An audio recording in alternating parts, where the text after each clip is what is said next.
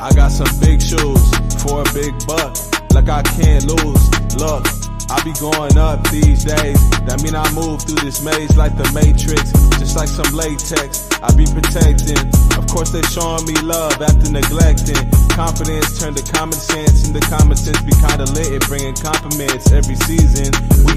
We don't stop until your heartbeat drop.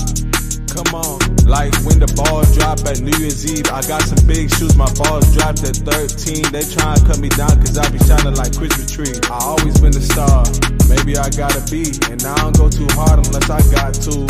Like Tupac too, I keep a fine boo. And yeah, she talk smooth, cause she my little dog, she my best friend. And I got big shoes, this ain't no size 10. The way I'm rocking them, the way I'm walking in, the way I'm walking in. She my little dog, she my best friend. And I got big shoes, this ain't no size 10. The way I'm rocking them, the way I'm walking in, the way I'm walking in. I be blocking them when I see that they copying and pasting. Sent the DM, I ain't respond, so they erase it. Boy, move at your own damn pace, nigga, just face it. Cause you be in my ear all day, talking that basic. My boo bought me big ass shoes and I don't lace them. How can I replace her?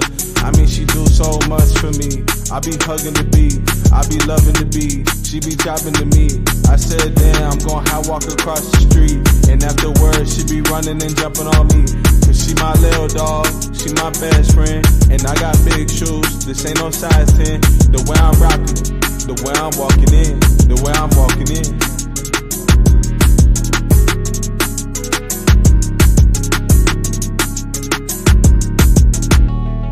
Of the rules of selling I have described.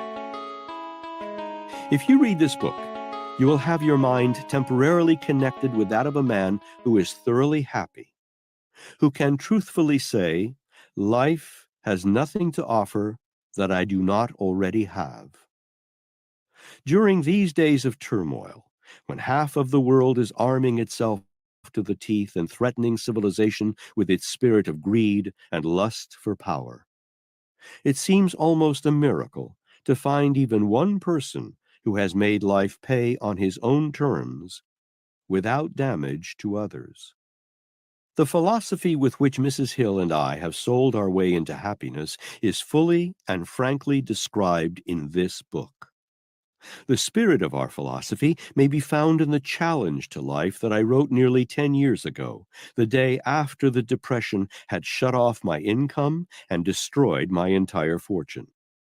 The rhythm of our Florida home is both positive and contagious because it has been established by a blending of the minds of two people who are doing exactly what they wish to do, and through their work have found supreme happiness. This environmental rhythm is so definite, it affects everyone who contacts it, including all the members of our household, our secretariat, our adopted children, and all who visit us. It is so noticeable that it is the first thing our visitors observe when they enter our home, and always they speak of the inspiring effect it has upon them. This same rhythm of opulence and peace of mind has been written into the lines of this book, every word of which was carefully examined, weighed, and evaluated by both Mrs. Hill and myself before the manuscript was given to the publisher. We would be greatly surprised if any reader of the book failed to pick up the influence of this rhythm as he reads. The book consists of 4 parts. Part 1 describes the psychology of negotiation, through which successful men and women sell their way through life with a minimum amount of friction in their relationships with people. Part 2 is devoted entirely to the psychology of selling personal services of every nature, with particular emphasis on facts of great value to young men and young women just beginning their careers. Part 3 is a comprehensive analysis of the methods by which America's #1 citizen, Henry Ford, sold himself from poverty to fame and fortune. The facts described in the 4 parts of this book were not merely written. They were lived by men and women who have made America the greatest industrial industrial nation on earth. I got the facts directly from the distinguished people who lived them, which, of itself, was a job of selling that continued for 30 years and gave me access to the rich store of experience of men such as Frank A. Vanderlip, John D. Rockefeller, Dr. David Starr Jordan, Harvey S. Firestone, William Wrigley, Jr., F. W. Woolworth, James J. Hill, Charles M. Schwab, and scores of others who sold themselves into fabulous riches with the aid of the principles of selling I have described. I cannot overemphasize the importance of studying carefully the story of Henry Ford's rise from poverty to riches as described in Part 3. For here you have an authentic outline of the principles that everyone who sells himself through life successfully must use. It may be helpful if you measure yourself point by point on the 17 principles of achievement described in the Ford analysis, taking care to observe wherein you differ from Ford in applying each of these principles. Part 4 has been devoted to analysis of a principle that has been responsible for all that is good in our present civilization. The principle that must be understood and applied by every person who attains and holds any worthwhile station in life. Unless you make this principle a part of the foundation of your salesmanship, you may sell your way into a high station, but you will not be able to hold your gains. Perhaps some may complain that Part 4 sounds like a preachment on ethics. Very well. What if it is? I can think of nothing right now that you and I and most of the others now living need more than to improve the manner in which we relate ourselves to one another in business and social dealings. Part 4 should be very interesting to every American who has the right to vote, because it accurately describes the principle through which Franklin D. Roosevelt did one of the finest jobs of selling in the history of the United States during his first term in office, when he stopped the stampede of fear and resold the people on the merits of their country. It will be interesting to observe if, by a neglect to apply this principle during his second term in office, the president loses the confidence of the people, which he at first had in so great a measure. Part 4 also describes what I believe is going to happen because of the relations between the president and John L. Lewis.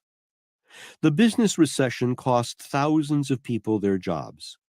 Any principle of human conduct capable of such far-flung results as these is worthy of careful analysis by all who are trying to sell their way through life. The principle analyzed in Part 4 reveals the path by which the world may sell itself out of the spiritual bankruptcy into which it has been drifting since the World War. It is the only principle that will prevent another world war. It is the only solution for all this controversy between the President of the United States and the business and industrial leaders who supply the economic lifeblood that keeps the nation alive. It is the only solution of the widespread labor racket that is costing working men both their peace of mind and millions of dollars of their wages.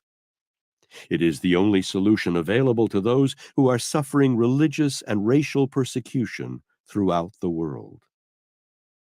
This great universal principle has been the very foundation on which Mrs. Hill and I have made life pay us off in coin of our own mintage.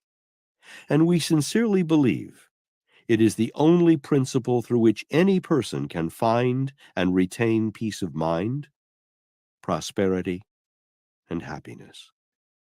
For these reasons, Part 4 could not well be omitted from a book whose chief purpose is to inform people on how to sell their way through life successfully. Part 1.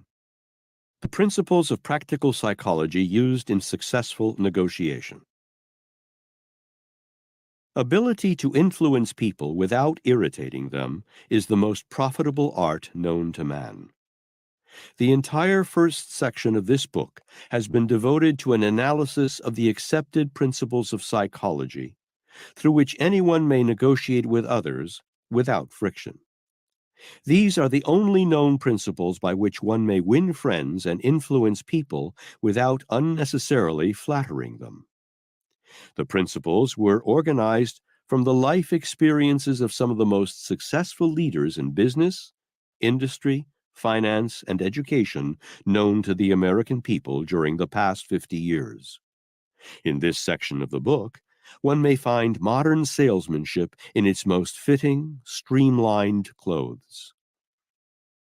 Employers are always on the lookout for a man who does a better job of any sort than is customary, whether it be wrapping a package, writing a letter, or closing a sale.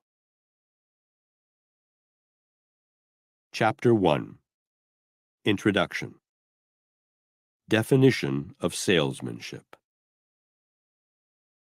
A master salesman is an artist who can paint word pictures in the hearts of men as skillfully as Rembrandt could blend colors on a canvas.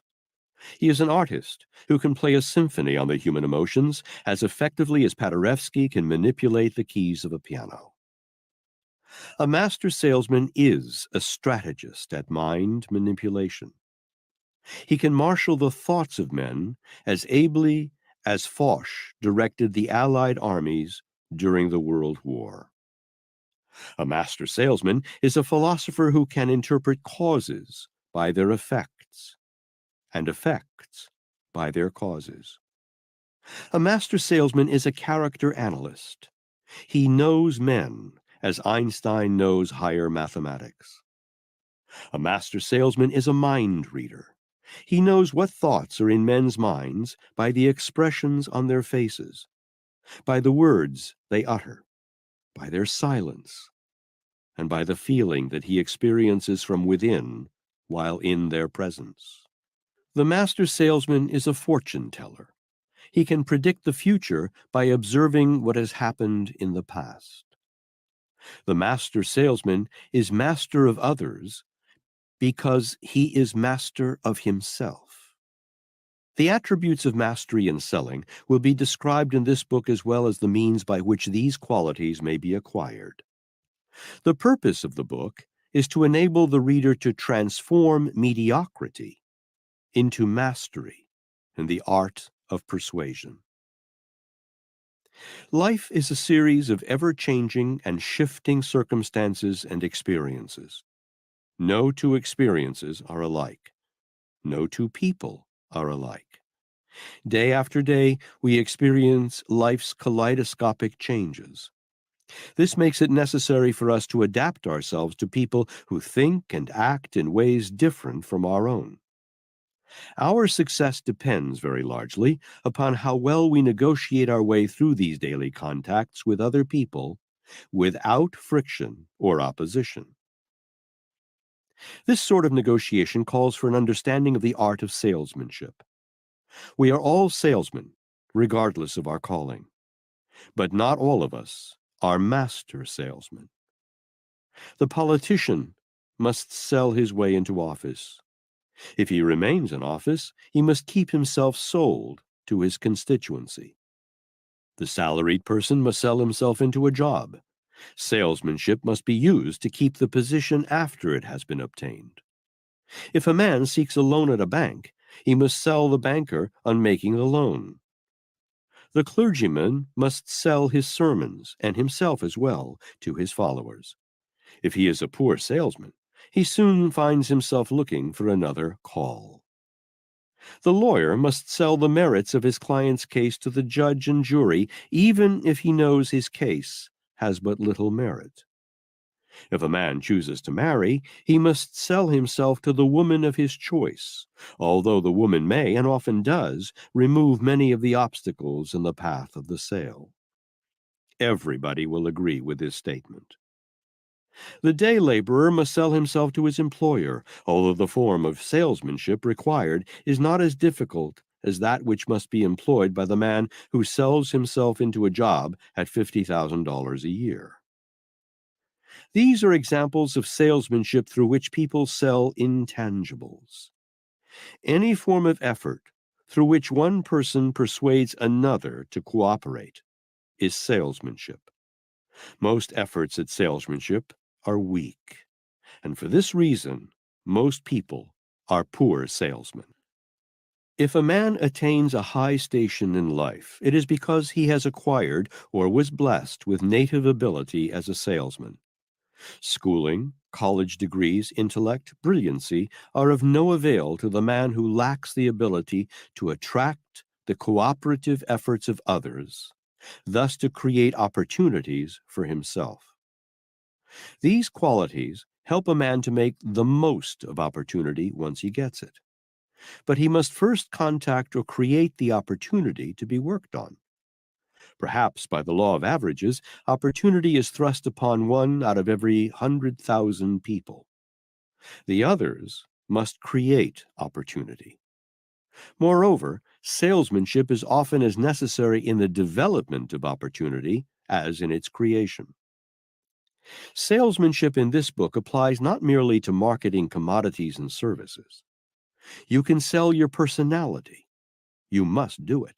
As a matter of fact, the major objective in writing this book was to teach men and women how to sell their way through life successfully using the selling strategy and the psychology used by the master salesman in selling goods and services. Herbert Hoover was handicapped during his youth by the loss of his parents. Millions of other orphans have lived and died without having had the opportunity to make themselves known outside of the local communities in which they existed. What distinguishing features did Mr. Hoover possess to enable him to set his sails in the direction of the White House and ride with the winds of fortune to that high goal?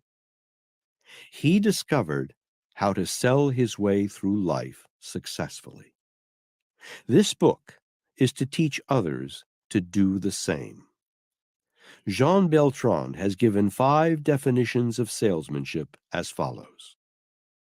First, selling is the ability to make known your faith, goods, or propositions to a person or persons to a point of creating a desire for a privilege, an opportunity, possession, or an interest. Second, selling is the ability of professional and public men to render services, assistance, and cooperation to a point of creating a desire on the part of the people to remunerate, recognize, and honor. Third, selling is the ability to perform work, duties, and services as an employee to a point of creating a desire on the part of an employer to remunerate, promote, and praise. Fourth, selling is the ability to be polite, kind, agreeable, and considerate to a point of creating a desire upon the part of those you meet to respect, love, and honor you. Fifth, selling is the ability to write, design, paint, invent, create, compose, or accomplish anything to a point of creating a desire upon the part of the people to acclaim its possession as heroes, celebrities, and great men. These definitions are very broad. They might easily cover a great variety of all human activity. The whole of any life is one long, unbroken chain of sales endeavor. The newly born babe is a salesman. When it wants food, it yells for it and gets it. When it is in pain, it yells for attention and gets that too. Women are the greatest salespeople on earth. They are superior to men because they are more subtle, more dramatic, and use greater finesse. Men often believe they are selling themselves to women in proposals of marriage. Generally, however, it is the woman who does the selling. She does it by making herself charming, attractive, and alluring. While Mr. Beltran's definitions are comprehensive, I would add to his list one more, namely, selling is the art of planting in the mind of another a motive which will induce favorable action. The importance of this definition will be apparent throughout the book. The master salesman becomes a master because of his or her ability to induce other people to act upon motives without resistance or friction. There is but little competition with master salesmen because there are so few of them. Master salesmen know what they want. They know how to plan the acquiring of what they want. Moreover, they have the initiative to put into action such a plan. There are two forms of sales endeavor. One,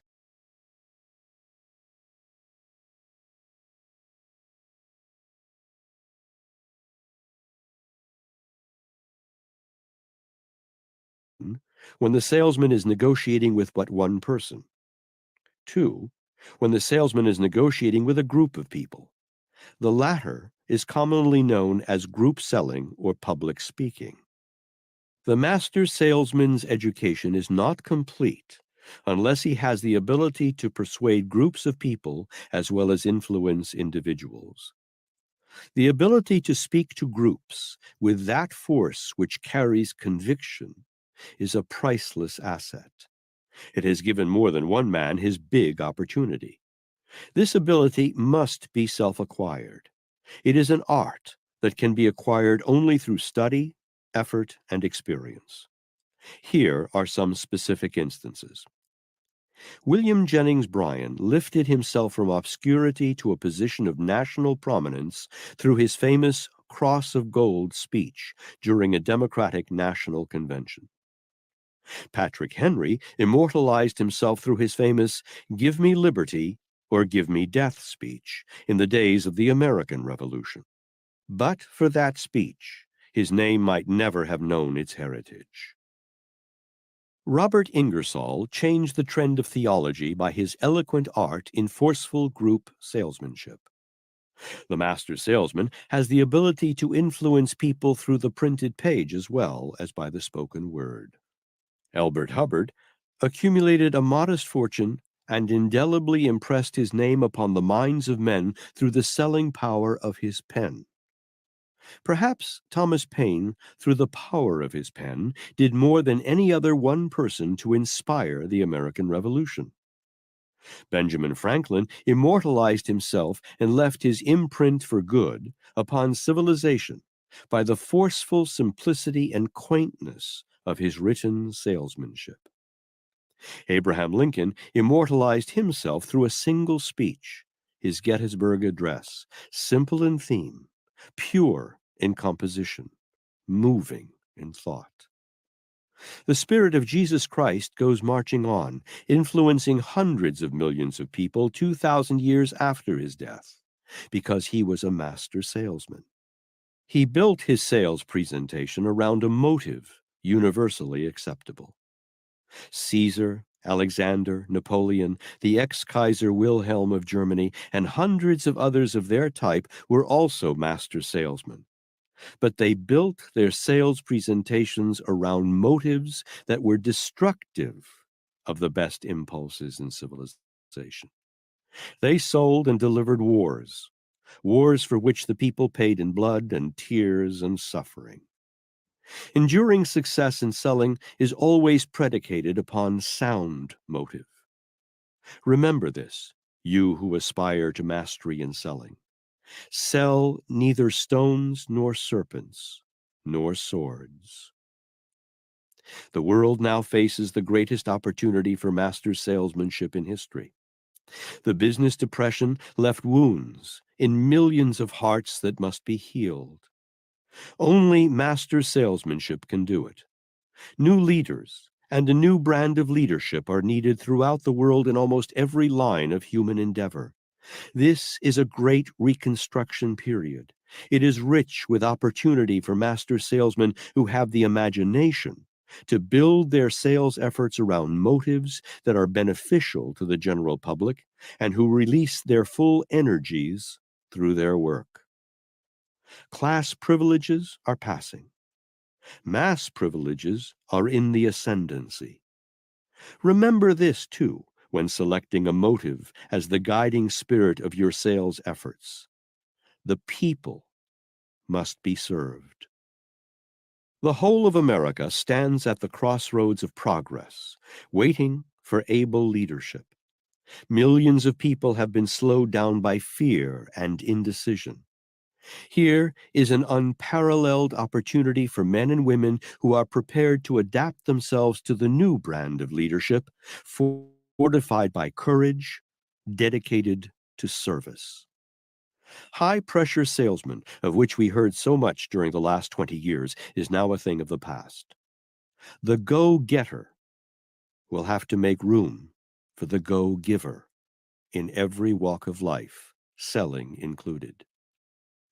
The successful leader of the future, whether in the field of selling or in other walks of life, must make the golden rule the basis of his leadership. In the future, the question of paramount importance will be, how much can I give in the way of service to others? Not, how much can I get away with and keep out of jail? A great economic renaissance is sweeping the entire world. The man who cannot see this is mentally and morally blind.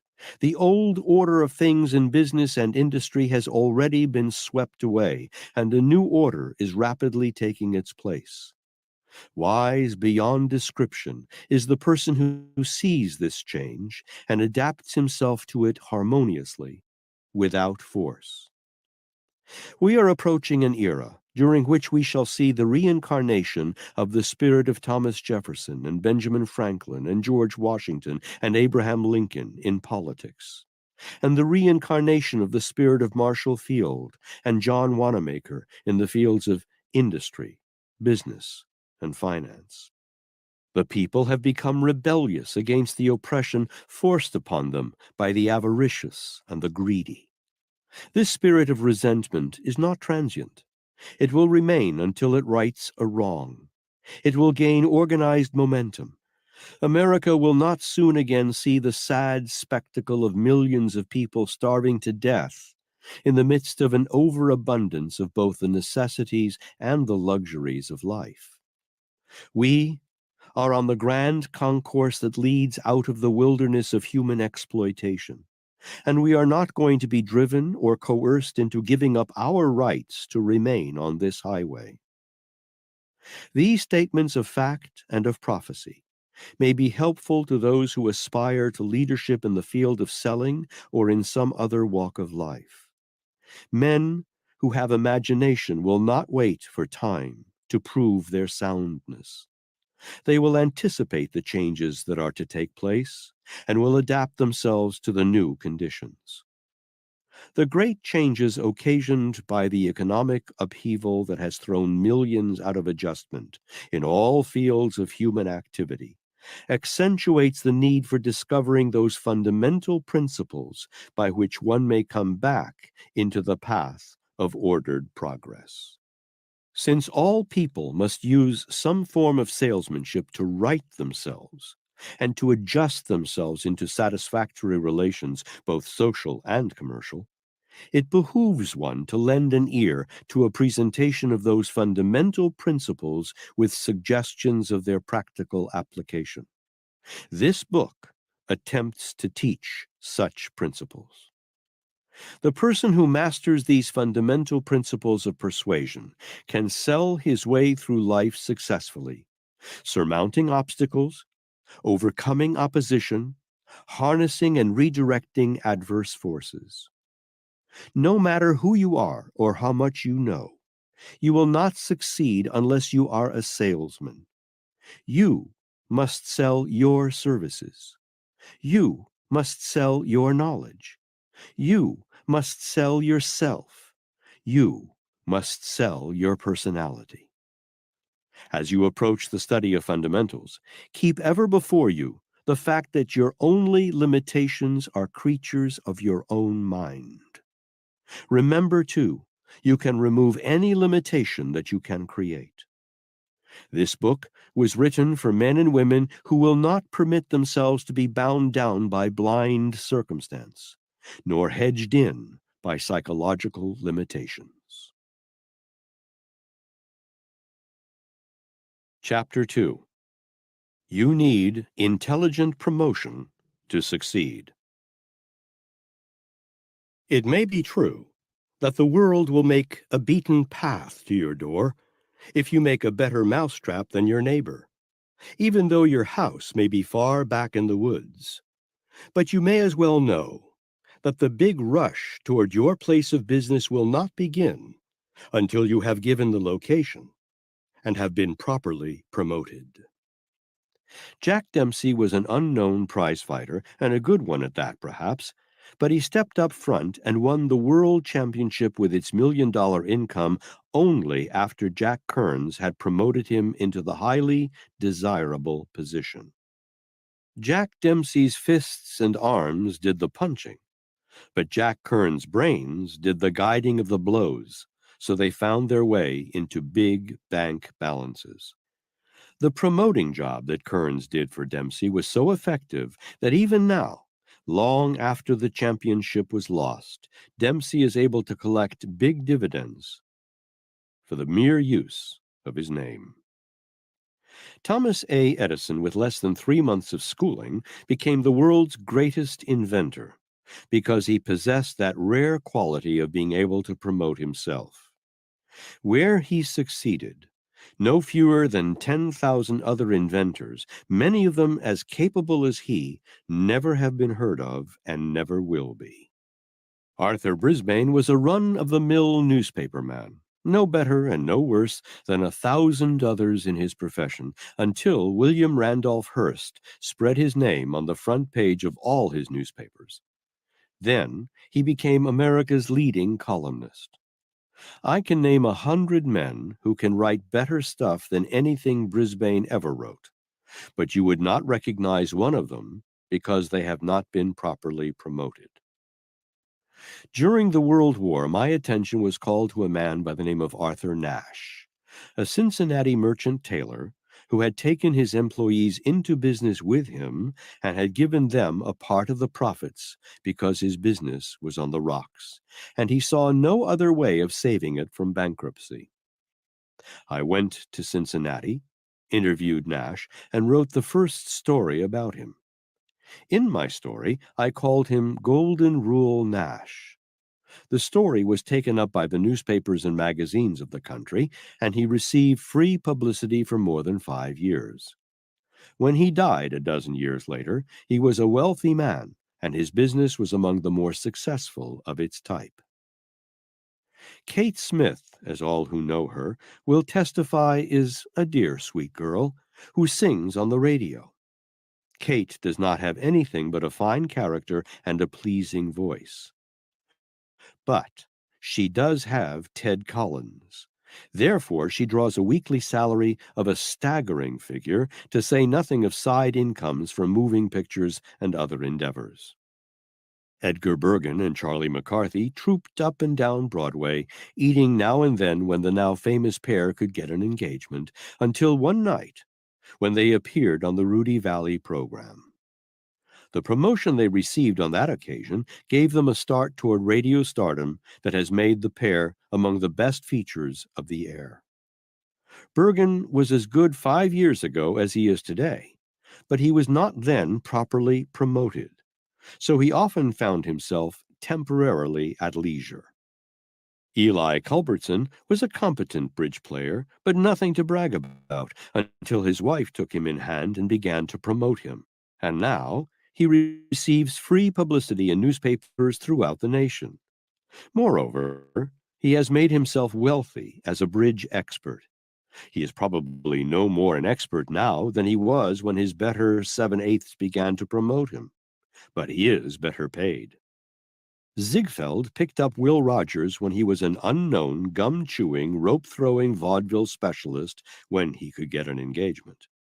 By proper promotion, Ziegfeld catapulted Rogers into stardom almost overnight, to say nothing of paving the way for moving picture and other money-making opportunities from which Rogers made millions of dollars. Before Ziegfeld's promotions caught up with him, Rogers was glad to do his stunts before clubs and on other occasions for his lunch, in cities where he was playing on the vaudeville stage. This same promoter took over the banjo-eyed Eddie Cantor and started him on a career that is said to now pay him $10,000 a week for merely reading lines that someone else writes. Not bad, huh? Ziegfeld also promoted the tall, slender Fanny Brice into the big money. Not one of these favorites would have piled up the huge fortunes the public has paid them to do their parlor tricks if it had not been for clever promotion. When I was organizing the Law of Success philosophy, Andrew Carnegie sent me to call on Henry Ford. "You want to watch this man, Ford," said Carnegie, "for one day he is going to dominate the motor industry of America." I went to Detroit and met Ford for the first time. That was in 1908. When I first looked him over, I wondered how as shrewd a judge of men as Andrew Carnegie could have been so definitely mistaken in his estimation of Ford. But that was 30 years ago. Year by year, I have watched Ford climb to the top in his field, and back of his stupendous achievement, I have observed highly organized, systematic, and effective promotion. Perhaps no man who was ever connected with the Ford promotion was of greater service to him than the late Senator Couzens, unless it is W.J. Cameron, the present chief Ford promoter, who sees to it that the Ford interests are never neglected in the eyes of the public. Since Ford began business, I have seen no less than 100 other makers of automobiles rise and fall like mushrooms, because they had not the foresight to surround themselves with promotion experts. By promotion experts, I do not mean advertising men. Promotion is one thing. Advertising is something entirely different. Promotion, the sort to which I have reference, is the art of keeping an individual favorably sold to the public all the time. The late Ivy Lee was one of the greatest promotion men of his time. It was he who removed the odium from the name of the elder Rockefeller and kept that name before the public in a favorable light almost continuously. Ivy Lee seldom worked through paid publicity. He preferred free space and other forms of more efficient promotion for keeping his clients properly sold to the public. While I was publishing the Golden Rule magazine, I wrote a brief editorial praising the work of John D. Rockefeller, Jr. in connection with his fine humanitarian work in going to Colorado to settle the famous coal strike in 1919. Almost before the print had dried on my article, I received a wire from Ivy Lee inviting me to visit him in New York. When I met him, he got down to business without ceremonies, offering me $10,000 a year to join his staff and write similar editorials about other clients of his. Promotion experts earn and receive big money because they have the ability to recognize and the good sense to appropriate the forces needed to further the interests of their clients. I declined the Ivy Lee offer, but I have often regretted the mistake, for I now know that a few years of schooling under that genius would have been worth many times the sum he offered me. During my negotiations with Ivy Lee, I was astounded to learn that the world-famous Billy Sunday revivals were a well-organized, Ivy Lee-guided promotion. Sunday fought the devil up one side of the country and down the other to the tune of millions of dollars. The devil has Ivy Lee to thank for whatever damage Billy did him, which probably was not very much. My personal opinion is that Billy Sunday set Christianity back 1,000 years. One thing is certain: religious revivals of the Sunday type, Emotional orgies, as they are called by many who think, have gone forever. They died about the time Ivy Lee passed on. Rudolph Valentino, the late silent movie star, in case you have forgotten him, danced up and down Broadway at a few dollars per dance until a moving picture director discovered him and placed back of him a clever promoter. Then Valentino became the screen's great lover. The women of America, in the slang of the street, ate it up. When the talkies came, all the stars of the silence had to be replaced overnight because most of them had no real ability in talking parts. The great lovers of the silence were great only because they had been cleverly promoted as such. The talkies proved that. When the late Theodore Roosevelt came back from Africa just after he left the White House in 1909, he made his first public appearance at Madison Square Garden. Before he would agree to make the appearance, he carefully arranged for nearly 1,000 paid applauders to be scattered throughout the audience to applaud his entrance on the platform. For more than 15 minutes, these paid hand clappers made the place ring with their enthusiasm. The other sheep took up the suggestion and joined in for another quarter hour. The newspaper men present were literally swept off their feet by the tremendous ovation given the American hero, and his name was emblazoned across the headlines of the newspapers in letters 2 inches high. Splendid. Teddy understood and made intelligent use of personal promotion. That was the main reason why he was a great statesman. One does not have to be an expert on propaganda or personal promotion tactics to observe how effectively these forces are used by Mussolini, Hitler, and Stalin to maintain their standing in the eyes of the world. They keep themselves constantly promoted in all sorts of favorable lights because they know the necessity of appeasing home folks and impressing foreigners. For a great number of years, I served as my own business and promotion manager, yet I saw other men in my field going by me in an ever-increasing line of procession. I now know that the habit of serving as one's own promotion manager is something like the equally foolish habit of cutting one's own hair. A man can cut his own hair, but it does not improve his appearance. A man can also serve as his own lawyer, but he who does so usually follows his own counsel into difficulty. There is no wisdom in following such a course. Even a street can be made to take on a different reputation and yield greater rents under the right sort of promotion direction. Fifth Avenue in New York is known the world over as the Bon Ton Street of Manhattan. The reputation enables the owners of the ground to ask for and receive fabulous rentals for their property. Fifth Avenue's reputation is a promotion maintained by the Fifth Avenue Association through a carefully managed promotion plan that keeps out the riffraff that has reduced Broadway and 42nd Street to nothing short of a hunting ground for mendicants and street peddlers. Stores on Broadway bring out but a fraction of the rentals received on Fifth Avenue. Alvin York was merely another illiterate Tennessee mountaineer who objected to conscription during the World War. He put up such a howl about his conscientious objection that he attracted much attention and plenty of newspaper space.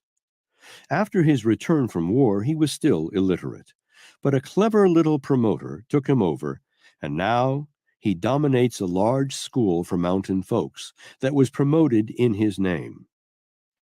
The state of Tennessee has dedicated one of its main highways to him, and he has received financial and other forms of aid from influential people from all over the country. Verily, it pays to be properly promoted. Thousands of Catholic priests throughout America have never been heard of outside of their own parishes. Father Coughlin, self-promoter extraordinaire, made himself and his influence felt all over the country, and to some extent all over the world. He shone for a little while, then his candle flickered out. Father Coughlin could not or did not take counsel from promotion experts. He talked himself into the limelight and out again. Under promotion management such as that of the late Ivy Lee, Father Coughlin would have become one of the political and economic factors that this country would have been compelled to heed, whether for weal or for woe to the rest of us. I wonder how many readers of these lines know or ever heard of America's greatest thinker. I venture the guess that not half a dozen people could name him. He lives in Dallas, Texas, practices law, and his name is Stewart Austin Weir. He is, in my opinion, the most suitable man in the United States as the successor to Franklin D. Roosevelt. I doubt that there is living in the world today any person who has the depth and balance of thought that Mr. Weir possesses. And I doubt seriously that any philosopher, from Socrates to Elbert Hubbard, ever possessed the flexibility of thought, the variety of knowledge, the balance of judgment possessed by Weir. But Weir is practically unknown because he does not choose to avail himself of professional promotion service. Remember the name. You may hear of it again. If you do, it will be for the reason that someone who has a penchant for uncovering and publicizing men with brains has voluntarily smoked Weir out into the open where the world can take a look at him. Mrs. Franklin D. Roosevelt is not known as the president's wife. She is known as herself. Professional promotion experts see to this. Whether or not this exploitation of Mrs. Roosevelt is an individual separate and distinct and independent from the president is good taste, it is not my business to say. But I do know that she is neither idle nor without income from her independent sources of service. One might think that a person as prominent as the wife of the President of the United States would not need professional promotion. But Mrs. Roosevelt is keen enough to know that no one is so big or important that he cannot be raised higher through well-organized promotion. Now, how do these ideas apply in your case? One of the major duties of life is that of selling one's way to some definite goal. Not all of us are efficient salesmen. Therefore, most of us need the services of experienced promotion experts who will assume the responsibility of keeping us steadily and favorably before the public. Over 30 years ago, an enterprising young lawyer in Chicago by the name of Paul Harris conceived the brilliant idea of circumventing the rule against the lawyer advertising.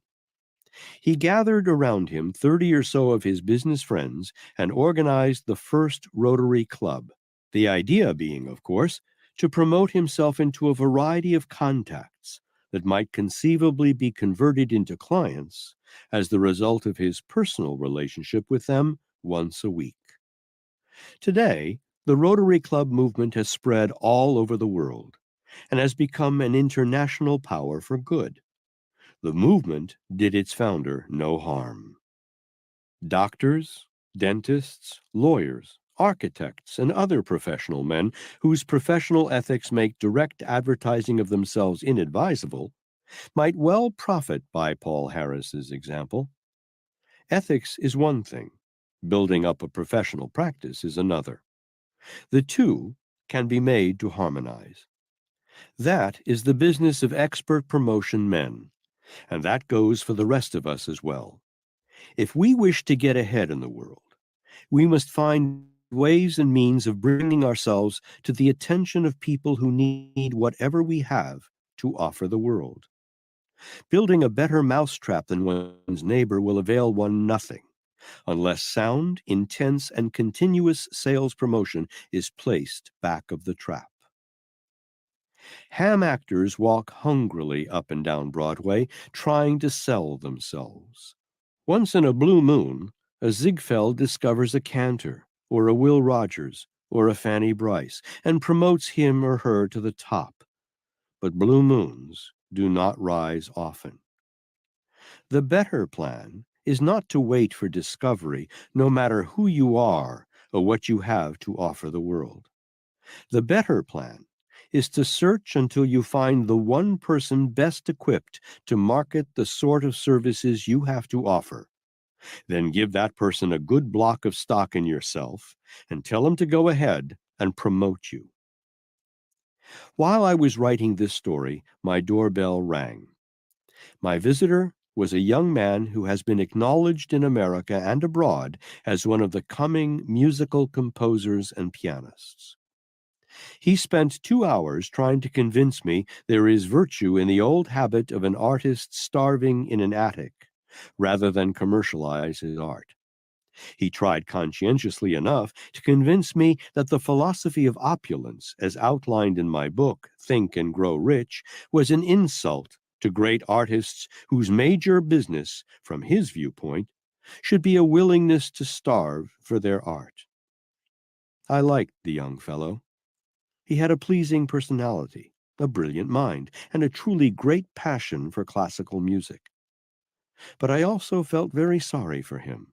Sorry because I knew his warped view of life would cost him his much coveted goal, the desire to be recognized as a truly great musician. He is already a great artist, but the world does not know him. Unless he allies himself with a set of brains skilled in marketing his services, he may go through life an unknown genius. There is no greater tragedy. The irony of this story is that the genius of whom I write came to my apartment to pick up a cast-off suit and an overcoat I had promised him. Great heavens! This genius accepting alms merely because he does not believe in professional promotion. A little while ago, I was in the office of one of the editors of a syndicated service with my manager, negotiating for the sale of some of my works. He told me that every well-known man in the literary field reached the top through clever promotion. He mentioned in particular the late Dr. Frank Crane, who wrote, in a light vein, a daily column for the newspapers.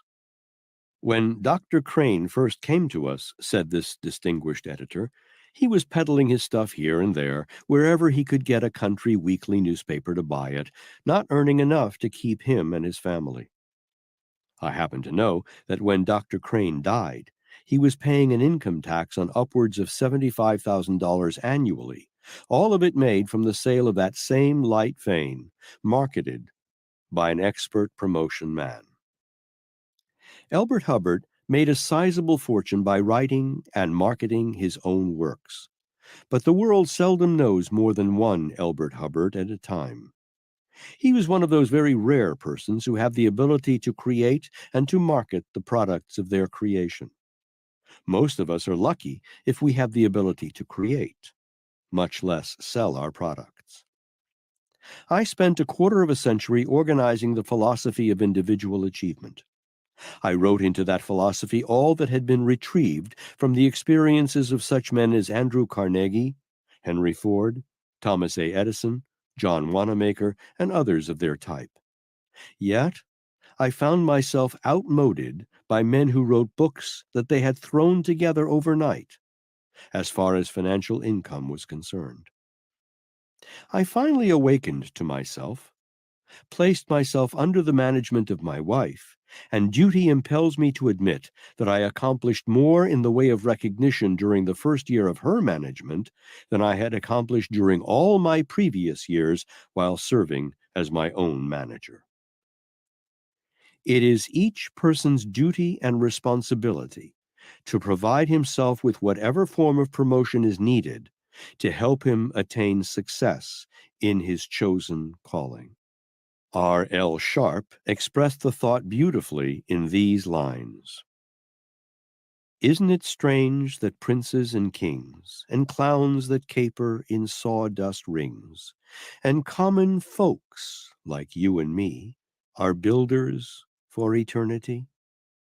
To each is given a bag of tools, a shapeless mass, and a book of rules, and each must make, ere life has flown, a stumbling block or a stepping stone. Self-advancement cannot be built on bluff, fear, or flattery.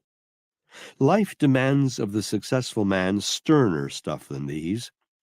Mere words and fine platitudes will never take the place of a practical plan doggedly put into action.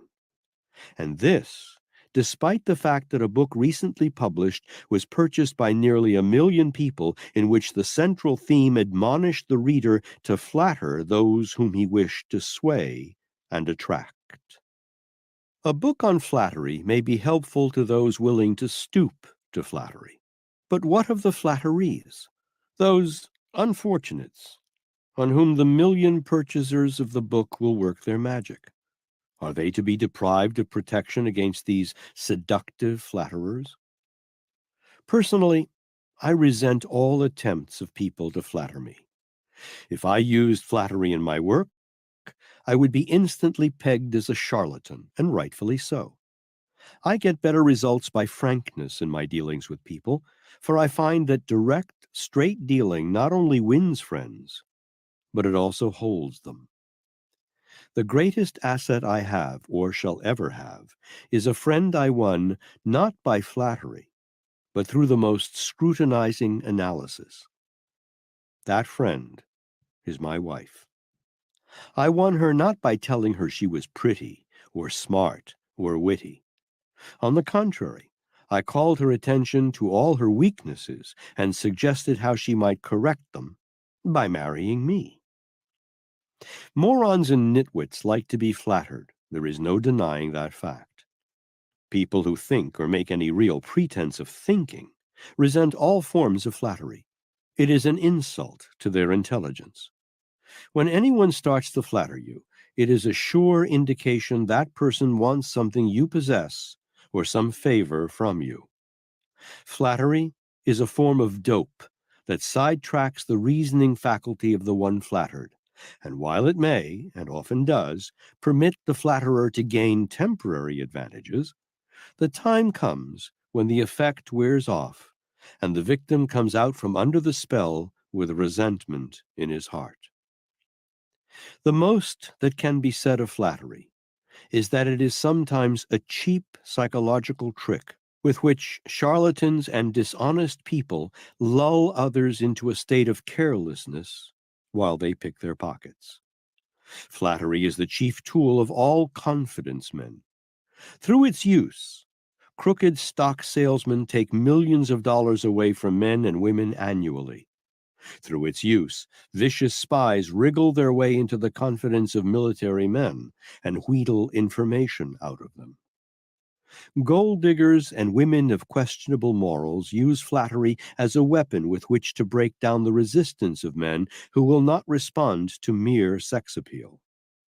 It is said that one highly publicized showgirl, who has been married many times, managed to pick a millionaire every time she married because she is adept at the art of flattery. But the marriages did not last. Nothing built on flattery can last, for flattery is a weapon for ensnaring people designed and executed by the devil. The person who permits himself to be influenced by flattery is whipped before the battle begins. Samuel Insull's downfall really began when he started to pay more attention to the flattery of grand opera and opera stars than he gave to his business. Some executives demand an affiliate of yes men around them. They would be safer if they employed a staff of no men.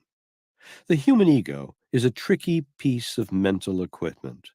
It needs constant protection against all forms of flattery, the one element to which the ego responds most readily.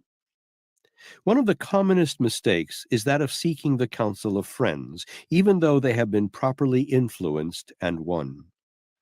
The reason is that most so-called friends would rather flatter than be frank. They do not wish to offend. Therefore, their opinions are usually worth much less than the cost, because these opinions are generally misleading. Moving picture stars and other quick money victims shine for a time and then flicker out, mainly because they blow up and burst by feeding too freely on public flattery.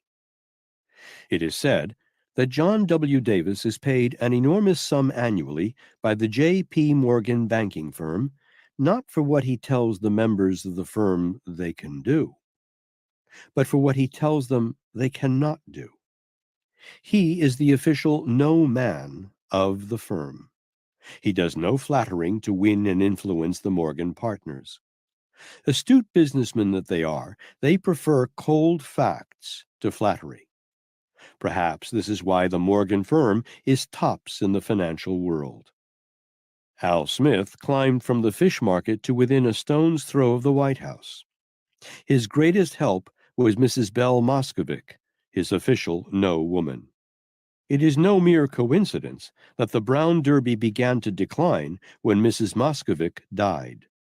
Men who love to be flattered need immunity against this form of malady, and the ones who really think see that they get it. Truly great business leaders do not depend upon flattery to get results. They have a better formula. Andrew Carnegie did not flatter Charles M. Schwab.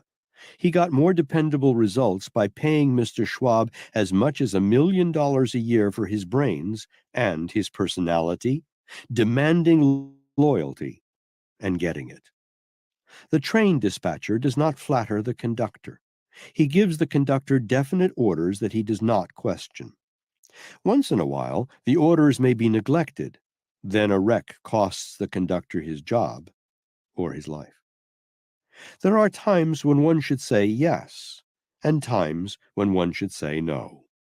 The author of a recent bestseller, who advised her readers as one of the 12 disciplines to say yes to all questions asked them for one whole day, could have been deeply embarrassed had she literally followed her own counsel. Life is made up of situations and circumstances calling for yeses and nos. The person who negotiates his way through life successfully learns to use each in its proper place. Lincoln kept bitter enemies as members of his cabinet because he needed their frank analysis and criticism. Woodrow Wilson ousted cabinet members who did not agree with him.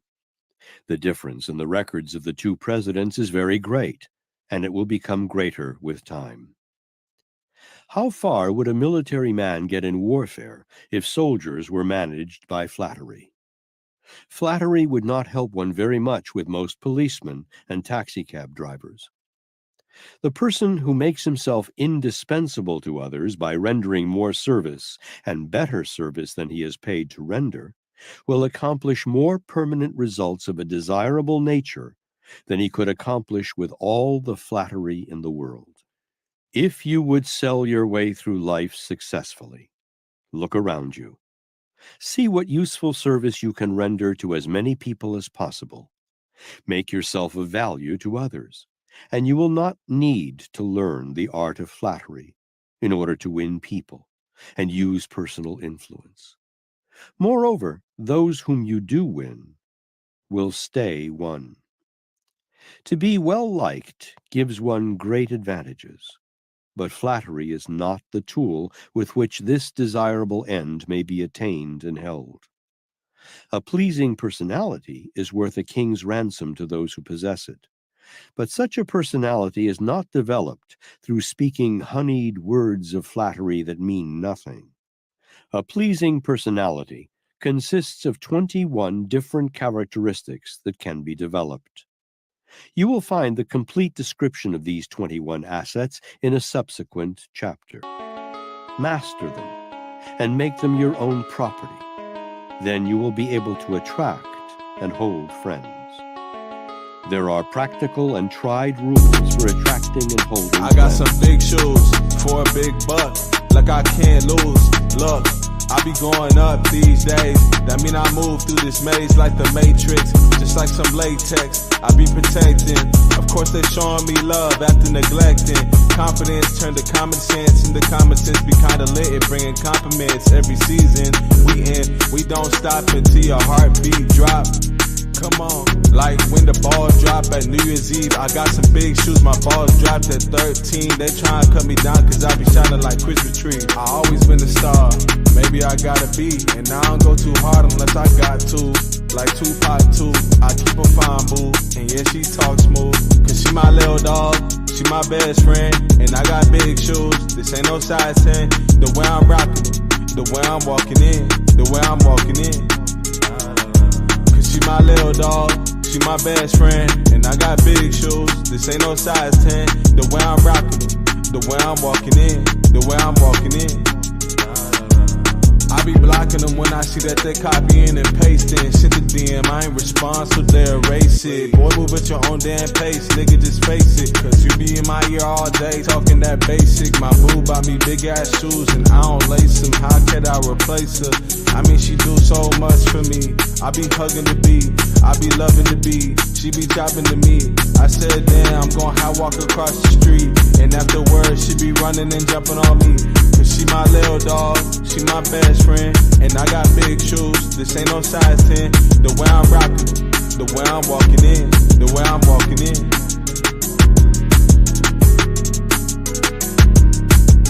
Cause she my little dog, she my best friend.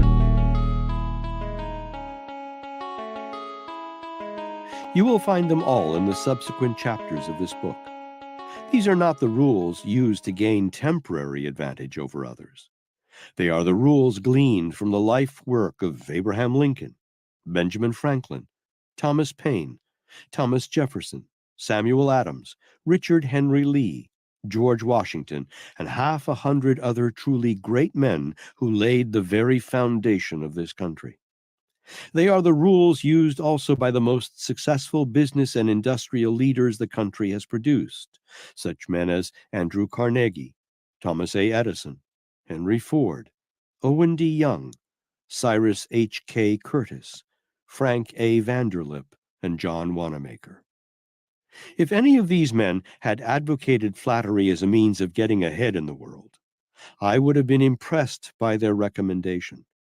But not one of them used or recommended so low and vulgar a method as a means of self-advancement. When flattery and direct frankness are placed side by side, the latter will win over the former 999 times out of every 1,000. Every truly great trial lawyer knows that attempts to flatter a jury are always fraught with definite hazards to his case. The most successful lawyers are those who deal with facts instead of relying upon flattery. The same is true of successful business executives. How far, for example, do you believe one could get by trying to influence Henry Ford through flattery? If I appear to be overemphasizing the importance of guarding against the dangers of relying upon flattery as means of selling one's way through life, it is because of the possible effects upon the large number of people who have been taught to use flattery as the hub of the wheel of personal advancement. I believe that philosophy is dangerous to all who embrace it, and especially is it hazardous to the young person just starting out with little or no experience in the business world. There are sound and commendable ways of winning friends and influencing people through appeal based upon some combination of the 9 basic motives described in another chapter. If you wish to climb to the top of the ladder of success and remain there, it will be much safer to use these 9 motives as the rungs of your ladder instead of depending upon flattery. Every move, every act, and every thought of every human being of sound body and mind who has reached the age of reason is influenced by one or more of the 9 basic motives. When you come to the description of these motives, study it carefully and learn how to influence people by genuine appeal to natural motives. Then you will experience no resentment from those whom you influence. Success in any calling is largely a matter of one's being able to negotiate his way through life with a minimum amount of friction in connection with his relationship with other people. By mastering, understanding, and applying the 9 basic motives, you may reduce misunderstandings, opposition from others, and friction to a minimum. Do this, and you will be a great salesman no matter what may be your calling.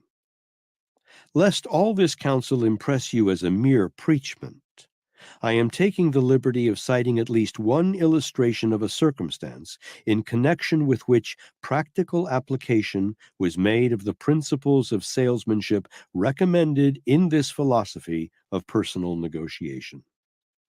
Let me mention my own use of this idea. At the end of the first year of the World Depression, I found myself divested of my money and most of my worldly property. People were not interested in books. They were interested in eating. I closed my New York office and moved to Washington, D.C., where I planned to remain until the economic storm had passed. Months stretched out into years, and instead of the depression passing, it became worse.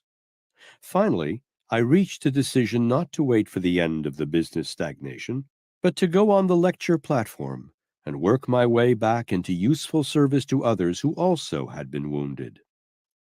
I decided to make my start in Washington. For this purpose, I needed newspaper space for advertising.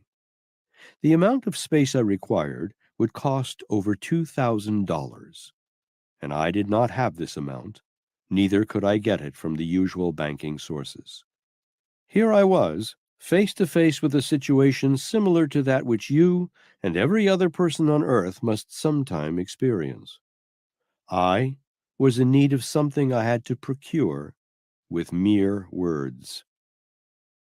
Here, then, is a brief description of exactly what I did and said in order to surmount my problem. I went to Colonel Leroy Herron, advertising director of the Washington Star, and made known to him my needs. In approaching him, I had 2 courses available to me. I could flatter him. I could tell him what a great paper he represented, what a fine record he made in the World War, what a great advertising man I believed him to be, and all that sort of piffle. Or I could lay all my cards on the table and tell him what I wanted, why I wanted it, and why I believed I should get it. I chose the latter method of approach.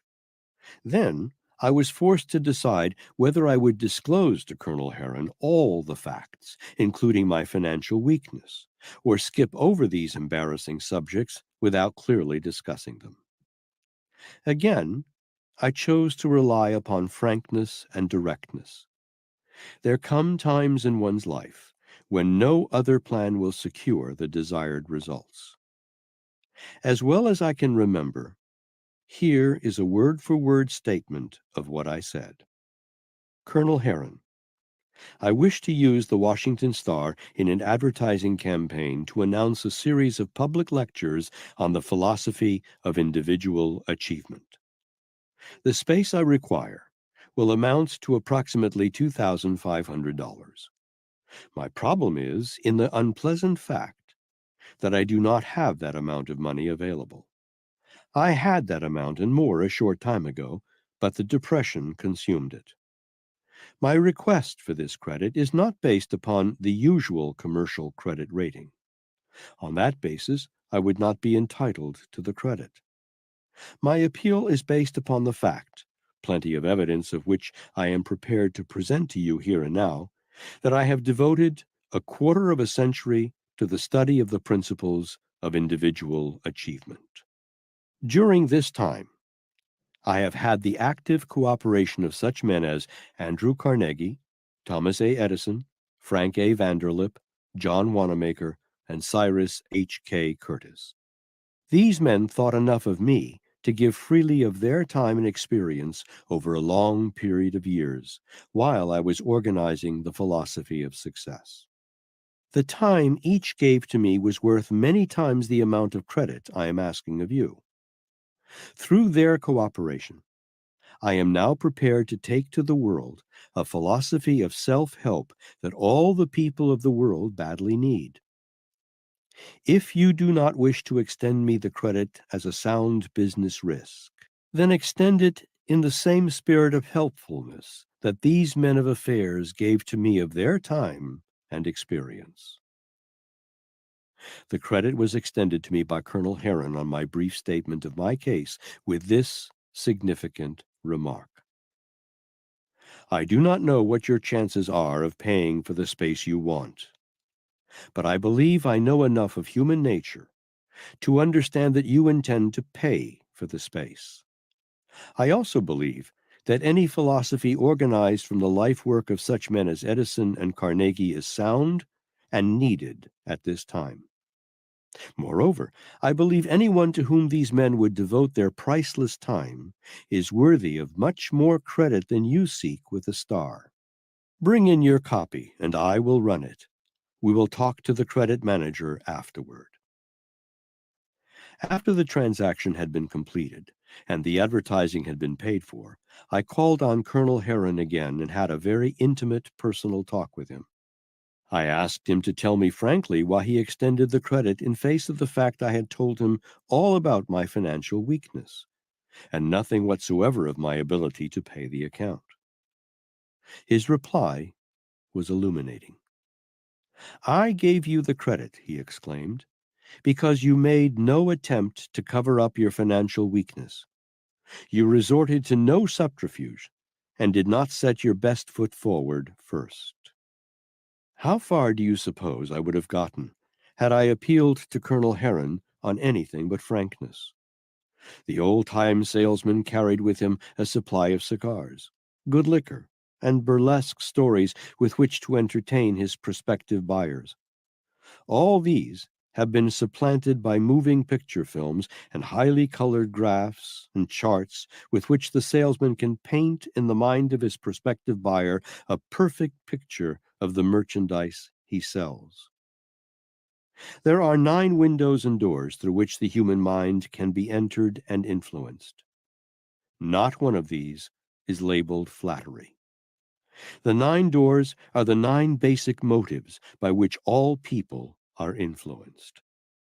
Remember, as you read and digest the contents of this book, that it is not a book on flattery. It is not a book of pleasantries and platitudes. It is not a book on psychological tricks and legerdemain, but it is a book based on the recorded facts and realities of life as they have been organized from experiences of the most able leaders the country has ever produced. Seek the counsel of men who will tell you the truth about yourself, even if it hurts you to hear it. Mere commendation will not bring the improvement you need. Chapter 3. The Strategy of Master Salesmanship. Motive is the seed from which a sale may be germinated.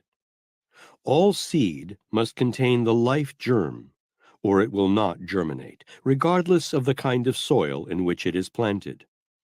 Motive, too, must contain the life germ, or it will not germinate into a sale.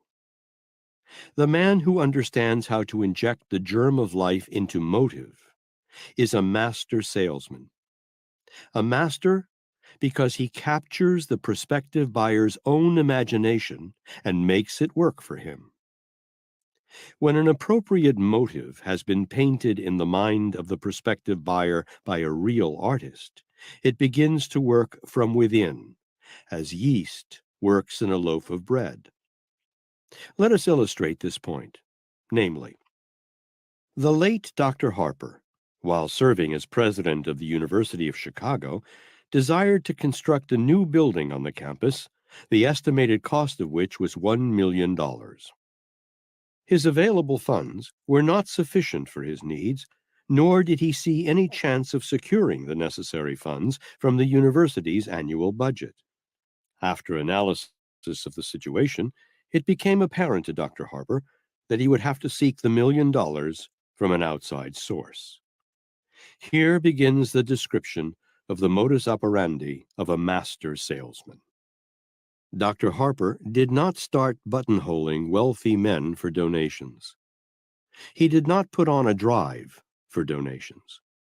He made up his mind to get the entire sum through a single sale.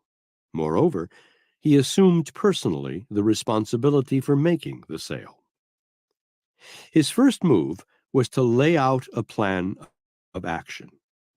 Here it is that all except master salesmen usually fall down for lack of a plan that is both definite and sound. His plan, when completed, involved only two prospective donors. From one or the other, he intended to secure the needed funds. His plan was conceived with ingenuity and rounded out with strategy, keen, penetrating strategy that was alive and filled with lure. It was also loaded with dynamite. What did he do? He chose as his two prospective donors two Chicago millionaires whom he knew to be bitter enemies. Yes, I know, you're beginning to see the point before it has been explained, but follow on and get the technique of a master sales artist. One of these men was the head of the Chicago Street Railway system. The other was a politician who had accumulated a great fortune by gouging the streetcar company and by other methods. Dr. Harper's selection of prospective buyers of his plan was perfect. Here again is a point at which all but master artists at selling are usually weak. They do not use sound judgment in the selection of prospective buyers. After turning his plan over in his mind for a few days and carefully rehearsing his sales presentation, Dr. Harper swung into action. Choosing the noon hour as the most favorable for his call, he presented himself at the office of the streetcar magnate. Observe with profit his reason for choosing this particular hour. He deduced that the executive secretary would be at lunch at that hour, and that his prospect would be alone in his office. His deduction proved to be sound. Finding the outer office empty, he walked on into the private office. The magnate looked up at the intruder in surprise and asked, "What can I do for you, sir?" "I beg your pardon for the intrusion," Dr. Harper replied. "I am Dr. Harper, president of the University of Chicago. I found no one in the outer office, so I took the liberty of walking in." "Why, yes, of course," the other exclaimed. "Have a seat, Dr. Harper. I am glad to have the honor of a visit." "Thank you," the doctor replied. "I am in a great hurry and will stand if you don't mind. I just dropped in to tell you of an idea that has been running in my mind for some time. Here comes the motive. Watch how deftly it is planted in fertile soil. First of all, I want to tell you how greatly I admire the wonderful system of street railway transportation you have given to the people of Chicago." Neutralizing his prospect's mind. "I believe it to be the greatest system in the country. It has occurred to me, however, that while you have built a great monument to your name, it is of such a nature that the world will forget who built it the moment you die." Watch the master go back now to motive. "I would like to see you build a monument that will endure forever.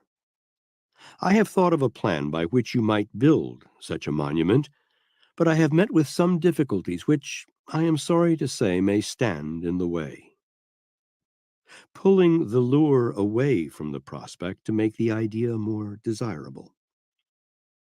"I had thought of securing for you the privilege of constructing a beautiful granite building on the university campus.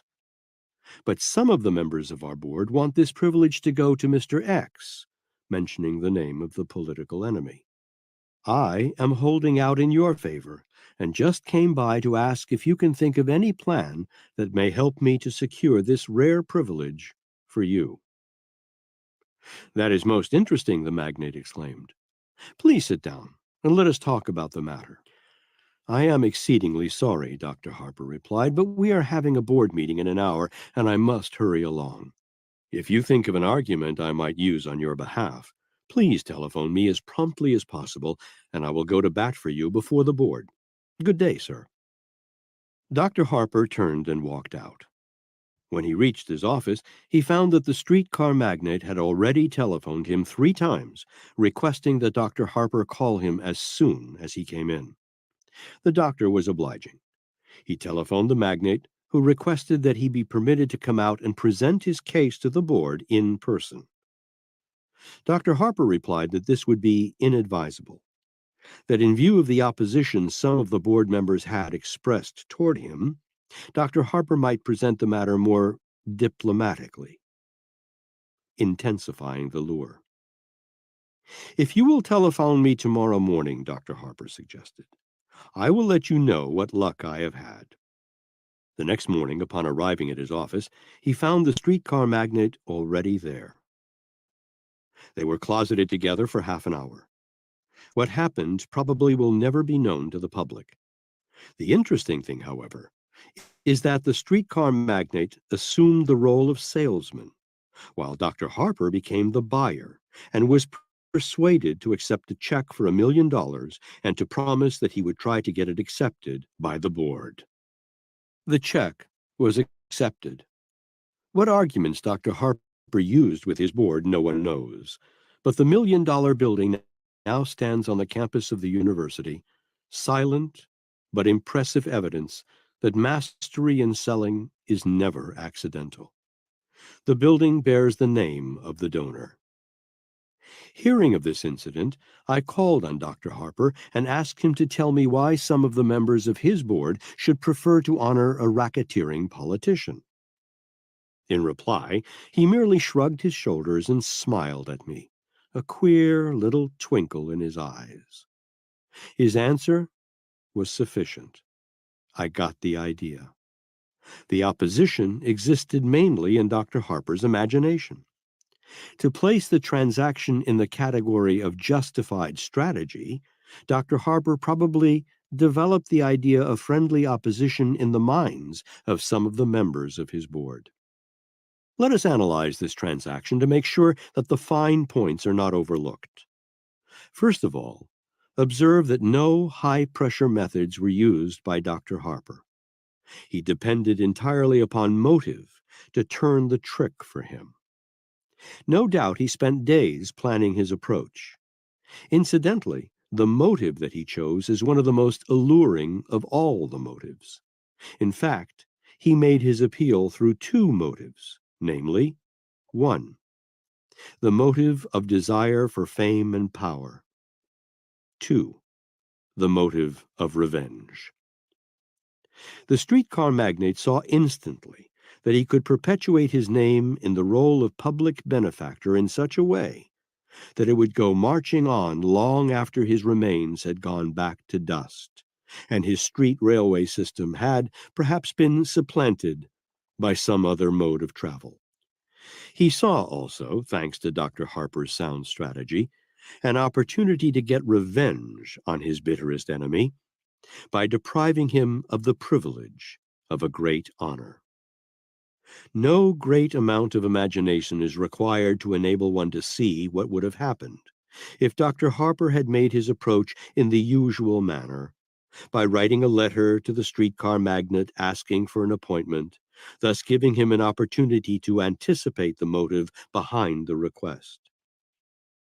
Any but a master salesman would have made the approach either in this way or by presenting himself at the man's office and requesting him to help the university out of a hole by giving it $1 million. Suppose, for illustration, that Dr. Harper had not understood the psychology of motive and had not been a master salesman. He would have visited the magnate, and this is about the conversation that would have taken place. "Good morning, sir. I am Dr. Harper, president of the University of Chicago. I have come to ask for a few minutes of your time." Asking for favors to begin with instead of offering favors. Failure to neutralize the prospective buyer's mind.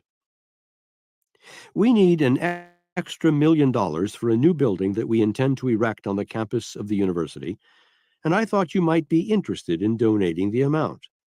You have been successful. You have a great street railway system from which you earn big profits, profits which really have been made possible through the patronage of the public. Now, it is only fair that you should show your appreciation of the success that the public has made possible for you by doing something for the public good.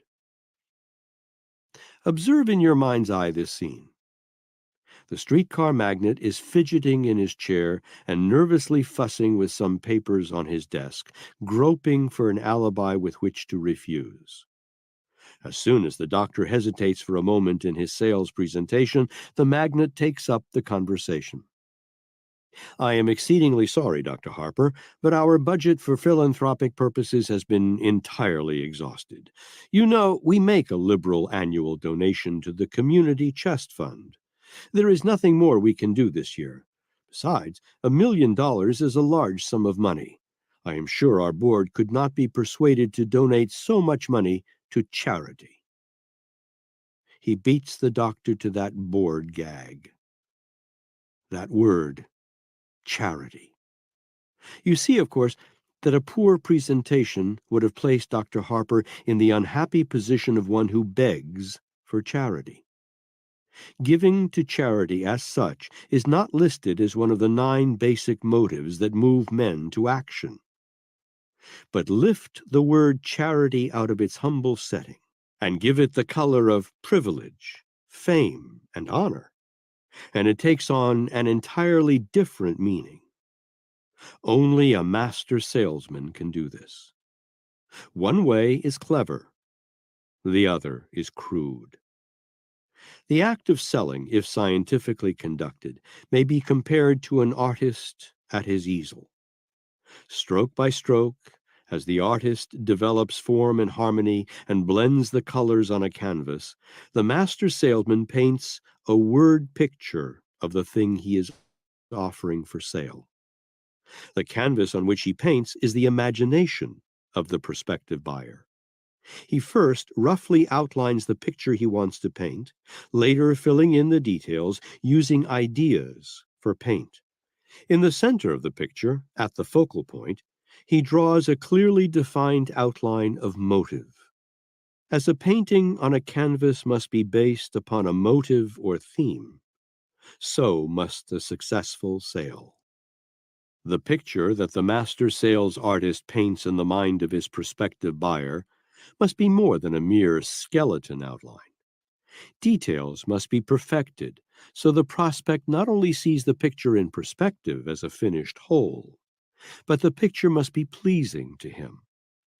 Motive is the thing that determines how pleasing the picture can be made. Amateurs and little children may draw a rough picture of a horse that can be recognized to be the picture of a horse. But when the master artist draws a picture of a horse, those who see it not only recognize it as a horse, but exclaim, "How wonderful! How like a living thing!" The artist paints action, reality, and life into his picture. There is the same difference between men who call themselves salesmen and a master salesman as there is between the dabbler and the master painter. The inefficient salesman hurriedly sketches a crude outline of the thing he wishes to sell, leaving motive out of the picture. He says, "See, there it is, as plain as the nose on your face. Now will you buy?"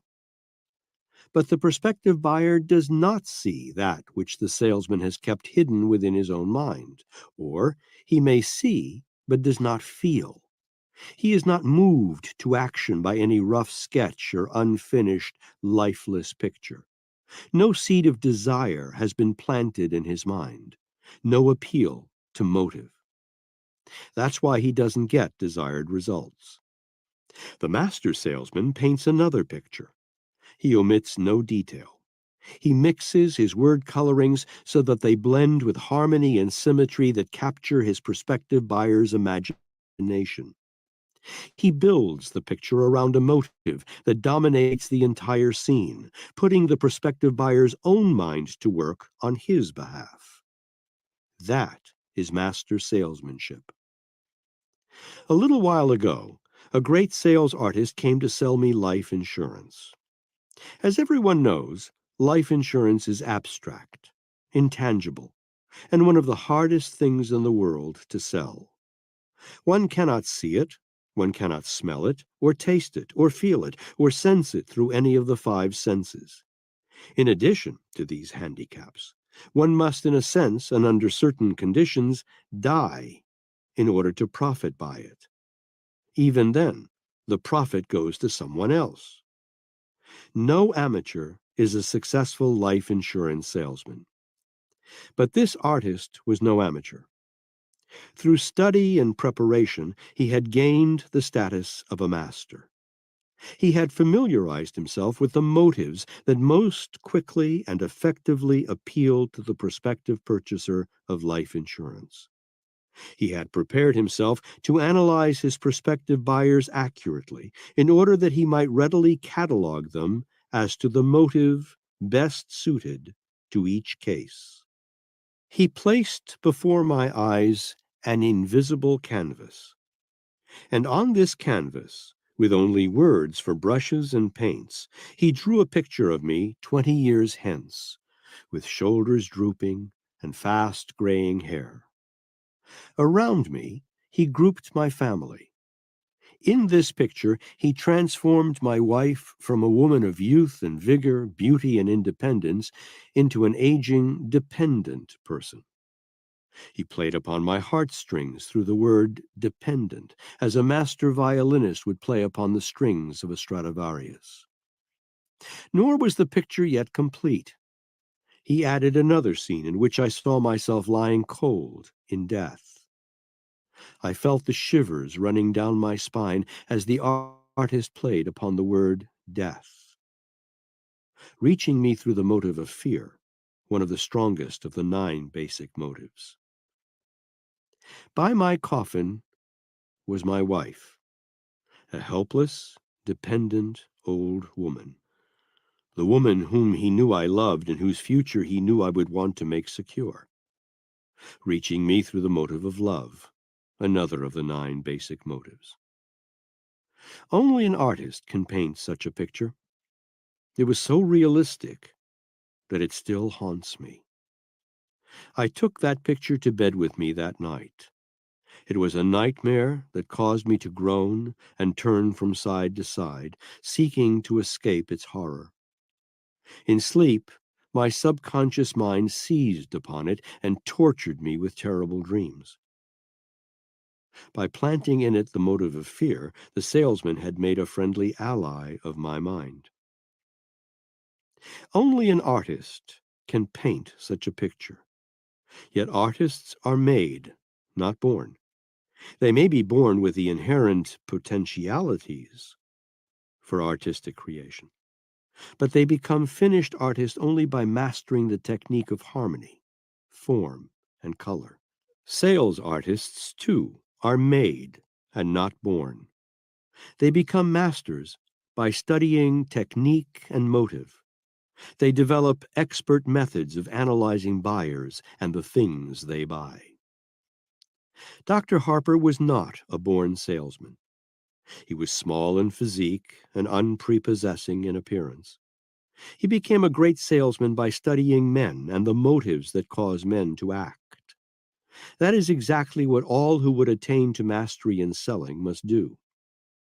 The old bromide about salesmen being born and not made is as weak as it is old. The 30,000 salesmen whom I have trained have taught me that salesmen can be made. I have had the privilege of knowing intimately perhaps as many as 100 master salesmen during my days as an educator of salesmen. Most of the others in the sales field whom I have known, numbering well into the thousands, have been just plain order takers. The difference in earning capacity between a master salesman and an order taker is very great. It runs all the way from several $1,000s to as much as $1 million a year. The late John W. Gates earned $1 million a year with much less effort than most salesmen earned $3,000. He was an artist. The late Diamond Jim Brady had no difficulty in converting his talents into a like amount of money. He, too, was a master. These 2 men, and all others in their class, used showmanship and technique and method, where most salesmen depend upon shoe leather instead of technique and method. Master salesmanship consists of a series of picture impressions that are deftly painted in the mind of the prospective buyer through one or more of the five senses. If these word pictures are not clear and distinct, beautifully harmonized, and properly fertilized with motive, they will not move the prospective buyer to action. Master salesmen paint their pictures in the minds of their prospective buyers through as many motives and through as many of the senses as possible. They often supplement mere word pictures with samples or actual pictures of their wares, knowing that sales are more easily made when the presentation reaches the mind of the prospective buyer through more than one of the five senses, and also when more than one motive for buying has been planted in the buyer's mind. Master salesmanship begins and ends with proper motive. As long as the right motive has been injected into the selling argument, it makes very little difference what happens between the opening and closing of a sale. All selling is like this in a way. Men are moved to buy or not to buy because of motive. Base your sales presentation upon the right motive, and your sale is made before you start. Remember, however, that motive usually must be established in the mind of the prospective buyer. Most people have neither the imagination nor the inclination to build their own motives for your wares. Only a weak-willed person will permit himself to be sold, unless a sufficiently impelling motive has been tactfully but forcefully planted in his mind by the salesman. Showmanship is not only one of the important factors in master salesmanship, it is important in practically every other calling. An efficient showman is one who can dramatize the commonplace events of life and give them the interesting appearance of uniqueness. Efficient showmanship calls for sufficient imagination to be able to recognize things, people, and circumstances that are capable of being dramatized. Through the aid of efficient showmanship, Roger Babson has made a fortune out of dry statistics and monotonous columns of figures. Through the use of graphic charts and appropriate illustrations, he has literally made figures talk. His success is due almost, if not entirely, to his showmanship ability. Theodore Roosevelt was one of the most colorful presidents who ever occupied the White House, although many doubt that he was one of the most brilliant or capable executives. He was popular because he was a master showman and understood publicity and dramatic values and made use of both effectively. Perhaps Calvin Coolidge had the least colorful personality of any man who ever occupied the White House. He appeared frigid and reserved. Theodore Roosevelt was vital and enthusiastic. Moreover, he understood how to display his magnetism. Roosevelt will be remembered and talked about long after the mayor of Northampton has been forgotten, because he knew how to dramatize the commonplace and prosaic events of life so that they would stand out and attract attention. Great personalities are remembered. People buy personalities and ideas much more quickly than they buy merchandise. For this very reason, the salesman who is an efficient showman makes sales where other salesmen cannot. The life insurance salesman who knows nothing about showmanship and does not possess a magnetic personality usually tail ends the list of producers. The life insurance salesman who is an efficient showman and possesses a magnetic personality sells everything except statistics and seldom mentions the word policy. He does not have to. He deals in ideas and uses them to paint alluring pictures that interest and please his prospective buyers. An efficient showman makes effective use of enthusiasm. The poor showman knows nothing of enthusiasm. He trusts his case to his own colorless statement of fact, which he intends as an appeal to the prospective buyer's reason. Most people are not influenced largely by reason. They are swayed by emotion or feeling. The man who is not capable of arousing his own emotions very deeply is not apt to be able to appeal to others through their emotional nature. During the heyday of his career, Billy Sunday was the greatest showman who ever went gunning for the devil. He could sell tickets into heaven and make the crowd stand in line and like it. The public paid him millions of dollars, while other preachers, who lacked a sense of the dramatic, starved to death. Had Sunday been selling patent medicine instead of tickets through the pearly gates, he would have been arrested for profanity. Be an able salesman, and you can be almost anything else you wish to be. Jimmy Walker is an efficient showman, however poor a mayor he may have been. Ex-Mayor James F. Hyland was perhaps one of the best mayors New York City ever had, and the least capable in showmanship.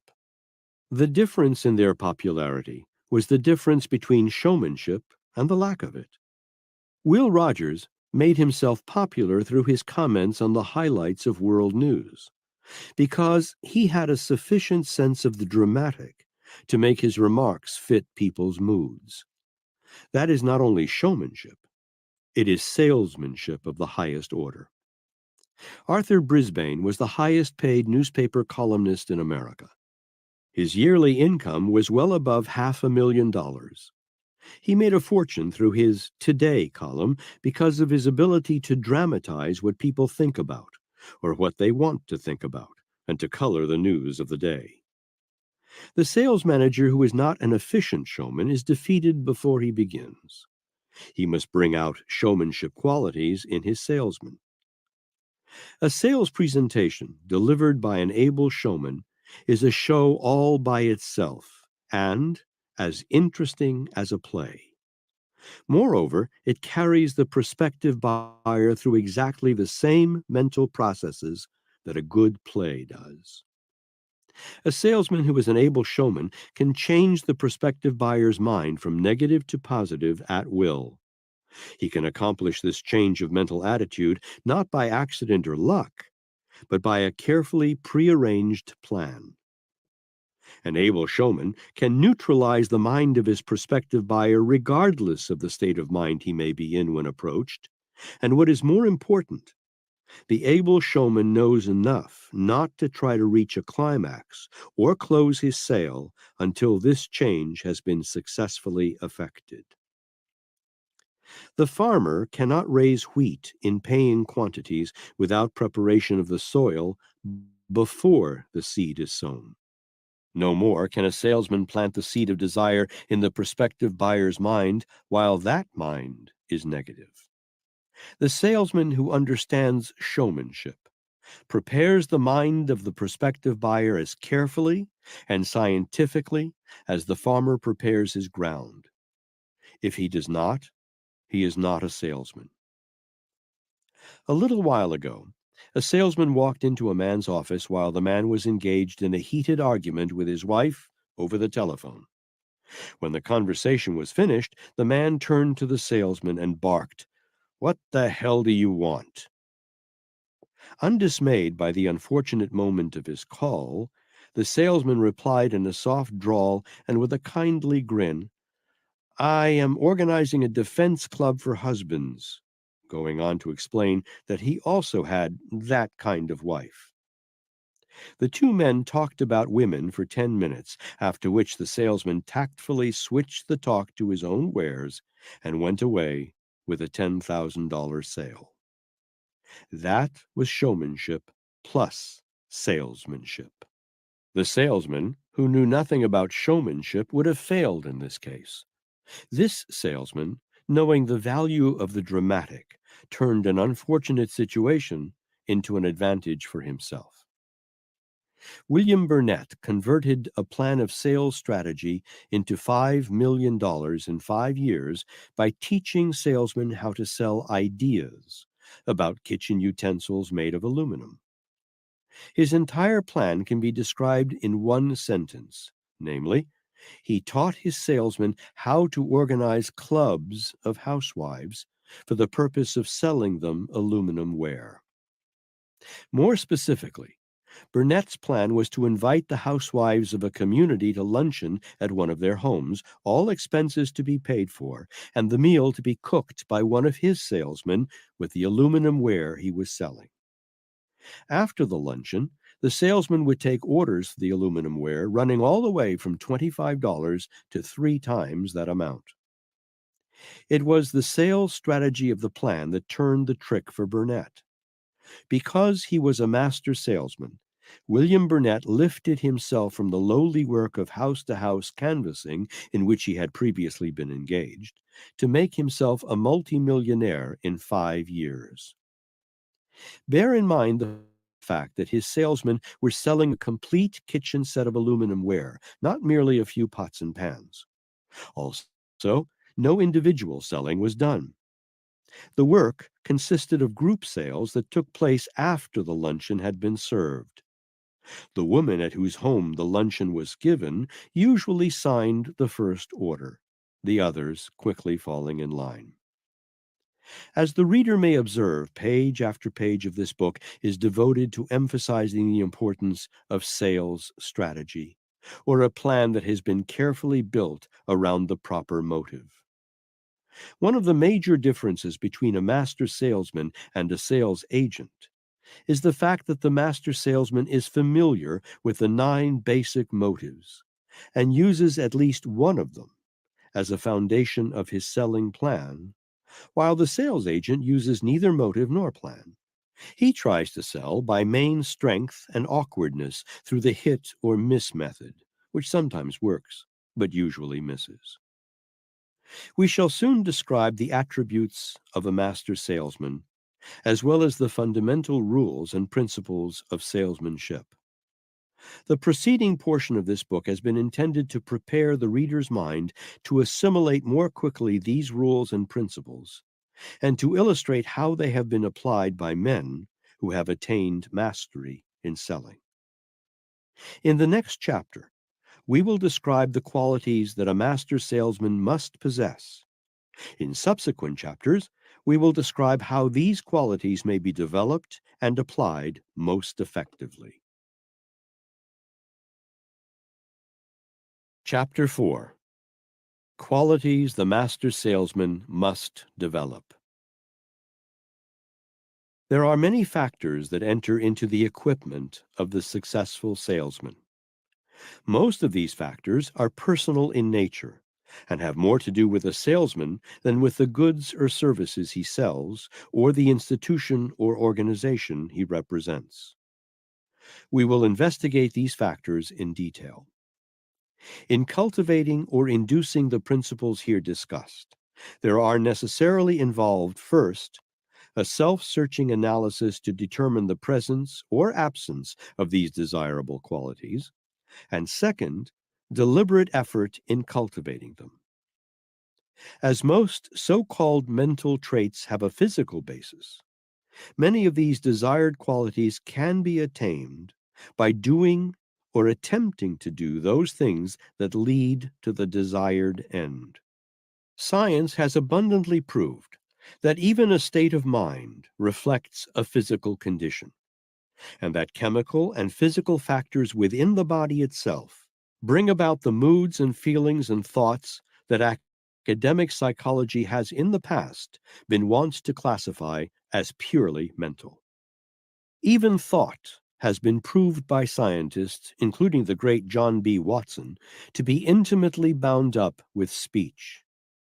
Watson declares that thought is, in effect, but inarticulate speech, and that thinking is but a highly organized physical activity. Therefore, talk to yourself about the things you want to take root and grow in your mind and character. This is the very first step, and it is a very profitable step, too.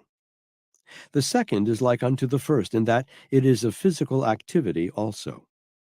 This second consists in doing the thing that you would like to do. We learn by experience. After all, it is the greatest of all teachers. Habits can be cultivated as well in the mind as in the body, because both mind and body function on a physical plane. Now then, what are some of the absolute necessary things for the master salesman to have in his mental equipment? There follows a list of very desirable qualities that almost any normal and reasonable person can come to possess and exercise. The list is long, and perfection may be only slowly attained. Therefore, before entering into a detailed consideration of the things you would like to have your mind and body capable of doing, let's at once enumerate those that are absolutely necessary. 1. Physical fitness is of tremendous importance for the simple reason that neither mind nor body can function well without it. Therefore, give attention to your habits of life, proper diet, healthful exercise, and fresh air. 2. Courage must be the part of every man or woman who succeeds in any undertaking, especially that of selling in these trying times of intense competition after a devastating period of depression and discouragement. 3. Imagination is an absolute requisite of a successful salesman. He must anticipate situations and even objections on the part of his prospective customer. He must have such a lively imagination as to enable its operation to place him in sympathetic understanding with the position, needs, and objectives of his customer. He must almost literally stand in the other man's shoes. This takes real imagination. 4. Speech. The tone of voice must be pleasing. A high-pitched, squeaky voice is irritating. Words half swallowed are hard to understand. Speak distinctly and enunciate clearly. A meek voice indicates a weak person. A firm, clean-cut, clear voice that moves with assurance and color indicates an aggressive person with enthusiasm and aggressiveness. 5. Hard work is the only thing that will turn sales training and ability into money. No amount of good health, courage, or imagination is worth a dime unless it is put to work. And the amount of pay a salesman gets is usually fixed by the amount of very hard, intelligent work that he actually puts out. Many people sidestep this factor of success. The above principles are simple. There is nothing unusual or impossible or even striking in them separately or collectively, unless perhaps it is the fact that most salesmen fail to possess one or more of these 5 primary requisites. Some salesmen may work hard and even intelligently, using their imaginations well until they meet a succession of rebuffs and turndowns. It is here that the salesman with sand in his soul, stamina in his backbone, and courage in his heart comes right back and whips the salesman who hasn't these qualities. So courage is essential. Then again, many salesmen have been known to possess courage, imagination, and hard work, yet by dissipation and bodily excesses handicap themselves so as to be physically unfit half the time to carry on their work. Other qualifications considered by experienced sales managers as necessary in the equipment of successful salesmen may be listed as follows. 6. Knowledge of the merchandise he sells. The super salesman analyzes carefully the merchandise or service that he sells and understands thoroughly every advantage that it embraces, because he knows that no salesman can sell successfully that which he himself does not understand and believe in. 7. Belief in the merchandise or service. The super salesman never tries to sell anything in which he does not have implicit confidence, because he knows that his mind will broadcast his lack of confidence to the mind of the prospective buyer, regardless of what he may say about his wares. 8. Appropriateness of merchandise. The super salesman analyzes both his prospective buyer and his needs, and offers him only that which is appropriate to both. He never tries to sell a Rolls-Royce to a man who ought to purchase a Ford, even if the prospective buyer is financially able to buy the more expensive car. He knows a bad bargain for the buyer is a worse bargain for the seller. 9. Value given. The super salesman never tries to get more for his wares than they are actually worth, realizing that the sustained confidence and goodwill of his prospective buyer is worth more than a long profit on a single sale. 10. Knowledge of the prospective buyer. The super salesman is a character analyst. He has the ability to ascertain from his prospective buyer which of the 9 basic motives he will respond to most freely, and he builds his sale presentation around those motives. Moreover, if his prospective buyer has no outstanding motive for buying, the super salesman creates one for him, knowing that a motive is essential in closing a sale. 11. Qualifying the prospective buyer. The super salesman never tries to make a sale until he has properly qualified the prospective buyer, thereby informing himself in advance of his efforts to close a sale on the following points. A. The prospective buyer's financial capacity to purchase. B. His need for that which is being offered for sale.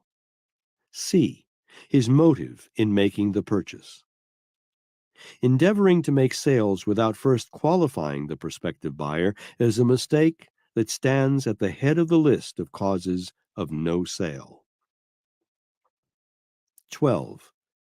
Ability to neutralize the mind of the buyer.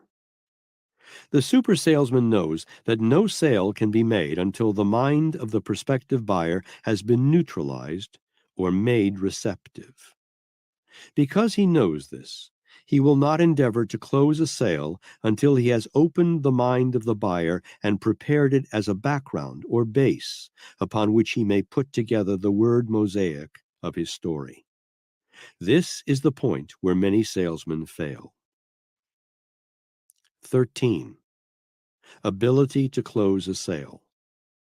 The super salesman is an artist at reaching and successfully passing the closing point in selling. He trains himself to sense the psychological moment when terminal facilities may be reached successfully.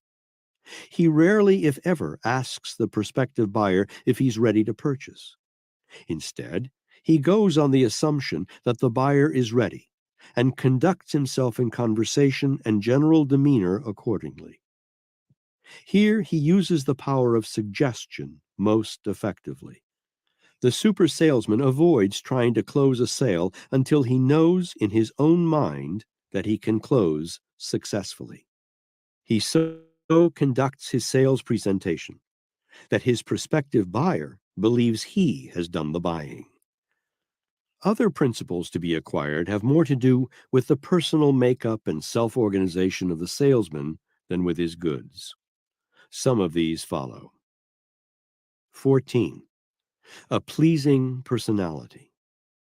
The super salesman has acquired the art of making himself agreeable to other people, because he knows that the prospective buyer must buy the salesman as well as the merchandise he sells, or no sale can be made.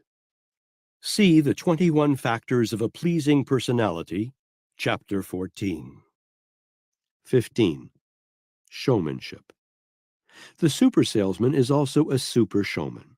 He has the ability to reach the mind of his prospective buyer by dramatizing his presentation and by giving it color sufficient to arouse intense interest through an appeal to the prospective buyer's imagination. 16.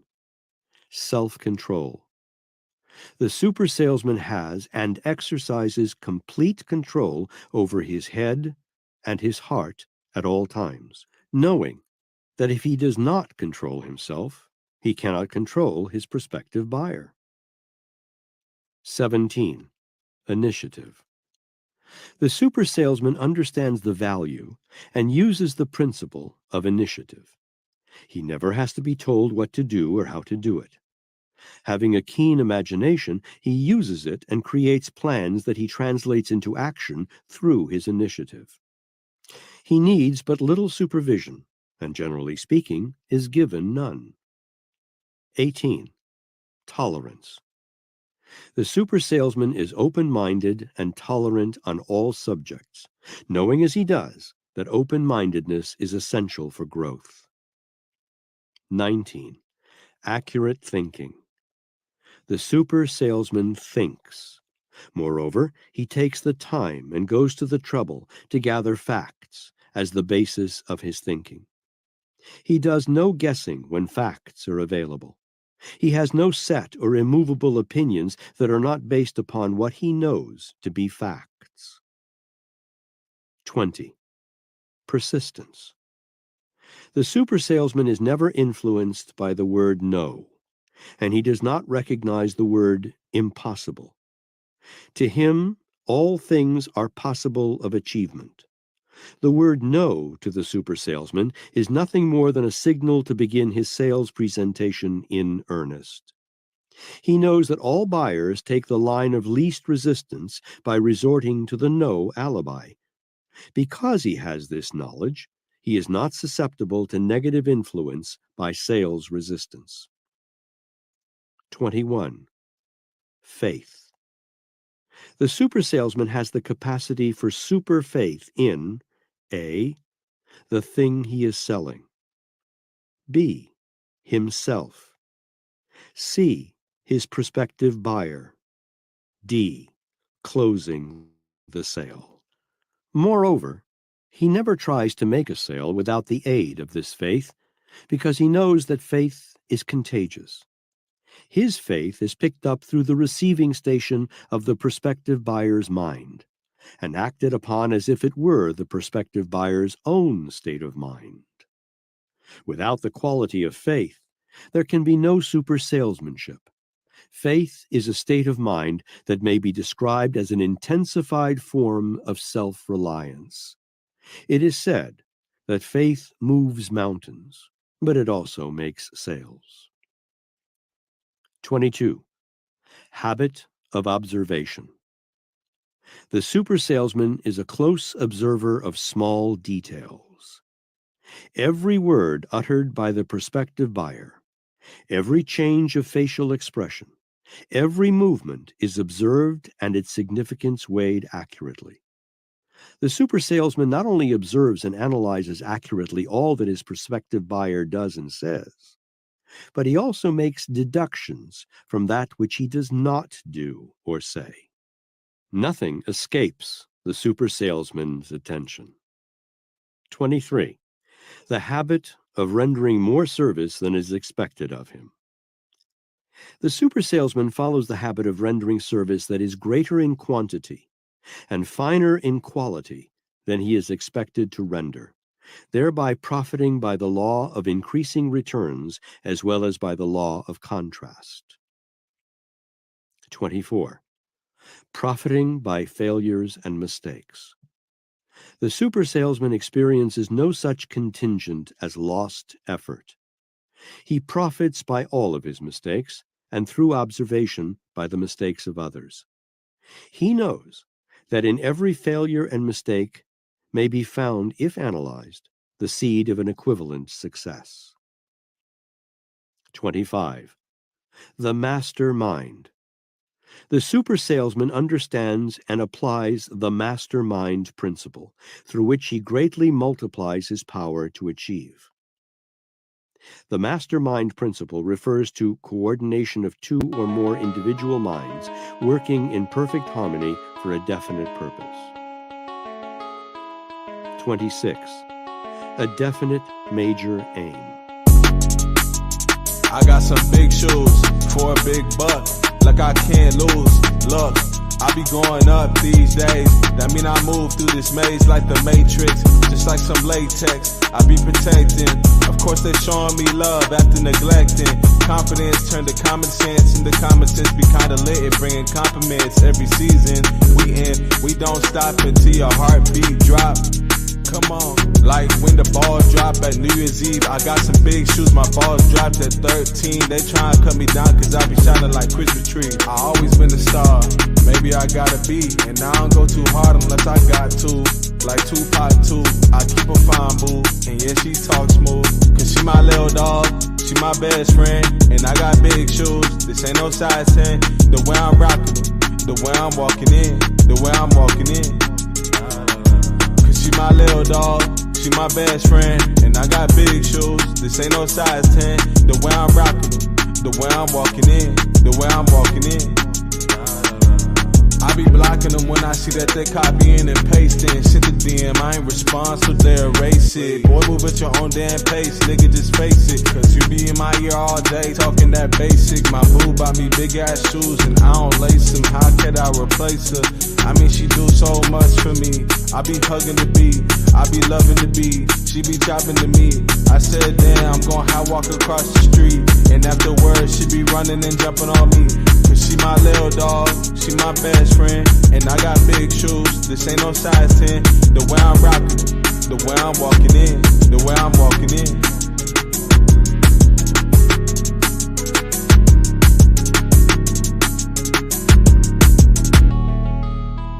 The super salesman works always with a definite sales quota or goal in mind. He never goes at his work merely with the aim of selling all he can. He not only works with a definite goal in mind, but he has a definite time in which to attain the object of that goal. The psychological effect of a definite chief aim will be described in Chapter 5 on auto-suggestion. 27. The golden rule applied. The super salesman uses the golden rule as the foundation of all his business transactions, putting himself in the other man's shoes and seeing the situation from his viewpoint. This quality will be a greater necessity in the future than it has been in the past, because of the changes in business ethics that have taken place as the result of the business depression. Of all the qualities that a salesman must possess, none is more necessary, none more valuable than the next one, which is 28. Enthusiasm. The super salesman has an abundance of enthusiasm that he can use at will. Moreover, he knows that the vibrations of thought that he releases through his enthusiasm will be picked up by the prospective buyer and acted upon as if it were his own creation. Enthusiasm is a difficult thing to explain, but its presence is always easily recognized. Everybody likes the enthusiastic person. He is high of spirit and radiates an atmosphere of good fellowship, high faith, and lofty purpose. Perhaps enthusiasm is born as much of his own deep faith in himself, the mission of work he carries on, and the good he does in his work, as anything. Enthusiasm in people, and the lack of it, may be compared to the light that surrounds a flashing diamond on a jeweler's tray, with its spontaneity and iridescence, which compel admiration and give value to it, and the dull, leaden atmosphere surrounding a piece of glass the same size. The glass can be bought for a song with none willing to sing it, while the diamond is eagerly sought by all, great and small, rich and poor. Therefore, to every salesman this advice is given as though from Sinai. With all thy getting, get enthusiasm. Mastery in connection with these major factors in selling entitles those who sell to rate as super salesmen. Study the list carefully and make sure you are not weak in connection with any of these qualities if you aspire to mastery in selling. You will observe that every quality may be acquired. This does not harmonize with the false notion held by some people that salesmen are born and not made. Salesmanship is an art and a science, and may be acquired by those with the will to acquire it. Some people are blessed with personalities that are favorable to quick mastery of the factors of super salesmanship, while others must develop such a personality.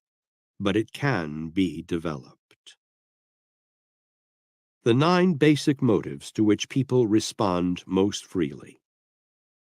Science has catalogued the responses of which normal people are capable, and has set forth for us the types of appeal that will induce desired responses. Response may be of a low grade, such as scientists would call purely physical, or which are prompted by physiochemical stimuli. You may cause a man to get out of the office by kicking him out. That is purely physical. Or he may be induced to act by reason of those chemical reactions incident to a peculiar condition of the physical body. Temperature, atmosphere, and physical comforts or discomforts, as well as foods and drink, bring about such chemical conditions as to prompt certain reactions. But forgetting these more elementary and purely physical responses, we may classify the appeals that induce appropriate responses under 3 heads.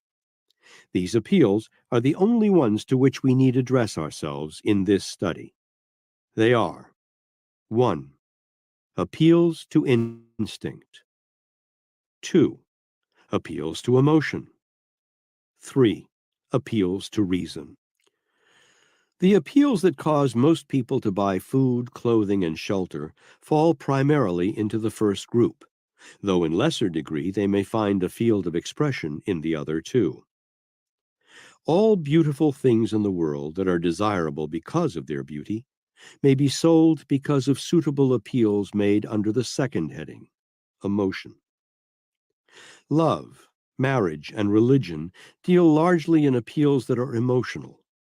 Many goods and services are sold on emotional appeal.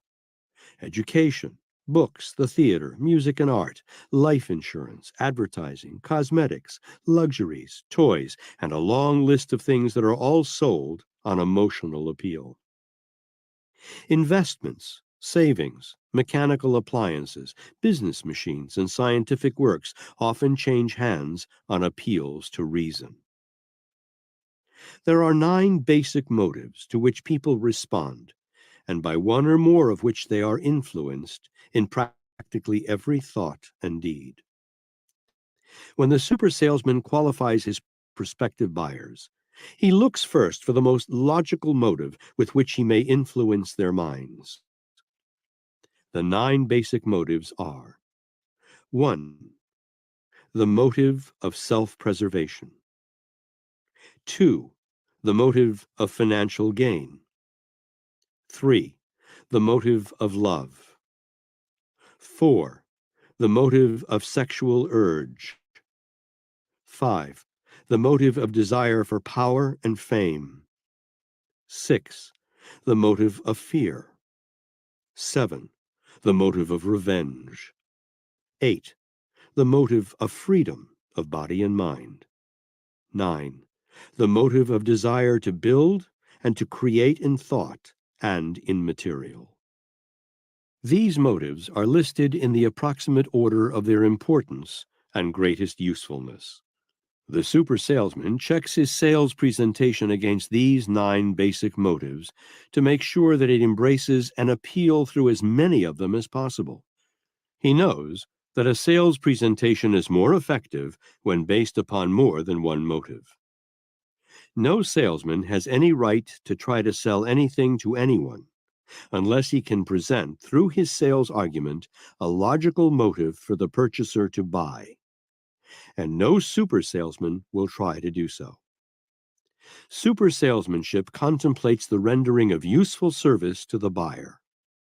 High-pressure methods do not come within the category of super salesmanship, mainly for the reason that such methods presuppose the lack of a logical motive for buying.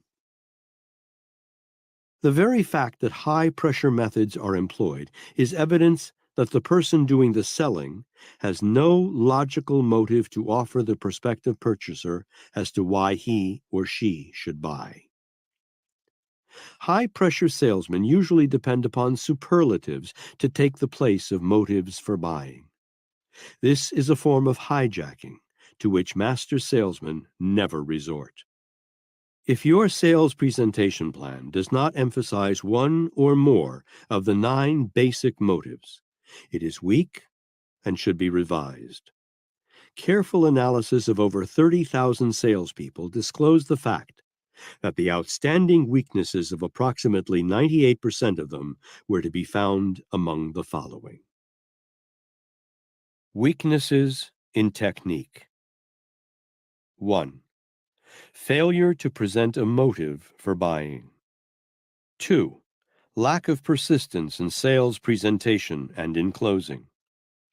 3. Failure to qualify prospective buyers. 4. Failure to neutralize the minds of prospective buyers. 5. Lack of imagination.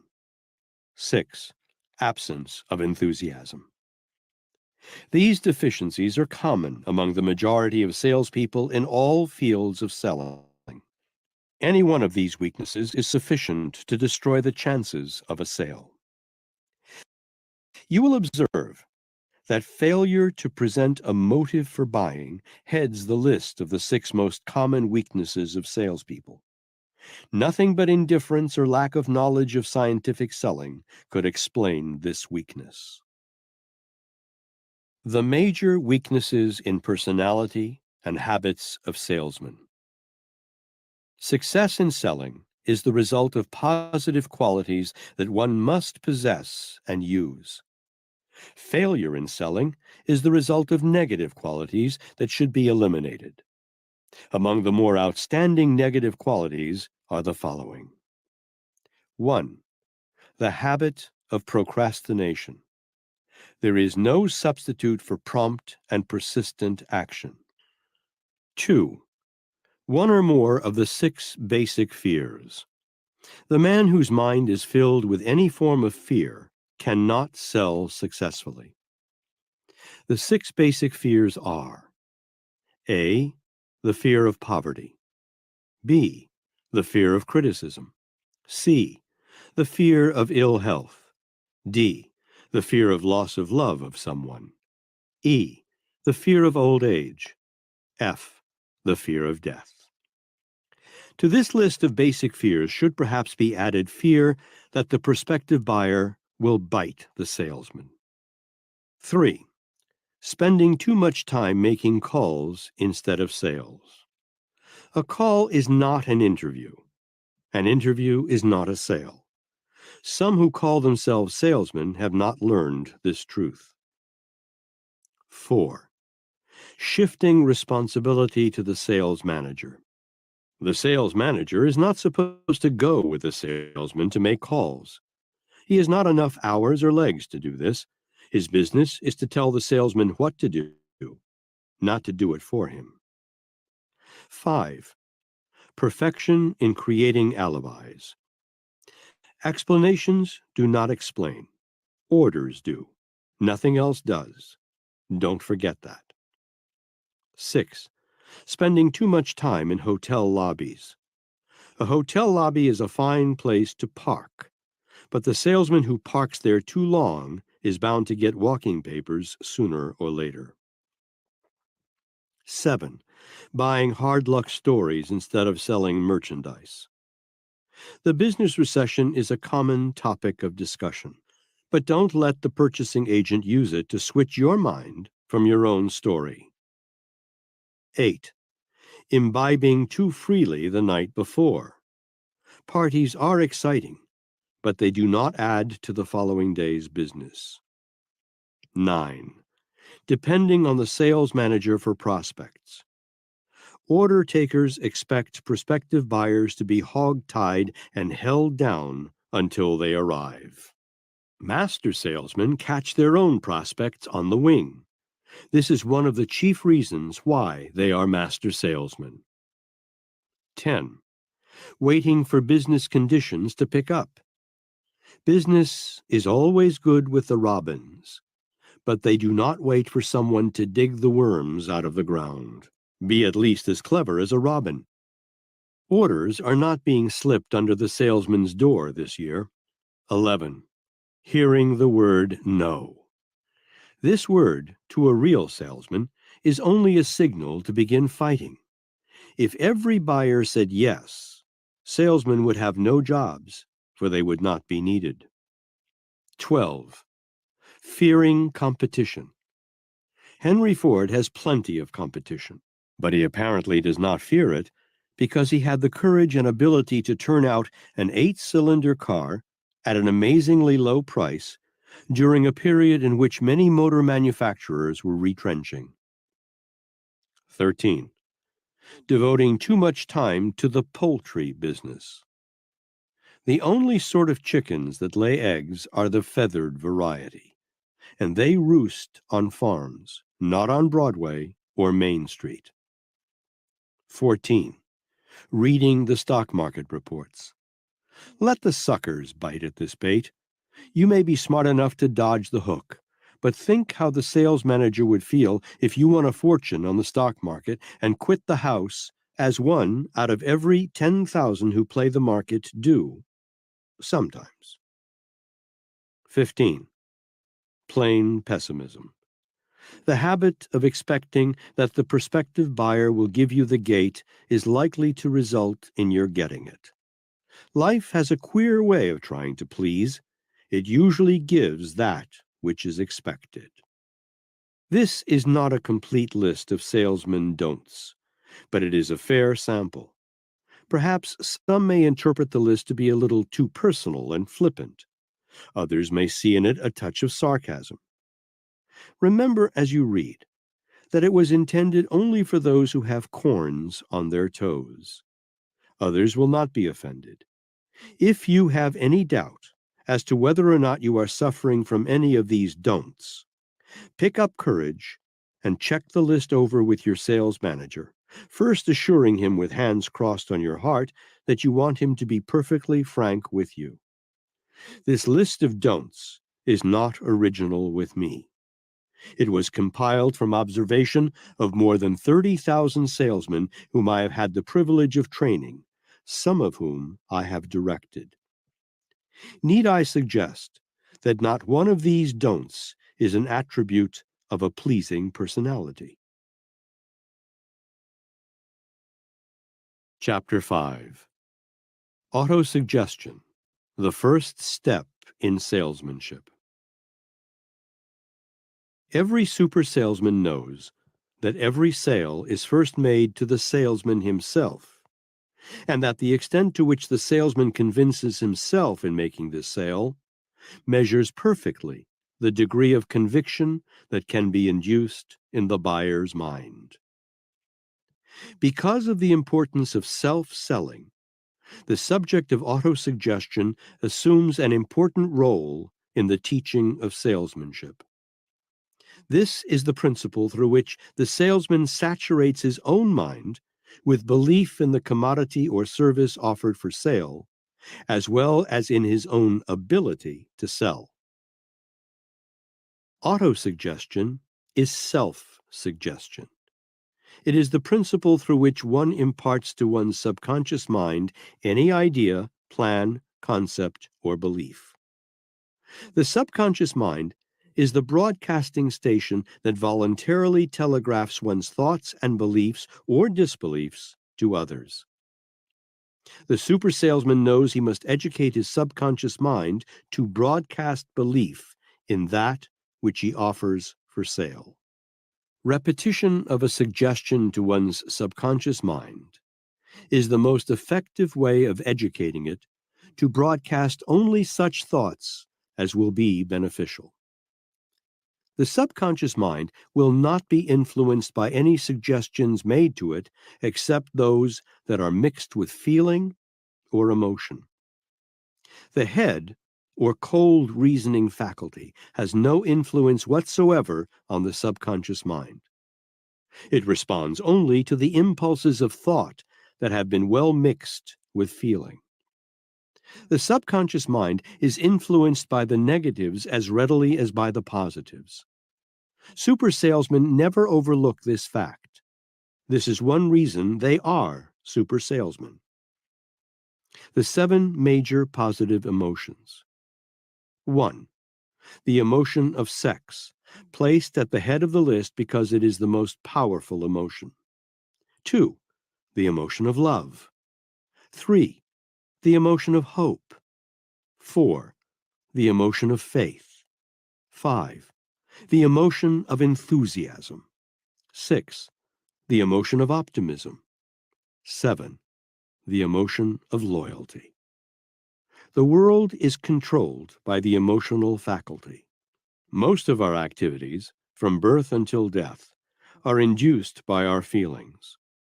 The salesman who appeals to his buyers through their emotions or feelings will make 10 sales to 1 made by the salesman who appeals to his buyers through their reason alone.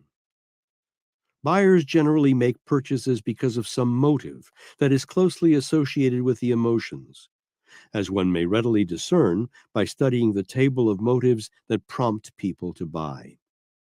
In the foregoing list of 7 major positive emotions, the super salesman will find nature's elixir, which he must mix with the suggestions he plants in his subconscious mind if he expects to broadcast to his prospective customer thought impulses that will influence them in his favor.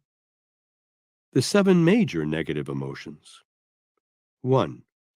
The emotion of anger, quick and transitory. 2. The emotion of fear, prominent and easily discernible. 3. The emotion of greed, subtle and persistent. 4. The emotion of jealousy, impulsive and spasmodic. 5. The emotion of revenge, subtle and quiet. 6. The emotion of hatred, subtle and persistent. 7. The emotion of superstition, subtle and slow. The presence of any one of these emotional impulses in the conscious mind is sufficient to discourage the presence of all of the positive emotions. In extreme cases, the presence of a combination of these emotions in the conscious mind may lead to insanity. Obviously, any suggestion planted in the subconscious mind, while any one or more of these negative emotions is present, will carry with it a coloring of a negative nature. And when the subconscious mind broadcasts any such suggestion, it will register a negative result in the minds of those who pick up the vibration. Understand this principle, and you will know why a super salesman must first sell himself before trying to sell others. You will also know why the negative-minded salesman hears no so often. Feelings, beliefs, and thoughts released by the salesman through his subconscious mind speak more loudly than words. Remember that people are motivated to buy or not to buy through their feelings.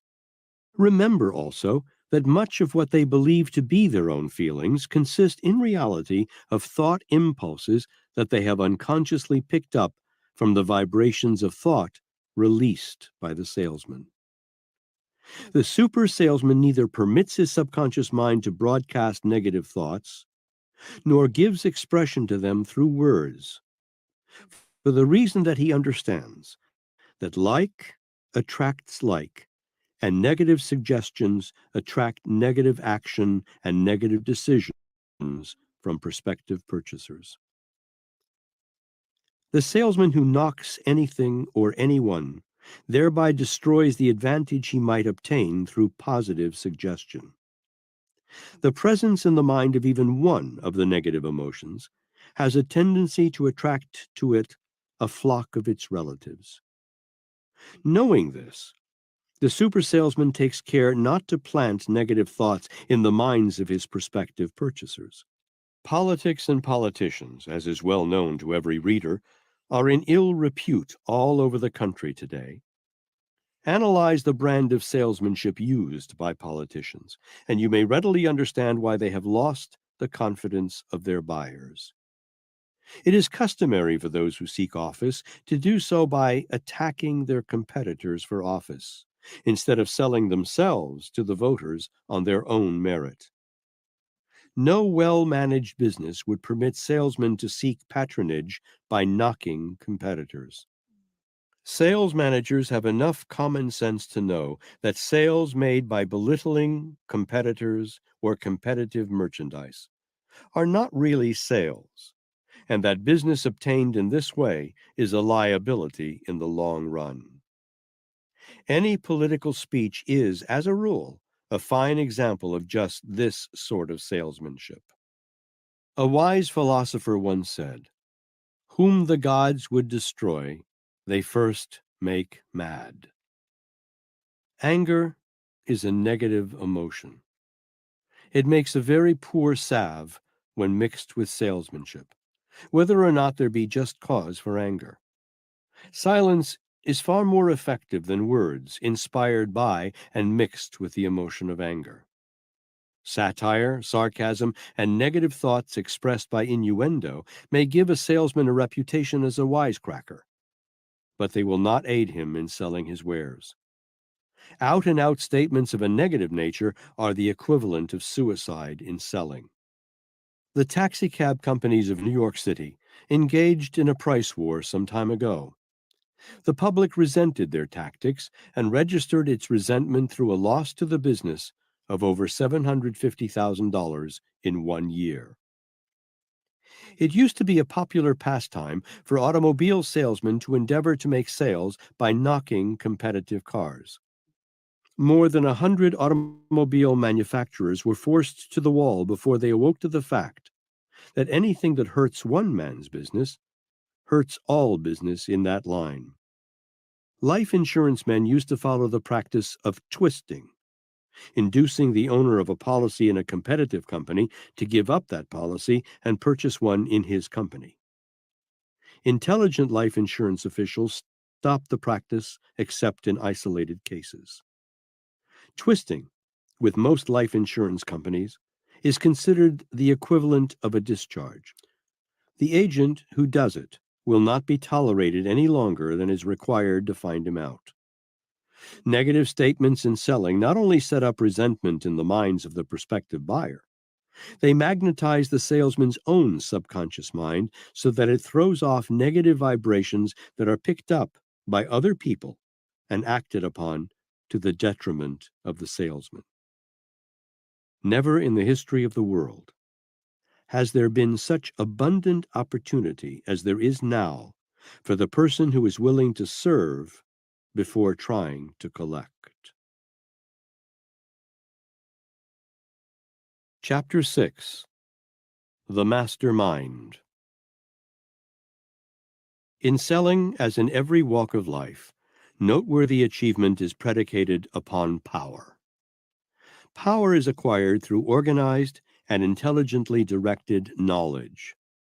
The mastermind principle makes available unlimited sources of knowledge, because one may, through its application, avail oneself of the knowledge possessed by others, as well as all knowledge that has been accumulated and recorded in books.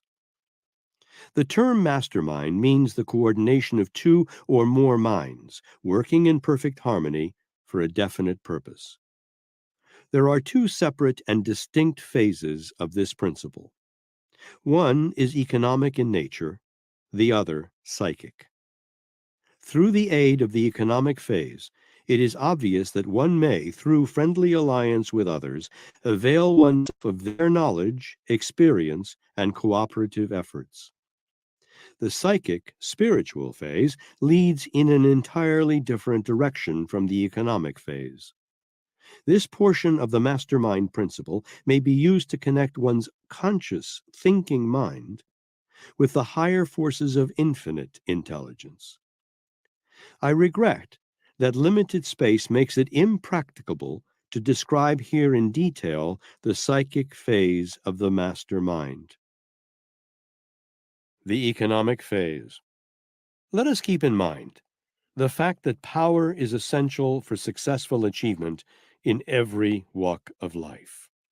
Also, let us remember, Power is organized and intelligently directed knowledge. These facts indicate clearly that power in great quantities can be accumulated only through coordinated efforts of a plurality of minds. No one individual functioning independently can ever possess great power, no matter how intelligent or well-informed he may be, for the reason that power must be transmitted before it is effective. One individual is limited as to the amount of power he can transmit or apply. The reader should gain a clear understanding of the two phases of the mastermind principle at the outset of this chapter, even at the risk of dealing with principles that seem more abstract than concrete. The mastermind principle is the basis of all great enduring power. It must, therefore, be understood and applied by all who aspire to mastery in any calling, in selling as well as in other vocations. Henry Ford has organized one of the most efficient mastermind groups known in the entire field of distribution. This group consists of his thousands of trained dealers who operate in practically every part of the world. Through the cooperative efforts of his dealer alliance, Mr. Ford can estimate, well in advance of the actual building of his cars, how many can be distributed. He knows where his market exists and the extent of that market, even before the raw materials for his cars have been assembled. His greatest asset is his mastermind sales alliance. This is an indisputable fact. Mr. Ford owes his stupendous success to his understanding and application of the mastermind principle. Andrew Carnegie first brought to my attention the mastermind principle. He attributed his huge fortune to his use of it. His mastermind group consisted of about 20 men, his executive staff, whose combined technical knowledge and experience enabled him to make and market steel successfully. Mr. Carnegie informed me that he could have made his fortune in the grocery business, or banking business, or railroad business, or in any business that rendered useful service to a large number of people, just as easily as he made it in the steel business, by merely surrounding himself with men whose knowledge and temperament were suited to the pursuit of the business in which he might be engaged. The mastermind principle is the basis of every great fortune. Even inherited fortunes were originally accumulated through the mastermind principle. Successful achievement is the result of power. Power in great quantities can be accumulated only through application of the mastermind principle. I have repeated this statement many times for the sake of emphasis, because it contains the very warp and woof of mastery and achievement. Chapter 7. Concentration. Only through the principle of concentration can the psychic phase of the mastermind principle be reached and used. Concentration is the focusing of the attention, interest, and desire upon the attainment of a definite end. In view of these facts, it will be readily observed that concentration is essential for the effective use of the mastermind principle, the two being inseparable when practical results are to be obtained through their use by two or more people. Autosuggestion, self-suggestion, is the principle through which the subconscious mind may be reached and influenced.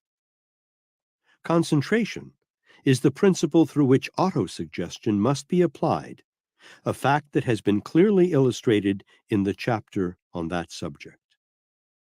We have termed it the first step in salesmanship.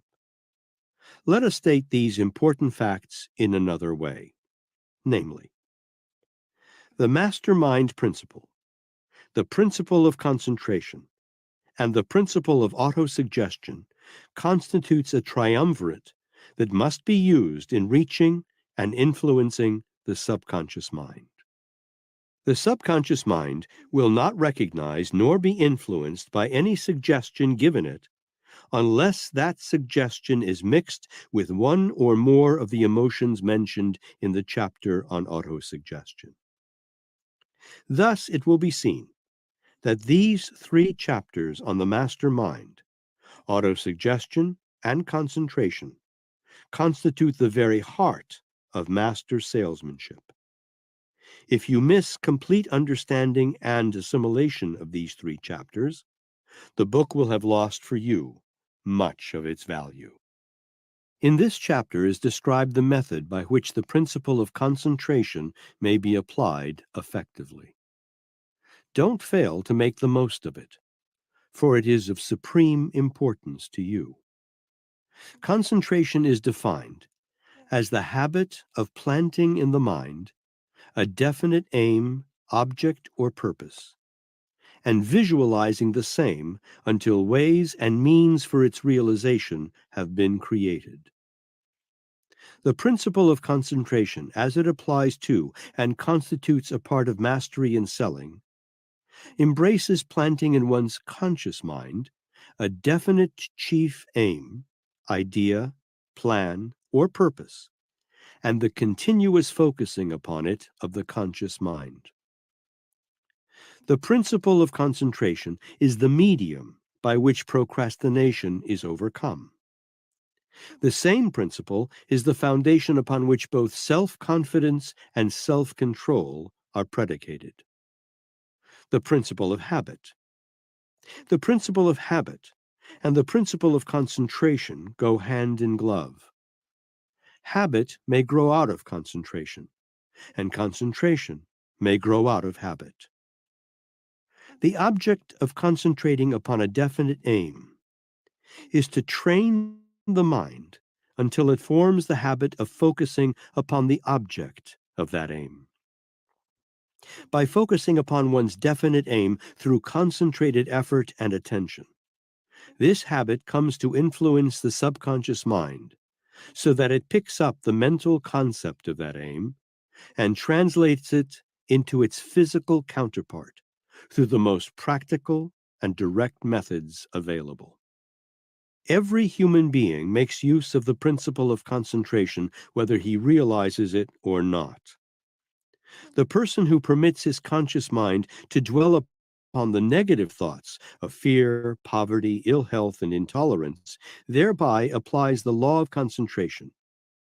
And sooner or later, the subconscious mind will pick up these suggestions and act upon them and translate them into their physical counterpart.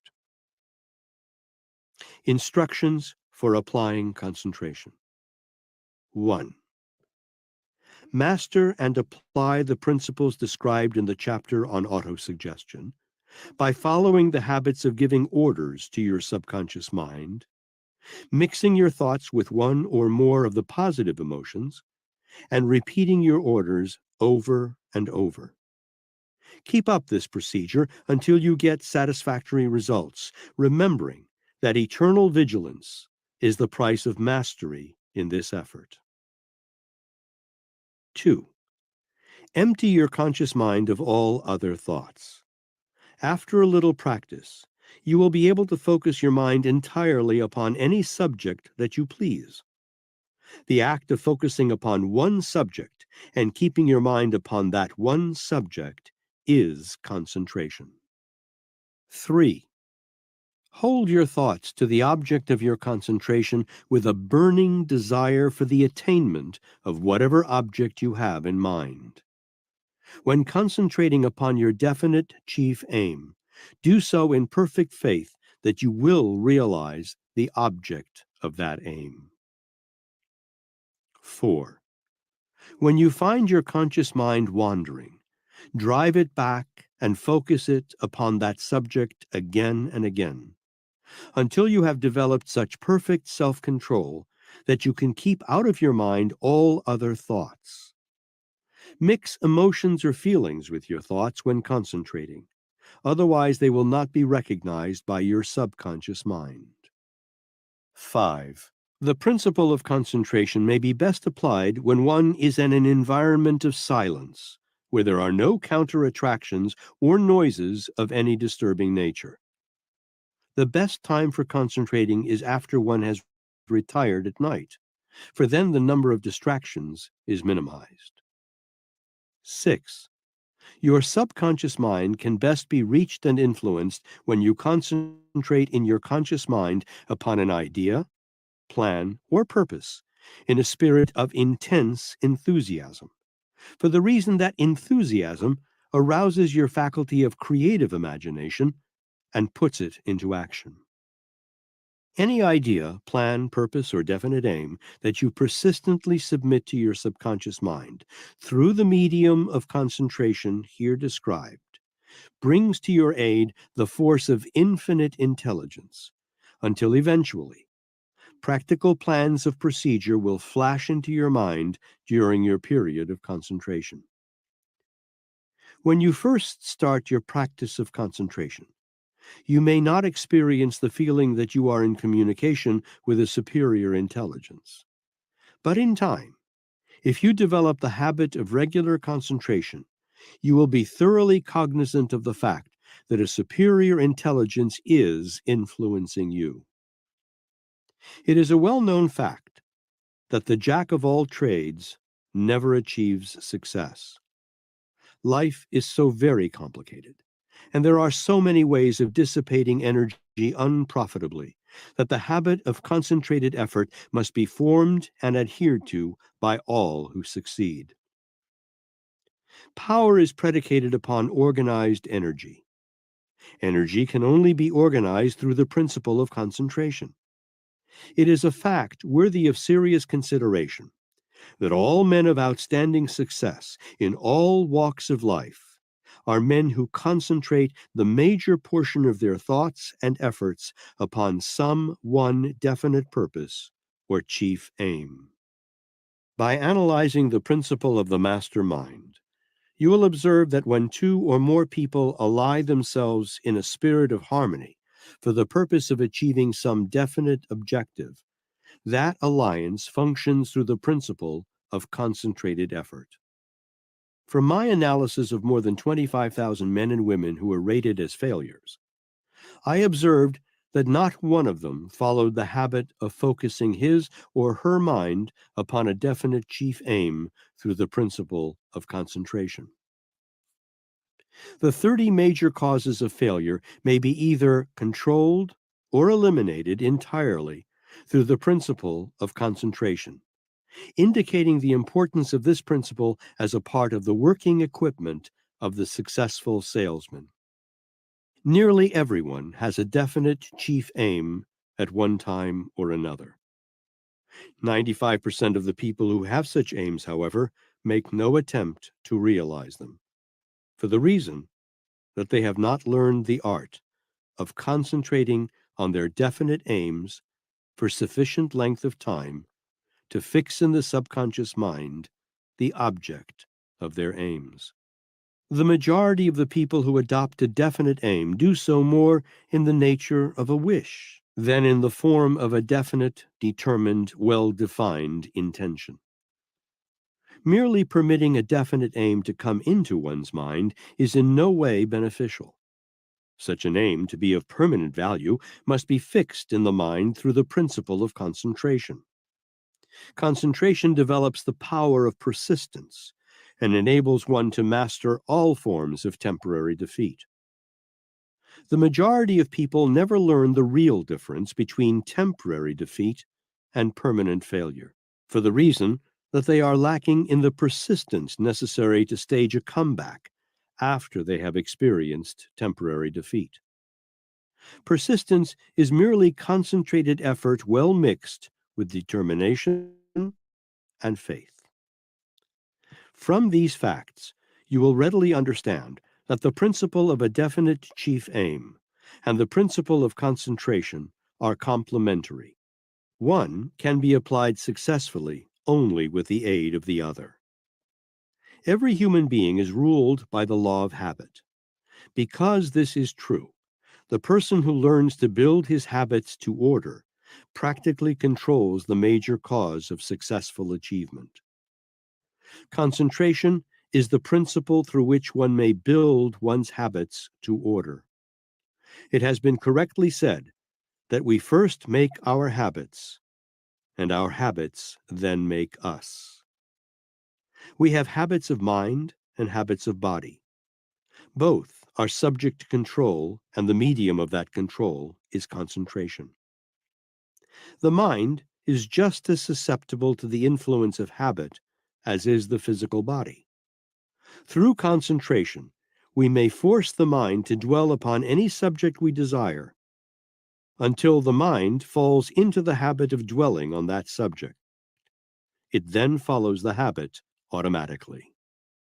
There is no point of compromise between a man and his habits. Either he controls his habits, or his habits control him. The successful man, understanding this truth, forces himself to build the sort of habits by which he is willing to be controlled.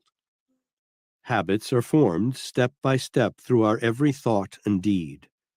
Center your thoughts upon a definite aim through concentration, and very soon your subconscious mind will pick up a clear picture of that aim and aid you in translating it into its physical counterpart. All thought has a tendency to externalize itself. This is a truth well known to every psychologist, as it was known to him who wrote, "Whatever a man soweth, that shall he also reap." Your financial condition is not the result of chance or accident. It reflects perfectly the nature of your dominating thoughts, desires, and aims.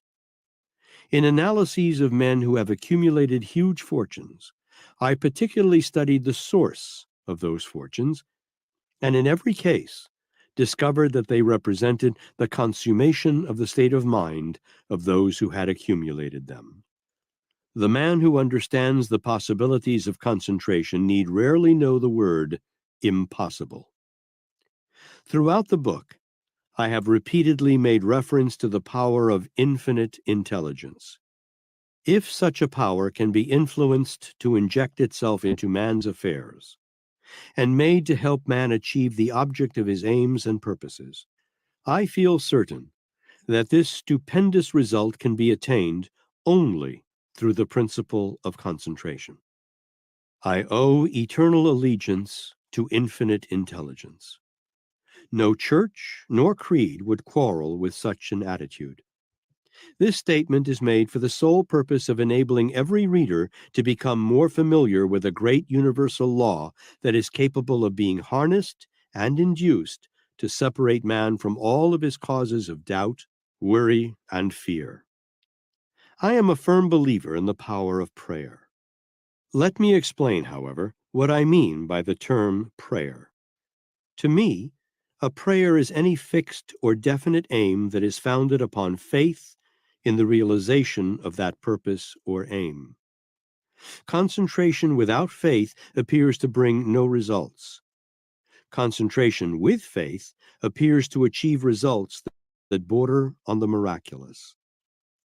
The process of mixing faith with a definite chief aim is one that is indeed difficult to describe and more difficult still to apply. Faith can only be induced through concentration upon the object of one's hopes, aims, and purposes. A little while before his death, I had the privilege of visiting with F.W. Woolworth. In these words did he describe the method through which he built what was at that time the tallest building in the world. I had an architect draw up a set of plans. Every day for more than 6 months, I went into my private office, shut the door, and looked over these plans for more than half an hour. Each time that I looked at them, the actual physical building seemed nearer a reality. Finally, the day came when the exact method by which I financed the Woolworth building flashed into my mind, and I knew instantly that the building was a reality. From that point on, I had no difficulty whatsoever. The Woolworth building became a reality because F.W. Woolworth concentrated upon that building until concentrated thought externalized itself in physical reality. Writing in the Christian Science Monitor, Mr. Willis J. Abbott recently said, "Not long ago, I was in the original Menlo Park laboratory of Edison, which Henry Ford, with pious reverence for the great inventor, has erected at Dearborn, Michigan. All the earlier tools of Edison's craft are there. The first electric incandescent light. It had a life of 8 hours. The first phonograph, in which a needle played over a tin foil, recorded and emitted a squeaky imitation of the human voice. Thousands of bottles of chemicals lined the walls. Mr. Edison had to have every known chemical where he could put his hand on it," said the custodian who had worked with him half a century ago. But to me, more interesting than the material relics was a picture the custodian drew for me, little thinking how impressive it was. "Often Mr. Ford comes in here," said he. "He pulls up that chair and just sits and thinks. Sometimes he'll sit almost an hour and then go out without a word to anyone." What are the thoughts of the giant of industrial organization as he sits thus surrounded by the relics of the earlier triumphs of Edison's wizardry? "Thinking," he once said, "is the hardest work that any man can do."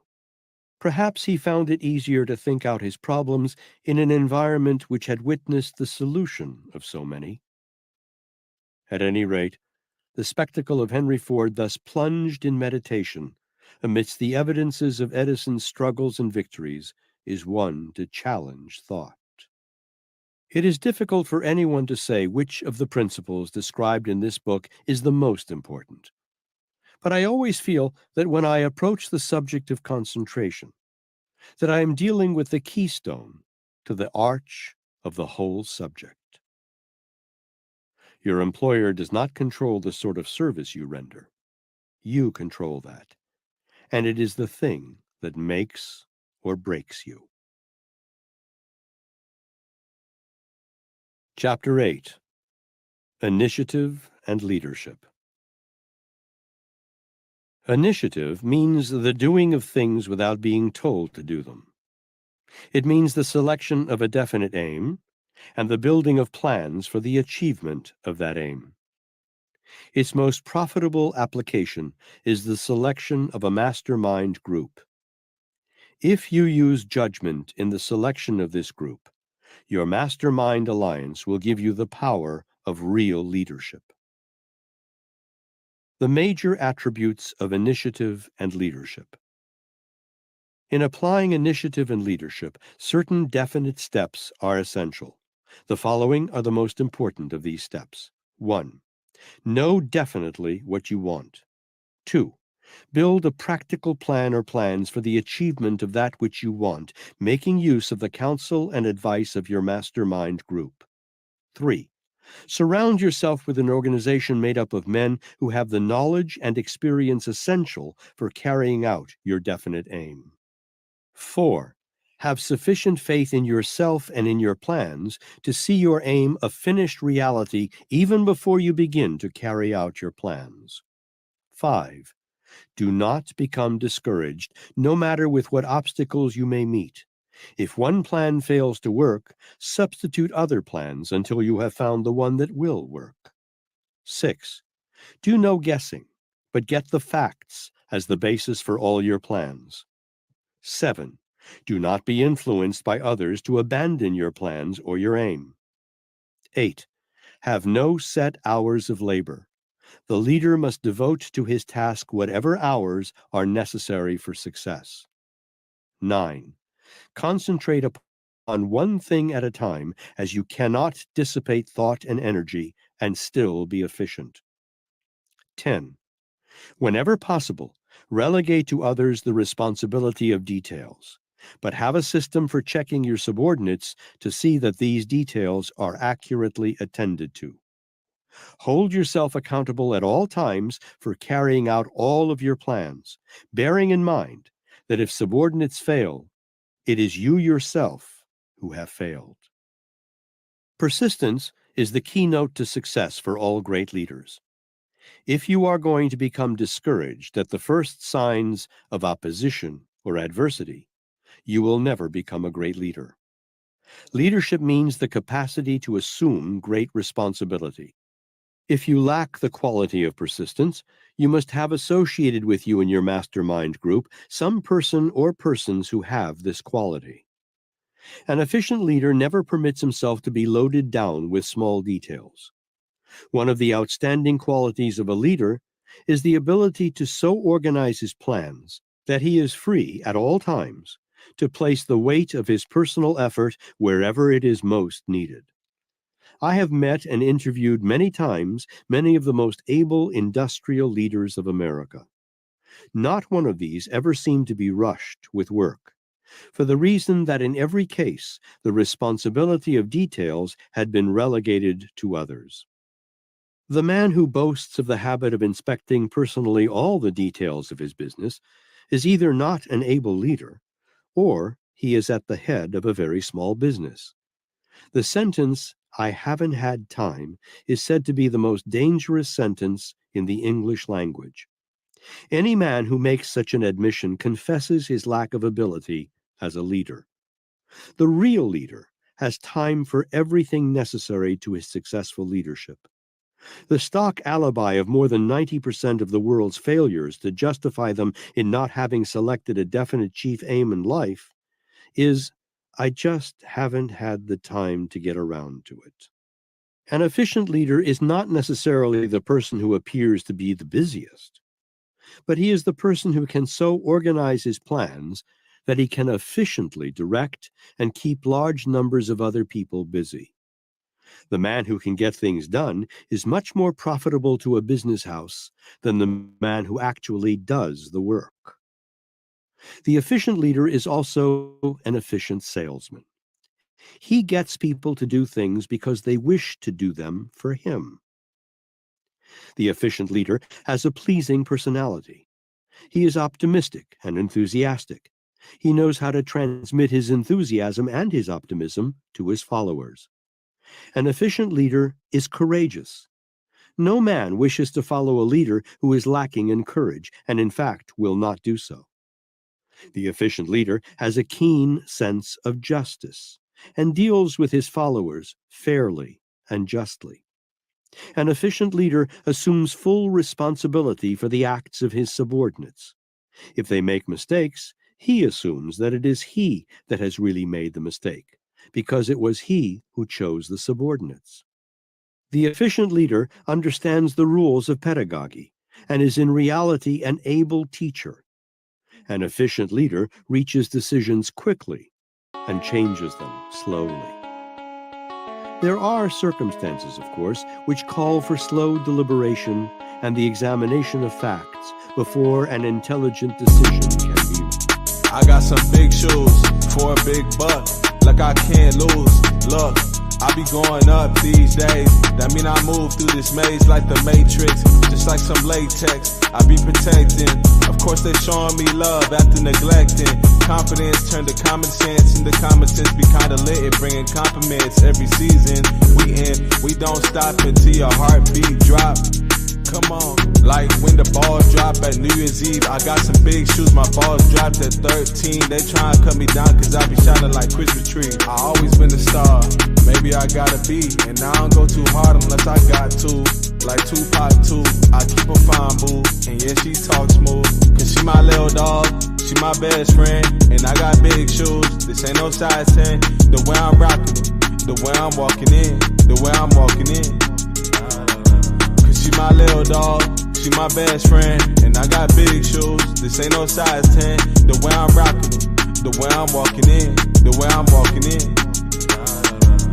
I be blocking them when I see that they copying and pasting. Sent the DM, I ain't respond, so they erase it. Boy, move at your own damn pace, nigga, just face it. Cause you be in my ear all day, talking that basic. My boo bought me big ass shoes and I don't lace them. How could I replace her?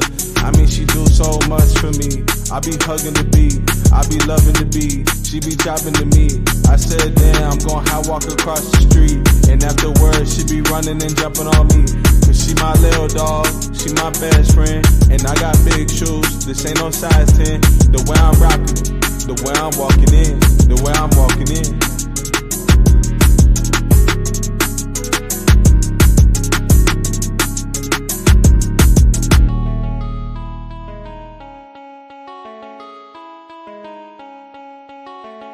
Reached. However, after all the available facts have been gathered and organized, there is no excuse for delaying decision, and the person who practices the habit of delay cannot become an effective leader unless he masters this shortcoming. For more than 100 years, there had been talk about the building of the Panama Canal, but the actual work of building the canal never got much beyond the talk stage until the late Theodore Roosevelt became the President of the United States. With the firmness of decision that was the very warp and woof of his achievements and the real basis of his reputation as a leader, Roosevelt took the initiative, had a bill framed for Congress to pass, providing for the appropriation, organized his mastermind group of engineers, went to work with a spirit of self-confidence, and lo, the much talked of Panama Canal became a splendid reality. We have had more learned men than Theodore Roosevelt in the White House, but we have had few, if any, greater leaders than he. Leaders are men of action. General Grant said, "We will fight it out on this line if it takes all summer," and despite his many other deficiencies, he stood by that decision and won. When asked by one of his sailors what he would do if they saw no signs of land by the following day, Columbus replied, "If we see no land tomorrow, we will sail on and on." He too had a definite chief aim and a plan for his attainment. And he too had reached a decision not to quit or to turn back until success had crowned his efforts. Columbus was a man with great ability as a leader. Napoleon, when surprised by the enemy, having discovered that there was a deep, camouflaged ditch just ahead of the line of march, gave orders for his cavalry to charge the ditch. He waited until the dead bodies of men and horses filled the ditch, then marched his troops across and whipped the enemy. That required courage and quick decision. Moreover, it required instantaneous decision. 1 minute of faltering or hesitation, and he would have been flanked by the enemy and captured. He did the unexpected or impossible. His capacity to act quickly, without waiting to be told by others what to do, was the quality that marked him as a great leader.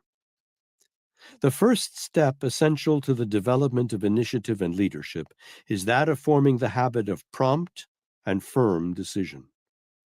The great leader must have a tremendous amount of the capacity for quick and prompt decision. The man who hesitates between vague notions of what he wants to do or should do generally ends by doing nothing. This is an age when initiative and leadership are in demand in practically every calling. Never in the history of the world have these qualities meant as much as they do today, for the reason that millions of people throughout the world are in an unsettled, undecided state of mind. In America, the doors are wide open to men who have the qualities of initiative and leadership in statesmanship, religion, industry, finance, transportation, merchandising, education, and in a score of other lines of endeavor. At the present time, there are few outstanding men in any of these great fields. There is a mistaken notion in the world to the effect that a man is paid for what he knows. This is only partly true, and like all other half-truths, it does more damage than out-and-out falsehood. The truth is, a man is paid not merely for that which he knows, but more particularly for what he does with what he knows, or that which he can get others to do. Not long ago, the author received a letter from a man who said, "I have a splendid education, and I could be a great success if someone would only show me what to do and how to do it." Successful men never wait for others to show them what to do or how to do it. They take the initiative themselves, appoint themselves to leadership, enlist the necessary assistance and capital, and forge ahead despite all opposition. Self-confidence is one of the essentials for success in leadership. One of the natural tendencies of human nature is that of willingness to follow the man with great self-confidence. No one wishes to follow a man who does not seem to be sure of himself. It was said of Napoleon that his soldiers would willingly follow him to their death because of his example of courage and self-confidence. A real leader is always persistent and never accepts temporary defeat as failure. The leader who changes his mind often soon loses the confidence of his followers. When a leader changes his mind often, he thereby puts his followers on notice that he is not sure of himself. And if he isn't sure of himself, how may he expect his followers to be sure of him? The real leader shows no partiality among his followers. If he has friends or relatives in his organization, he treats them exactly as he does the rest of the staff. A real leader not only has self-reliance and courage himself, but he imparts these qualities to his subordinates. When Mr. Cyrus H.K. Curtis placed a man in charge of one of his publications, he said to that man, "I am turning this property over to you to be managed and run just exactly as if you had the legal title to it. Make your own decisions, select your own help, create your own policy, lay out your own plans, and then accept the entire responsibility for its success.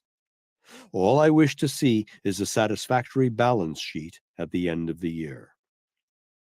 Mr. Curtis was one of the most successful publishers in the world. He was successful because he himself was a great leader, and his leadership was based primarily upon his understanding of the principle of relegating responsibility to others. He would not permit his subordinates to shift any responsibility back to him. In this way, he created efficient leaders. The President of the United States would get nowhere if he undertook to instruct all of his associates how to plan and conduct their campaigns. He places on their shoulders the responsibility of planning and carrying out the plans. The able business leader must do this. A man always does his best work when he feels that he is acting upon his own initiative and knows he must assume full responsibility for his actions. There can be no real leadership in any calling without assumption of responsibility. We all want to be leaders in one way or another. Most of us would like to have the authority and the pay that belongs to the man who tells other people what to do.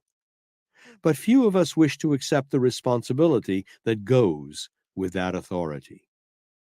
A real leader has no set hours of labor, for the reason that it is his business to carry out his plans no matter how many hours he may be called upon to devote to the task. The real leader makes due allowance for the ordinary weaknesses of his subordinates and lays his plans so he will be protected against these weaknesses. The real leader does not merely surround himself with a number of subordinates selected at random. He selects with care the right man for the special job, later shifting and changing men from one job to another whenever and wherever he finds he has made a mistake. The real leader has a keen imagination, and he induces action on the part of his followers by an appeal to their imaginations. He does not rely upon his authority or power over his men, nor does he try to instill fear in their hearts.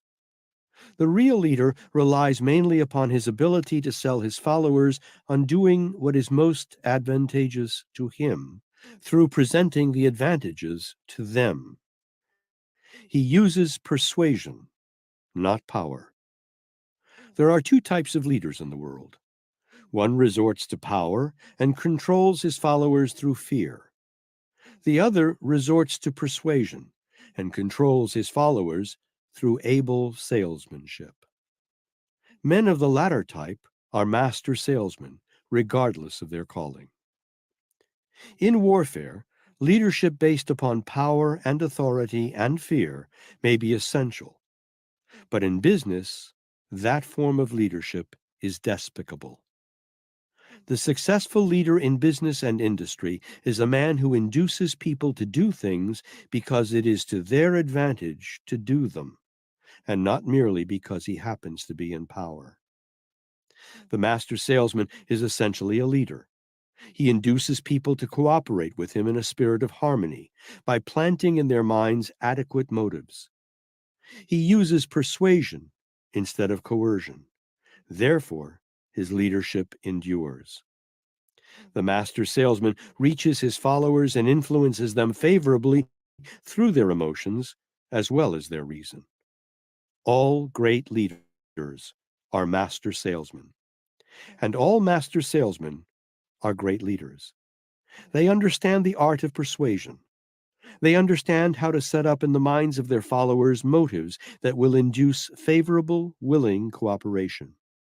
Master salesmen can sell anything they choose to sell because they have sufficient initiative to create markets. Moreover, they can sell one commodity, idea, plan, form of service, or motive just as easily as any other. Great leaders and master salesmen use the same philosophy. They sell their followers or patrons whatever they choose to sell by establishing a relationship of confidence. One of the greatest leaders who ever lived stated the secret of his leadership in 6 words as follows: kindness is more powerful than compulsion. Chapter 9: Qualifying the Prospective Buyer. In the actual process of selling, the first step is to qualify the prospective buyer. That is, the salesman should ascertain tactfully from the prospective buyer and from other sources if possible the following information that he will need in presenting his sales plan to the best advantage.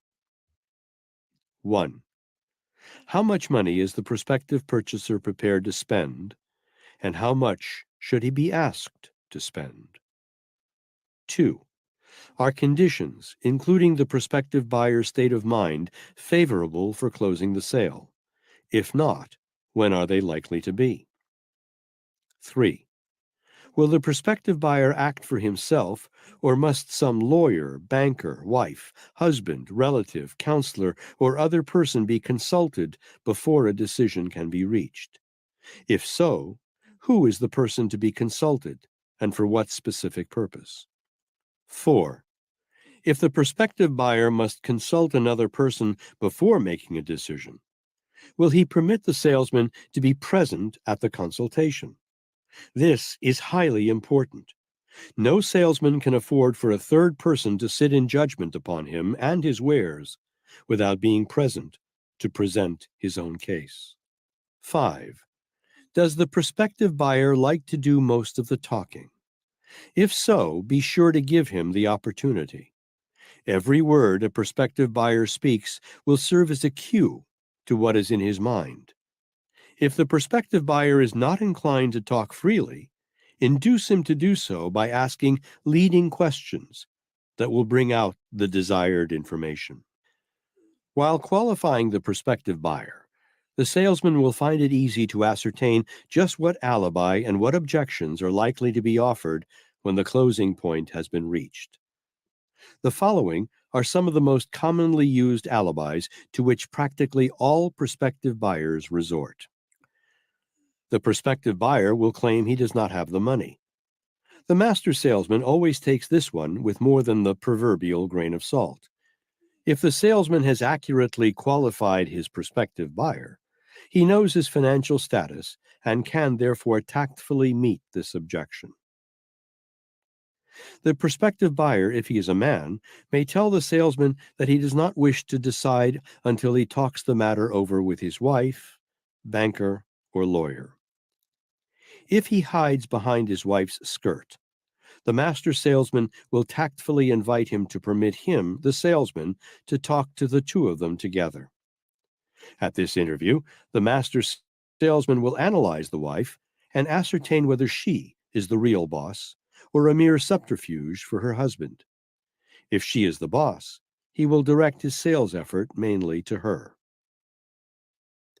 The prospective buyer may claim he does not wish to reach a decision until he has had time to think the matter over.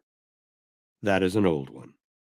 The master salesman knows about how much thinking the majority of people do about anything. However, he will use tact in such cases and will suggest ways and means by which he can assist his prospective buyer at his task of thinking. The master salesman permits his prospective buyers to believe they are doing their own thinking, but he takes care to see that they think with ideas and facts that he supplies. All of this process of qualifying the prospective buyer must precede the attempt to close the sale. Practically every sale that is lost after the sales presentation has been made occurs for one of two reasons. Namely, first, either the salesman has not properly neutralized the mind of his prospective buyer before making his sales presentation. Second, he has failed to qualify accurately the prospective buyer before trying to close the sale. The master salesman never tries to close a sale until he is absolutely sure that he has painted in the prospective buyer's mind a picture that has created a strong desire for his wares. The prospective buyer must be able to buy. This is a point on which no guessing should be done.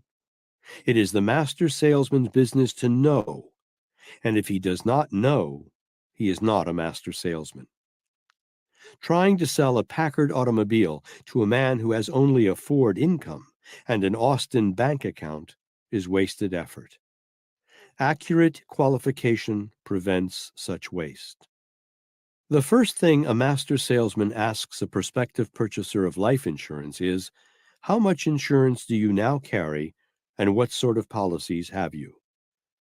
Armed with this information, which is easily acquired from the asking, and knowing the prospective buyer's approximate financial status, the life insurance salesman knows what policy to offer his client. The question method of qualifying prospective buyers. Master salesmen take the precaution of propounding an adequate supply of stock questions with which they acquire from their prospective purchasers such information as they need to qualify them accurately. Most men will answer any reasonable questions that are asked them. Care and thought in the preparation and asking of these questions will enable the salesman to arm himself with all the information he needs to close a sale. Moreover, the information will be authentic and reliable because the prospect will supply it. Let your prospect talk freely. When police officials arrest a man who is suspected of having committed a crime, they proceed immediately to induce the suspect to talk. Every word he utters, as well as his refusal to talk on certain points, places in the hands of the investigators facts from which they can easily make important deductions. Until the point of actual presentation of the sales plan has been reached, every master salesman is, in reality, an investigator. It is his business to get the facts, and the best method of getting them is to induce the prospective buyer to talk. Some who call themselves salesmen spoil their chances of making sales by opening their mouths and closing their eyes and ears. The most successful salesmen manage an interview in such a tactful fashion that the prospective buyer believes he is managing it. When the sale has been closed, the buyer believes he has made a purchase rather than having been sold anything. Stalking the prospective buyer. Master salesmen make it a part of their technique to contact prospective buyers in advance of the time when any selling effort is made, for the purpose of qualifying them in an unobtrusive manner. One of the most successful life insurance salesmen in America specializes in the sale of life insurance policies to men with whom he plays golf. He takes great care, however, never to refer to his profession, even briefly, on the golf course. Moreover, he never tries to talk life insurance to his prospective buyers until after he has played golf with them at least 3 times, and even then, he leads up to the subject through a series of cleverly prepared, tactful questions, through which he induces his prospective buyers to ask him about life insurance. He calls himself a life insurance counselor. It is his business, he tells prospective buyers, to go over their life insurance policies with them for the purpose of ascertaining whether they have the best form of insurance, the right amount, and so forth. Naturally, he chooses prospective buyers of insurance who carry large amounts of insurance and who therefore have many policies already in force.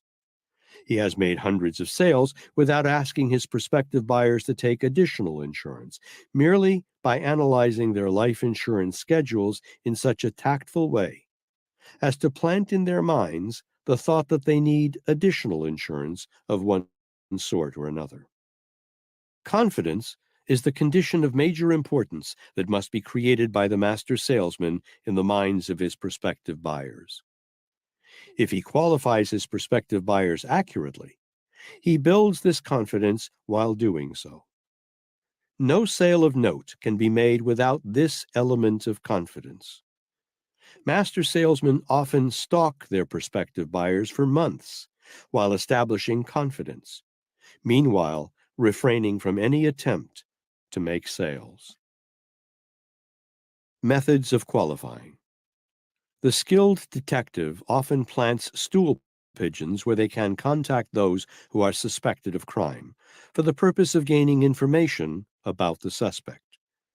Here again, the master salesman follows tactics similar to those used by criminologists, but the master salesman acts as his own stool pigeon and gets his information firsthand. The nature of his work makes stealth in acquiring information unnecessary. Sometimes, however, master salesmen use skilled investigators. They do not consider them to be stool pigeons. These men are used for the purpose of gathering information about prospective buyers that the salesmen themselves cannot acquire in person. This practice is common among salesmen who sell to public officials, where the personal habits of those who are empowered to do the buying is believed to be questionable. It is the master salesman's business, among other things, to know all about his prospective buyer. He must get the facts. Lobbyists, whose number in Washington is legion, often serve those who employ them more in the capacity of investigators than as salesmen. If they find anything in the private habits of a senator or congressman that will not bear the spotlight of publicity, the discovery becomes valuable to their employers. The same tactics are employed with reference to other government officials, whose cooperation sometimes is sought on the basis of coercion rather than persuasion. This form of qualification is most reprehensible. Moreover, it is accompanied by great hazards to the one who uses it. This method of securing information is mentioned not with the objective of recommending it, but for the purpose of showing how important it is for men who seek to persuade others to have facts upon which to plan their sales presentation. The salesman who is too indifferent or too lazy to supply himself with sufficient facts to enable him to qualify his prospective buyers deserves to fail, and he usually does. Any man is 9/10 beaten when his adversary gains possession of the motives by which he is most easily actuated and his major weaknesses, provided always that his adversary has the intelligence to use the information effectively. Master salesmen possess this intelligence. Moreover, they become master salesmen largely because of their ability to gather facts and to qualify accurately their prospective buyers. When police officials are called in to solve a murder mystery in which the motive for the murder is unknown, the first question they ask is, where is the woman in the case? Or they may seek to determine whether robbery was the motive. Unless the motive for the crime has been established, it is often difficult to apprehend the criminal and to convict him after he has been apprehended. These are facts from which the master salesman may profit.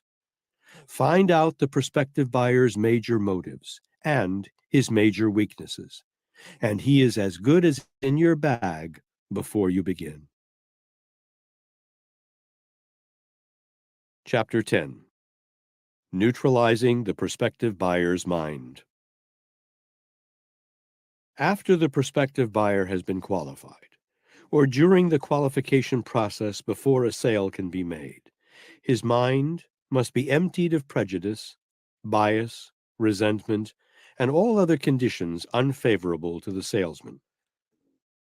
The prospective buyer's mind must be cultivated and prepared before the seed of desire can be successfully planted in it. A neutral or favorable mind of a prospective buyer should contemplate 1. Confidence. The buyer must have confidence in the salesman and in his wares. 2. Interest. The buyer must be reached through an appeal to his imagination and interest, aroused in the commodity offered for sale. 3. Motive. The buyer must have a logical motive for buying. The building of this motive is the salesman's most important task. No prospective buyer's mind has been neutralized and made favorable until these three conditions exist in his mind. The salesman's first duty is to create confidence in the mind of his prospective buyer. Obviously, this cannot be done by arousing any of the negative emotions. It can only be done by a careful analysis of 1. The buyer, 2. The buyer's business or calling, 3. The obstacles that may face the buyer in the successful conduct of his business. Nothing builds confidence more quickly than a keen, genuine interest in the buyer's business problems. The salesman's second duty, in preparing the mind of his prospect to receive favorably the seed of desire for his wares, is to arouse interest in those wares in the mind of the prospect. This may require the application of one or all of the qualities the master salesman must develop, described in a preceding chapter. To arouse interest in his wares, the salesman will at least find it necessary to use imagination, faith, enthusiasm, knowledge of his merchandise, persistence, and showmanship. A neutral mind will be of no advantage to the salesman who lacks the ability to plant in that mind the seed of desire for his merchandise. That seed cannot be planted without interest upon the part of the prospective buyer. The salesman's third duty is to create an appropriate motive to induce the prospective buyer to purchase his wares. This will necessitate his having full and complete knowledge of the prospective buyer and his business or calling. Failure to neutralize the mind of the prospective buyer is one of the 5 major weaknesses of the majority of unsuccessful salesmen. There can be no fixed rule to be followed in neutralizing the minds of prospective buyers, as each individual case offers conditions peculiar unto itself, and each case must be handled on its own merits. The salesman with imagination will not be slow to recognize the most appropriate methods of approach in neutralizing the minds of his prospective buyers. Some of the methods that have been used successfully for sales preparation or neutralization purposes are as follows. 1. Social contacts through clubs. It has been said that more business is done on the golf courses of America than is done in business offices. Certainly every super salesman knows the value of club contacts. 2. Church affiliations. Here, one may make acquaintance without the usual formalities, under circumstances that tend to establish confidence. 3. Lodge and union affiliations. In many lines of selling, the salesman will find it highly helpful to establish contacts through lodges and trade unions, where men naturally let down the bars of formality. 4. Personal courtesies. Dinner engagements offer favorable opportunity to break down the resistance of formalities and to establish confidence, a condition precedent to neutrality of mind. 5. Personal service. Under some conditions, salesmen are in a position to render valuable service and to supply helpful information to those with whom they intend to do business subsequently. 6.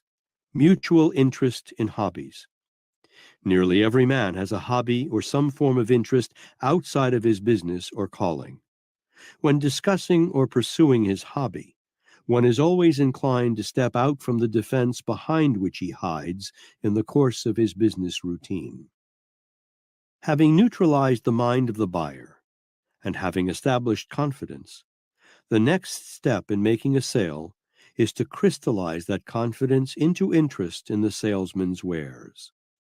Here, the salesman must build his entire sales presentation around a central motive that is appropriate and best suited to the business and financial status of his prospective buyer.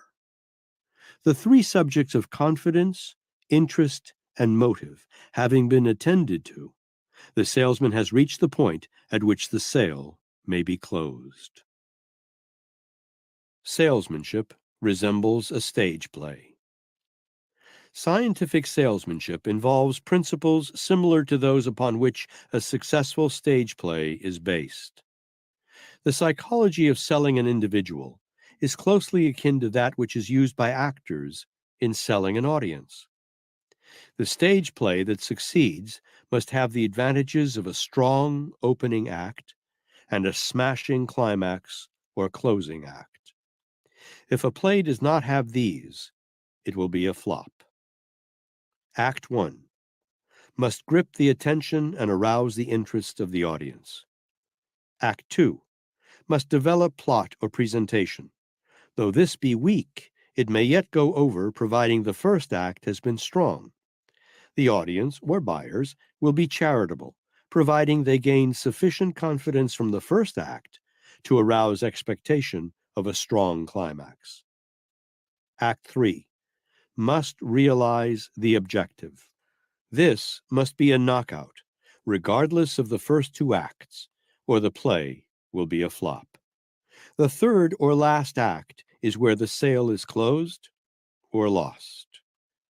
The approach in selling must be strong enough to establish confidence and arouse interest in the salesman and his wares. If he falls down in this first act, he will experience difficulty, if not impossibility, in making a sale. The sales presentation may be weak at many places in the middle, without fatality to the sale, providing the opening and the close are strong and impelling. The art of scientific salesmanship may be described as a three-act drama consisting of Act 1, interest. This must be created by neutralizing the mind of the prospective buyer and establishing confidence. Act 2, desire. Desire must be developed through the proper presentation of motive. Act 3, action. Action, or the close, can be induced only by the proper presentation of the two preceding acts. It is hardly necessary to suggest that the director, salesman, who presents successfully the three-act drama of selling must possess and use imagination. The imagination is the workshop of the mind, in which is fashioned every idea, plan, and mental picture with which the salesman creates desire in the mind of his prospective buyer. Salesmen whose imaginations are deficient resemble a ship without a rudder. They go round and round in circles and finish where they started without making a favorable impression. Words alone will not sell. Words woven into combinations of thought that create desire will sell. Some salesmen never learn the difference between rapid-fire conversation that does not end soon enough and carefully painted word pictures that fire the imagination of the prospective buyer. The sole object of neutralizing the mind of prospective buyers is, of course, to establish confidence. Where confidence has not been first built in the mind of the prospect, no sale can be made. The 10 major factors on which confidence is built. By careful observation of thousands of salespeople from whom I have learned all that I know about selling, I discovered that 10 major factors enter into the development of confidence. They are: 1.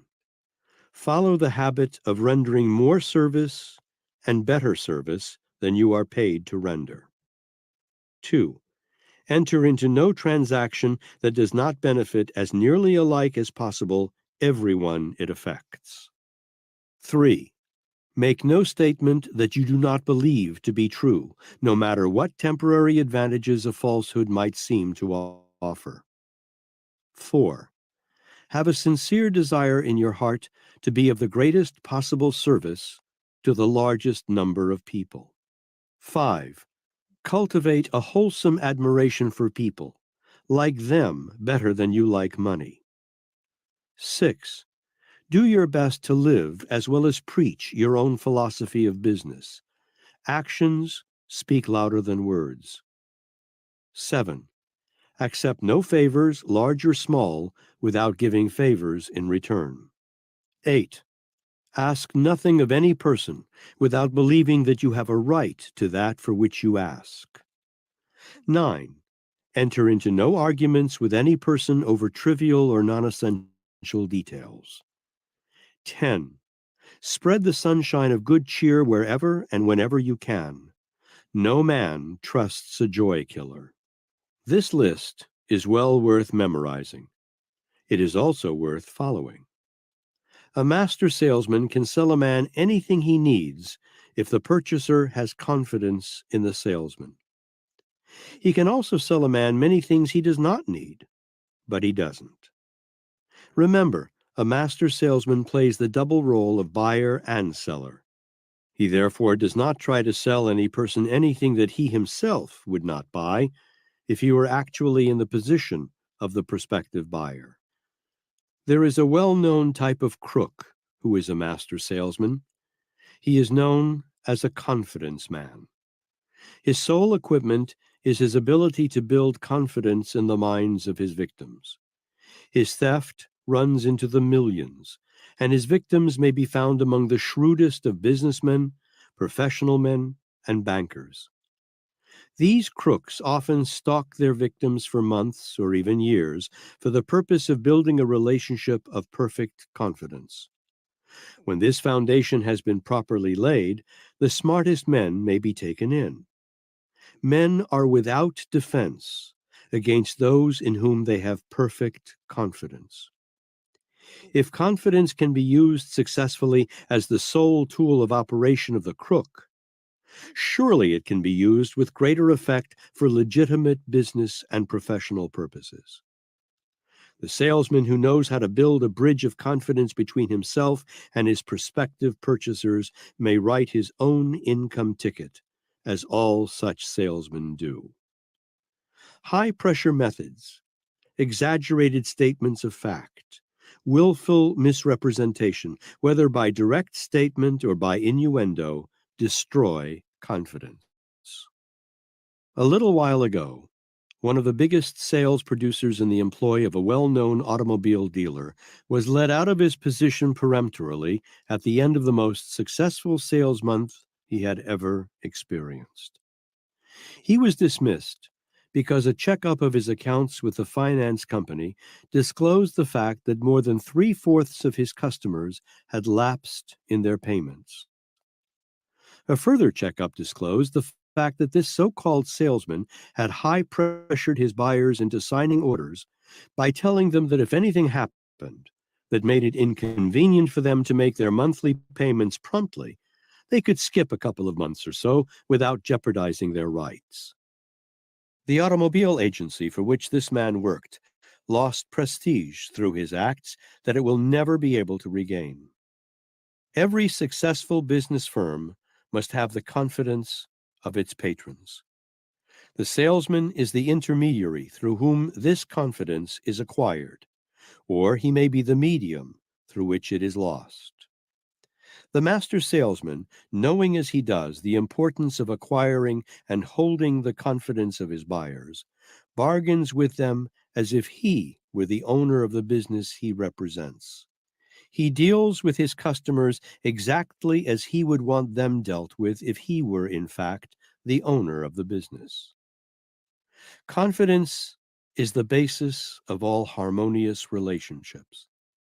The salesman who overlooks this fact is unfortunate. He can never become a master salesman. This means that he limits his earning capacity and circumscribes his possibilities of advancement. In the city of Chicago, a master salesman conducts a chain of men's hat stores. Some 20 years ago, when these stores were first brought to my attention, they specialized in $2 hats.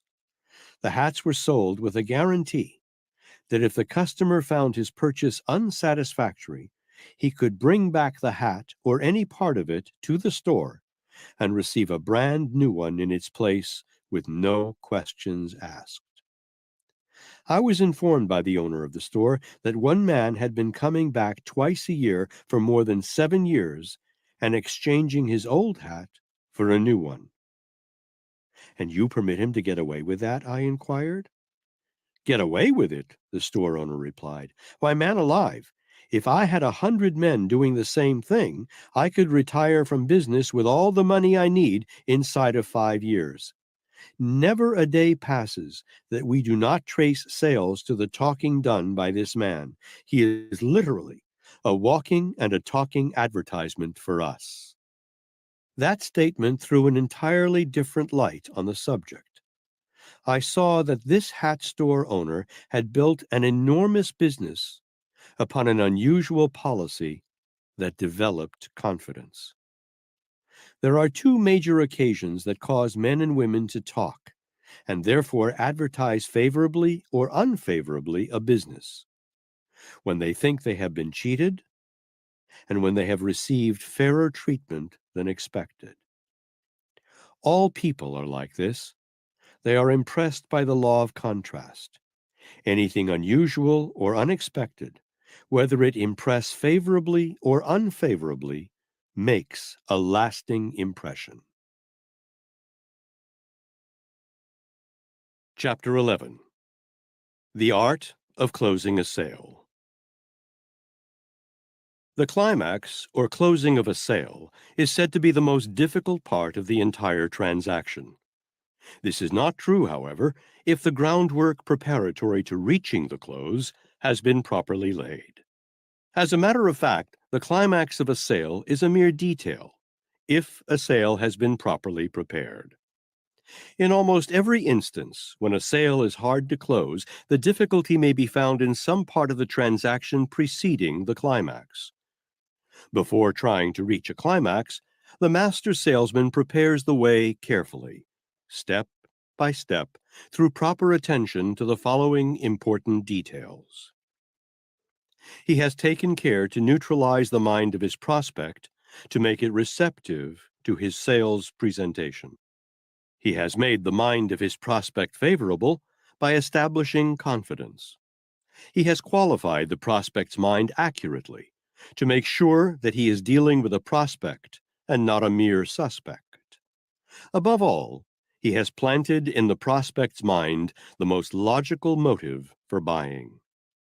He has tested the prospect during his sales presentation and has made sure that the prospect followed his presentation with keen interest.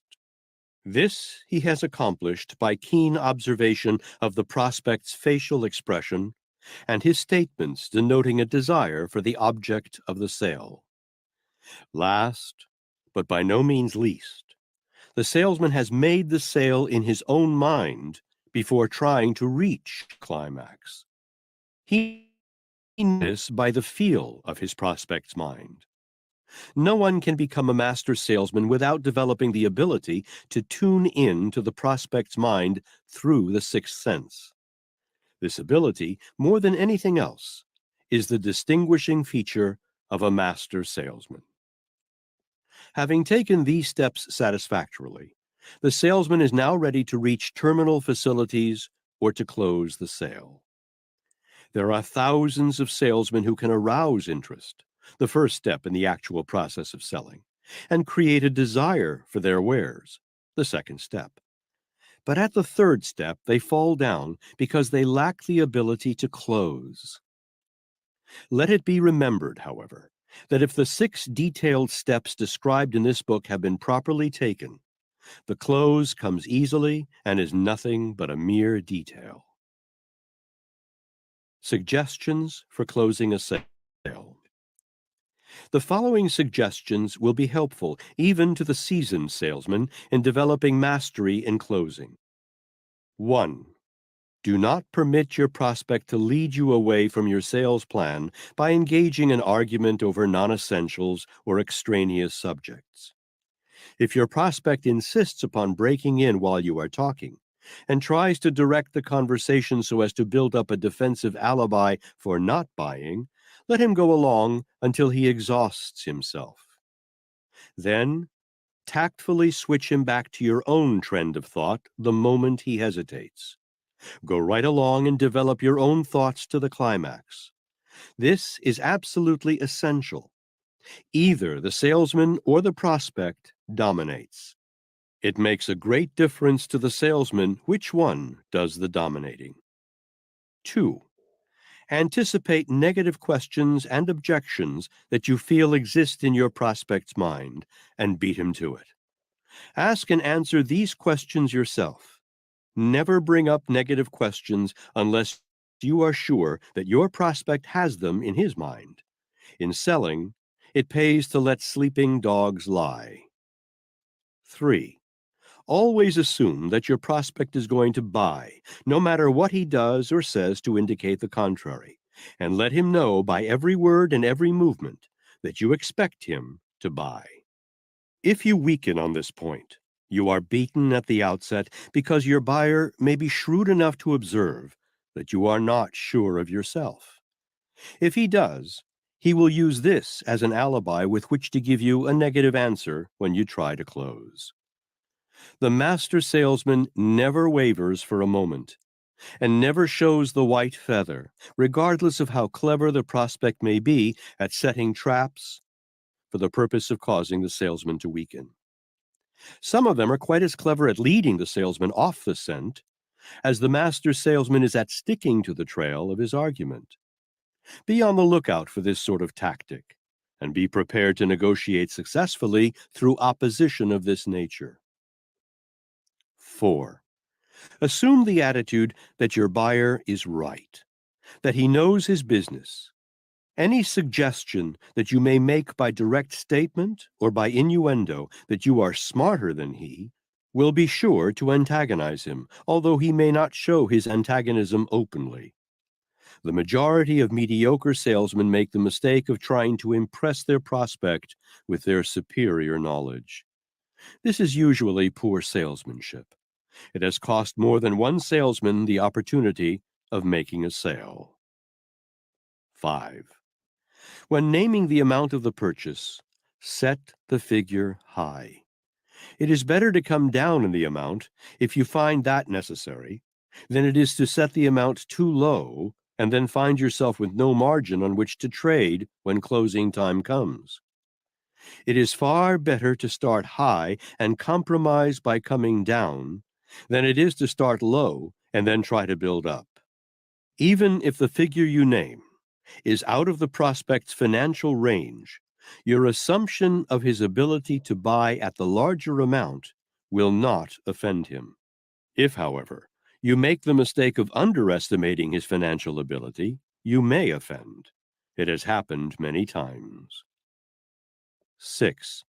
Use the question method to induce your prospect to commit himself on vital points out of which you intend to build your sales presentation.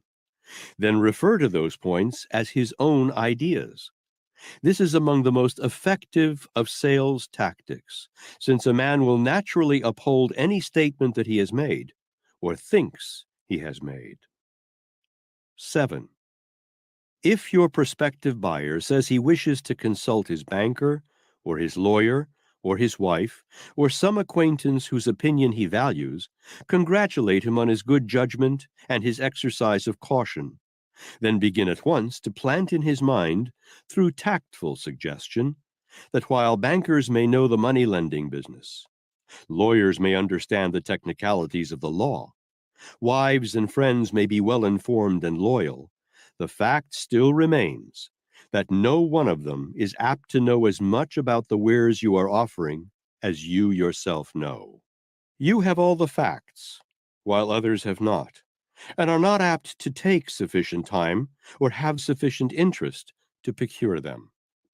Moreover, plant the thought in the prospect's mind that, after all, he knows his own mind and his own business better than any other person. 8. Avoid permitting your prospect to think the matter over unless he has a very logical reason for the delay. When he springs that sort of alibi, pin him down and help him do the necessary thinking right then and there. Remember, an ounce of persistence at this point is worth a ton of cure afterward. The truth is, most sales that are lost could have been saved had the salesman been persistent for a few minutes longer. When is the psychological moment in closing? Much has been said about closing sales at the psychological moment, but experience has proved that the majority of salesmen do not know what the psychological moment is.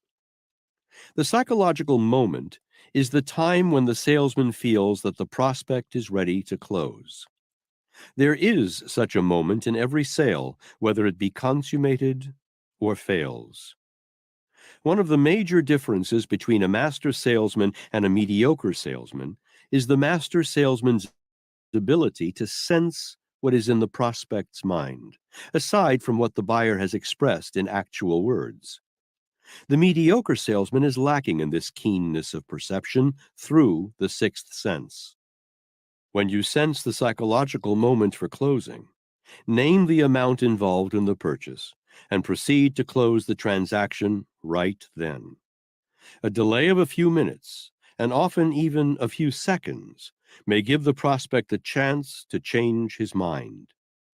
If you find, when you try to close your sale, that you have misjudged the psychological moment, go back over your sales presentation again, bringing in new closing arguments that you have saved for just such an emergency.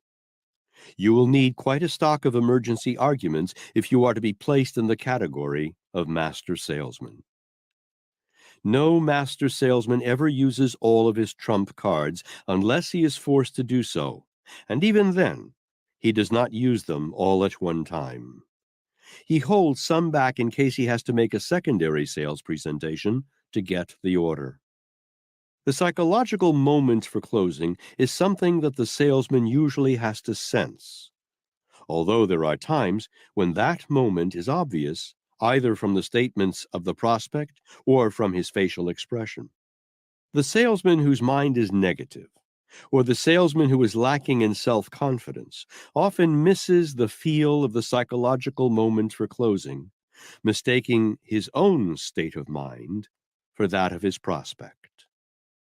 On the other hand, this principle works in another way that is very advantageous to the salesman. The prospective buyer often mistakes the salesman's positive mind, self-confidence, and assurance of a willingness to buy for his own, and acts accordingly if the salesman insists upon closing the sale. If a salesman can transmit a negative thought to his prospective buyer, which he most assuredly can and does if he is not a master salesman, he can also transmit a positive thought, wherein may be found the real reason that the salesman should always assume an attitude both in manner and thought of belief that a sale will be consummated. Eagerness to close a sale hurriedly, if observed by the prospective buyer, is generally fatal, for the reason that eagerness to close is always accompanied by lack of confidence on the part of the salesman, who transmits the thought to the mind of his prospect, if in fact he has not already disclosed his state of mind by his words and facial expression. If the prospect gets the impression, no matter how he gets it, that the salesman is eager to make a sale because he, the salesman, needs the profit that is to be made on the sale, the chance of making the sale is usually spoiled. A salesman who carries an air of prosperity and nonchalance, which reflects itself in his personal appearance and in the tone of his voice, is usually a successful closer. The reason is obvious. A master salesman seldom asks the prospect if he is ready to close. He goes right ahead and, at the psychological moment, makes out the order, conducting himself in every way as if the question of the sale were settled. Asking the prospect if he is ready to close is the equivalent of expressing doubt that he is. But making out the order and handing it to the prospective buyer leaves no doubt as to the salesman's state of mind on this subject. The buyer usually acts favorably upon such a positive suggestion, provided, of course, that the sales presentation has been properly made and the desire to buy has been planted in the prospect's mind. Remember always that the place for a salesman to close a sale is first of all in his own mind. The whole world stands aside and makes room for the man who knows exactly what he wants and has made up his mind to have just that. Let a man hesitate, and by that hesitation express lack of confidence, and the crowd will walk all over his toes.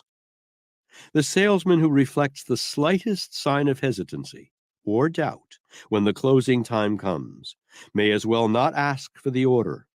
He is almost sure to meet with a refusal. This is the way men's minds work. It is important that one be able to realize where a sale potentially exists and follow to successful conclusion situations that might not have been obviously declaring, "Here is a sale." Ray Cunliffe, the Baltimore distributor of the Cadillac automobile, told me of a typical case of a salesman who unwittingly tried to register a no sale that almost cost him the commissions on 3 expensive automobiles. The incident took place in the New York sales room of the old Locomobile Company. Late one afternoon, just before closing time, the 5 o'clock variety, a rather sportily dressed man walked into the sales room and told the floor man that he was interested in a Locomobile. 3 new cars were standing on the floor. The man balanced himself on his cane and looked at all 3 cars for a few minutes, then asked the price. In a very indifferent attitude, the floor man told him, but made no effort to give his prospective buyer the works. The price of the cars, as I recall it, was $12,000 each. The sportily dressed gentleman stood and looked at the cars a minute or two.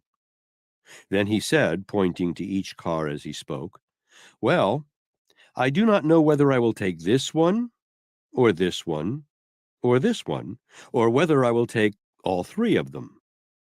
That settled the matter. The man was a Broadway crank. Moreover, the salesman had a dinner appointment and was in a hurry to get away. Luckily, before his no-sale mental attitude had had time to register in the prospect's mind, the man said, "I see you're anxious to get away, so I guess I will take this car," pointing to the one that stood in the middle of the floor. "All right," the salesman replied, "I will get you to fill out an order." "Oh, never mind about an order blank," the prospective buyer answered. "I will just give you my check for the car, and you can send it out to my home tomorrow."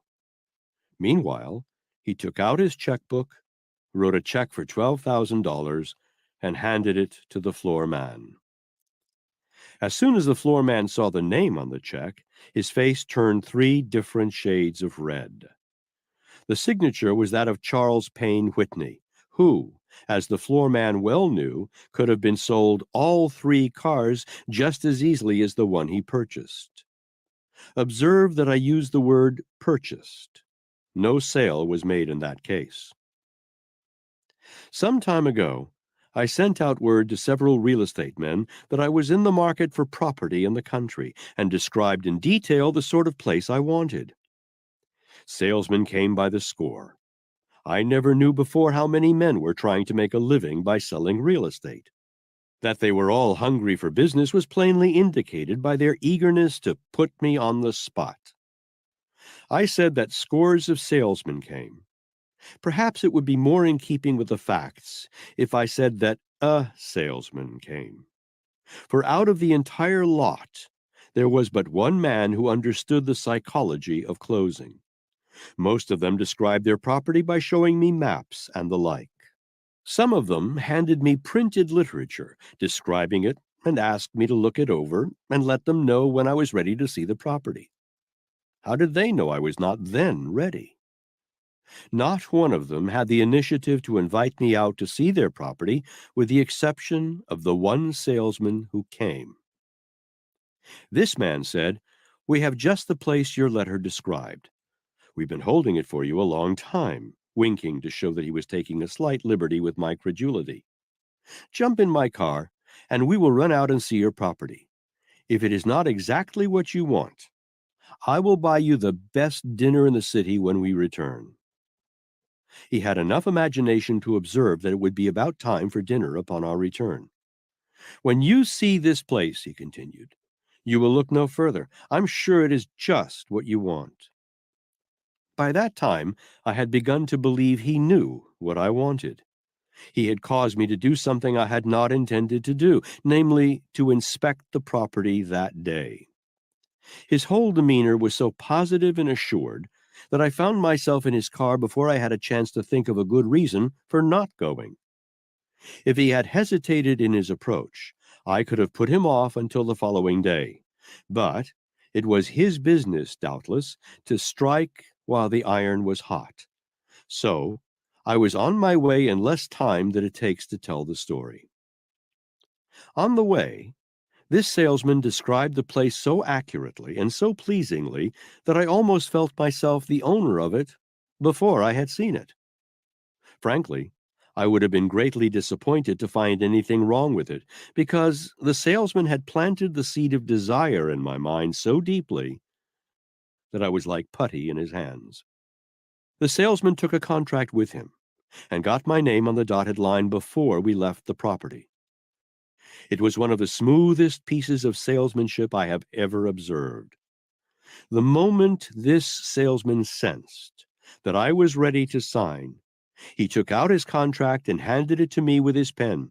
Seeing that I had nothing on which to rest the contract while signing, he rushed to his car and pulled out a briefcase, saying, "Here, use this for a table, General." Now, I'm not a general, but the title was slipped to me so unobtrusively that I did not resent it, and I signed. This salesman handed me no literature to read over. He handed me the property instead. Master salesmen always do something like that. It is one of their peculiarities. Some of the other salesmen are still sending me printed literature through the mail. I got some big shoes for a big buck, like I can't lose. Look, I be going up these days. That mean I move through this maze like the Matrix, just like some latex. I be protecting. Of course they showing me love after neglecting. Confidence turned to common sense, and the common sense be kinda lit. It bringing compliments every season. We don't stop until your heartbeat drop. Come on, like when the ball drop at New Year's Eve. I got some big shoes, my balls dropped at 13. They try and cut me down cause I be shining like Christmas tree. I always been a star, maybe I gotta be. And I don't go too hard unless I got to. Like Tupac too, I keep a fine boo. And yeah, she talk smooth, cause she my little dog, she my best friend. And I got big shoes, this ain't no size 10. The way I'm rocking it, the way I'm walking in, the way I'm walking in. She my little dog, she my best friend, and I got big shoes, this ain't no size 10. The way I'm rocking it, the way I'm walking in, the way I'm walking in. I be blocking them when I see that they copying and pasting. Shit the DM, I ain't respond, so they erase it. Boy, move at your own damn pace, nigga, just face it. Cause you be in my ear all day, talking that basic. My boo bought me big ass shoes, and I don't lace them. How could I replace her? I mean, she do so much for me. I be hugging the beat, I be loving the beat. She be chopping to me. I said, damn, I'm gon' high walk across the street. And afterwards, she be running and jumping on me. Cause she my little dog, she my best friend. And I got big shoes, this ain't no size 10. The way I'm rocking, the way I'm walking in, the way I'm walking in.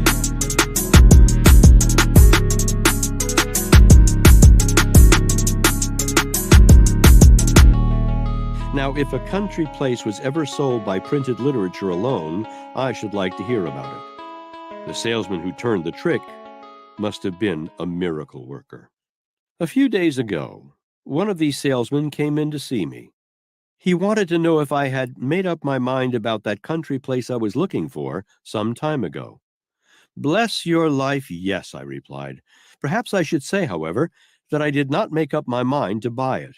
A very able salesman made it up for me the same day that you first came to see me and made the sale that very day. That's too bad, the salesman exclaimed. No, I replied.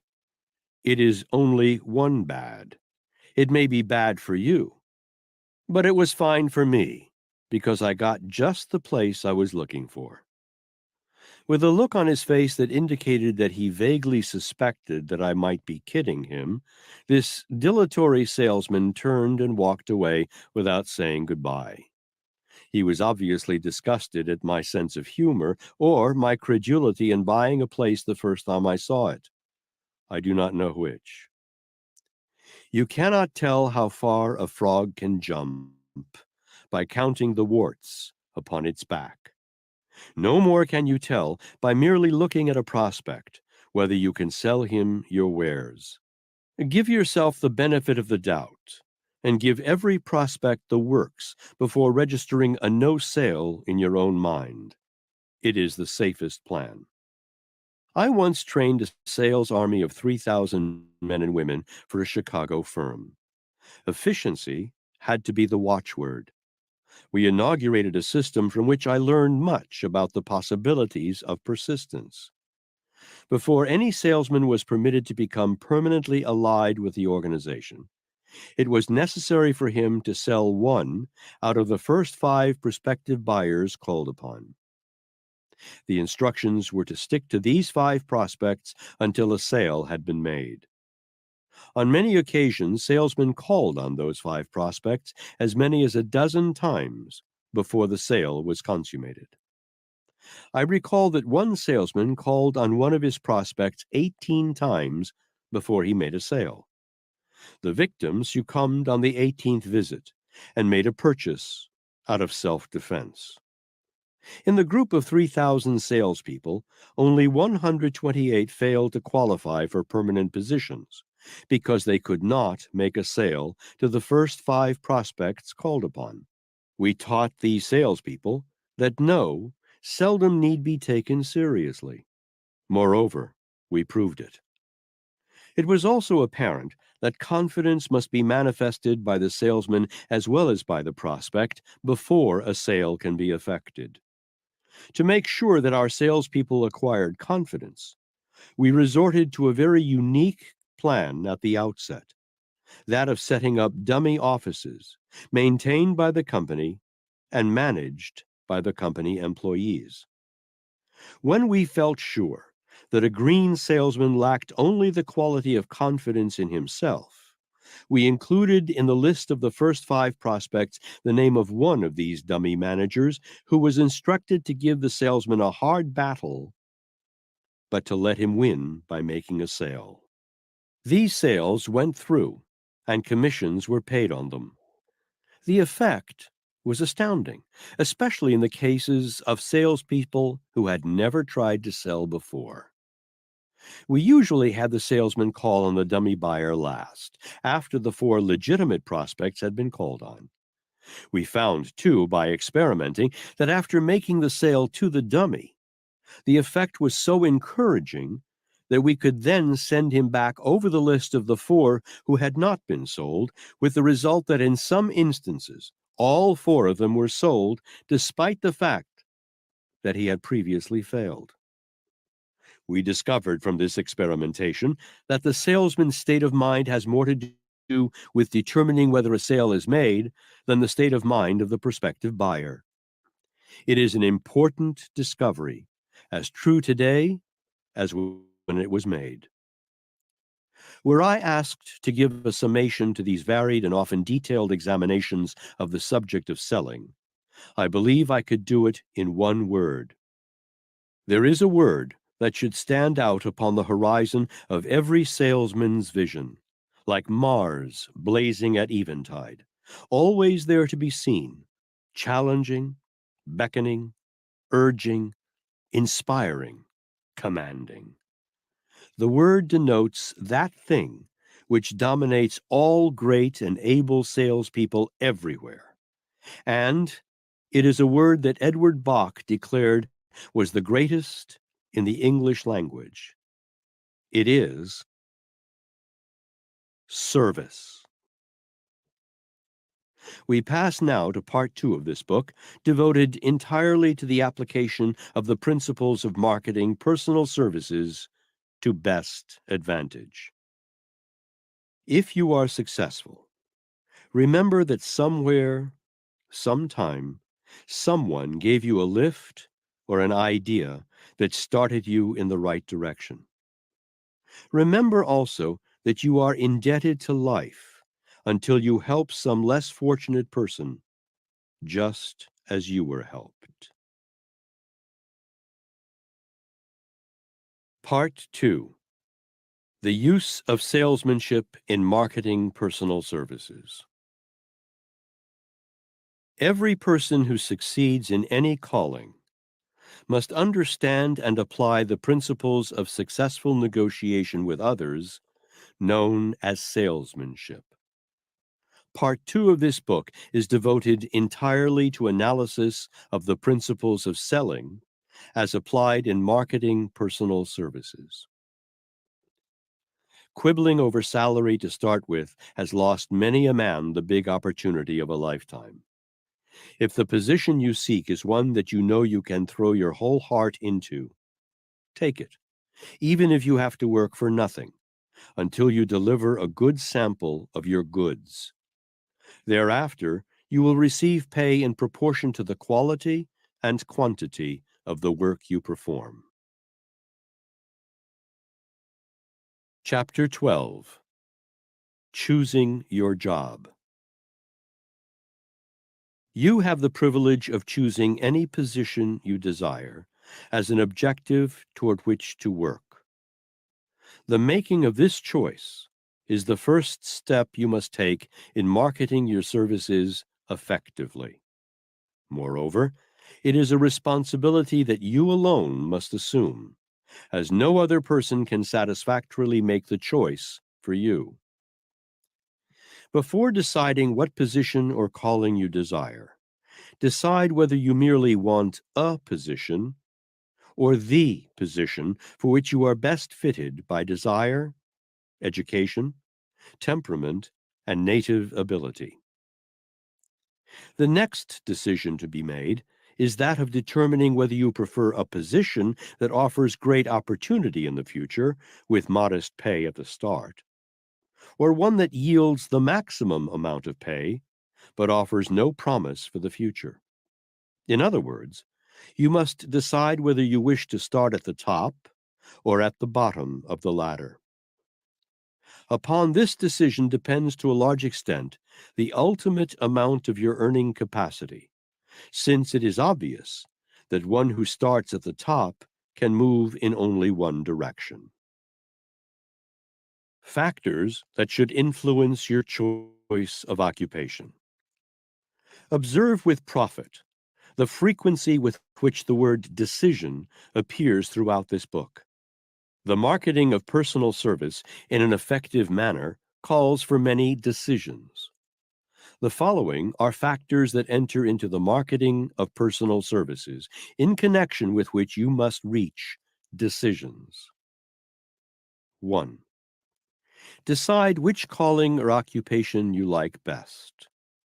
Careful analysis of many thousands of men and women has shown that one experiences the greatest and most enduring success when engaged in the work that one likes best. When one enters into that sort of work, it is with enthusiasm and zeal akin to that employed when playing a game. No person should voluntarily choose an occupation into which he does not feel he can throw his whole heart and soul. 2. Decide what type of employer you prefer. It is just as important for you to choose your employer with care as it is for the employer to choose his employees with care. In your choice of an employer, pick one in whom you have confidence and from whose example of conduct you may benefit. Choose one from whom you may gather useful knowledge connected with the occupation of your choice. Your employer should become, as he will in fact, your teacher. Be sure that the teacher is capable. 3. Decide the amount of money you intend to make your position yield year by year for the first 5 years. Then, proceed to render service that will justify the amounts upon which you have decided. Remember that the amount of your annual earnings is the equivalent of 6% of the capital value of your brains. For example, if your income is $6,000 a year, you have in your brain capital the equivalent of $100,000. Regard this capital as something that must be kept at work efficiently if you are to collect the income. 4. Decide, and this decision is most important, exactly the quality and the quantity of service you intend to deliver in return for the income you expect to demand, and deliver at least that, no less. The majority of people devote more time to thinking about the money they want or need than they do to creating ways and means of earning that amount through an equivalent of service. 5. Decide to what extent you are handicapped by the major causes of failure and select an occupation that will be conducive to the elimination of that handicap. These major causes are explained in the author's book, Think and Grow Rich. These 5 decisions must be made before you are ready to create a plan for marketing your services. They constitute 5 of the most important decisions you will ever be called upon to make. Reach them promptly, but with due thought and deliberation, because your whole future depends upon the sort of decisions you make. If you are just starting out in search of your first position, it will be permissible for you to accept temporary employment such as you may need for living expenses until you have had time to gather the information required to make these 5 decisions intelligently. Do not make the mistake of permitting your temporary employment to become your life work because of indifference or habit. 98% of the people of the world may be considered failures from the viewpoint of earnings and occupation. Also, 98% of the people holding positions have drifted into them and remained there because they lacked the power of decision to choose more suitable positions. One of the most pathetic sights I have ever witnessed is that of a man who has committed himself to the wearisome treadmill of toil for his entire lifetime, where he must spend 6 days out of every 7 at labor that he does not like. Such a man is in prison, to which he has sentenced himself for a term approximating 6/7 of his life. Moreover, he is no less a prisoner than the man who is behind bars, the only difference being that he has a slightly wider scope of freedom 1 day out of every 7. Performing labor that one does not like is one of the great tragedies of civilization. Stating the case conversely, voluntary choice of an occupation that one does like, and into which one may throw himself wholeheartedly, requires greater willpower and more force of character than the average person is disposed to exercise. Observe with significance that I did not say more force of character than the average person possesses. Possession of personal power and use of it are two different things. The reason one should choose an occupation that one likes is obvious. Service rendered in connection with an occupation that one enjoys is never burdensome toil, because it is a form of labor that one enjoys. You get tired not from overwork, but from lack of interest in what you are doing. Here is an appropriate place at which to reply to the person who asks, "How can I avoid engaging in labor that I do not like?" The answer is, you can avoid it by firmly deciding you will not become a prisoner for life in a prison of your own making. Or, if you find yourself temporarily in such a prison because of the necessity of living, you can release yourself by deciding that you are going to select another occupation, and then follow that decision with action in harmony with the instructions described in this book. The book was written with the primary idea of serving as a key by which men and women may release themselves from prisons of labor that they do not like. It will serve as such a key for all who follow it. We are all creatures of habit. We are where we are and what we are because of the habits of which we have become the victims, voluntarily or involuntarily. We are victims of the habits of thought and the habits of action. We can change our station in life, and this is the only way we can change it, by changing our habits. You might as well know here and now that you cannot hope to market your personal services more advantageously without changing your present habits. If your habits were constructive, there would be neither the desire nor the necessity for you to concern yourself about marketing your personal services differently. Something for nothing. Life has no bargain counters. Everything has a price that must be paid in one form or another. No man is smart enough to cheat life. It has been tried by the smartest of men without success. The price of success in marketing personal services is measured in a great variety of terms and equivalents, all of which have been plainly described in this book. Familiarize yourself with these price tags and decide if you are willing to pay the price. If you are reading this book in the hope that it may explain some plan of hocus pocus by which you may sell your services for more than they are worth, lay the book down right now. On the other hand, if you want money in greater quantities than you are now receiving, and are prepared to give in return an equivalent of service, this book will guide you safely over the pitfalls and mistakes that even the most sincere sometimes make. This is an age when the predominating tendency of man is to get without giving. That tendency toward avarice and greed is in the very air, and you will become the victim of it by the example of others around you if you do not watch yourself. I am trying to emphasize this for the benefit of young people who have not yet become the victims of this mad desire for something for nothing.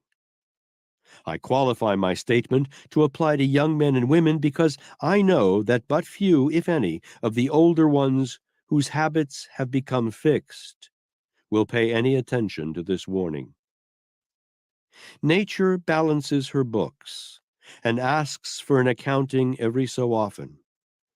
When the accounting time comes, as it always does, those who have been lucky enough to acquire temporary possession of something for which they have not paid full value are forced to disgorge. This rule applies to the delivery of personal services, just as to all other transactions.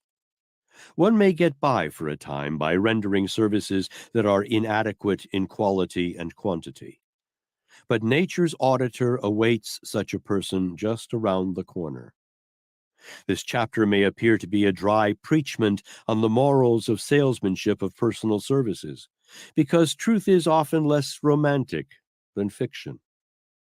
To all who so consider this chapter, I would offer the suggestion that it conforms perfectly to the rules of conduct that have been followed consciously or unconsciously by every man who has accumulated and kept a great fortune. The lives of all successful people are controlled and guided by rules of conduct that are exacting and often devoid of romance. Before leaving this chapter, make one more decision. Would you prefer instructions that are sound and helpful, but free from fiction, or those that are optimistic, fictional, romantic, and unsound? This book was not written with the purpose of describing how easy it is to receive big money by rendering inadequate service, but for the purpose of describing definite ways of earning money by rendering its equivalent in satisfactory service. I am by nature an optimist. I would not rob labor of its romance if I could do so. To me, there is nothing more romantic in life than a man and a job that are suited to one another. Happiness is the ultimate height toward which every human being is striving. If life offers anything that will bring more happiness than the privilege of rendering useful service one enjoys, I do not know what it is. Millions of people are out of employment, and other millions realize from their labor barely enough for existence. Out of this experience have come many helpful lessons. Among them, the sure knowledge that there is one thing worse than being forced to labor. It is being forced not to labor. No man can be happy without some form of occupation. Many have tried to find happiness in idleness. They have failed. Enduring happiness comes through serving. All other forms of happiness are transitory and delusive. Happiness comes from aspiring, not from acquiring. No man can be happy in whose heart there is not the hope of achievement yet unattained. Men who have millions of dollars in wealth find no happiness in wealth. If they are happy, the happiness comes from aiming, hoping, creating, and building plans for future achievement. I know of no exception to this rule, despite the fact that I have a personal acquaintance with scores of men of great wealth. I am trying, as you may have observed, not merely to show you how to market your personal services effectively, but how to find happiness through your efforts as well. Chapter 13. Selecting a definite major aim as your life work. Singleness of purpose is a quality without which no one may attain outstanding success. This is an age of specialization. It is also an age of keen competition that does not favor the person who cannot excel in some specific occupation. The 5 fundamental steps to success. There are 5 fundamental steps that must be taken by all who succeed. They are: 1. Choice of a definite goal to be attained. 2. Development of sufficient power to attain one's goal. 3. Perfection of a practical plan for attaining one's goal. 4. Accumulation of specialized knowledge necessary for the attainment of one's goal. 5. Persistence in carrying out the plan. Every successful person follows in one form or another this 5-step program. Some follow it unconsciously or by accident, while others follow it with a definite purpose and by design. Some of the advantages of a definite aim. Working with definiteness of power toward a single goal has many advantages, among them the following. First, singleness of purpose forces one to specialize, and specialization tends toward perfection. Second, a definite goal permits one to develop the capacity to reach decisions quickly and firmly. Third, definiteness of purpose enables one to master the habit of procrastination. Fourth, definiteness of purpose saves the time and energy one would otherwise waste, while wavering between two or more possible courses of action. Fifth, a definite purpose serves as a roadmap that charts the direct route to the end of one's journey. Sixth, definiteness of purpose fixes one's habits so that they are taken over by the subconscious mind and used as a motivating force involuntarily in driving toward one's goal. Seventh, definiteness of purpose develops self-confidence and attracts the confidence of other people. The disadvantages that follow and blast the lives of those who have no clearly defined purpose are as thick and numberless as the gay motes which people the sunbeams. The purposeless lives and wrecked fortunes of a tragic host along the colorless shores of every sea whereon human endeavor has been launched speak of millions without objective who have held to no fixed goal. Drifting people are like rudderless ships, and all the voyages of their lives are bound in shallows and miseries. Every cluttered tenement bears tragic evidence of this truth. Weak, pale, and undernourished children who have never stood straight-limbed and fair in God's sunshine convince us of this truth. Women, pinched of face, poorly clad with worried eyes, who have not time to look up from their dismal drudgery, mutely tell us of husbands without purpose. Restless and scowling men are they who have not one great goal. Truth, naked and undeniable, points an accusing finger at the shambles of human figures who know not where they go, nor why. The North Star was not more fixed in the heavens than Caesar in his purpose.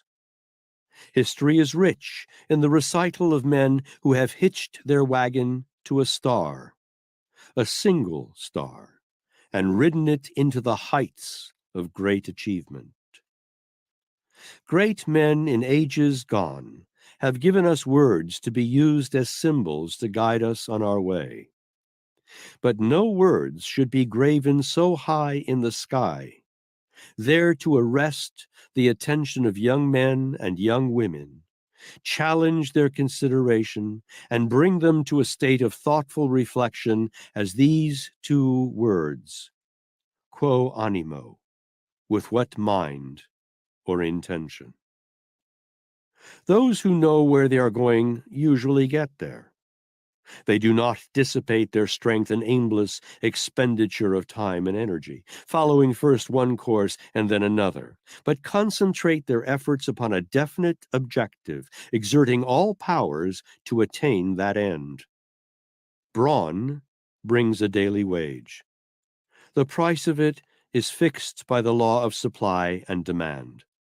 General services rendered by one who has not specialized brings but little more than brawn.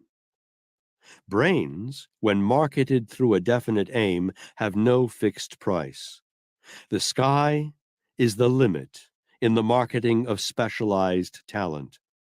These are statements of obvious fact, yet 98 out of every 100 people fail all through life because they do not follow the principle of working with definiteness of purpose.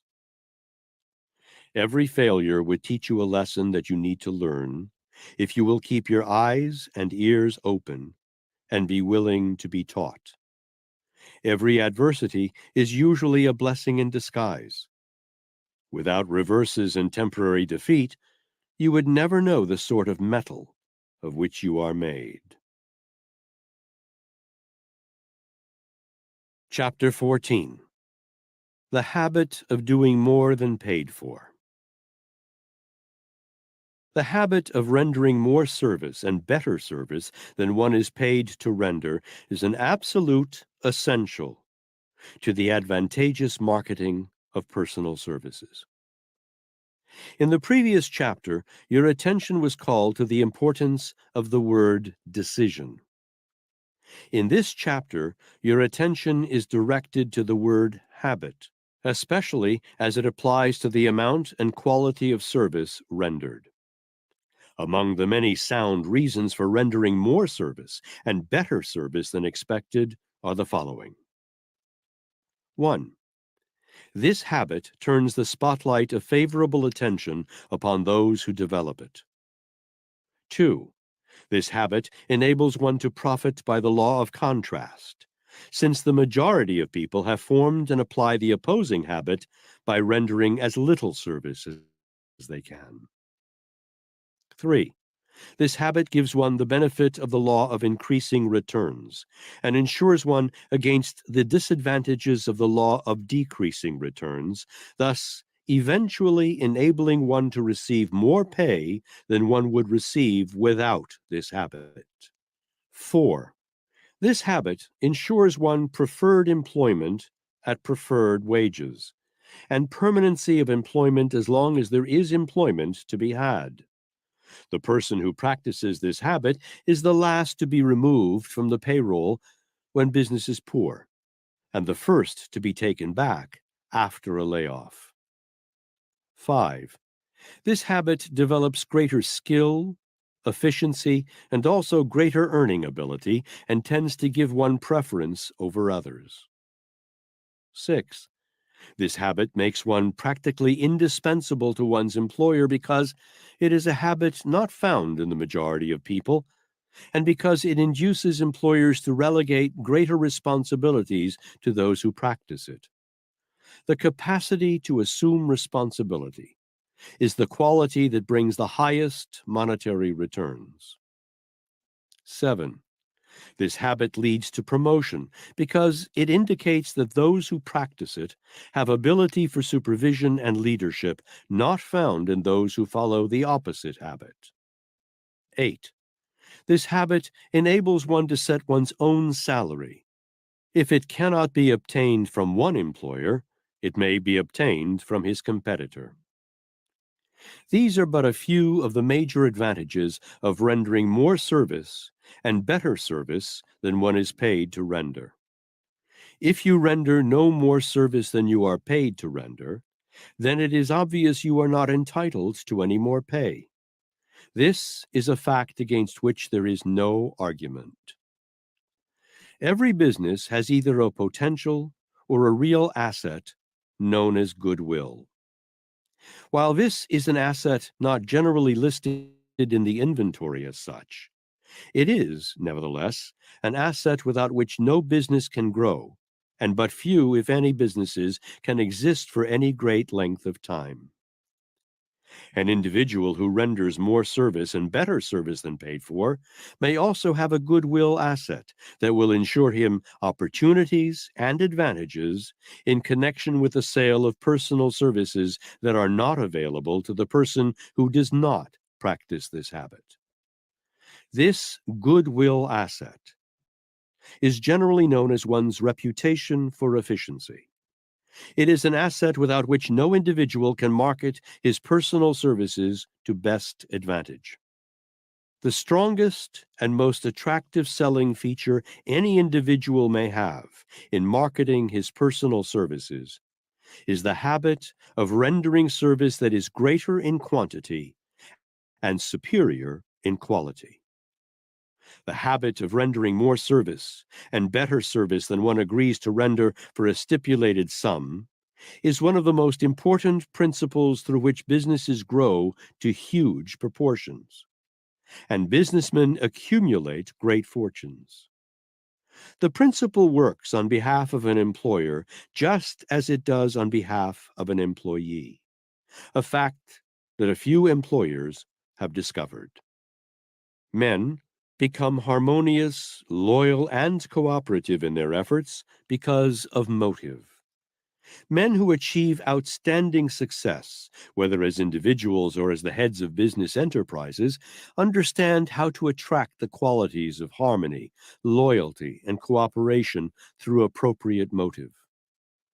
Every individual who works for a salary naturally wants more money and a better position.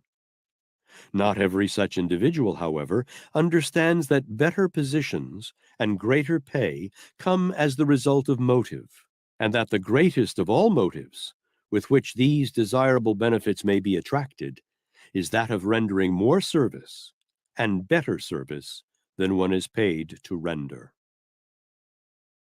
Your greatest opportunity may be right where you are.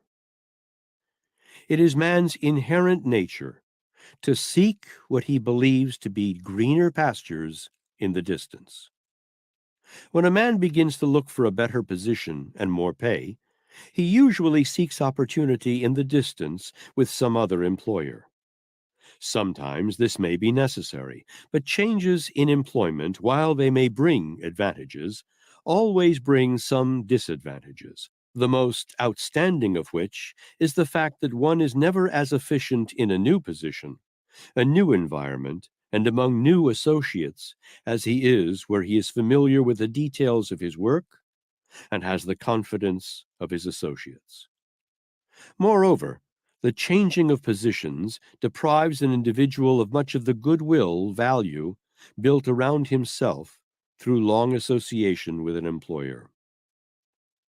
Before deciding to change employers, be sure that you have exhausted the possibilities of your present position. Take inventory of your job and ascertain in what ways you can make yourself more valuable to your employer.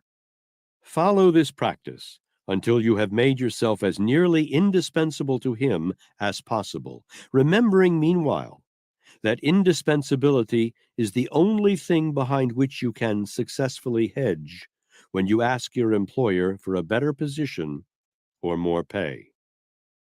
If your employer is a successful businessman, he is probably also intelligent. He has the ability to approximate your value to his business. Before you make demands for more pay or seek opportunity elsewhere, be sure that you are worth more by having first practiced the habit of rendering more service and better service than your employer has expected or demanded of you. If you have followed this habit long enough for your employer to have observed that it is a habit, you are in a position to ask him to discuss readjustment of salary. You are not likely to suffer if your employer is successful and intelligent. People sometimes outgrow both their positions and their employers. More often, however, the reverse proves true. Before deciding to change employers, take inventory of your employer and his business. Ascertain whether or not they offer you a future commensurate with your ability. If the analysis shows that an adequate opportunity exists where you are, develop that opportunity. You already have your foot inside the door. You have your employer's confidence, or you would not be where you are. Capitalize this opportunity by making yourself indispensable, and very soon the law of increasing returns will begin to reward you. Every competent farmer understands and makes use of the law of increasing returns. He puts this law into operation in the following manner. First, he selects soil that is appropriate for the crop that he expects it to yield. Second, he then prepares this soil by plowing and harrowing and perhaps by fertilization, so it will be favorable to the seed he plants. Third, he plants seed that have been carefully selected for soundness, knowing that poor seed cannot yield a bountiful crop. Fourth, he then gives nature a chance to compensate him for his labor through an appropriate period of time. He does not sow the seed one day and expect to reap a harvest the next. Having taken these 4 steps, all of which have been in advance of his reward, the farmer knows that he will profit by the law of increasing returns when harvest time arrives, and that he will get back from his labor not merely the amount of seed he planted in the soil, but a greatly increased quantity. Marketing personal services effectively involves this same principle. Prepare carefully the soil in which you intend to plant the seed of service by selecting an employer who is intelligent and successful. Then, cultivate that soil and prepare it through conduct that is harmonious and cooperative. Plant in the soil the finest seed of service, and be sure to plant an abundance of that seed, as not all seed will germinate and grow.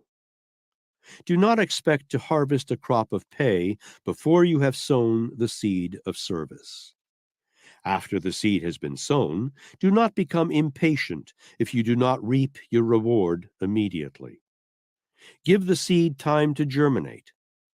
Meanwhile, you are making yourself indispensable to your employer and ensuring permanency of employment. If, after you have done your part, your employer does not show his appreciation, do not stop sowing the seed of service, which is right in both quality and quantity. Keep right on sowing, because it will provide you with the evidence of your capacity to render useful and desirable service if you find it necessary to seek employment elsewhere. The habit of frequent changing of positions places an individual under the disadvantage of the law of diminishing returns, because no employer wants to permit a rolling stone to become a factor in his business. This is worthy of application before you decide to change employers. You are a merchant. You have the equivalent of a commodity to market. That equivalent is your personal services. Use the same principles of sound judgment in marketing your services that a successful merchant uses in marketing his merchandise. You know, of course, what happens to the merchant who short-weighs his customers or cheats them at trade. He pays by loss of business. You know, on the other hand, what happens to the merchant who builds confidence by rendering service and delivering merchandise that measure up to or exceed the customer's expectations. John Wanamaker, Marshall Field, and Sears Roebuck built businesses that have become landmarks in American merchandising.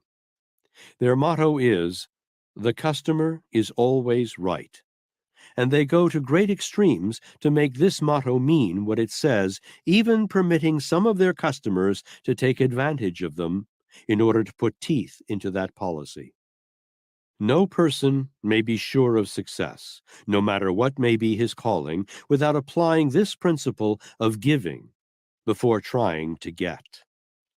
Failure to apply this principle will render practically useless every other principle for the successful marketing of personal services.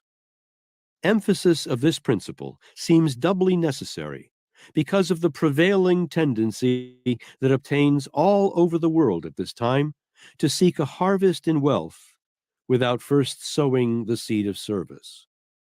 The depression that began in 1929 was a most impressive example of the existence of the law of diminishing returns.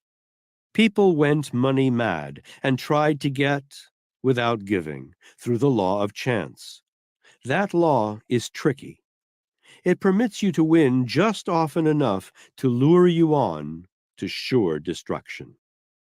Every person whose major source of capital is his capacity to render personal services should remember the lesson taught by the Depression and profit by it. From that experience came a worldwide demonstration that he profits most who serves best. During Prohibition, I visited a small town just across the border of Southern California in Mexico. I witnessed the spectacle of 40,000 men and women who had come across the line to patronize saloons and gambling halls. Except for the Depression, I have never witnessed so huge a demonstration of man's lack of understanding of the futility of gambling. The experience aroused my curiosity and caused me to investigate for the purpose of understanding and ascertaining how well Lady Luck favored those 40,000 go-getters who were looking for something for nothing.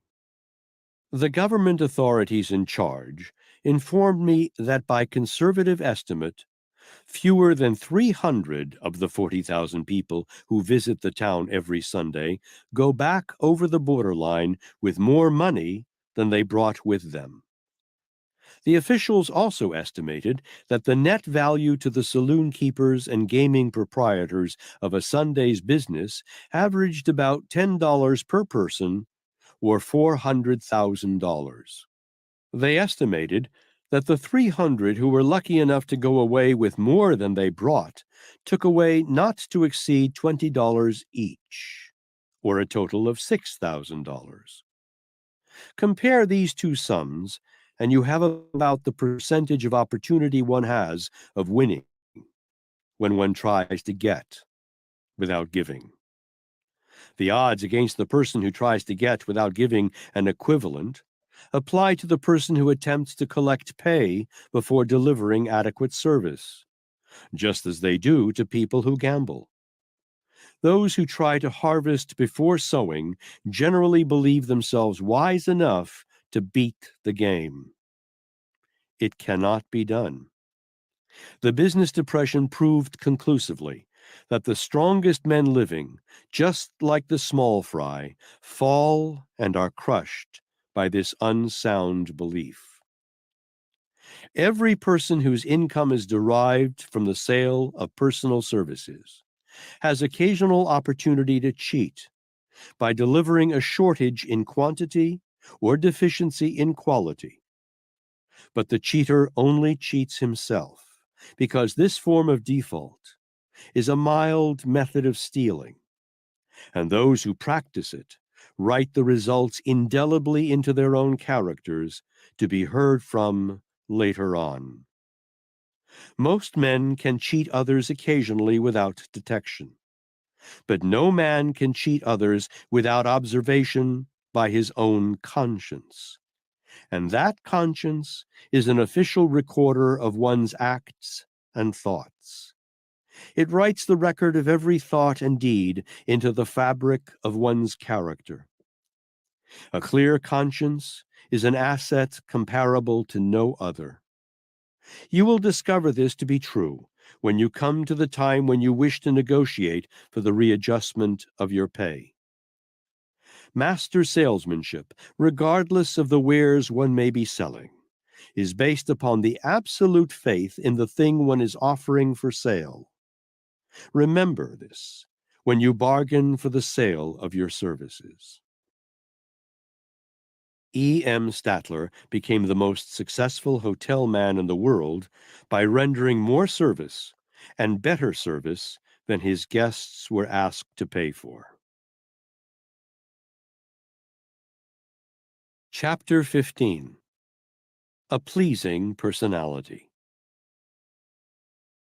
A major portion of your responsibility, regardless of your calling, is that of being able to negotiate your way through life with a minimum of friction between yourself and other people. To negotiate with others without friction is a rare ability. It is a necessity in marketing personal services effectively. A pleasing personality is an asset without which it is difficult to market personal services or to keep them marketed. Andrew Carnegie rated this quality at the head of the list of qualifications for success, and went so far as to say that personality could often be substituted for brains. Perhaps Mr. Carnegie did not mean for that statement to be taken literally, but used it merely to emphasize the importance of a pleasing personality in marketing personal services. Anyway, it is well worth thinking about. The person who markets his or her services effectively must be an able salesman. A pleasing personality is an essential quality in salesmanship. Let us approach the study of this subject on a common ground of understanding by defining pleasing personality as follows. A pleasing personality is one that has flexibility and adaptability, sufficient to permit an individual to harmonize with any environment, and the necessary magnetism to dominate through attraction. A pleasing personality consists of a blending of many qualities, the more important of which are: 1. Good showmanship. An efficient showman is one who understands and applies the art of catering to the masses. He appeals to people through their imagination and keeps them interested through curiosity. A good showman is quick to recognize and to capitalize on other people's prejudices, biases, likes, and dislikes at the psychological moment. I got some big shoes for a big buck, like I can't lose. Look, I be going up these days. That mean I move through this maze like the Matrix, just like some latex. I be protecting. Of course they showing me love after neglecting. Confidence turned to common sense, and the common sense be kinda lit. It bringing compliments every season. We don't stop until your heartbeat drop. Come on, like when the ball drop at New Year's Eve. I got some big shoes, my balls dropped at 13. They try and cut me down cause I be shining like Christmas tree. I always been a star, maybe I gotta be. And I don't go too hard unless I got to. Like Tupac too, I keep a fine boo. And yeah, she talk smooth, cause she my little dog, she my best friend. And I got big shoes, this ain't no size 10. The way I'm rocking it, the way I'm walking in, the way I'm walking in. She my little dog, she my best friend. And I got big shoes, this ain't no size 10. The way I'm rocking it, the way I'm walking in, the way I'm walking in. I be blocking them when I see that they copying and pasting. Shit the DM, I ain't respond, so they erase it. Boy, move at your own damn pace, nigga, just face it. Cause you be in my ear all day, talking that basic. My boo bought me big ass shoes and I don't lace them. How could I replace her? I mean, she do so much for me. I be hugging the beat, I be loving the beat. She be chopping to me. I said, damn, I'm gon' high walk across the street. And afterwards, she be running and jumping on me. Cause she my little dog, she my best friend. And I got big shoes, this ain't no size 10. The way I'm rocking it, the way I'm walking in, the way I'm walking in.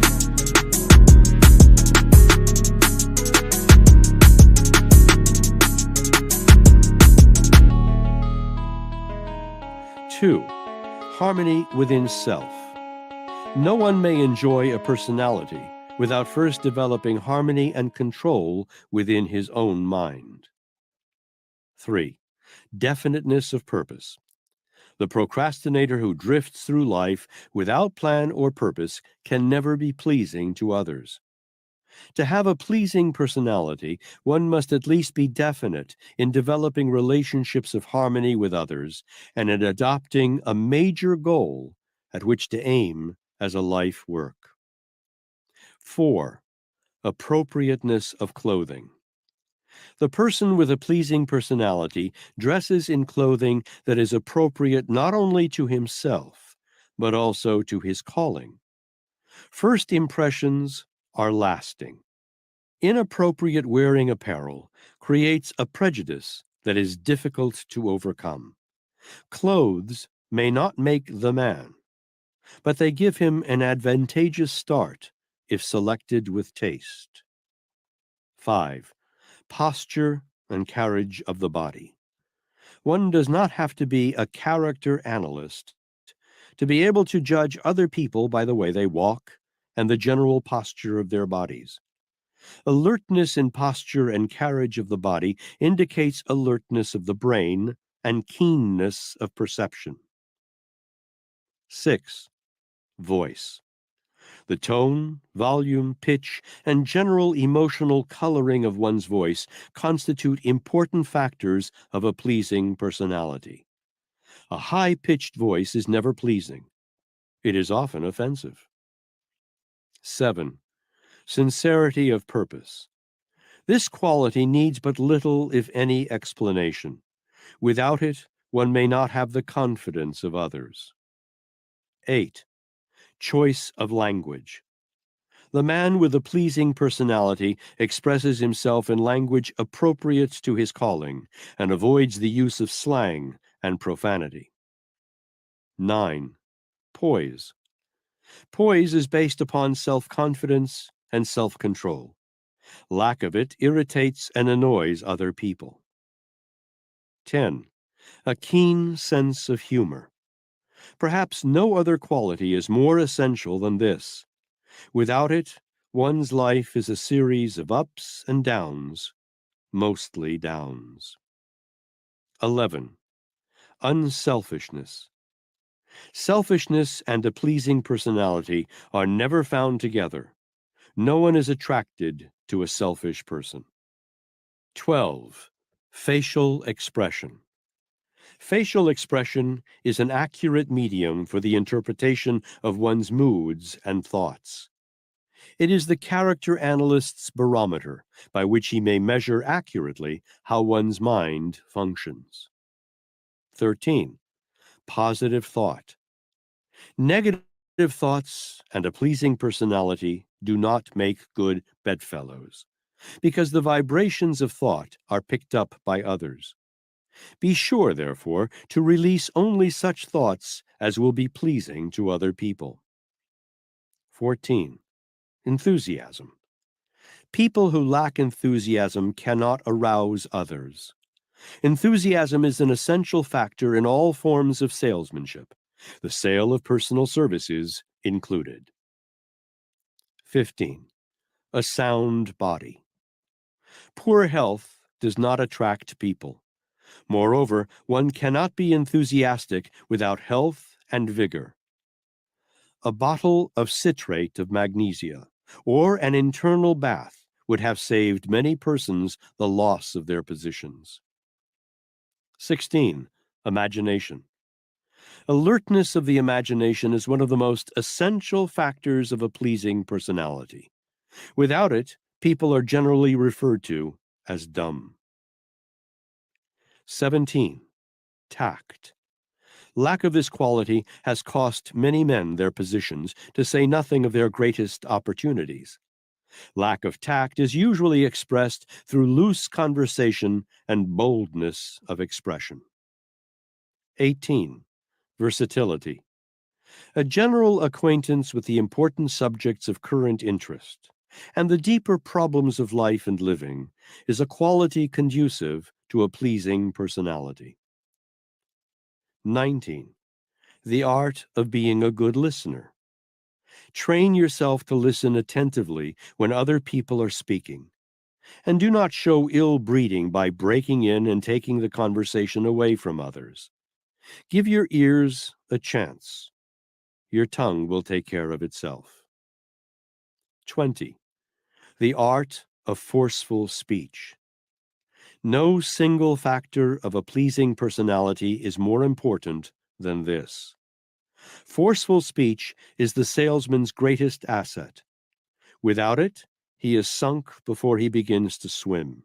It is an art that may be acquired by practice. The instructions for making an interesting speech are: have something to say that is worth listening to, and say it with all the enthusiasm at your command. 21. Personal magnetism. This term has reference to controlled sex energy. It is the only factor of a pleasing personality that may not be acquired. One is either born with it or does not have it.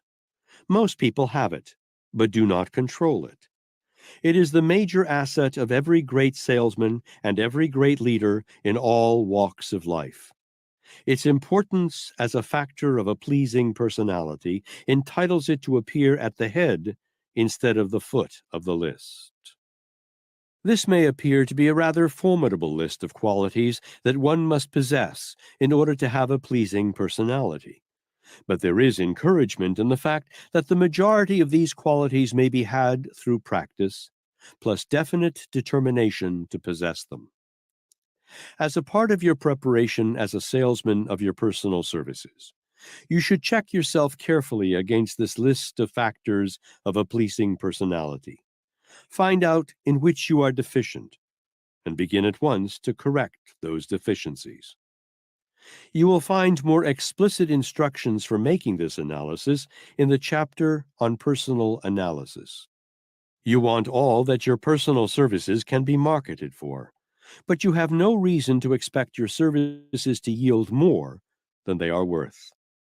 Make them worth more. You can begin by rebuilding your personality. It is almost certain that you will find in this long list of factors that constitute a pleasing personality some in which you are deficient. That is the place for you to begin rebuilding yourself. A few who have achieved success through a pleasing personality. It may be helpful if you are reminded of some of the men who have risen to high places in life, not because of their superiority of education, but because they understood the art of selling themselves to advantage. William Jennings Bryan kept himself sold to a large proportion of the American people for more than 30 years, almost solely upon his ability as an orator. Bryan was not a really great thinker. He was popular because of his ability to reach people through an appeal to their imaginations. The tone of his voice was responsible for much of his popularity. Theodore Roosevelt kept himself well sold to the American people in the highest position any American can hold, through almost 2 terms as President of the United States, and just barely missed a 3rd term. He was a great showman and an appealing public speaker, dynamic, energetic, powerful. Will Rogers converted a pleasing personality into a huge fortune through clowning. He was not a great actor, but he acquired the ability to please people. The late Newt Rockne developed the Notre Dame football team into the most popular team known to the American people. He was an able showman and possessed the ability to inject his personality into his players. The influence of personality on atmosphere. Every human being carries with him what is known as an individual atmosphere. This atmosphere is but the sum total of an individual's reflection of the factors of a pleasing personality, plus any of the factors of a negative personality that the individual may possess. This atmosphere is contagious. Every business and every place of employment has also a distinctive atmosphere that consists of the combined personalities of those who work there. A person with a dominating personality of a pleasing nature may so color the atmosphere of the place where he works that the spirit of the entire place will also be pleasing. On the other hand, one person who has a dominating personality of a negative nature may transmit that personality to everyone in a place of business, so that the atmosphere of the place becomes displeasing and unpleasant. Emerson had this truth in mind when he said, "Every business is the extended shadow of one person." Remember that you are contributing through your personality to the atmosphere of the home in which you live and the place of business where you work. The feeling one gets when one walks into either the Marshall Field store in Chicago or the John Wanamaker store in Philadelphia is pleasing and attractive because of the positive atmosphere found in them. Every home carries an atmosphere that indicates clearly whether there is harmony or friction as the dominating factor of the home. The positive or pleasing atmosphere value of a place of business, while it is an intangible asset, is one of the greatest assets any business can have. Such an atmosphere may be had only through a combination of positive, individual personalities. The man or woman who carries a grouch into his or her place of employment does almost as much damage to his or her fellow employees and to the business as might be done if poison were placed in the drinking water. Employers who understand this principle, and some of them do understand it, watch very carefully to see that only people with pleasing personalities work in their establishment. The major factors of a negative personality. We come now to examine the qualities that constitute a negative personality.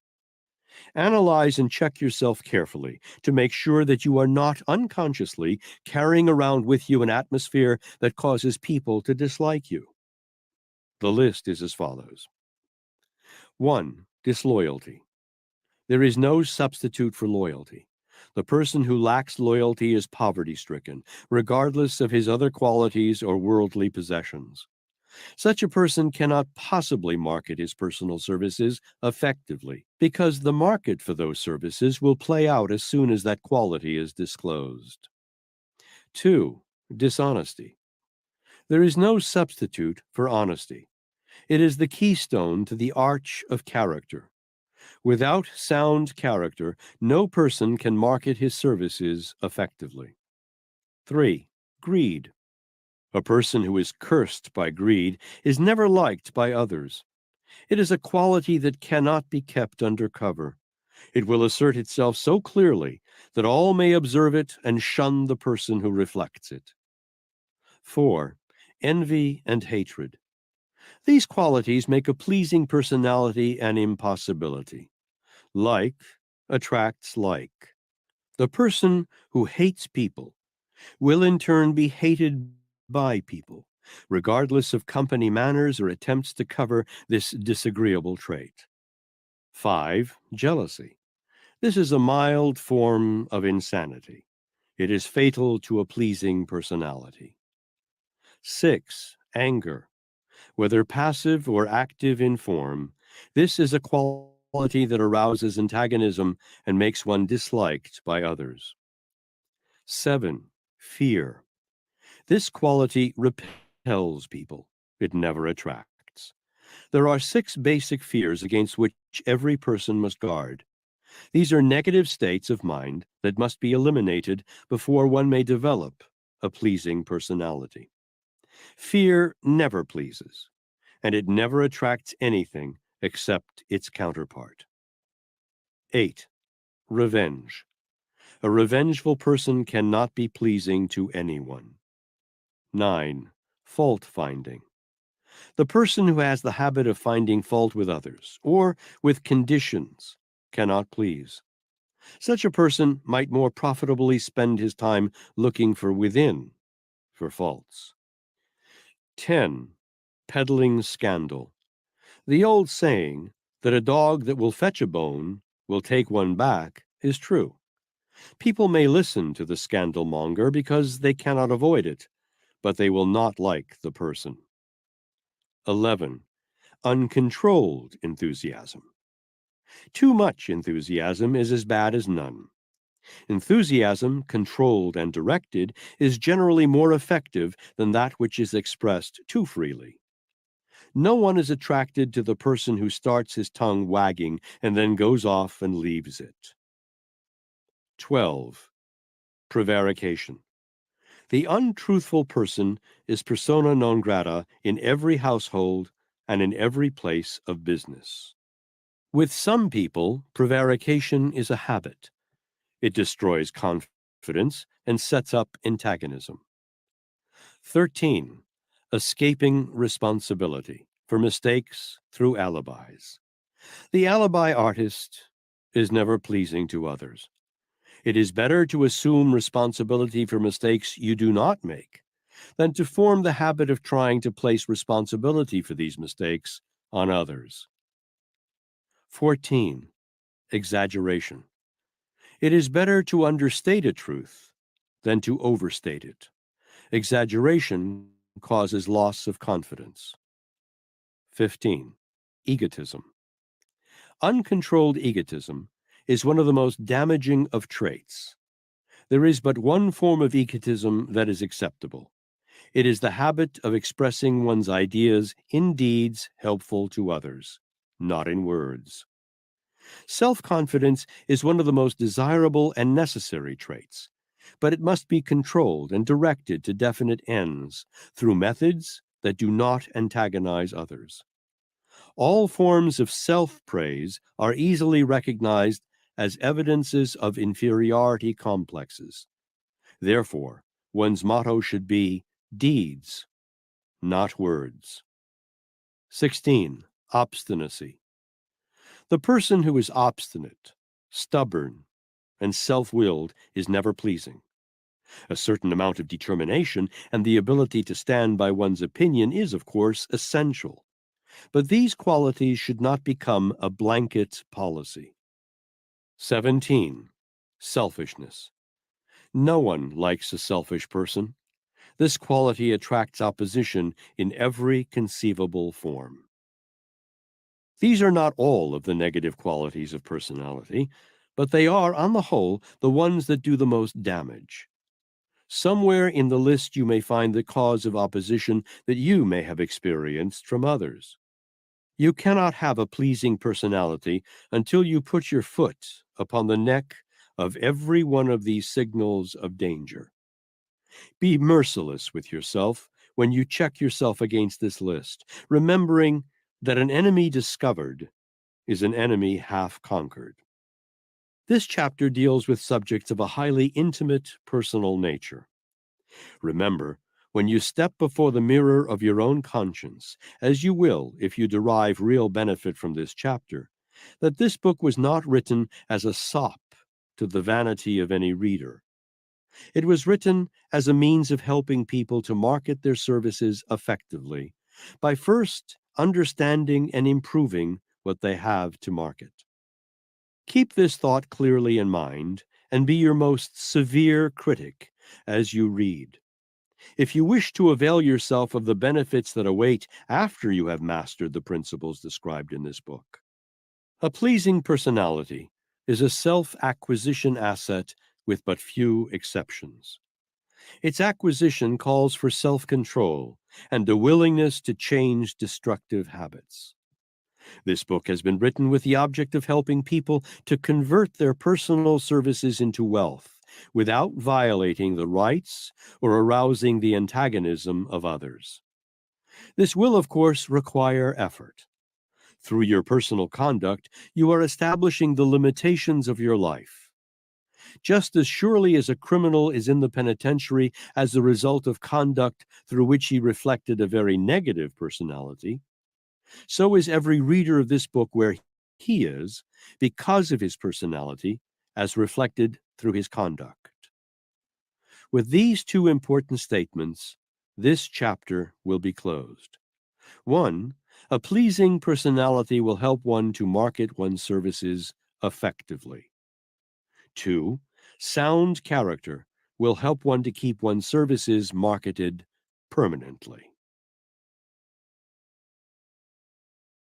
Chapter 16. Cooperation. Cooperation is a quality without which no person can hope to market his personal services effectively. It is a quality that must become a habit with all who make themselves indispensable to their employers. The late Andrew Carnegie said, "Inability to cooperate stood at the head of the list of the causes of failure." Moreover, he emphasized, the fact that lack of cooperation was one deficiency that he would not tolerate, no matter how well equipped in other ways a man might be. He amplified his statement by the explanation that a man who lacks the ability either to cooperate with others or to gain cooperation from others is a disturbing element whose influence spreads with disastrous results. He then stated his point conversely by saying that a man who not only cooperated with others, but who had the personality to induce others to cooperate with him, served as a powerful influence through which coordination of effort or teamwork could be produced. He should know. He made cooperation pay. Through a series of tests made by the late Dr. Alexander Graham Bell and others, it was discovered that one person of the fault-finding type in an organization of 1,000 people would have the effect of coloring the mental attitude of everyone around him, thereby creating friction and dissatisfaction. Success is achieved through power. Power is developed through organized and intelligently directed knowledge.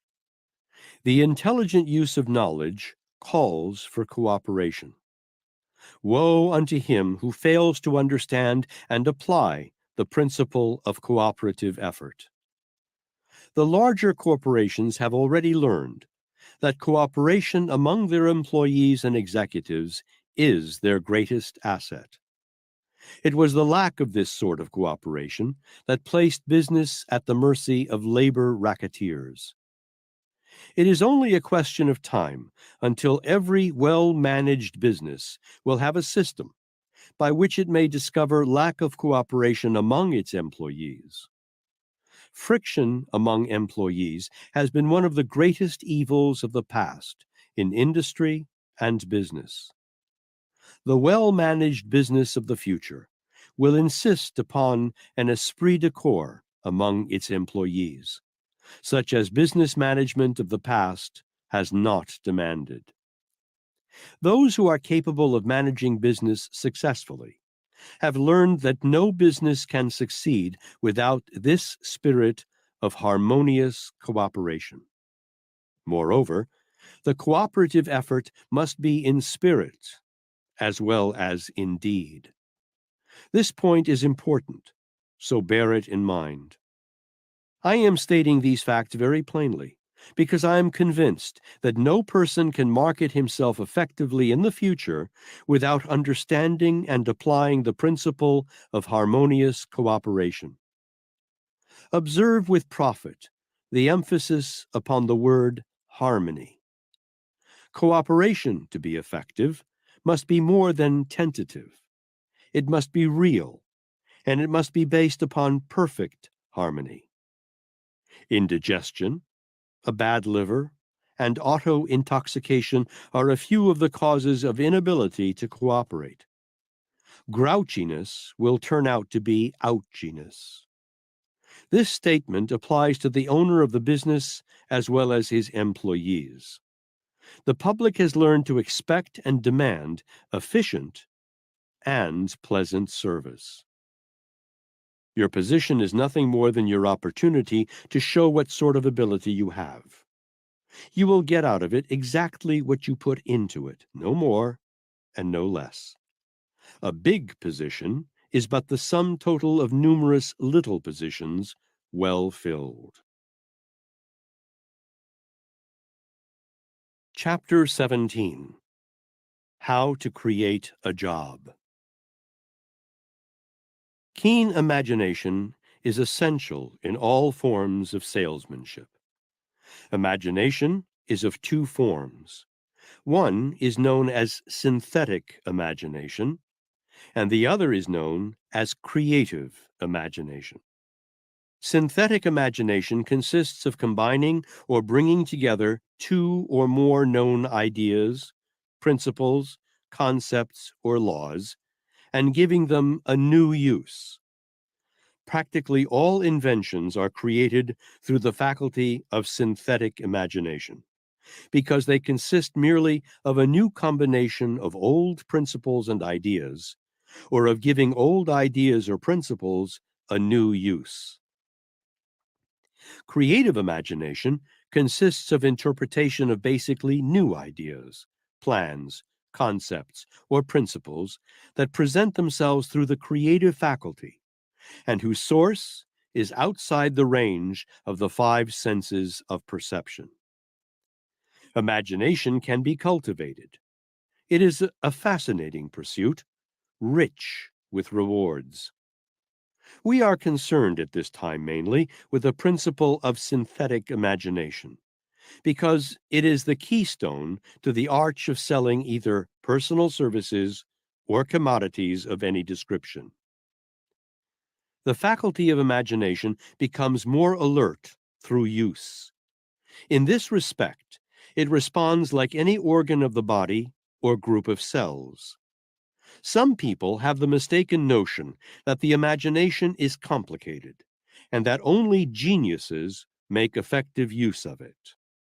Through the use of his imagination while working as a telegraph operator, James J. Hill saw that the East should be connected with the West by a dependable railway system. His ability to see this was imagination that enabled him to build and operate the great Northern Railway system. Any other man could have done it. Organized imagination brings the highest price of any form of ability. It always has a market, and it has no limitations as to value. Business depressions do not destroy the market for imagination. They merely increase the need and extend the demand for imagination. The world stands in need of men who will use their imaginations. The most desirable and highest paid positions are those that men of imagination create for themselves. Business is stagnant all over the country.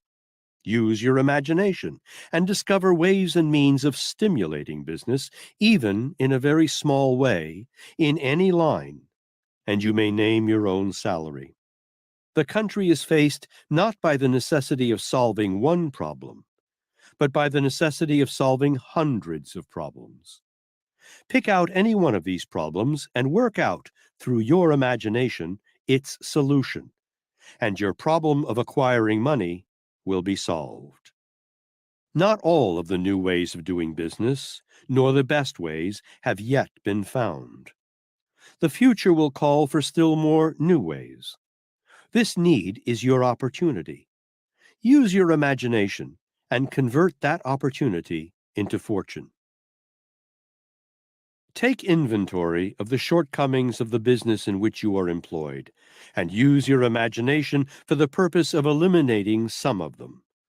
Or, if you are not employed, use your imagination to create some plan by which you may improve some part of any business with which you may be familiar, and you will soon find a place for yourself. Positions can be made to order.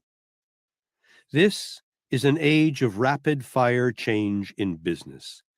It is an age that was made to order for men who have and use imagination. Because business is stagnant, businessmen will try almost anything. Create some new, unique idea that is sound, and sell it to them. If you are employed and find yourself worrying about the possibility of losing your job, convert the time you have been wasting on worry to a better use by creating some plan that will improve your work or add to your employer's business. You can make yourself indispensable in this way. Indispensability commands a high price and permanency of employment at all times. Chapter 18. How to choose an occupation. Instructions have been offered for aiding those who wish to choose jobs intelligently. These instructions were not entirely adequate for the needs of young people who have just finished their schooling, but have never held positions or chosen a vocation.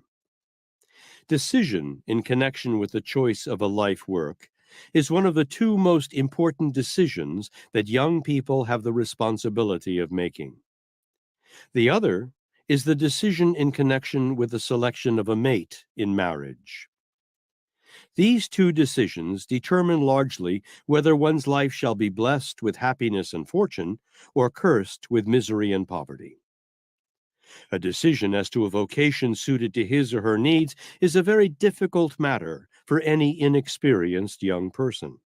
Had I chosen my vocation at the end of my high school training, I would have become a telegraph operator, since this was the work that most appealed to my imagination at that time.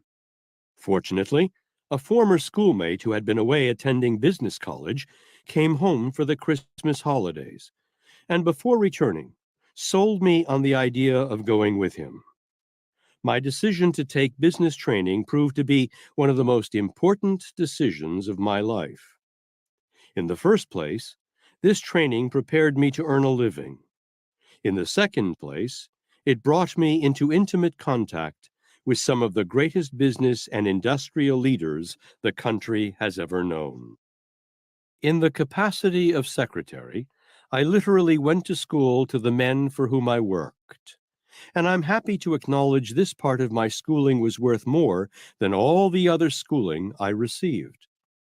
I am convinced that every young man and woman should take a business course and gain some experience firsthand in many lines of business before selecting a vocation.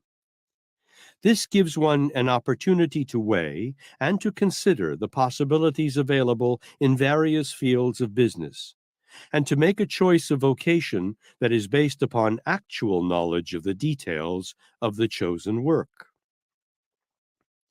Business training not only gave me the opportunity to go to school to some of the most able men in America, but that training proved to be a veritable source of insurance against catastrophe on more than a score of occasions during the 25 years of effort, when I found it necessary to stop my research and earn money.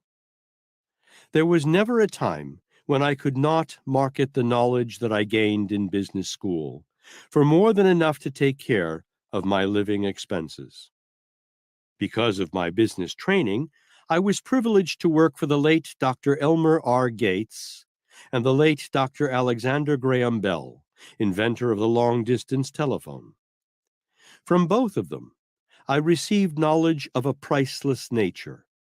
Through this training, too, I was privileged to work for a doctor from whom I received much of the biological data I needed, and for a noted lawyer from whom I gathered a knowledge of law and legal procedure which has been most helpful to me. Training in business brought me the knowledge through which I obtained every promotion I ever had while working for a salary. To it, I also owe the selection of my life's work, for it brought me into contact with Andrew Carnegie, Thomas A. Edison, Henry Ford, and most of the others who have been so helpful to me in the building of this philosophy. Every young man and woman ought to be able to 1. Operate a typewriter efficiently, 2. Take shorthand notes speedily, and 3. Keep a set of books accurately before selecting a vocation. Knowledge of these subjects is of vital importance in the successful conduct of any business or profession. The modern business college is a sort of missing link between the public schools and colleges and the field of business, because the business college specializes in a form of training that is inadequately handled by the public schools. The public schools and colleges, although they should prepare young people for efficient service in business, do not. Moreover, I have learned from my experience in employing many young people, some of whom were graduates of commercial departments of high schools, and others who were graduates of modern business colleges, that the business college graduate is far superior to the graduate of the commercial departments of high schools. A business college training is an absolute necessity to the person who aspires to a position as an executive in the field of business today, for the reason that executives must have understudy experience of a nature that can be acquired only through business college preparation. The modern business colleges of today have had the foresight to see the dawn of a new era of business ethics that has grown out of the Depression, and are preparing their graduates to adapt themselves to the new standards. The public schools on the whole have not seen this need, or if they have seen it, they are doing nothing to equip students to meet it. This chapter is intended solely for young people who have not yet selected a life work. If you are in that category, Defer your decision as to a vocation until you have taken a complete business training and have applied that training for at least 2 years. Your decision then will be more sound than any you could make at this time, for it will provide an opportunity to go to school to successful men who will pay for the privilege of training you. Business training, in my case, was the result of a chance or accidental decision. Your decision to market your services through the aid of a business college training should not be accidental. It should be by design. There is no way of determining the actual value of the training I received in business college. First, because I am still in the prime of life and have before me what I consider the best part of my career. And second, because I have found through my business training the vocation that I like best and in which I am happy. Happiness and contentment cannot be measured in terms of bank balances alone. Were I forced to set a monetary value on my business college training, however, I would estimate it at no less than $1 million. Its total cost was approximately $500 in money and a year's time. The investment has yielded me more than adequate returns. There is a certain atmosphere about a business college that is most helpful to young people, because all of the students in attendance are thinking and talking in terms of rendering useful service. In the public schools and colleges of today, the atmosphere often takes on an entirely different tone that savors more of play than it does of work. The best results cannot be obtained in this way. Mindful of the fact that some readers may wish to go from high school to college for the purpose of preparing themselves to take up a profession, I would particularly recommend that they take a business college training first. The competition in the professions today is very keen. Only those who understand the business foundation on which every profession must be conducted will survive. The large percentage of fatalities in the professions is due mainly to the fact that so many professional people know nothing about the fundamentals of business organization. Such knowledge is essential. Moreover, the business college-trained student can easily earn his way through college. I know many successful college graduates who paid their way through college. The person who can operate a typewriter efficiently and who can take shorthand notes rapidly can get much more out of college than the person who lacks these skills. Young women usually begin to think in terms of marriage about the time they complete their high school training. While marriage is a lofty ambition, it brings responsibilities and creates emergencies that call for wise thought and action. The woman who has been schooled in a business college and who has had some experience in a business office is much better prepared to assume the practical responsibilities of a home than one who has had no such training.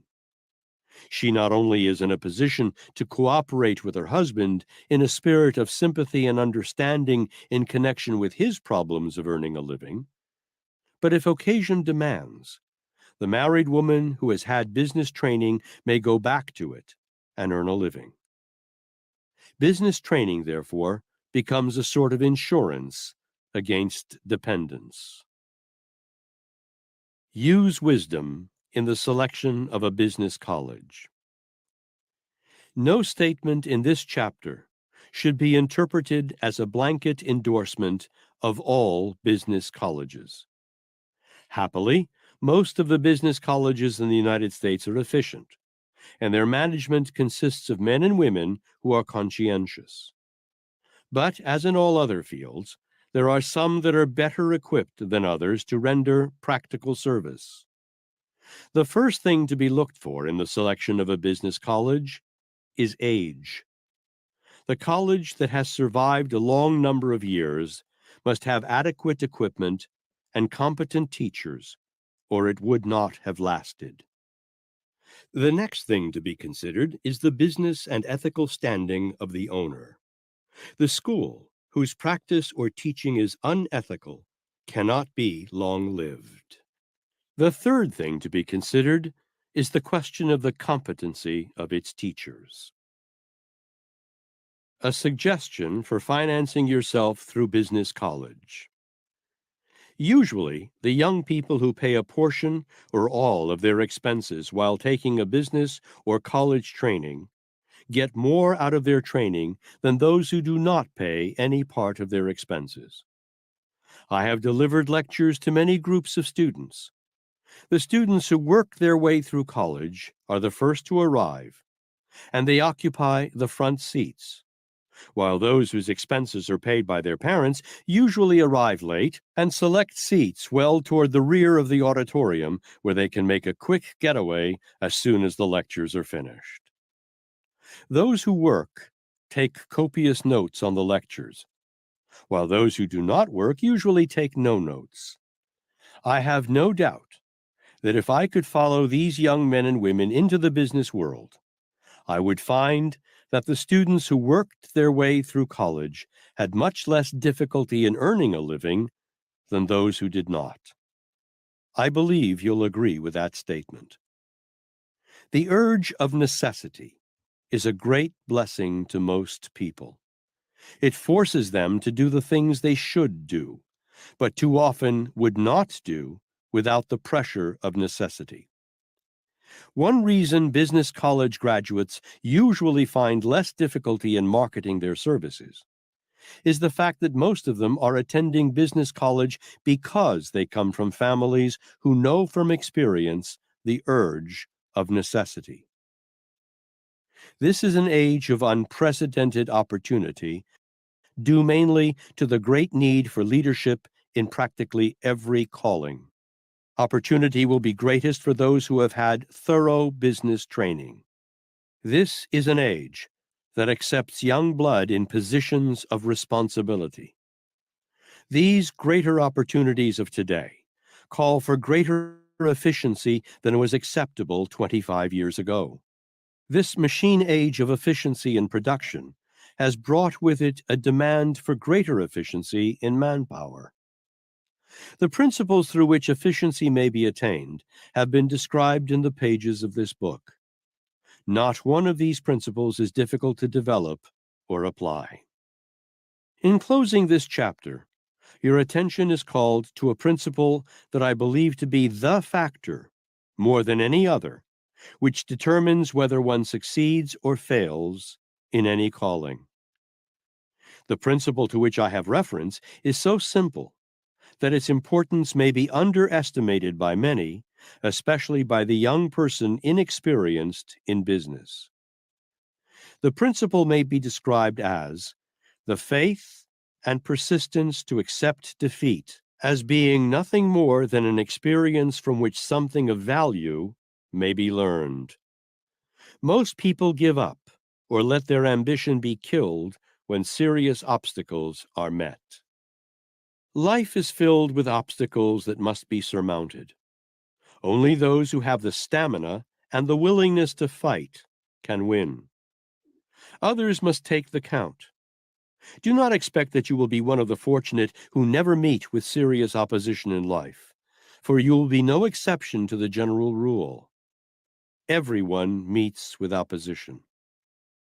Opposition should be accepted as a signal to put everything you have into its mastery. It has been my privilege during my public career to know many men and women of great achievement. Some of them I have known intimately. All of them had met with opposition that necessitated struggle and persistence. When defeat comes, as it will, accept it as a hurdle that has been placed in your way for the purpose of training you to jump higher. You will gain strength and skill from each hurdle that you surmount. Do not hate people because they oppose you. Thank them for forcing you to develop the strategy and imagination you will need to master their opposition. This is a beautiful world, and life is stocked with an abundance of everything you need, including riches and happiness, which you may have, provided you do not overindulge in the things you like best, nor permit yourself to be suppressed by the circumstances and things you do not like. Accept both the bitter and the sweet of life's cup like a real sportsman, remembering all the while that a well-rounded life requires some of each. Success without defeat would lead to autocracy and a consequent boredom. Defeat without the counteracting effect of success would kill ambition. Be willing to accept your portion of each, but do not expect success without temporary defeat, for there is no such possibility. Now, let's see what a popular writer says. Ed Sullivan, the noted Hollywood newspaper columnist, wrote the climax of this chapter for you. He wrote out of an abundance of opportunity to observe what helps people to sell their way through life successfully. His counsel may be of great value to any young person who thinks for a moment that one can crash the gates at Hollywood or any other place without paying the price of success. A few days ago, a Boston professor urged the graduating class to forget their ambitions and go on relief. The class orator at New York University sounded the same refrain. Now, I've seen a lot more of life than either of these two speakers, have traveled wider, met more varieties of people, observed life much more intimately. So let me say something to you who have just graduated from high schools and colleges. 500,000 were graduated from American colleges this month. Are the odds 500,000 to 1 against you then? Certainly not. 50% of that total will disqualify themselves by laziness, lack of ambition, refusal to accept responsibility, because I found that half of the world is as intent on not succeeding as the other half is intent on success. So your opposition is sliced in half. Sickness, temperament, liquor, gambling will cut heavily into the remainder. The best dramatization of what I'm telling you is the Kentucky Derby. Last year, 110 horses were nominated for the Derby. These nominees were well trained and coddled in every possible way that great trainers could devise. Of the 110 horses, only 10 of them went to the post. It's the same in everyday life. The odds are always less when the chips are on the lines. So don't worry about the opposition and competition that will be offered you. It will be much less than you expect. And don't worry either if you won't be able to go to college now that you have finished high school. University of Southern California recently conferred a degree of Master of Science on a boy who never even finished high school. Walt Disney. It wasn't so long ago that Disney and his brother Roy didn't have enough money to eat decently. They'd go into a restaurant and order one dinner with 2 sets of knives, forks, and spoons. You'd think, from the present goings-on, that these days are so extraordinary that the present generation should have medals struck off in their honor. It's not so. The successful men and women of this motion picture industry all had to work their way up from poor homes. Times always have been tough for the poor. Paul Muni was a poor boy. Sam Goldwyn was a glove salesman. David O. Selznick is the son of a rich man who went broke. Louis B. Mayer, power at MGM, recalls when his family didn't have enough to eat. Disney was ridiculed and shoved around by shrewder businessmen. Had any of them been quitters, you would not know of them today. They had ambition and courage. They were tenacious. Nobody shoved them upstairs. Nobody created jobs for them or told them how to hang on once the job was secured. just as nobody can tell you what to do or how to do it. You've got to learn that yourself. You've got to adapt yourself to conditions, and that is a personal issue. If you listened to the radio in recent years, you heard the broadcast of two fights, the Joe Louis-Max Baer fight and the Henry Armstrong-Barney Ross fight. Baer quit, and you heard the referee count him out while Baer rested on one knee. In the Armstrong-Ross fight, Ross took a terrible lacing, but refused to let his handlers or the referee stop the fight. In life, you can take the count on one knee as Max Baer did, or you can imitate Barney Ross. You can quit, or you can carry on. I'll let you decide which to emulate. You are living in an age that is distinguished for the greatest liberalism that ever has been focused on the American scene. Legislators are occupying themselves with the problems of the poor, which didn't happen years ago. There are civilian conservation corps camps and the Works Progress Administration. The world is interested in relieving distress in much greater measure than ever before. Governments actually tell off dictators and speak on behalf of weaker nations. All of these things are encouraging. So, to all of you kids who are starting out, don't be too overwhelmed by surface indications. The weather forecast still is weather clear.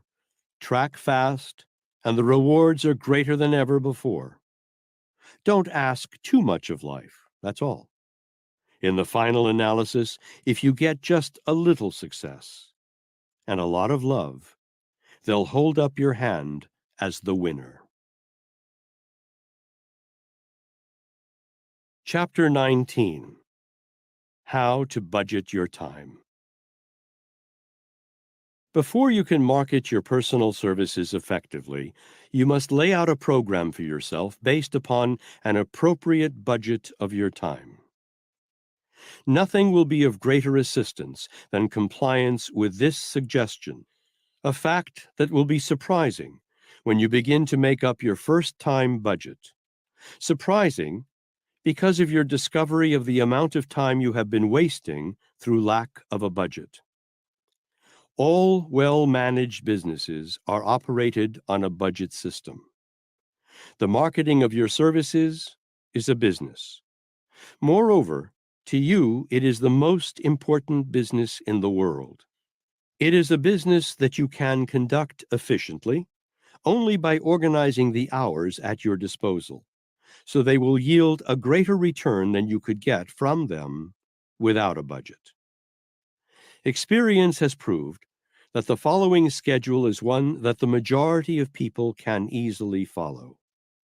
It has also proved that it is an efficient schedule. 8 hours of sleep. 8 hours for one's vocation. 4 hours for recreation and health. 2 hours for study and preparation. 2 hours for extra service for the benefit of others without pay. Total, 24 hours.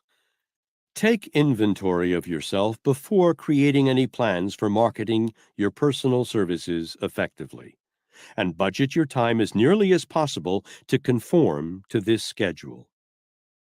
Your attention is called emphatically to the last 2 periods of 2 hours each. These are the most profitable hours, because the use that you make of these hours will determine more than any other factor whether you market your services effectively. You will observe that this schedule calls for 2 hours a day that must be devoted to study and preparation for greater efficiency in connection with your occupation.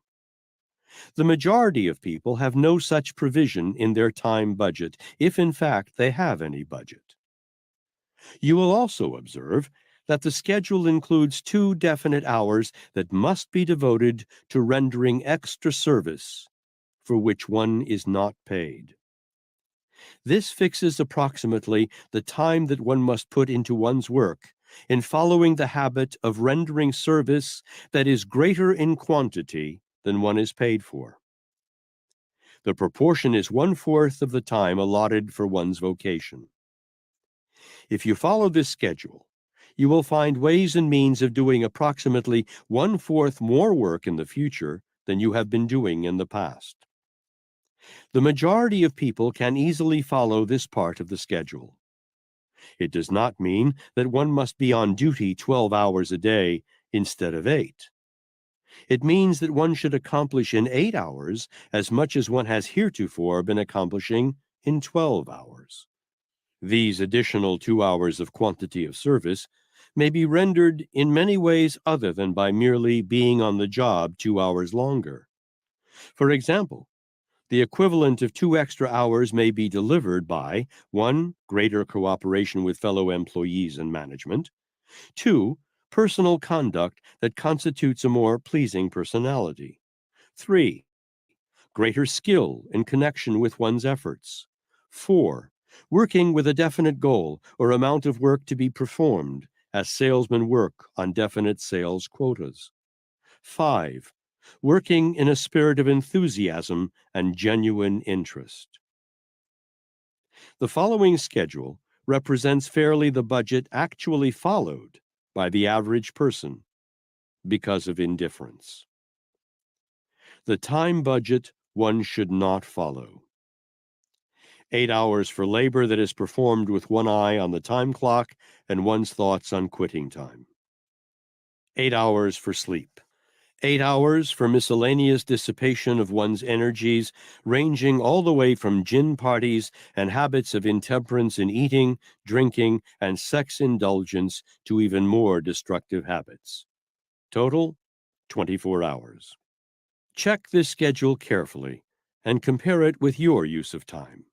This will constitute a most important part of your self-analysis. Check yourself against the schedule with courage and frankness. Do not make the mistake of giving yourself the benefit of all doubts. Reverse the rule and analyze yourself with merciless accuracy. Remember again that you are where you are and what you are because of your own conduct. Find out if your conduct is lifting you up the ladder of success or lowering you to failure. By the time you are through with this self-analysis, you may catch a glimpse of some of the habits that have been standing between you and the station in life you would like to attain. Also, you may reach the conclusion that there is something which you must do for yourself in marketing your personal services effectively. Unless you are an unusual person, this analysis will bring to your attention many changes of habits that you must make before you can hope to market your personal services effectively. You cannot be successful without paying the price of success. The price that must be paid has been clearly described. Not the least important part of this price is definitely outlined in this chapter. Before any reputable physician will undertake to prescribe a remedy for the ills of a patient, he will insist upon making a thorough diagnosis to ascertain what are the patient's ills. Diagnosis is the most important part of the physician's work. I got some big shoes for a big buck, like I can't lose. Look, I be going up these days. That mean I move through this maze like the Matrix, just like some latex. I be protecting. Of course they showing me love after neglecting. Confidence turned to common sense, and the common sense be kinda lit. It bringing compliments every season. We don't stop until your heartbeat drop. Come on, like when the balls drop at New Year's Eve. I got some big shoes, my balls dropped at 13. They try and cut me down cause I be shining like Christmas tree. I always been a star, maybe I gotta be. And I don't go too hard unless I got to. Like Tupac too, I keep a fine boo. And yeah, she talk smooth, cause she my little dog, she my best friend. And I got big shoes, this ain't no size 10. The way I'm rocking it, the way I'm walking in, the way I'm walking in. She my little dog, She my best friend, and I got big shoes. This ain't no size 10. The way I'm rocking them, the way I'm walking in, the way I'm walking in. I be blocking them when I see that they copying and pasting. Shit the DM, I ain't respond, so they erase it. Boy, move at your own damn pace, nigga, just face it. Cause you be in my ear all day, talking that basic. My boo bought me big ass shoes and I don't lace them. How could I replace her? I mean, she do so much for me. I be hugging the beat, I be loving the beat. She be chopping the meat. I said, damn, I'm gon' high walk across the street. And afterwards, she be running and jumping on me. Cause she my little dog, she my best friend. And I got big shoes, this ain't no size 10. The way I'm rocking it, the way I'm walking in, the way I'm walking in.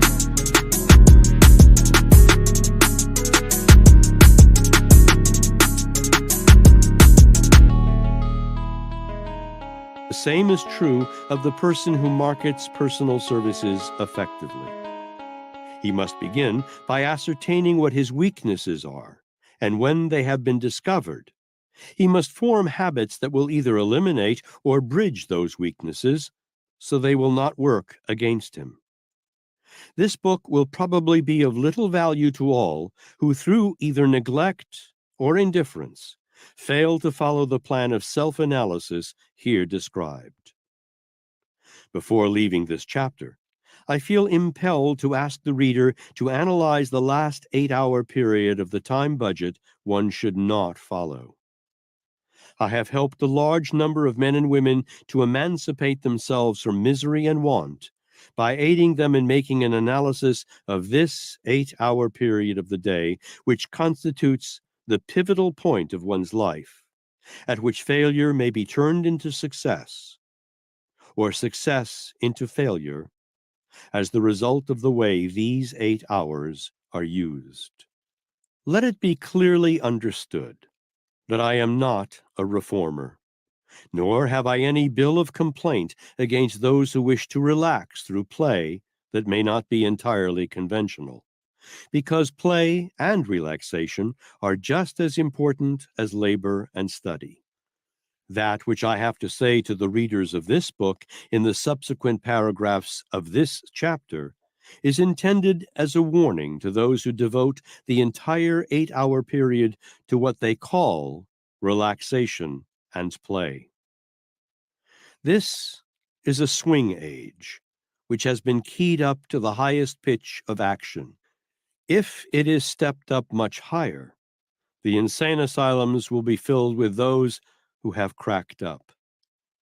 Millions of people who ought to be seriously interested in marketing their services effectively have been caught in this maelstrom of speed that is whirling them around ever faster and faster until they have completely lost balance. These pleasure-bound unfortunates not only use up 8 hours in the mad whirl, but they cut in on the 8-hour period allotted for sleep and use up from 2 to 6 hours of that period. This has the effect of cutting into the 8-hour period allotted for work and robbing it of 2 to 6 hours through lowered efficiency. I know a great number of young people still in their 20s who look old and have far too little endurance. These young people are shortening their own lives and robbing themselves of the most vital asset they possess in marketing their services effectively. The human body is so organized that it requires 8 hours of complete relaxation and sleep out of every 24. Human society is so organized that at least 8 hours of every 24 must be devoted to rendering useful service in one form or another. These 2 8-hour periods cannot be whittled down or robbed for other purposes without a price that means failure. The third period of 8 hours is the only period that one can afford to gamble with under any circumstances. This third 8-hour period holds the key to one's future, because the manner in which it is used affects for weal or for woe the other 2 8-hour periods. It is the period that requires the closest attention, because the freedom it provides often serves as an invitation to indulge in the attractions being indulged in by others. We are all more or less the victims of habit. The 2 8-hour periods allotted to work and sleep, by their very nature, more or less force one to acquire sane habits. If a person chooses to steal time from the 8-hour sleep period, nature steps in sooner or later and stops the practice temporarily by sending him to the hospital. If a person misappropriates a part of the 8-hour work period, the law of economic necessity steps in and calls a halt, as one must have food and clothing and a place to sleep. The third 8-hour period, however, is a freelance period that may be either wasted in dissipation or used as a period of preparation for greater efficiency and a greater earning capacity, as one elects. Watch your habits during this 8-hour period, because those habits hold the secret of your future, no matter who you are or what may be your calling in life. This period offers the only hope available to the person who is poverty-stricken but desires riches. It is the starting point of the person who aspires to a position of independence and freedom. When you come to analyze yourself for the purpose of discovering how many of the causes of failure are standing in your way, you will discover that most, if not all, of those disclosed by your analysis have grown out of your habits of waste during this 8-hour period. If you work for others and desire promotion and larger income, you will find the answer in this 8-hour recreational period. You will find it nowhere else. We are all victims of the power of suggestion. Most of our habits are acquired through the influence of other people around us. This is an age of wasteful, destructive habits, and the price of escape from these habits is eternal vigilance. It is a price that must be paid by every person who markets his personal services effectively. Gin parties are very exciting. To some, they are very interesting. To all, they are destructive. If you have not the willpower to resist the temptation to join your friends in parties of this kind, you had better look for new friends whose habits will tempt you in a more profitable direction. These parties, so popular in this age, collect a heavy toll in two ways from all who indulge in them. Their victims pay in loss of efficiency, which means loss of earning capacity, and they pay sooner or later in loss of health. Young people can, because of the endurance of youth, make tremendous inroads upon their vitality without apparent effects. There comes a time, however, when these debts against one's health must be paid. Nature attends to this. She keeps a set of books in which every item is recorded. Moreover, she forces the individual to become his or her own bookkeeper. The charges compiled through the indiscretions of youth are collected through the infirmities of old age. A little while ago, I was called to a hospital to visit a former schoolmate whose habits of youth have piled up a huge account against his old age reserve. He had not yet reached old age, but his account had been so grossly overdrawn that nature brought him into the debtor's court for settlement. He was suffering from partial paralysis of the brain. In plain English, he was on the road to insanity. All this may sound like a prohibitionist's preachment against drink. It is more than that. This acquaintance had cut himself down through excesses in eating, drinking, and sexual expression for over 10 years, using up his 8-hour recreational period and making serious inroads upon the other two. I went to see him at the hospital for the purpose of helping him out of his financial difficulties. Excesses take a financial toll, as well as a physical toll. I have never desired to be a reformer or a preacher. This is a book on the subject of marketing personal services effectively. Nothing can be marketed effectively unless the product to be marketed has value. It has been my aim throughout these pages to describe what constitutes valuable services. It is hoped that some suggestion or statement may throw light upon your own situation and point out the way to a more effective marketing of your personal services. During my public career, I have observed the methods used by thousands of successful men in selling their way through life. Space does not permit a description of the methods used by all these men, but I have chosen from the group one man whose principles of selling himself are described in detail.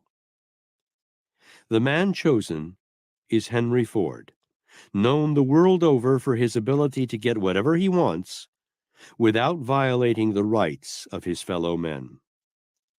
I have chosen Ford for my analysis of men who successfully sell their way through life because he has used the same principles every successful person must use. I have chosen Ford for the reason that I have had the privilege of closely observing him over so long a period of years, that I feel sure I understand the principles underlying his success. Do not browse through the Ford analysis or read it hurriedly.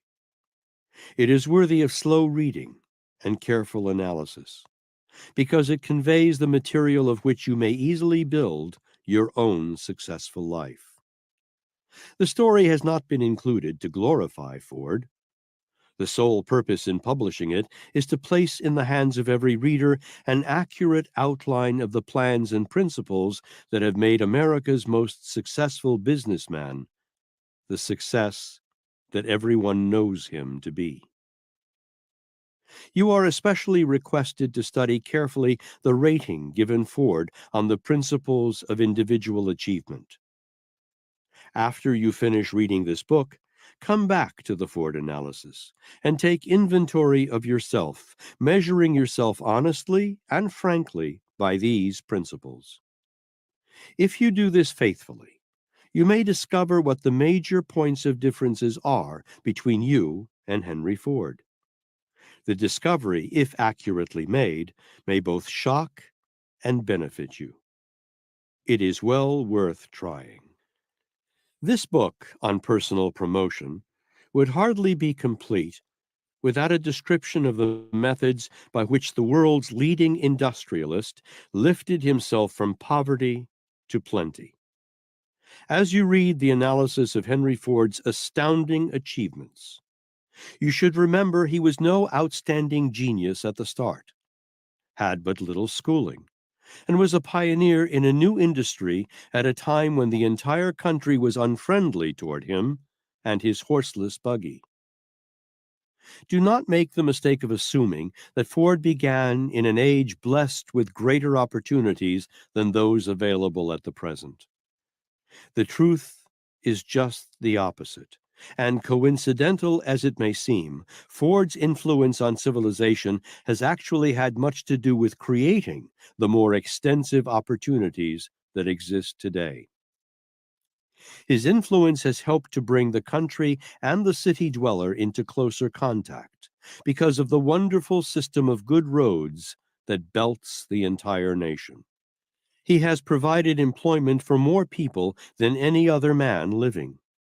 He has proved that an American citizen may start from scratch without pull or financial backing and accumulate a vast fortune without violating the rights of others. And I wish to emphasize one truth above all others, namely, the principles employed by Ford in his climb to opulence are understandable and usable by any person who has the ambition to appropriate them. Did you ever think of that? Ford is a self-made man in the true sense of the term. If ever a man sold his way through life successfully, with his own brain and his own ideas, that man is Henry Ford. His story has been included in this book because his entire life represents one of the finest jobs of selling the world has ever known. There has been no scandal connected with the Ford methods of selling. He has helped everyone whom he has influenced.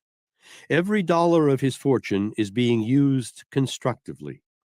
He has established an all-time high standard of business ethics that every other individual might do well to emulate. I have begun my analysis of Ford by describing the one principle which, more than all others, has been responsible for the stupendous success he has achieved: the principle of singleness of purpose. That was all Ford had as an operating capital to begin with, but it was enough.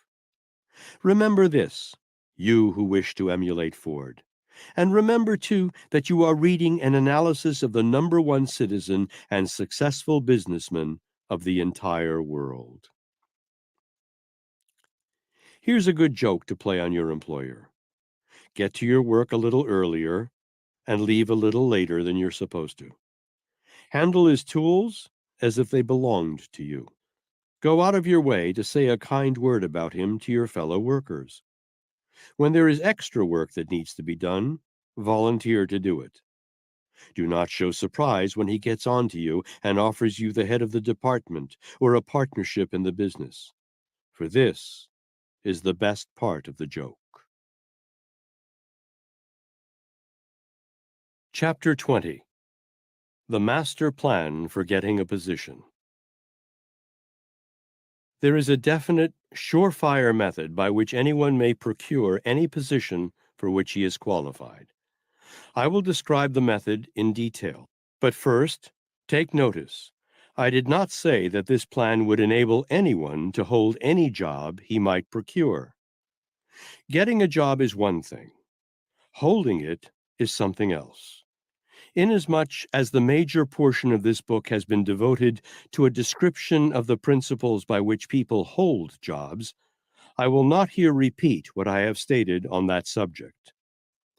I have been asked often, how did you manage to interview all those successful men who helped you to organize the law of success philosophy? How did you induce them to give up so much of their time? My answer is, it is simple to get the opportunity to talk with men if you approach them through some subject in which they are interested, and do most of your talking about them.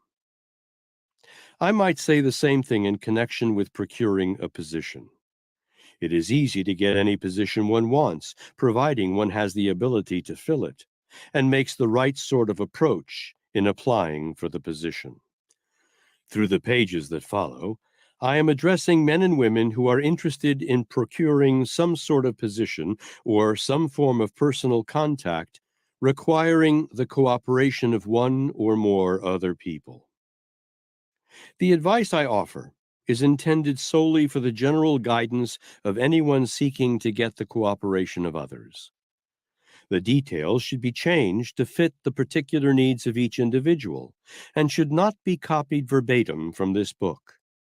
Your own judgment will tell you what to do.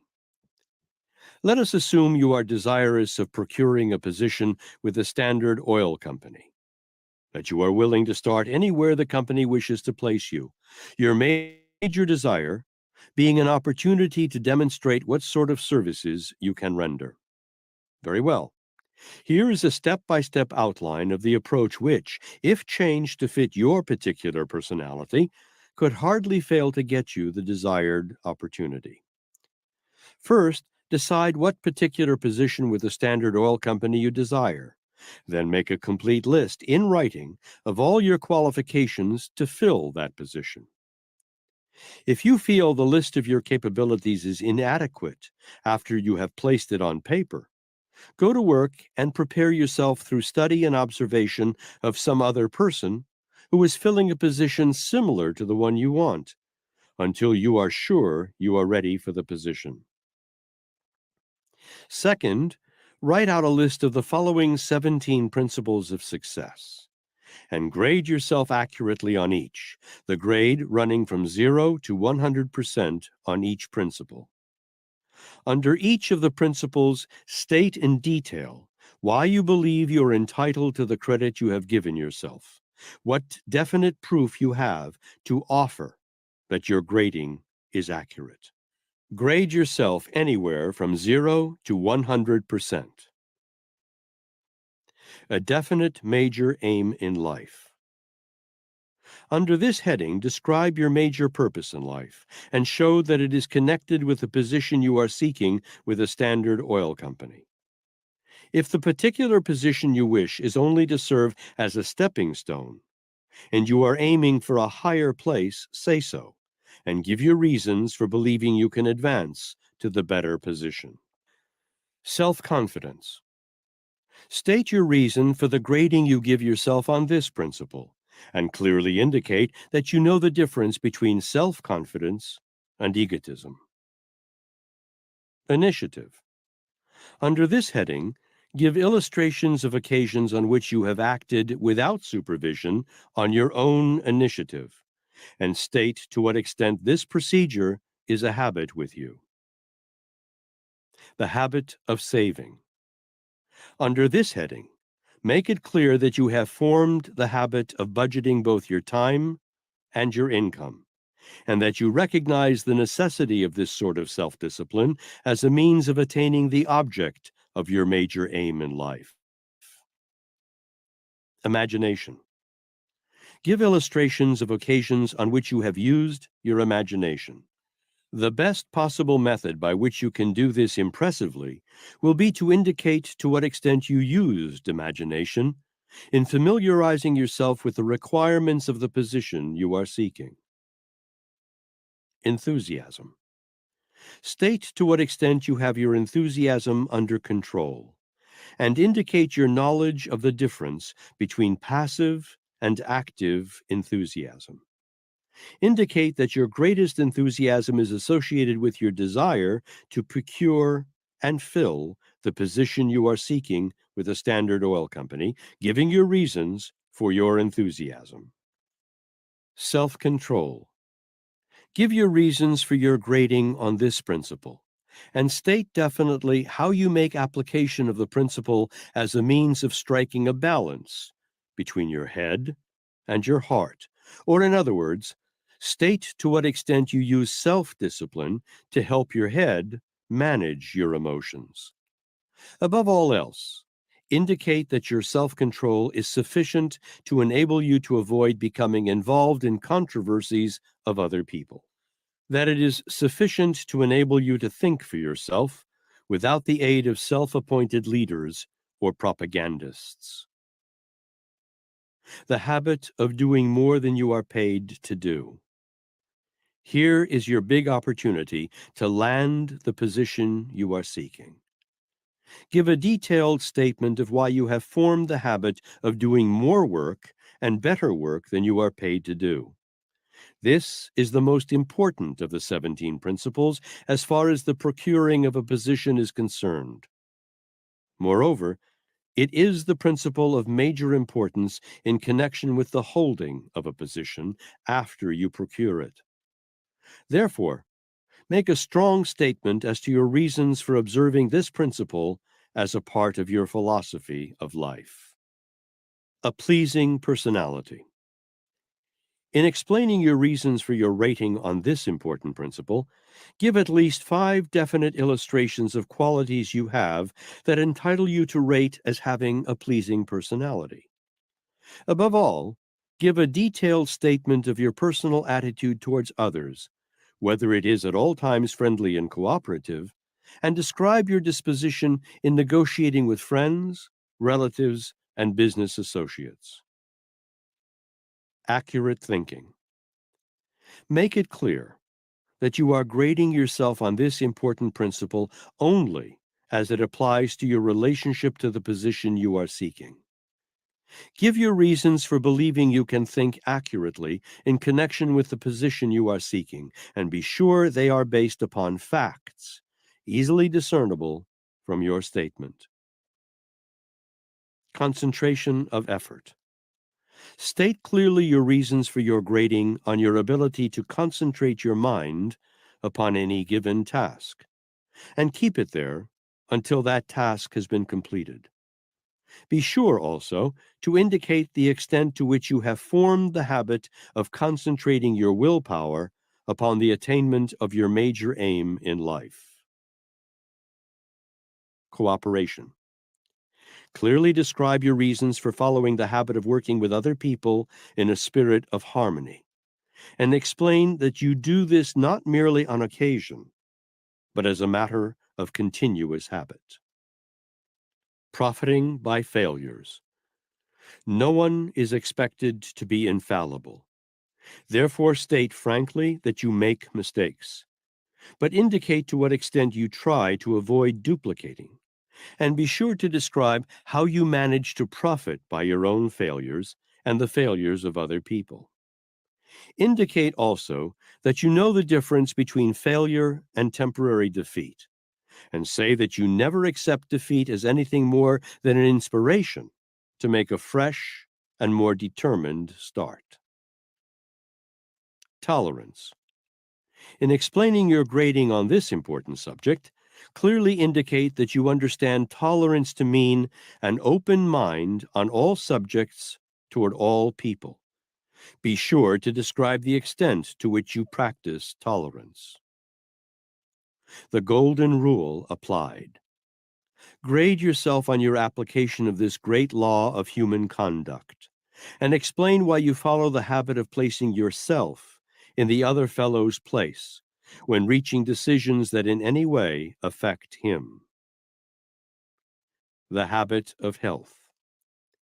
In explaining your grading on this subject, be sure to indicate that you do not suffer with imaginary symptoms of illness, that you follow the habit of attending to your diet, exercise, and elimination, and be sure to indicate clearly that you do not have a bad disposition due to your failure to keep your sewer system cleaned out.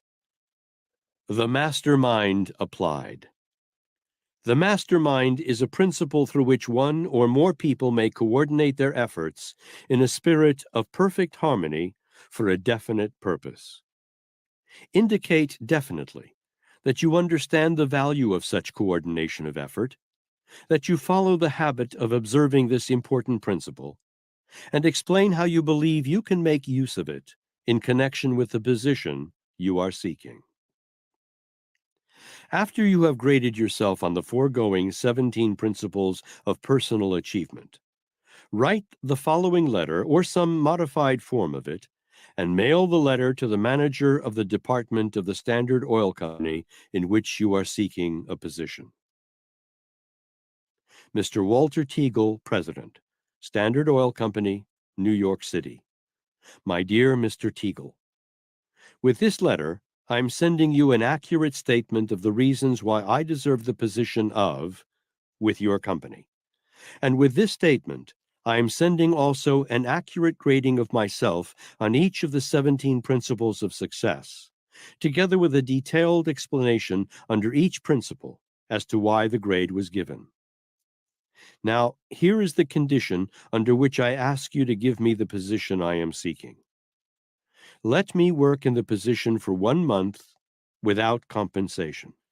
At the end of the month, if I have not demonstrated beyond all question of doubt that I have the sort of material in me that any great corporation such as the Standard Oil Company would naturally be seeking, I will step aside. But before doing so, I will pay your company a reasonable sum to reimburse it for the actual cost of the supervision given to me during the month's trial. Omit this last offer if you choose. If you want the trial period to go beyond 1 month, that will be satisfactory with me. All I ask during the demonstration is that you allow me to put into my work the hours and the sort of effort I believe to be necessary to prove that I am not merely just another person seeking a job. What I am really seeking is not a job, but an opportunity to earn a place as blank in your company. Will you give me this opportunity? Very cordially, blank. Have the letter neatly typed, and also have your grading on the 17 principles of achievement and your statement of reasons why you believe yourself qualified for the position you seek typed. If you desire to apply for a position with several different firms, send a similar letter with the grading and the statement of your capabilities to each firm. But be sure to take the time to investigate each different firm's methods of doing business, its problems, and so forth, so you will be in a position to make your application fit the job you seek. In grading yourself on the 17 principles, use your own imagination and so word your explanations of your grading that the person to whom you are applying for a position will quickly see that you are familiar with the requirements of such a position. Remember, as you prepare your application for a position, that you will be practically sure to get a favorable hearing if you so word your letter and your grading that you definitely convey the impression you are willing to prove your ability before asking anyone to purchase your services. Remember also that you will not receive encouragement unless you choose some position in which a person of your personality, education, and experience is needed. Do sufficient advance investigation to convince yourself the position for which you apply really needs you. Then go after it and sell yourself to the man who has the yes or the no over the job. Do not make the mistake of grading yourself too high on all the 17 principles.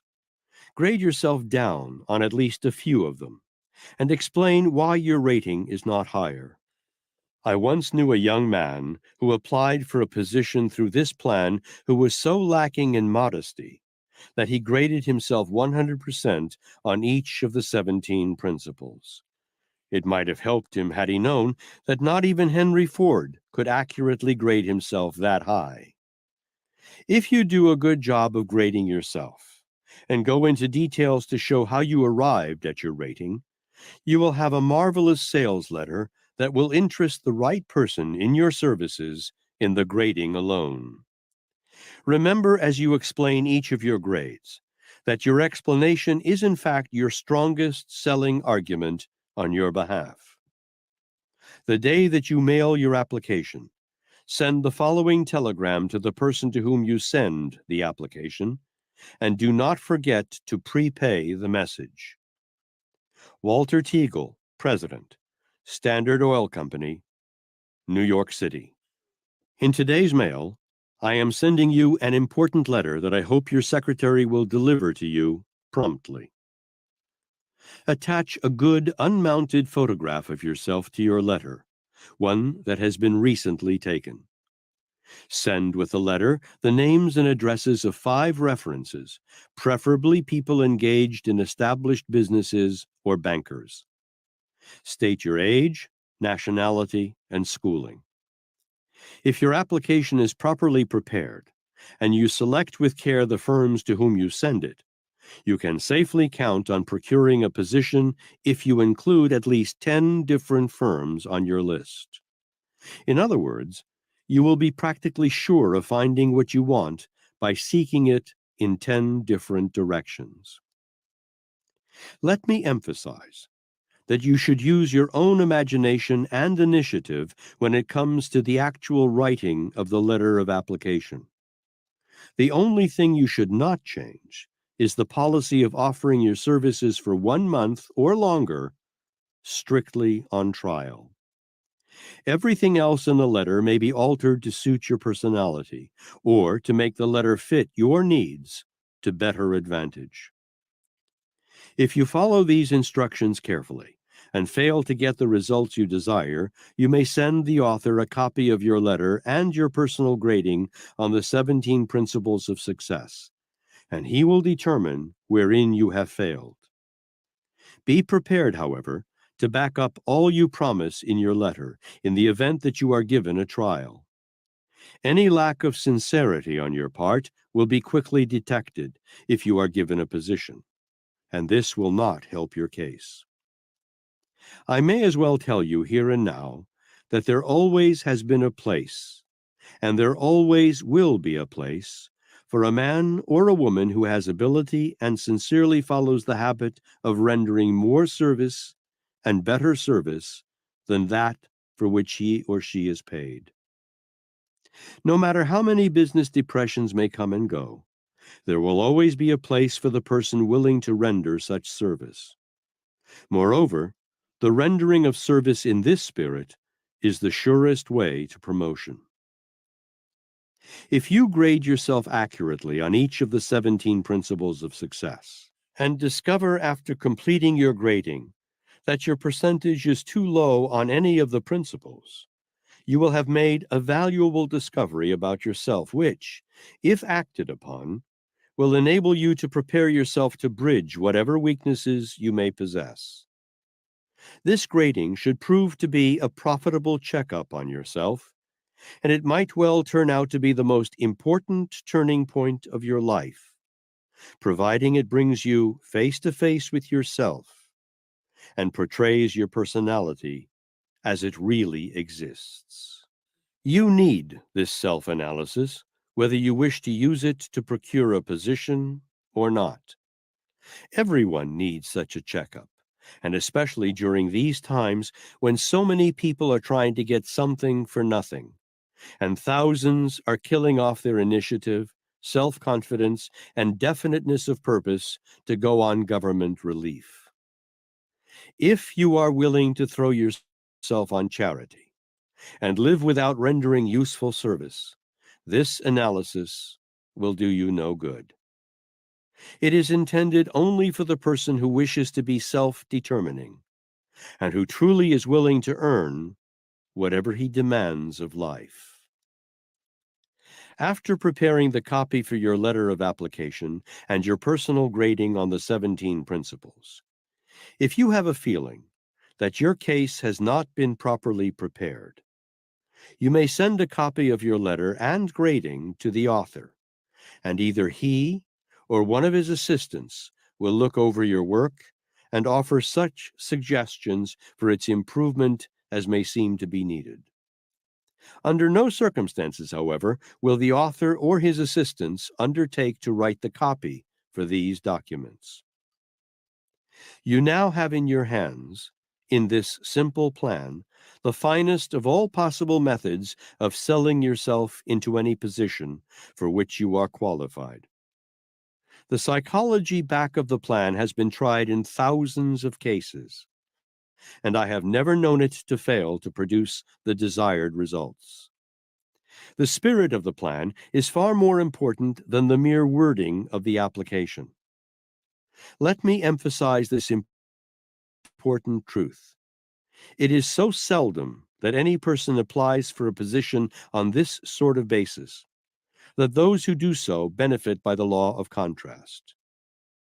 Not one executive out of 100 would refuse to investigate the merits of a person offering to work on the basis of demonstrating his ability before trying to collect pay. Why? Do you know that some of the largest corporations in the world have regularly employed talent scouts out searching for young men and women with just such a spirit of willingness to render service as the one here described? When such a person is found, he or she is quickly employed, and the gates to quick advancement are eternally left ajar. One final word. If you find the 17 principles helpful in procuring an opportunity to demonstrate your ability, think how much more helpful they may be if you make intelligent application of these principles after you get your foot inside the door. In other words, do not stop by using these universal principles of success to induce someone to give you a position, but go further and so use these principles that you can collect whatever you want or demand of life, as effectively as Henry Ford has used them. Read the grading of Henry Ford on the 17 principles as given in another chapter. Then compare yourself with Ford on each of these grades, and you may discover wherein you differ from Ford.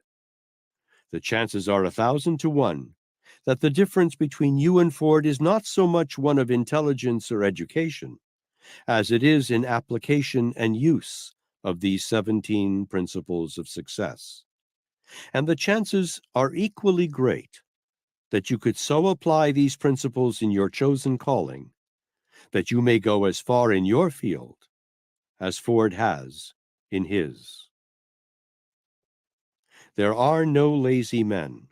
What may appear to be a lazy man is only an unfortunate person who has not found the work for which he is best suited. It is well worth remembering that the customer is the most important factor in any business. If you don't think so, try to get along without him for a while.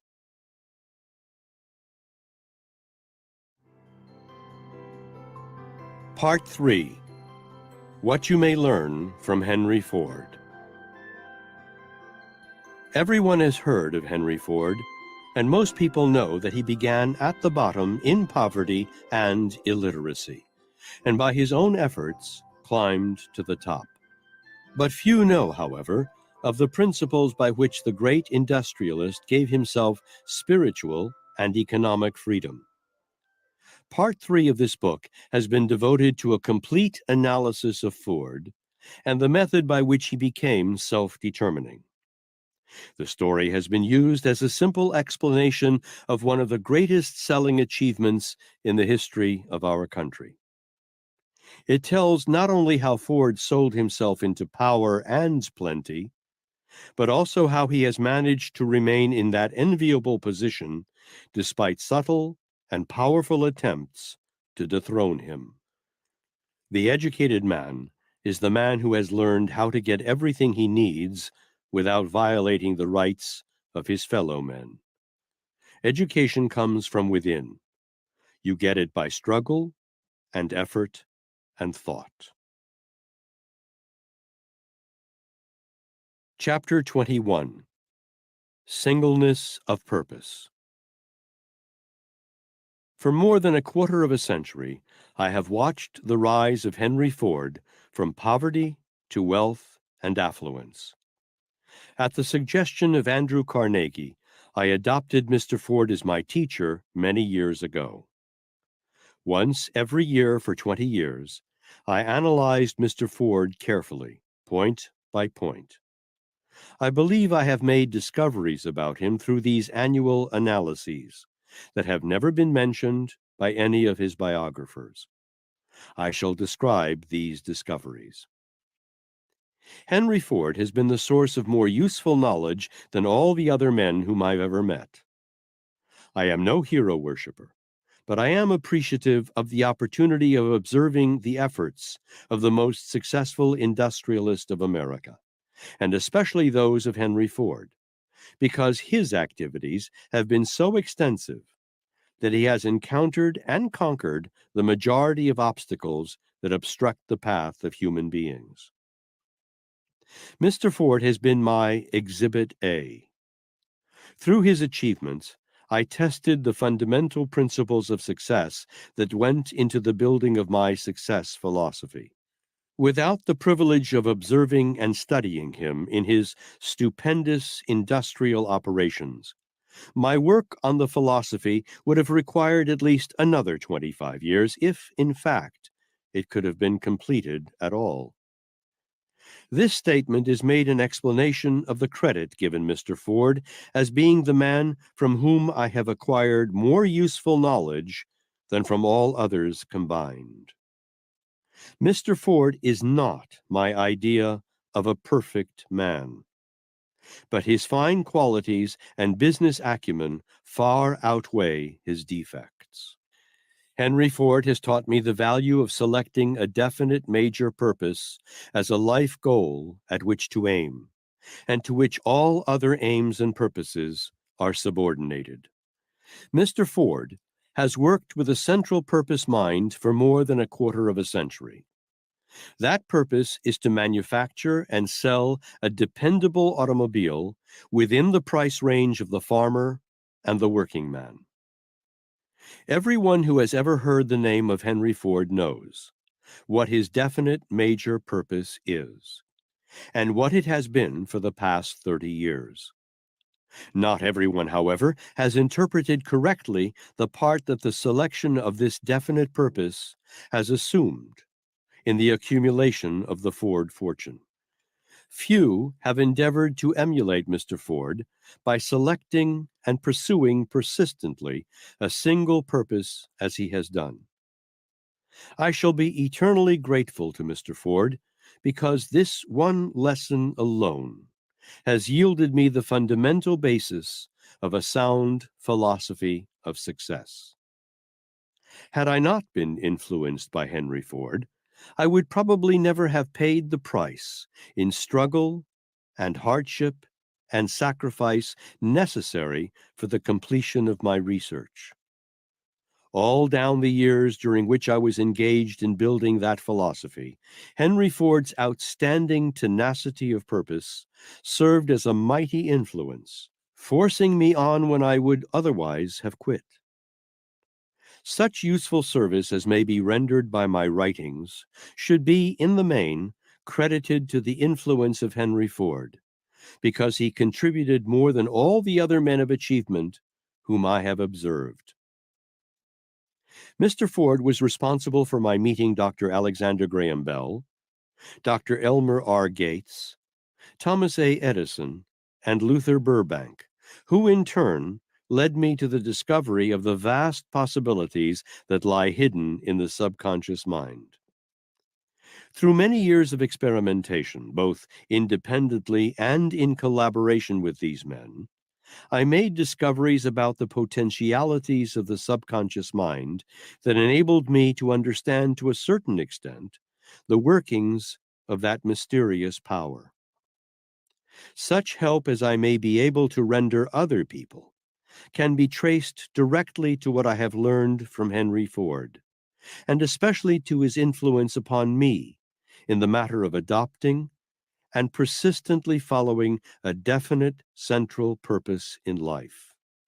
It seems to me more than a mere coincidence that I should have been led to the discovery of facts of vital importance in connection with the psychology of singleness of purpose, as the result of having acquired such a purpose through observation of Henry Ford. This fact has caused me to recognize the truth that every great discovery and every noteworthy achievement of man may be traced to the influence of some other person. Sometimes we neglect to give credit where credit is due. At other times, we fail to interpret the cause of achievement. And again, we prefer to salve our own ego by choosing to believe that we are the great creators. In my own case, I prefer to state frankly that whatever useful knowledge I may possess was acquired from other and more brilliant people. The psychology of a definite central purpose. As briefly as possible, I wish to describe what takes place in the mind when one adopts and follows a definite central purpose. Namely, 1.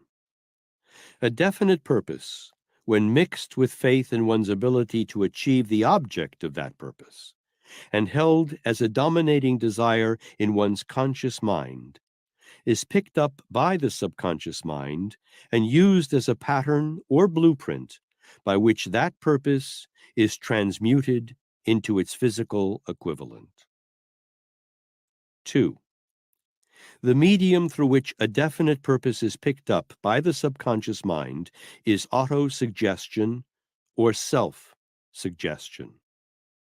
A strong burning purpose held persistently in the conscious mind will induce action by the principle of autosuggestion. 3. The subconscious mind is the intermediary by which the thoughts of the finite mind of man are communicated to and mixed with infinite intelligence. 4.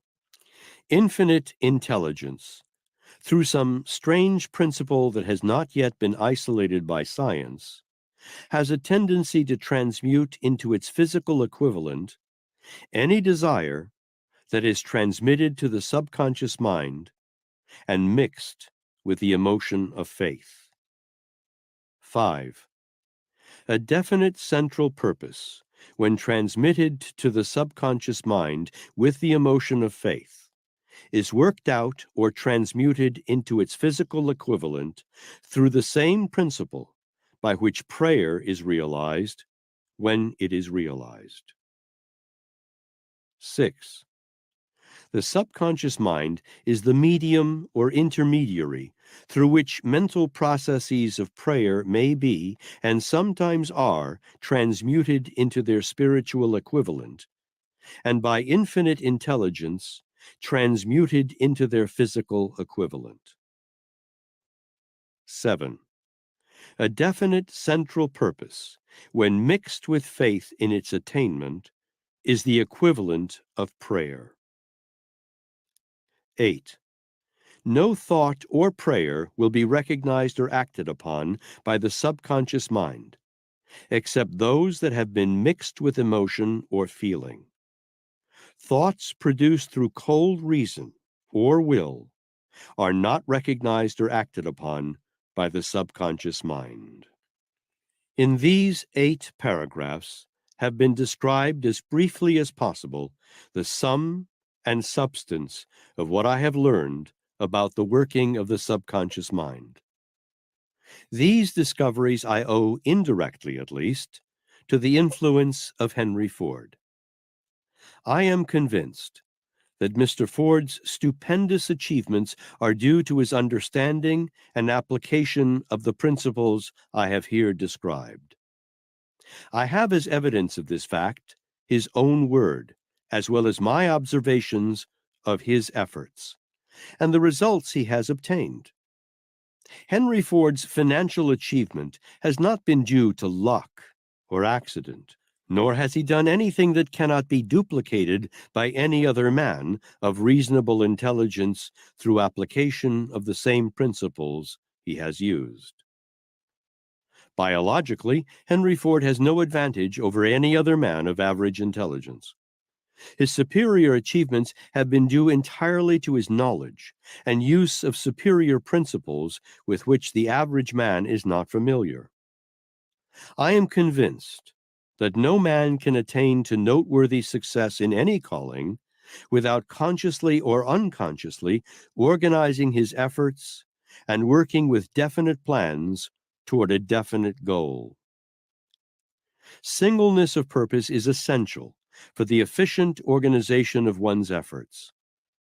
Division of attention, purpose, and effort render one's efforts fruitless and ineffective.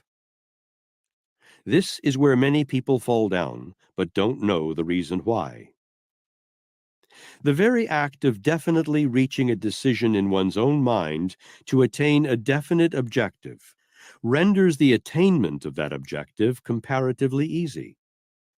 A firm decision to reach a definite goal brings that goal within the range of attainment. Knowledge of this great truth has been priceless to me. That knowledge was acquired from my observation of the methods used by Henry Ford. In my observation of Mr. Ford's methods, I have not been alone. Thousands of people have made the same observation. Perhaps only a few of them have interpreted it the same way I did. My different interpretation is due to the fact that I am a student of life and of men. Most of my time has been devoted to studying effects by analyzing their causes. Thousands of people have observed that Mr. Ford has made himself fabulously wealthy. Few have looked for the underlying reason. Thirsty for knowledge, I sought and found the cause of the acquisition of that fortune. If you have tried and met with defeat, if you have planned and watched your plans as they were crushed before your eyes, just remember that the greatest men in all history were the products of courage, and courage, you know, is born in the cradle of adversity. Chapter 22. Persistence. Henry Ford has taught me the value of persistence.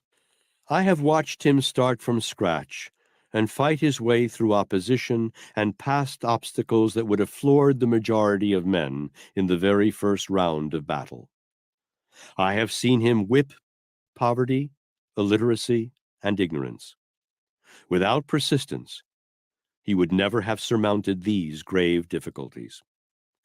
In all my observation of men who have made enviable places for themselves, I do not recall having heard of a man who planned his work and worked his plan as persistently as Henry Ford has done. Persistence is not of the ordinary brand. It is of the quality that knows no such possibility as defeat. I have never known a man who could make decisions more quickly, nor stick to decisions more persistently than Mr. Ford.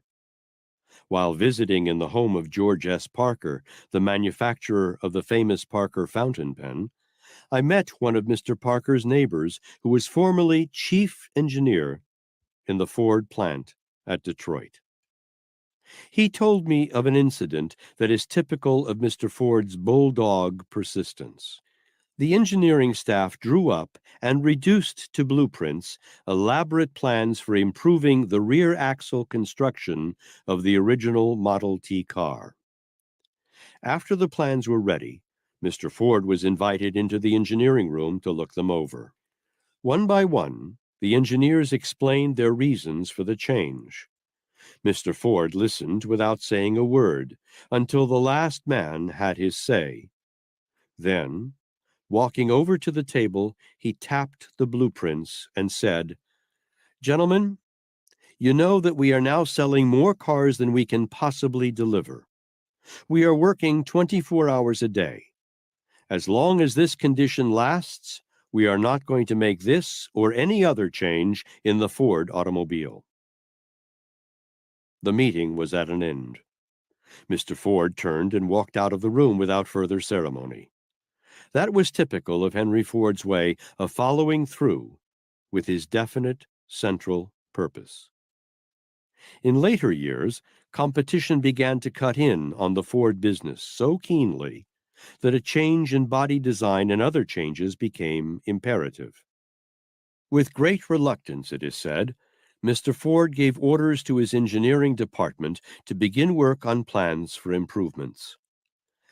Out of those plans grew the Model A, which was the first car Ford built that had any semblance of beauty. He made that change very slowly. In fact, he made it too slowly, because competition had taken such strides that he had not yet fully recovered the ground lost by the delay. Later, it became obvious that the public wanted still further improvements. This time, Mr. Ford moved more rapidly and turned out the present model with the 8-cylinder feature and other improvements in design. When Henry Ford changes his plans, he usually does so with great deliberation. It is a part of his nature to work his plans with such persistence that they succeed, even though more practical plans might be devised. Mr. Ford is not the type of man who yields to opposition, nor is he easily moved by criticism. Persistence, to the degree that he carries it, may be a fault, but too little or no persistence is a far graver fault. Persistence requires courage, especially if it is used as the foundation of a new idea. Most people do not accept new ideas quickly. Moreover, most people discourage men who undertake to create anything new. Without persistence, the average man is apt to yield to criticism and quit before his plans have been matured. In 1908, I watched the Wright brothers through 3 days of tenacious effort to get an airplane off the ground. They finally got it into the air. It circled around 2 or 3 times and came down with a crash. An old man who was sitting on the running board of my car emptied his mouth of tobacco juice, looked up at me and said, "It is just as I expected. If God Almighty had intended for man to fly, he would have given him wings. They'll never make them there things fly." The old boy saw nothing but failure for the airplane. I saw only temporary defeat. Even at that early date, observation of Henry Ford's persistence had profited me. The majority of the people of the United States criticized Theodore Roosevelt when he began the Panama Canal program. General opinion held that it was a fool's mission. It was pointed out that 2 unsuccessful attempts had been made to build the canal, and the prophecy was that the United States government would waste a lot of money and the venture would end in failure. Under the able direction of General Goethals, the plans for the Panama Canal were carried through with persistence. The investment proved to be one of the best ever made by this country. The bankers of America criticized the late Woodrow Wilson when he asked Congress to pass the Federal Reserve Banking Act. They prophesied catastrophe for the banking business if the bill passed, and fought it to a standstill. Now, only a few years later, the service that this system has rendered the banking fraternity has proved itself invaluable. Wilson's persistence proved to be worth more than the banker's skepticism. Persistence is one of the attributes of great leadership. Without it, enduring leadership is impossible. Persistence is enduring and stubborn. The persistent man with a poor plan stands a better chance of winning than the man with a perfect plan who hesitates and wavers in carrying it out. Persistence is one of Ford's most prominent qualities. He applies it almost to the point of obstinacy. And because of this quality of persistence, Ford recognizes temporary defeat, but does not accept it as failure. All men who have the quality of persistence have also the advantage of being able to distinguish the difference between temporary defeat and failure. They know that temporary defeat can be made to serve as a stepping stone to a higher rung on the ladder of achievement. Men who lack persistence have not this knowledge. They quit at the slightest provocation, even before reaching the stage of temporary defeat. Chapter 23. Faith. Henry Ford has taught me the value of faith. Without faith, one is apt to be lacking also in persistence. Faith is the very foundation of persistence. What is faith? Faith is a state of mind that enables one to visualize one's central purpose or one's minor plans and purposes as achieved, even before beginning their pursuit. Faith is a state of mind that can be induced through intensity of desire, backed by persistent suggestion to the subconscious mind that the object of that desire shall become fully realized and attained. Faith begins to take the place of doubt when one recognizes the existence and availability of infinite intelligence. Faith multiplies itself through use. The more one relies upon it, the more pronounced it becomes. Faith is nature's elixir, through the use of which nature enables man to transmute the impulse of thought into a skyscraper of riches or a hovel of poverty.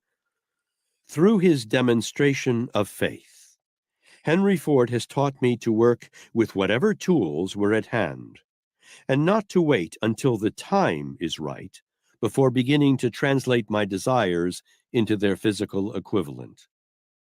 I have discovered that the right time, in the fullest and most literal sense of the term, never comes to any person. If we wait until all conditions are just right before beginning to translate our central purpose into concrete form, we will never begin. The time to start is now. Analysis of Mr. Ford shows that he believes in and practices the habit of starting where he stands. During the early days of his experience in the automobile industry, he was forced to follow this habit. The time was not just right when he began to experiment with his horseless buggy contraption, but he went ahead with it anyway. In fact, he followed the habit so literally that it once cost him his position while he was working during the day and experimenting with his automobile at night. Mr. Ford was cramped for money during the early days of his career, but he substituted faith for money, and miracle of miracles, he discovered that the substitute worked. During the early days of my experience, my path was beset by enemies who tried with enduring persistence to undermine my reputation and destroy my chances of completing and taking to the world my success philosophy. I discovered, as the result of the influence of Mr. Ford, that persistence is no match for faith. I went ahead with my labor, looking neither to the right nor the left, never stopping to reply to my critics nor to explain to my friends, relying entirely upon my faith and the soundness of my plan to take the place of explanations. I have not been disappointed. Beginning in 1929, a great calamity overtook the people of the world through what is commonly known as the Depression. Banks closed their doors by the thousands. Men were thrown out of employment by the millions. Great fortunes faded into nothing by the scores. Leaders in business and finance, industry, politics, and religion showed the white feather and went into seclusion by the thousands. Chaos and pandemonium prevailed and continues to prevail on a widespread scale. Through all this demonstration of fear, Henry Ford was one of the few leaders who stuck to his post and went ahead with faith in the future of America. While others were talking about the return of prosperity, Mr. Ford was digging in and demonstrating prosperity. When other automobile manufacturers were laying off men by the thousands, Mr. Ford took them on in similar proportions. Only faith can carry a man through in times like those experienced in 1931 and 1932. Mr. Ford was not in the least disturbed by the Depression. While thousands of small-minded men and women were madly rushing to the banks and drawing out their money, forcing the banks to close their doors, Mr. Ford, who had as much money in banks as any 1,000 men, let his money remain there and went about his business as calmly and as confidently as if nothing unusual had been happening. That required faith. Henry Ford has faith, and because he has it, he also has a fortune. Faith is the master of all obstacles that beset the path of man, with the lone exception of death. Perhaps even death might be conquered by faith. Who knows? Who is willing to trust faith far enough to find out what are its limitations, or if it has any limitations? The tenets of the greatest religions are all grounded in faith. Jesus Christ, in performing the miracles credited to him, did so solely through faith. If faith is the hub of religion, if it constitutes the sum and substance of Christ's philosophy, should not this fact serve as a tip to men who are concerned about ways and means of succeeding in business? We all have hopes and wishes, but these do not and cannot take the place of faith. If Henry Ford had only hoped or wished to translate his central purpose into reality, he would have gone the way that hundreds of other automobile manufacturers have gone since he started his business. He has succeeded in the face of more obstacles and opposition than the average man has ever known, because he has had faith. Every year, some wiseacre predicts that Ford will overstep himself, that Wall Street will take his business from him. Meanwhile, Ford continues to follow his own course and build new plans. Mr. Ford knows, and knows that he knows, that his faith will carry him through any business emergency with which he may meet. Consequently, he rides on the waves of emergency instead of being submerged by them. The intelligentsia belittle Henry Ford because he is not educated. Few, if any of them, have accumulated $1 billion.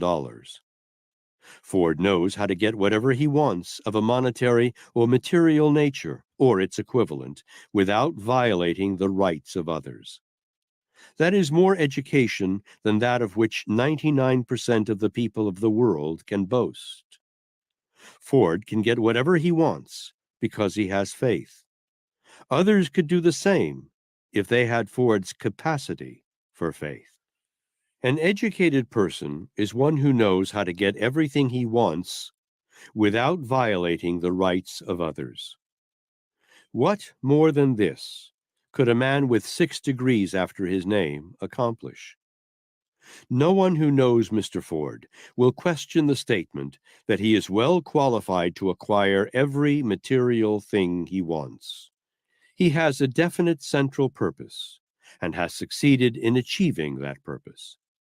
What more than this could the faculty of Yale, Harvard, Princeton, or any other university accomplish?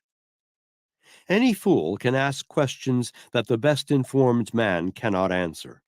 But no fool can whip poverty and illiteracy and ignorance and accumulate a fortune of $1 billion by rendering useful service. Mr. Ford is a man of education. He has learned by meditation, thought, and experimentation that man has no limitations within reason beyond those he sets up in his own mind. Mr. Ford has achieved more than most men because he has removed the limitations by which most men permit their minds to be bound. Henry Ford was reared on a farm. He laid the foundation for his abiding faith by observing the orderly, organized fashion in which nature moves. Looking up into the sky, he saw the millions of stars and planets moving in space with order and precision. He gathered from what he saw the conclusion that nature works always with a purpose, producing from the soil everything that a man needs, and that the production is abundant and efficient. When the Depression got underway, Mr. Ford observed, as any other man who thinks might have done, that there was no depression in the realm of nature. He saw the same sun shining down on the earth, warming the roots of the grass, and causing the seed in the ground to germinate. He saw that nature went ahead with her business in 1930 and 1931, precisely as she had done prior to the Wall Street crash. From these observations, Mr. Ford deduced the fact that business depressions are man-made. From past experience, he knew that whatever man makes, he can unmake. Because he saw and believed, Henry Ford went right ahead with his business, knowing that the storm of the Depression would pass, and that harmony would come out of the chaos when men had regained their sense of balance. And we all know that he guessed right. It is impossible to defeat the man who has an abiding faith. If one plan fails, he will create another to take its place, knowing that it was only the plan that had failed. The man who has this faith is educated, no matter if he ever saw the inside of a schoolhouse. Henry Ford knows, as few men know, that all success is based upon confidence and faith. He also knows that the prolonged business depression grew out of man's loss of these two prerequisites of success. Those who criticize Henry Ford might well spend their time studying and emulating him instead, despite the fact that he has many shortcomings. There was a time when I, like others, was inclined to criticize him. Now I am trying in my humble way to apply to my calling some of the principles that have made Henry Ford one of the most conspicuous figures in the entire history of American industry.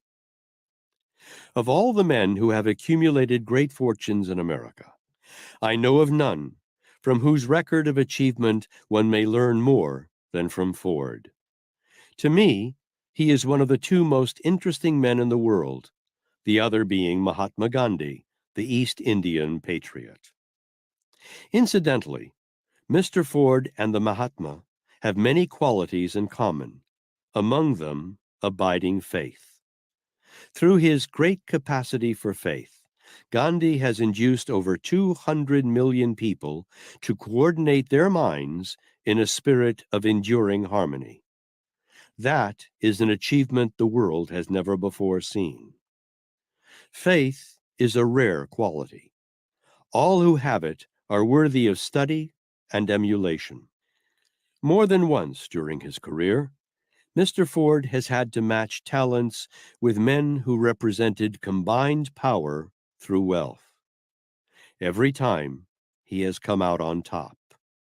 His faith has always proved to be stronger than other men's cunning.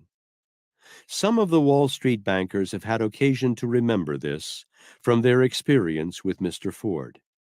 He has held his own, despite the efforts of shrewd men to rob him of his business, because he had faith in his ability to do so. Henry Ford has met with defeat many times, but always he has armed himself with the knowledge gained by defeat. Out of that knowledge, he has constructed a bulwark of self-defense, which, so far, no man or group of men has been able to penetrate. Any man may become great by doing the commonplace things of life, in a great spirit, with a genuine desire to be of helpful service to others, regardless of his calling.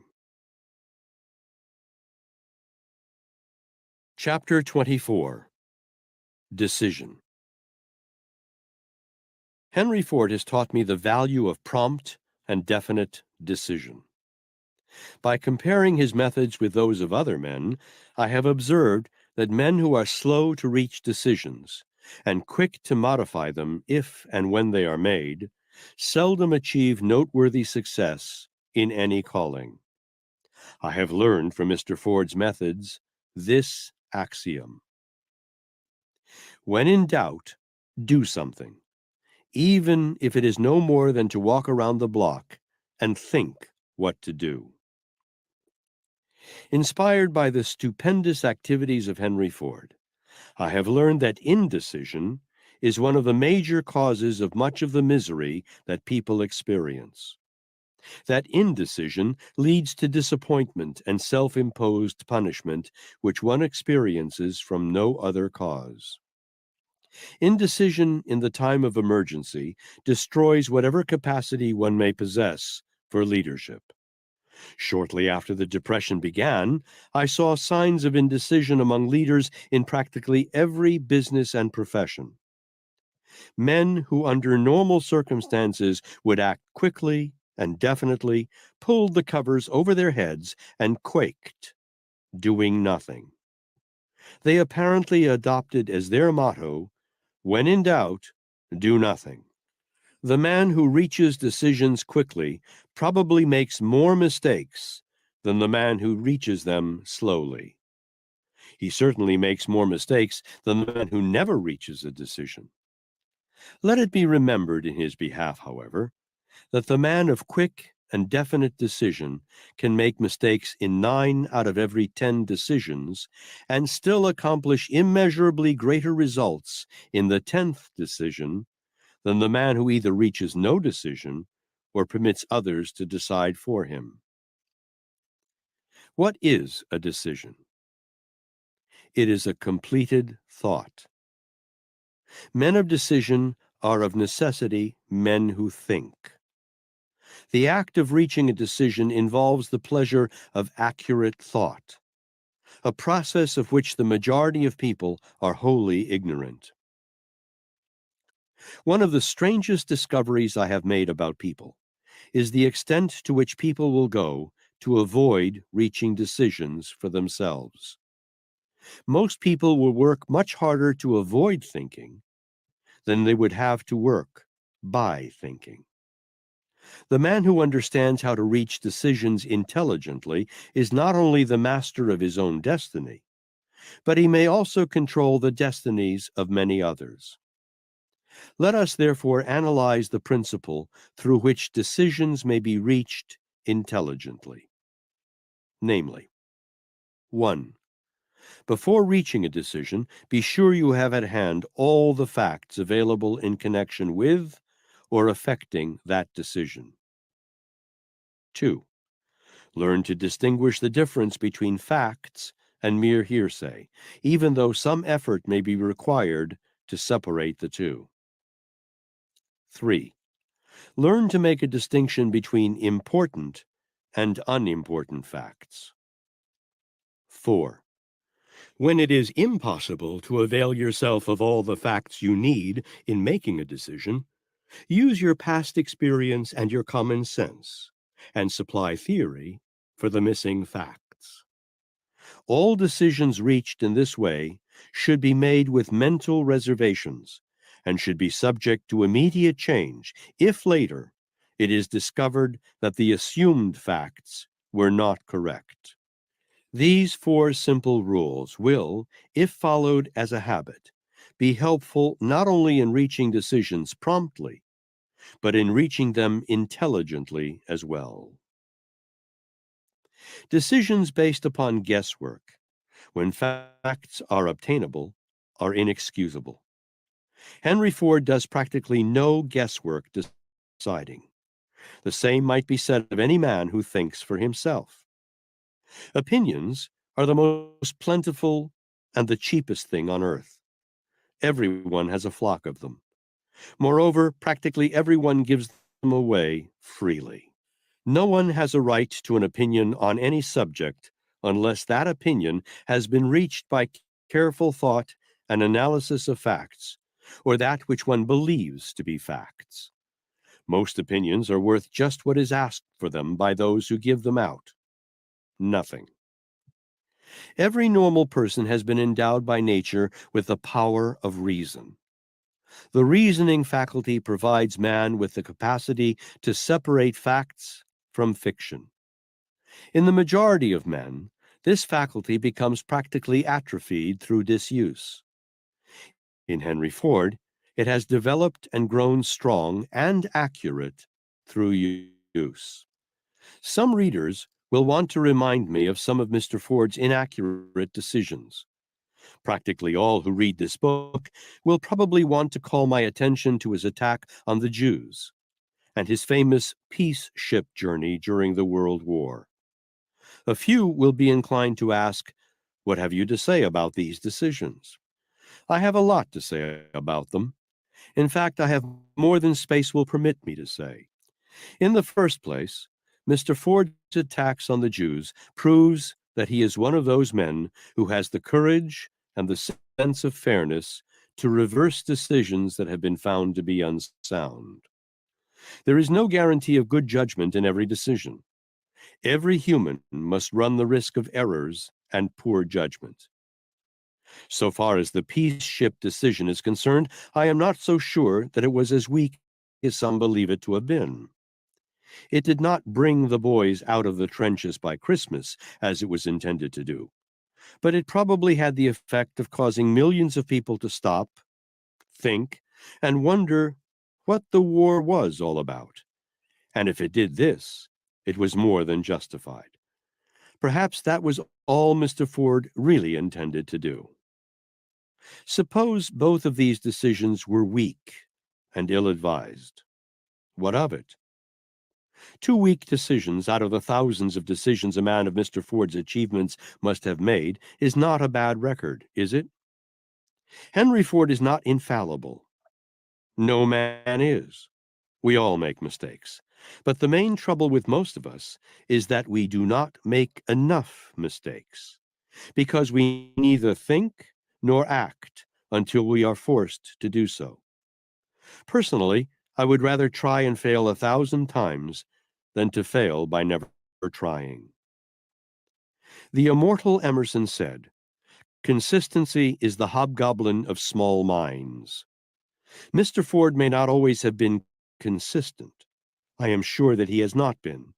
But he has whipped poverty and accumulated a fortune without violating the rights of others.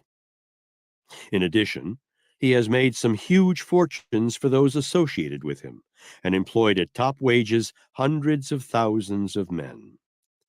These are facts, and they are the soundest evidence that Henry Ford is an accurate thinker. Sound thinkers are always men of decision. Chapter 25. Sportsmanship. Henry Ford has taught me the value of good sportsmanship.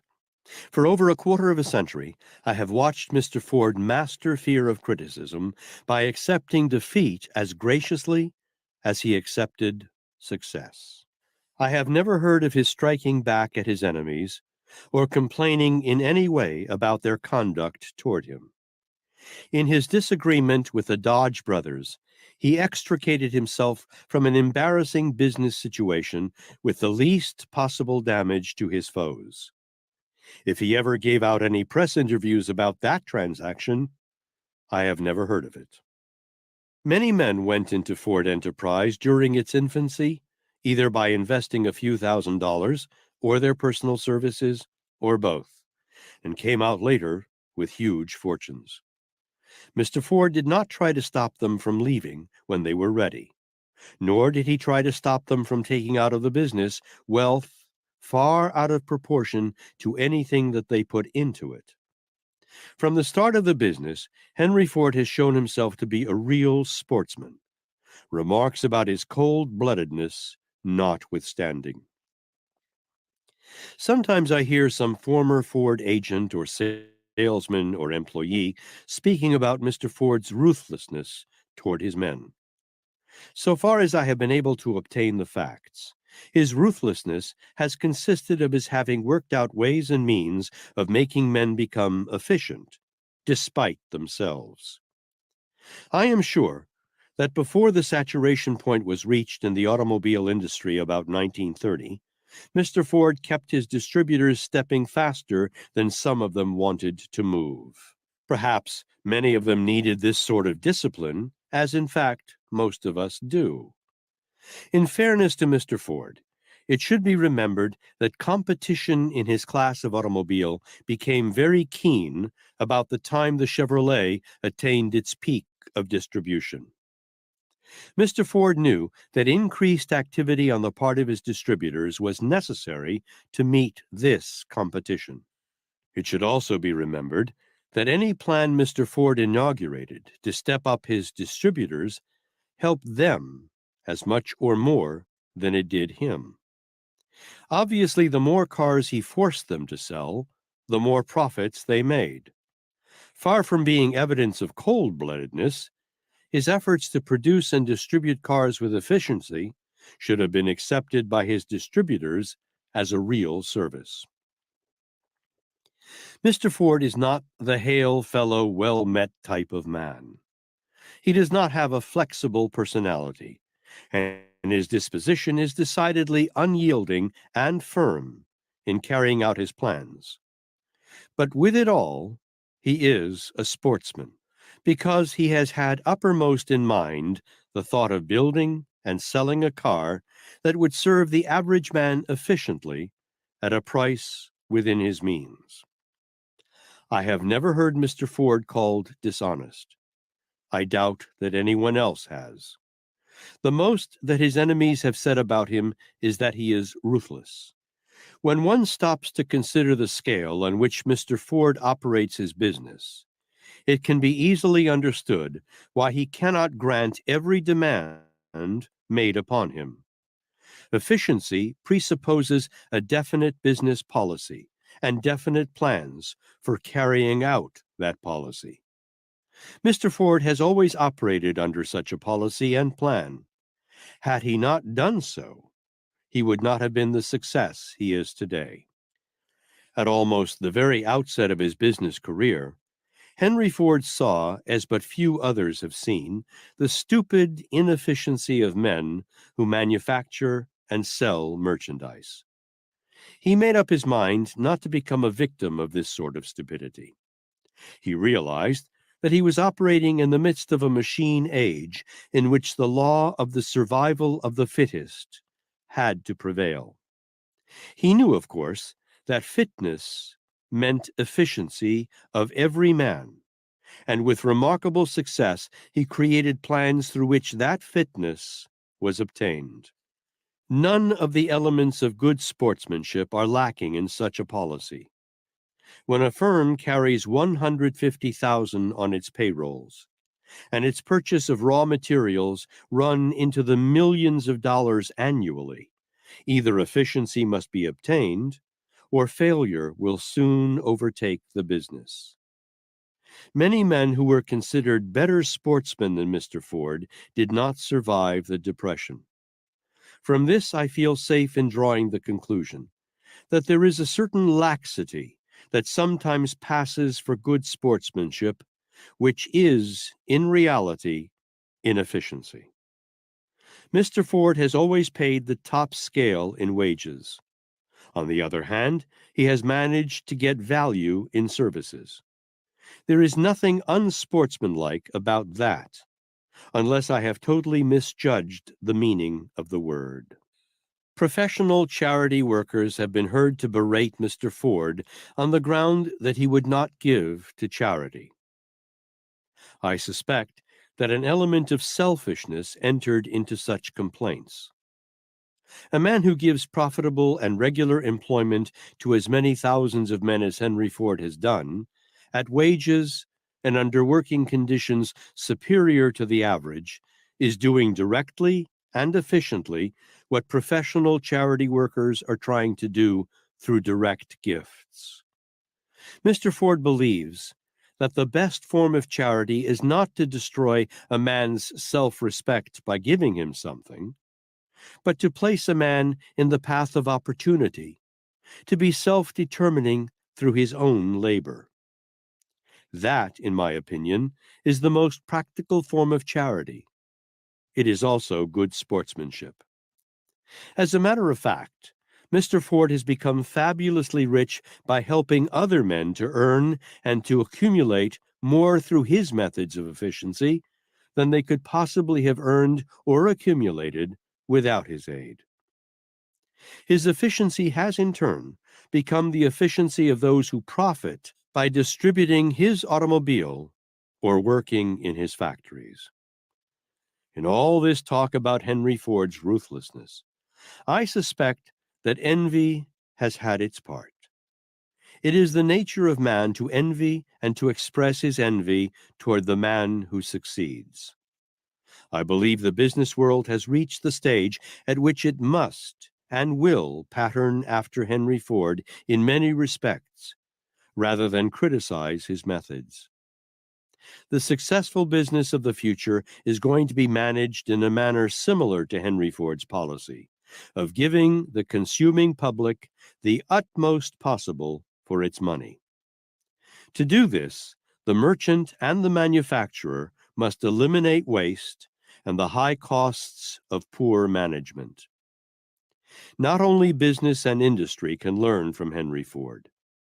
Educators might profit by observing his methods. His business policy could, if applied to education, shorten the years now spent in schoolrooms in the study of abstract subjects that are of no practical value to the student. Politicians also might well afford to study and to apply the Ford methods of efficiency. It has been said, and I believe conservatively, that Henry Ford could run the United States government at a saving of no less than $500 million a year if he could be given a free hand. If he were the manager of the exchequer, I have no doubt he might cut out at least half of the red tape and the overlapping and sometimes totally unnecessary positions. Of course, those on whose toes he stepped would put up a howl, but it is safe to say that no complaints would be heard from the taxpayers who support the government. When you hear someone berating Henry Ford for lack of sportsmanship, make careful inquiry into the complaint. It is probable that it comes either from one who has been pinched by Mr. Ford's efficiency, or one who is not in sympathy with any plan that forces people to give value received. Chapter 26. Budgeting of Time and Expenditures. Henry Ford has taught me the value of budgeting my time and my expenditures. By observing Mr. Ford, I discovered that men who become financially independent achieve this desirable end by organizing their time to make it yield a greater income. I am convinced that no man who works for wages can become financially independent merely by saving a portion of his wages. The majority of men waste more time out of every 24 hours than they efficiently devote to labor. This is particularly true of the so-called white-collar or salaried type of man and the small businessman. Since the close of the World War, the waste of time upon the part of men in these two classes has been stupendous. The waste often takes the form of intemperance and takes count of its victims not only in terms of money that they do not earn, but in health as well. Wasted time takes a yearly toll in America in astounding proportions. There are some who will complain that they must have time for relaxation for their health's sake. To these I would offer the suggestion that Henry Ford maintains good health without wasting time in dissipation of the kind mentioned. Mr. Ford takes time to relax. The major difference between Mr. Ford's method of relaxation and that of the average time waster is that the latter's dissipation results in deleterious effects on health and mind, while Mr. Ford finds relaxation through sources that enrich his mind and make no inroads upon his health. I am neither Mr. Ford's biographer nor his propagandist. I am merely one who has observed his habits and his business policy for over a quarter of a century and profited by them. Self-discipline through an appropriate and strictly enforced budget of time and expenditures is an essential for financial independence. It is a price that the majority of men will not pay.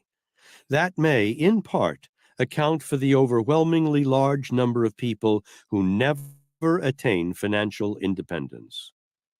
Most of us prefer to look at Henry Ford in the hour of his triumph and say, "How lucky."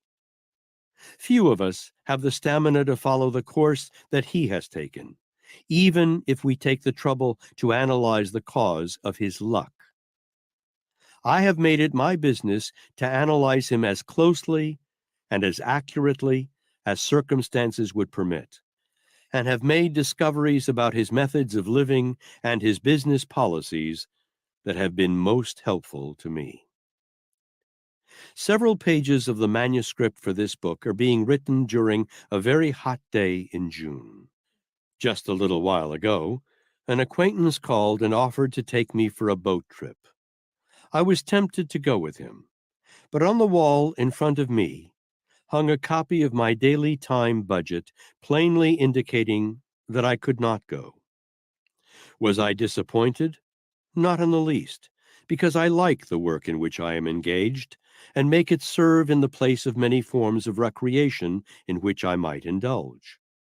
Instead of worrying because my habit of self-discipline often deprives me of a fine opportunity to waste time, I look out into a world that is peopled with men and women who need the sort of practical inspiration which, it is hoped, may be found in my writings, and return thanks once again to Henry Ford for having caused me to discipline myself, thus through a strictly enforced budget of my time.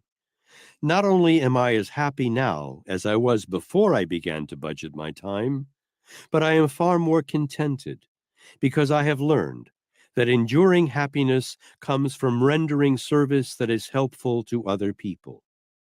Therefore, a rigidly enforced time and expenditure budget not only leads to financial independence, but more important, it leads to happiness.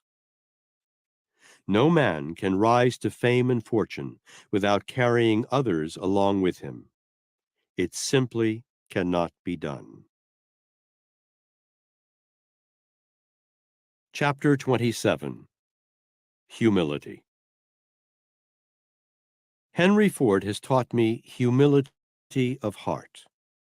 His habits, his style of living, his attitude toward other people are the same today as they were when he was bound down by poverty.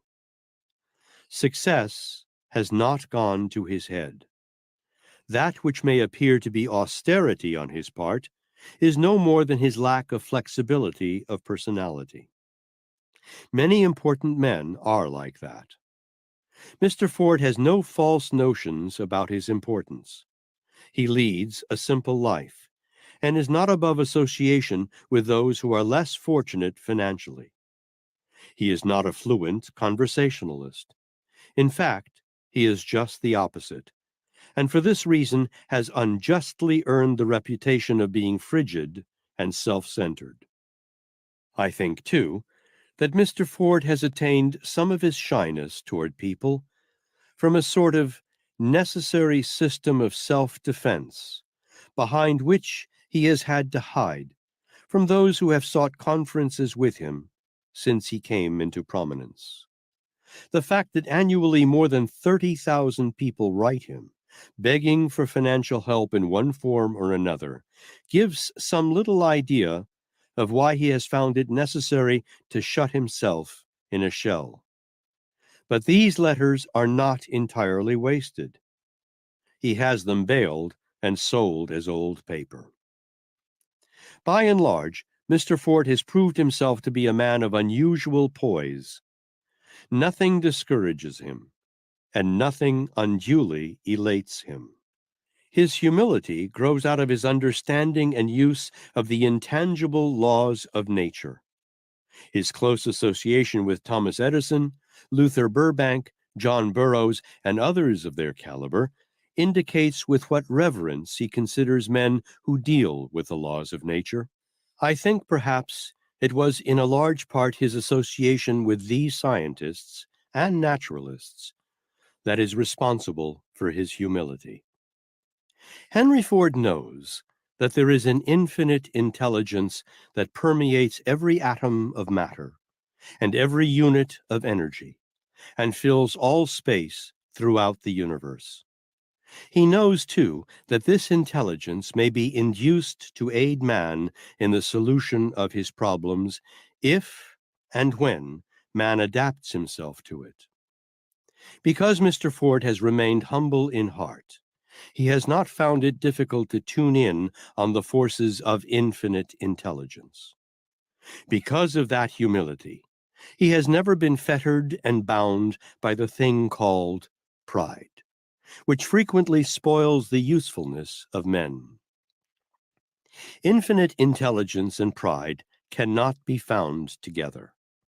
Many men who have attained financial power have learned this truth too late in life. Pride is often only conceit. If Mr. Ford has any conceit in his makeup, I have never heard anyone speak of it, nor observed any evidences of it. Conceit usually demands its chance to be heard.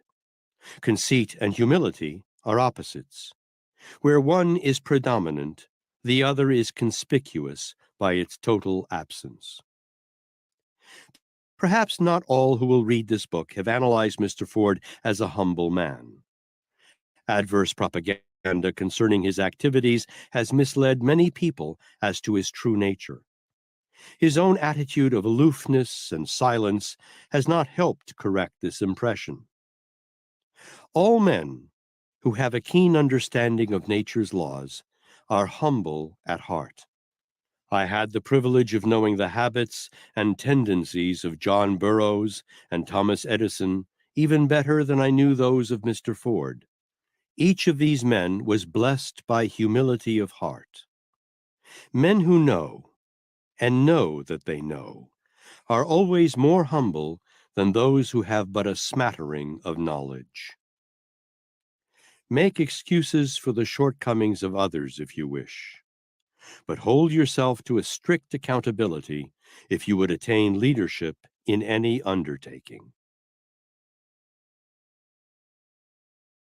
Chapter 28. The Habit of Doing More Than One is Paid to Do. Henry Ford has taught me that it pays to render more service and better service than one is paid to render. I have learned this great truth from others as well as from Mr. Ford, but he has proved its soundness in more different ways than any other person whom I've had the privilege of observing. Moreover, Mr. Ford has proved that this principle may be applied by an employer in his dealings with his employees just as effectively and profitably as it can be applied by an individual who works for an employer. Mr. Ford's first serious major disagreement with his business associates grew out of their lack of understanding of this principle. Back in the early days of his career, before the famous Model T made its appearance, some of Mr. Ford's associates wanted him to build a much larger and more expensive type of car, pointing out to him what they believed to be the advantage of a larger car in bigger profits per car. Mr. Ford saw the situation from an entirely different viewpoint. His notion was then, and has remained so ever since, that the utmost value should go into a small car that could be sold at the lowest possible price. On that policy he has built the Ford reputation and the Ford fortune. When other automobile manufacturers raise the price of their cars, Mr. Ford lowers the price of his. When other employers lower wages, Mr. Ford usually raises them. His business policy is about as perfect a contradiction of that of other businessmen as one could find. The soundness of his policy can be measured by the degree of success he has enjoyed under its application. In analyzing financial reports on the automobile industry, I have noticed that most of them contain a notice at the bottom to the effect that the above report is exclusive of the Ford operations. It would be hard indeed to make up any sort of financial report in which would be included the operations of Mr. Ford. His method of doing business is entirely different from that of other industrialists. He is the proverbial exception to the rule in practically every walk of life. Mr. Ford is unorthodox and original in his business methods. He refuses to follow, parrot-like, any method upon which he can improve. I have observed a few other men who, like Henry Ford, followed the habit of rendering more and better service than they are paid to render.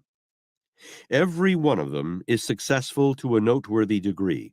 Also, every one of them is free from the orthodoxy of business procedure, having found newer and better ways of doing business than others in their lines.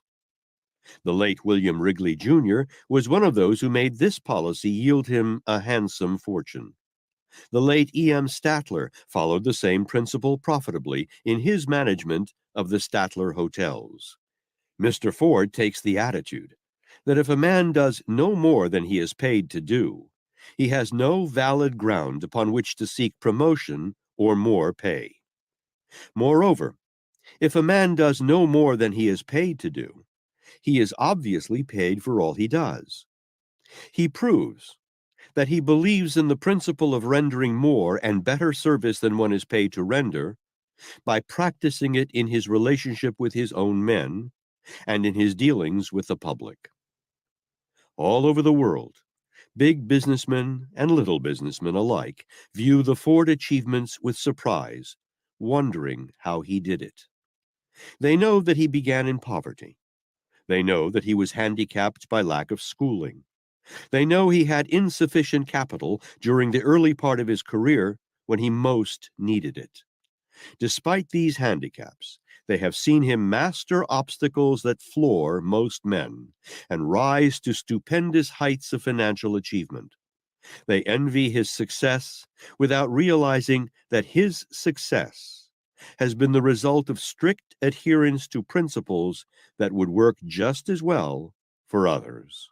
Moreover, the principles upon which Mr. Ford's fortune has been built are comparatively simple and easy of application. Perhaps this may explain why so few people have adopted the Ford method of doing business. His methods are simple and unorthodox. Most men are afraid to try a new idea. Mr. Ford goes out of his way to discover new ideas.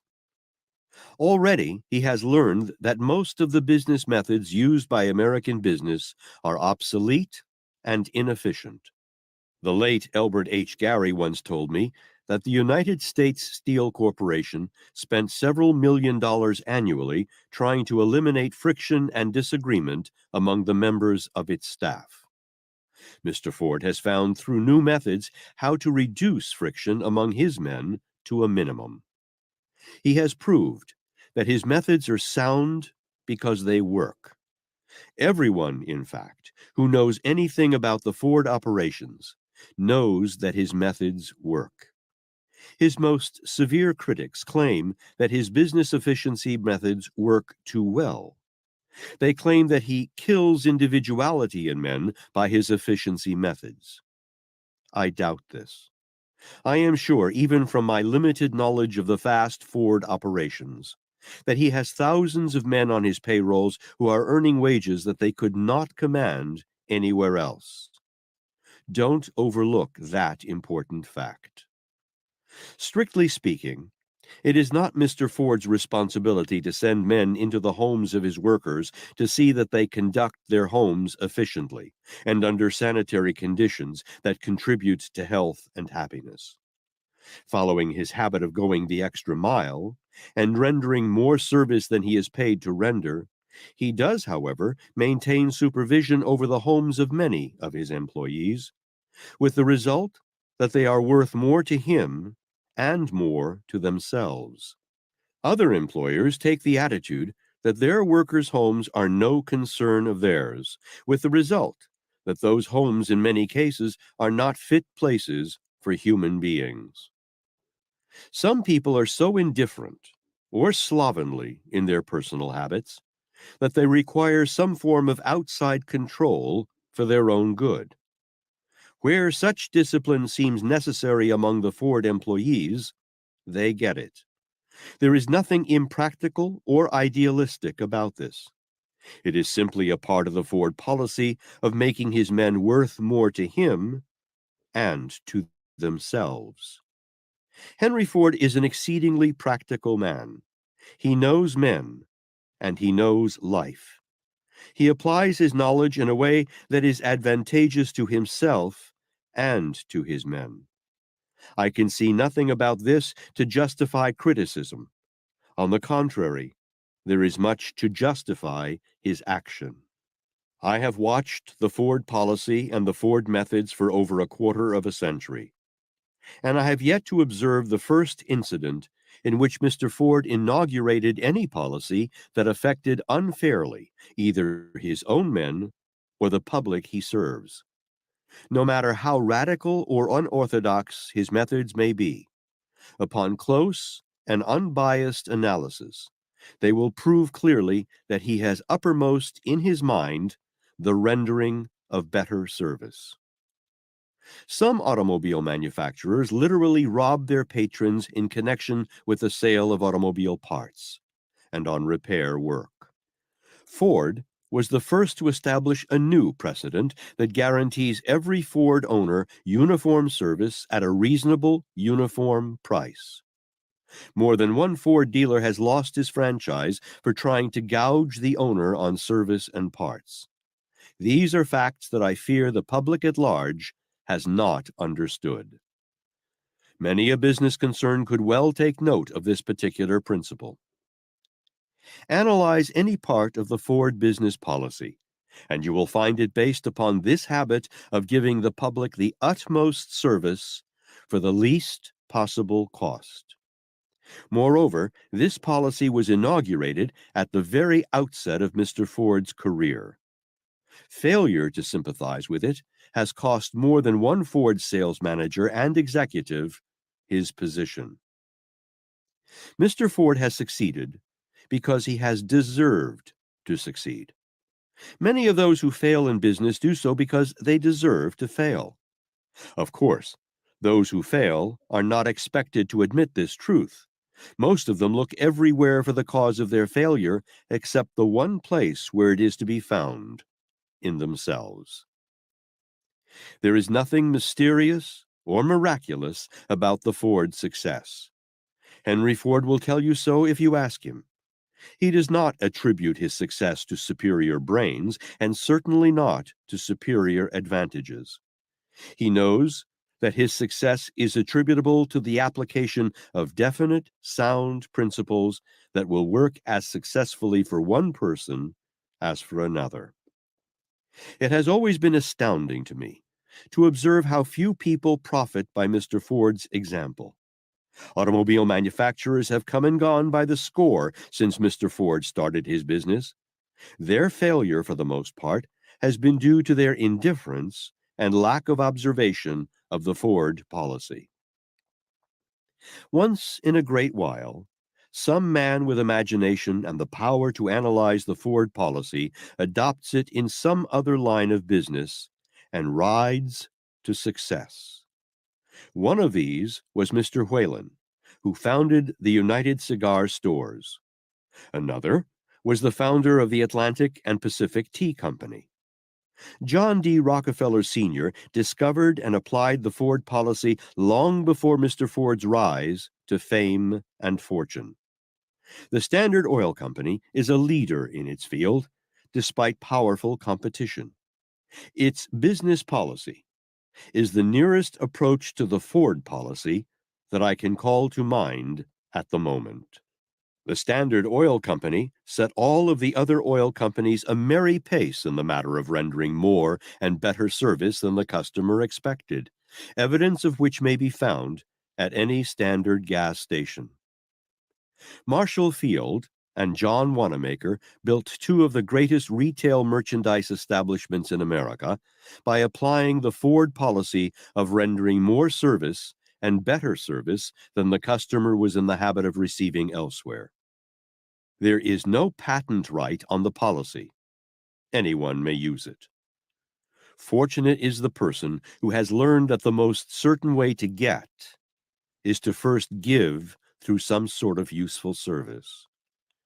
I try to practice as well as preach the principle of rendering more service and better service than I am paid to render. Preaching is cheap. Many people have a decalogue of principles that are preached more than they are practiced. It is my policy to follow the principles that I have learned from Mr. Ford because I have observed that they have served him advantageously. We are entering an age favorable to all who follow the habit of rendering more service than is expected. In fact, this is an age that demands that kind of service.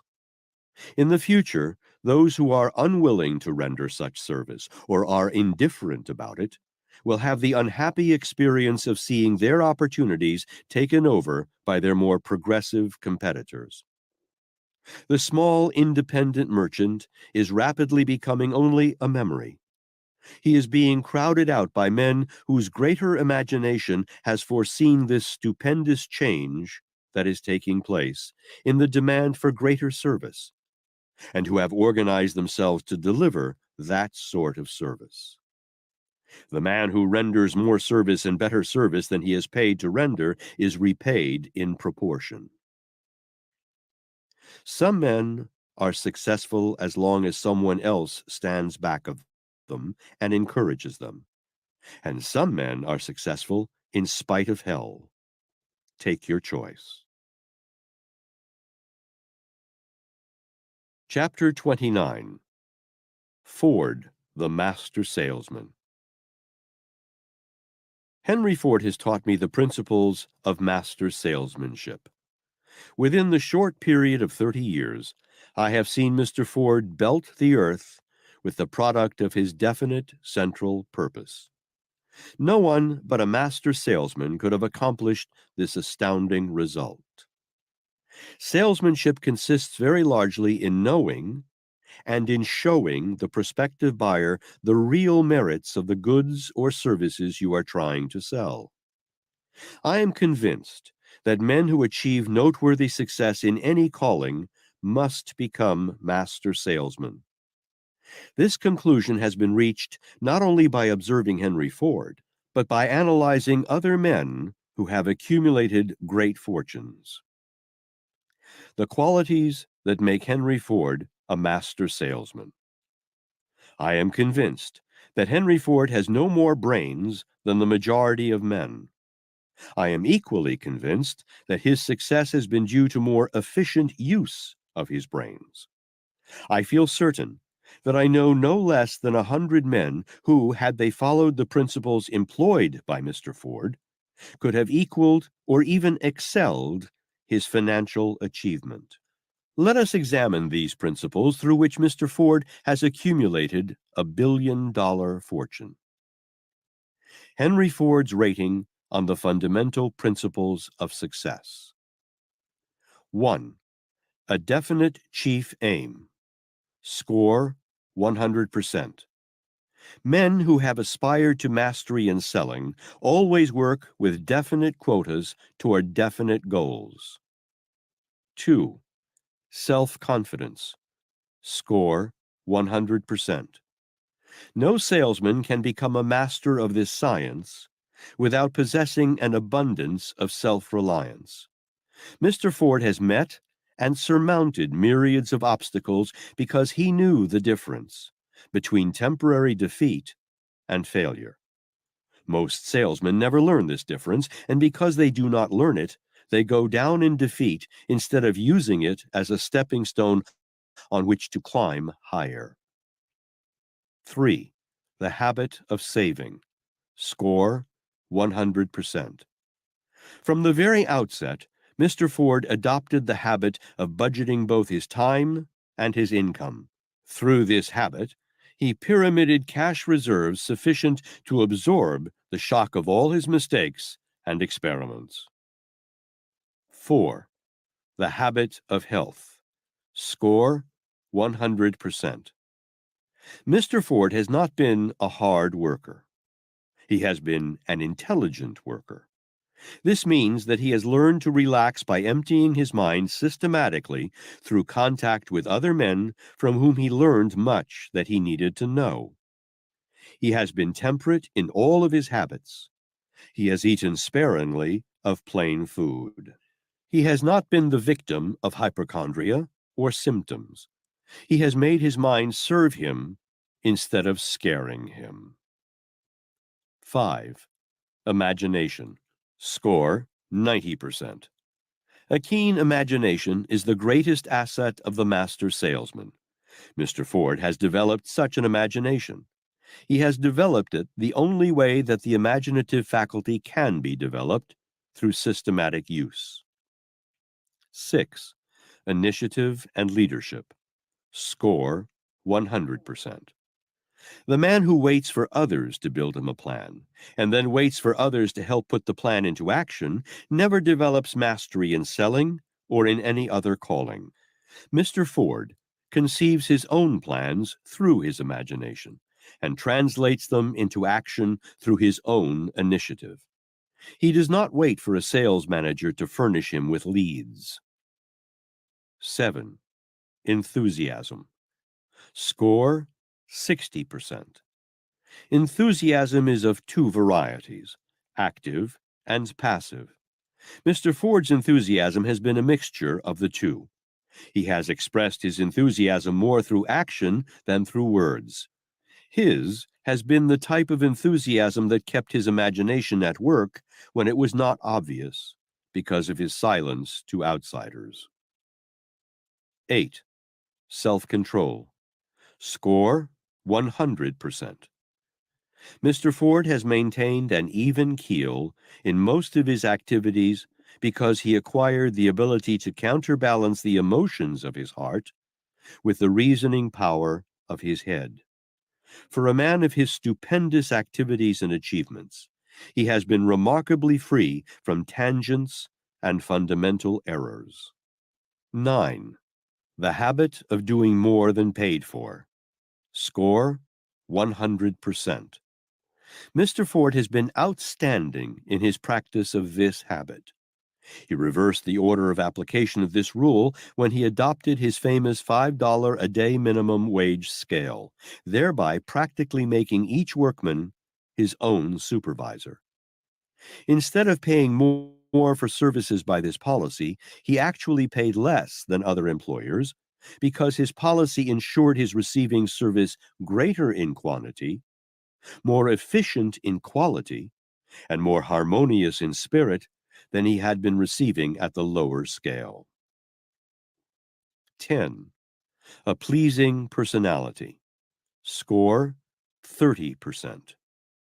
Mr. Ford's lower rating on this principle has been offset by his exceptionally high rating on the majority of the principles. Despite his low rating, he has shown himself to possess sufficient personality to induce other men to follow his leadership with loyalty and harmony. 11. Accurate thought. Score, 90%. There are but few men in America qualified to rate as high as Mr. Ford on this principle.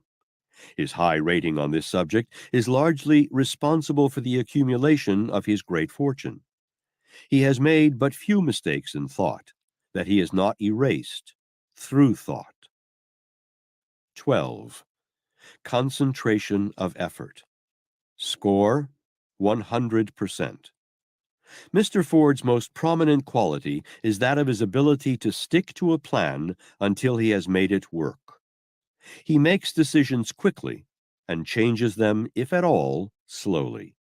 He has persistently followed his definite chief aim for 30 years and is still following it. 13. Cooperation. Score, 70%. Teamwork is essential to selling. Mr. Ford has built and maintained the greatest automobile distributing agency in existence. No matter what his critics may say about his iron hand, he has held his organization together and helped himself to make money by helping others to do so. Mr. Ford's greatest asset is his sales distributing force. 14. Profiting by failures and mistakes. Score, 100%. Mr. Ford has made some huge mistakes with which the public is familiar, and perhaps many mistakes that the public has never heard of. But he has profited by those mistakes, as indicated by his efforts to mitigate the damage they did. 15. Tolerance. Score, 90%. Tolerance means an open mind on all subjects at all times. Mr. Ford's mind has not always been open, but he has not been long in opening it when he has discovered it closed. 16. Applying the golden rule. Score, 90%. Some have criticized the rating given Mr. Ford on this principle, believing it to be too high. It will be found to be an accurate rating if analyzed on the basis of Mr. Ford's business policy as a whole. His operations are stupendous in scope. For this reason, he could not survive if he permitted himself to be influenced by policies that favored individuals, instead of following the broader policy of working by plans that offer equal advantage to the masses who are affected by his operations. 17.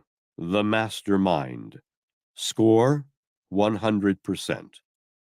The mastermind principle is the basis of Mr. Ford's stupendous power. It means coordination of effort in a spirit of harmony.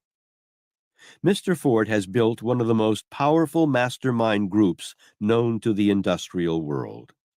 Units of his mastermind alliance are located in practically every nation on earth. Mr. Ford has shown himself to be an educated man by surrounding himself with men who could do anything he wanted done. That which he may have lacked personally in connection with any of these principles of success, he has provided through the units of his mastermind group. Henry Ford is America's first go-giver type of salesman. More than 200 go-getter automobile manufacturers have come into the picture and faded out of it again since Mr. Ford's start. When other automobile manufacturers put their earnings into expansion programs, Ford usually put his earnings into a reserve fund. Point by point, when compared with other automobile manufacturers who have failed during the past 20 years, Mr. Ford is an almost direct antithesis.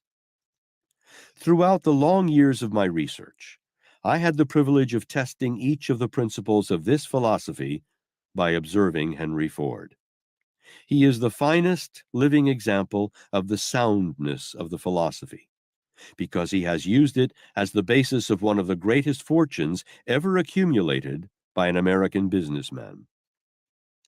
I had the privilege of testing the principles of success through observation and analysis of the work of other successful men, but Mr. Ford was more helpful to me than any of the others because of his unorthodox habit of blazing new trails and doing things through experimentation. Study carefully Henry Ford's rating on the fundamental principles of success. It tells, briefly, the story of his astounding financial achievements. There are two facts which, to me, are more than mere coincidences. One is well known to the entire world, that Henry Ford has accumulated a huge fortune. The other is the fact that he rates the highest of any living man on the fundamental principles of success, with the exception of the Mahatma Gandhi. These two facts are rich with significant suggestion. Chapter 30. Accumulation of Power. By observing Mr. Ford, I have discovered that great power can be accumulated only through the master-mind principle. I have already stated that Mr. Ford is a master salesman. He came by that mastery not through magnetism of his personality, but through his ability to coordinate the efforts of other men in a spirit of harmony. This achievement is possible only through understanding and use of the mastermind principle. This principle was first called to my attention by Andrew Carnegie, who attributed to its application his entire fortune. Incidentally, it was he also who first brought Henry Ford to my attention and suggested that I observe Mr. Ford carefully if I wanted to analyze the methods of a man who would one day dominate the entire motor industry. How right he was in that prophecy. My discovery of the mastermind principle came about as the result of my first interview with Mr. Carnegie, at which I asked him what he considered the major cause of his success. After asking me to define my understanding of the term success, which I did by indicating that I believed money to be the concrete evidence of success, Mr. Carnegie said, "I can tell you in a very few minutes how I accumulated my money, if that is what you call success." To begin with, said he, I did not accumulate my money. It has been accumulated through the efforts of my mastermind group, consisting of about 20 executives. He named each member of the group, telling what part each had taken in carrying out the mastermind principle.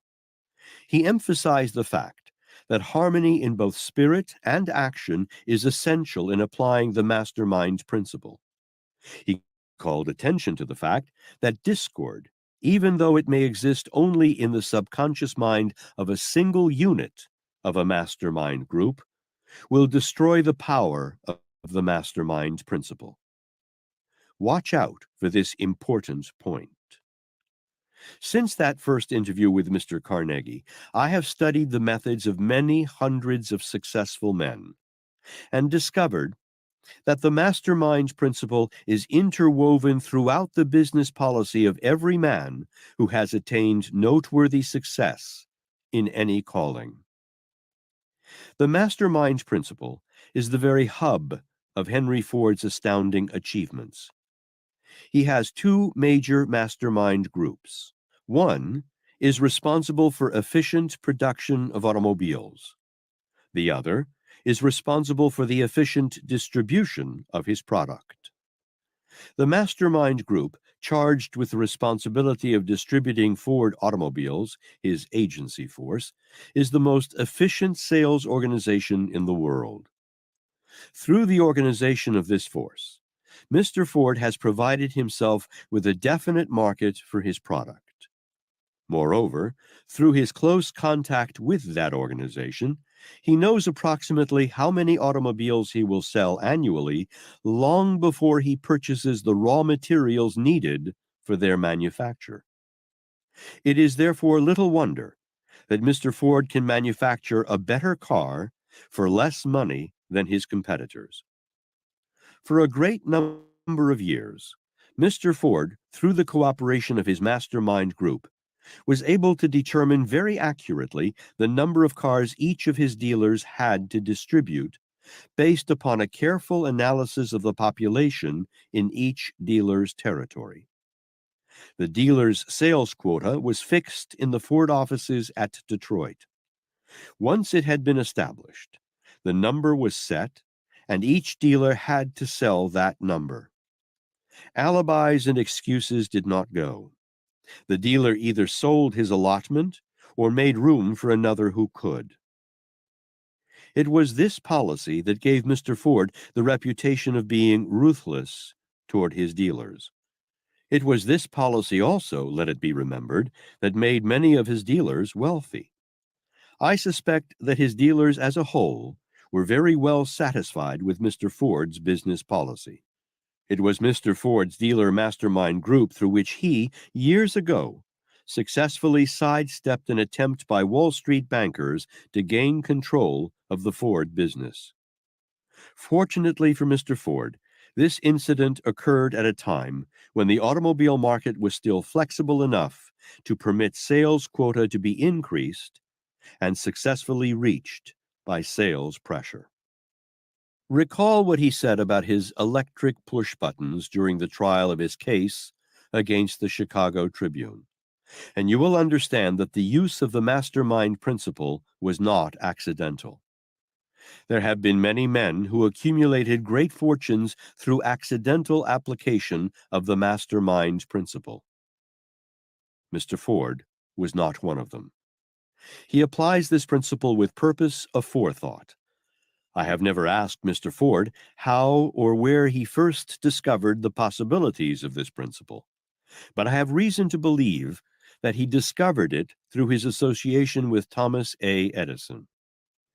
I have heard Mr. Edison speak of Ford's achievements, and always when doing so, he referred to Mr. Ford's understanding of the mastermind principle. He understood, as Mr. Ford also understands, the psychic as well as the economic phase of the mastermind principle. Success, let me repeat, is achieved through power. Power is accumulated through organized and intelligently directed knowledge. Organization and intelligent direction of knowledge require coordination of effort in a spirit of harmony between two or more minds.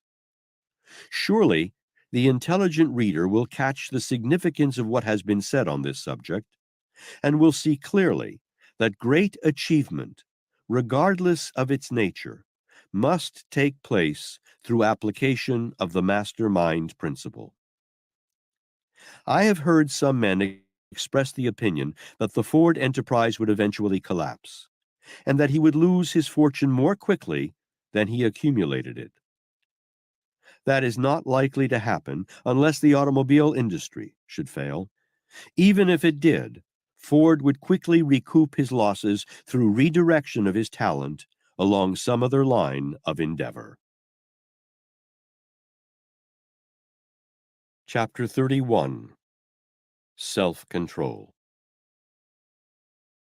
Henry Ford has taught me the value of self-control. He has not taught me to apply the principle of self-control. This is one thing each individual must teach himself. Over a long period of years, I have observed Mr. Ford maintaining a marvelous state of poise that might well be the envy of any man. Even when he was being attacked by a subsidized press, by inspired writers whose reason for their scathing denunciation of Mr. Ford were best known to themselves, he kept an even temper and made no reply. Men with less self-control than him would have struck back with vengeance.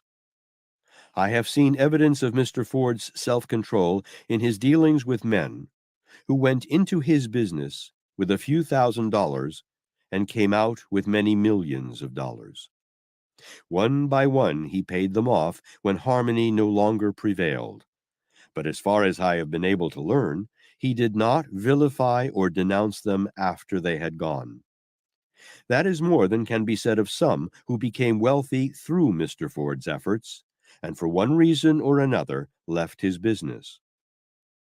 Mr. Ford's most exemplary demonstration of self-control, in my opinion, has been in connection with his simple style of living. He has never indulged in any ceremony for the purpose of impressing the public with his financial strength. He conducts himself now pretty much as he did in the old days when he was working on his first horseless carriage in an old shop in Detroit. He has demonstrated self-control in the rearing of his son to appreciate the glory of labor. He demonstrated remarkable self-control when graft-seeking labor organizations were trying to alienate the Ford workers some years ago.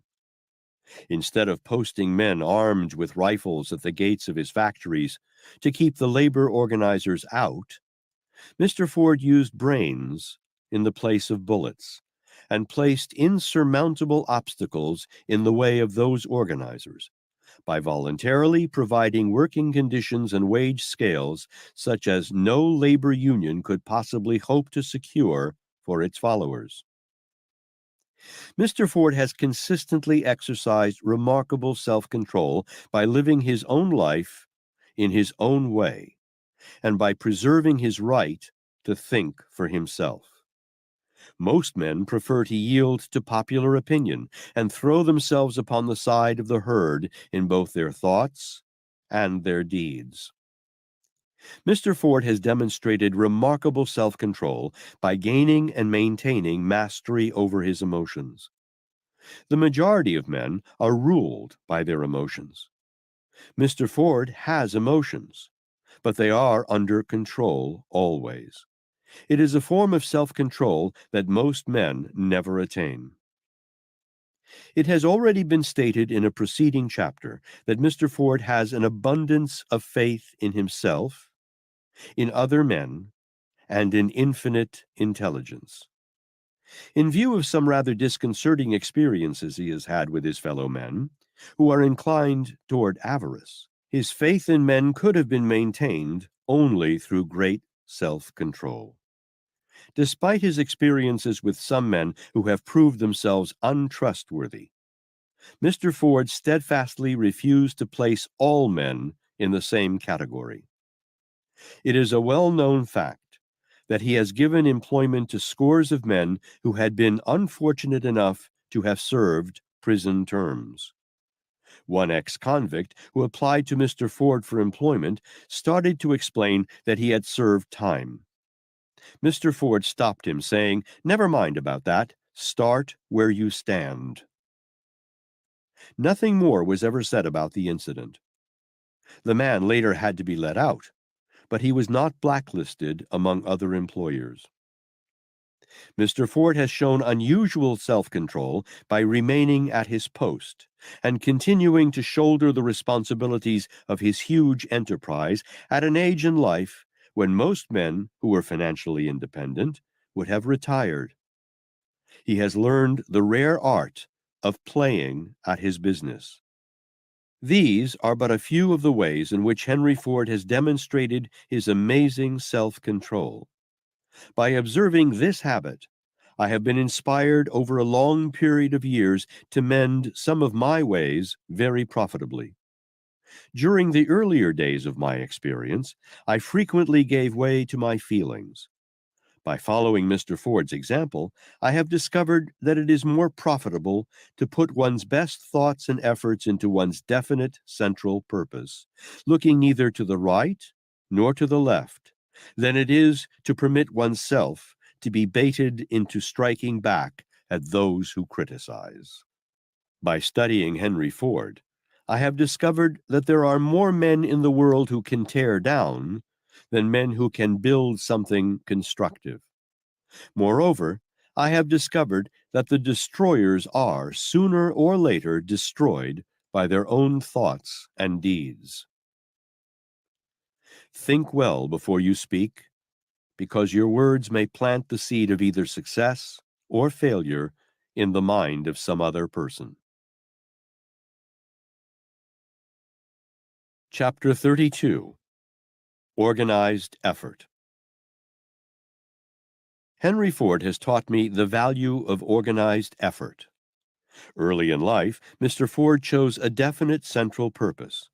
He has devoted his entire time to achieving the object of that purpose. He has managed to employ both his time and his fortune profitably in one major line of highly concentrated effort. He has ably demonstrated the wisdom of this principle. Division of effort is one of the major weaknesses of those who do not succeed. I learned this from the analyses of over 25,000 men and women who were classed as failures. At the very outset of his career, Henry Ford recognized the advantages of organized effort. He knew that an average lifetime is entirely too short to justify one in trying to be a jack of all trades. That reminds me of a statement made by Andrew Carnegie during one of my interviews with him nearly 25 years ago. "Put all your eggs in one basket," he said, "and then watch the basket to see that no one kicks it over."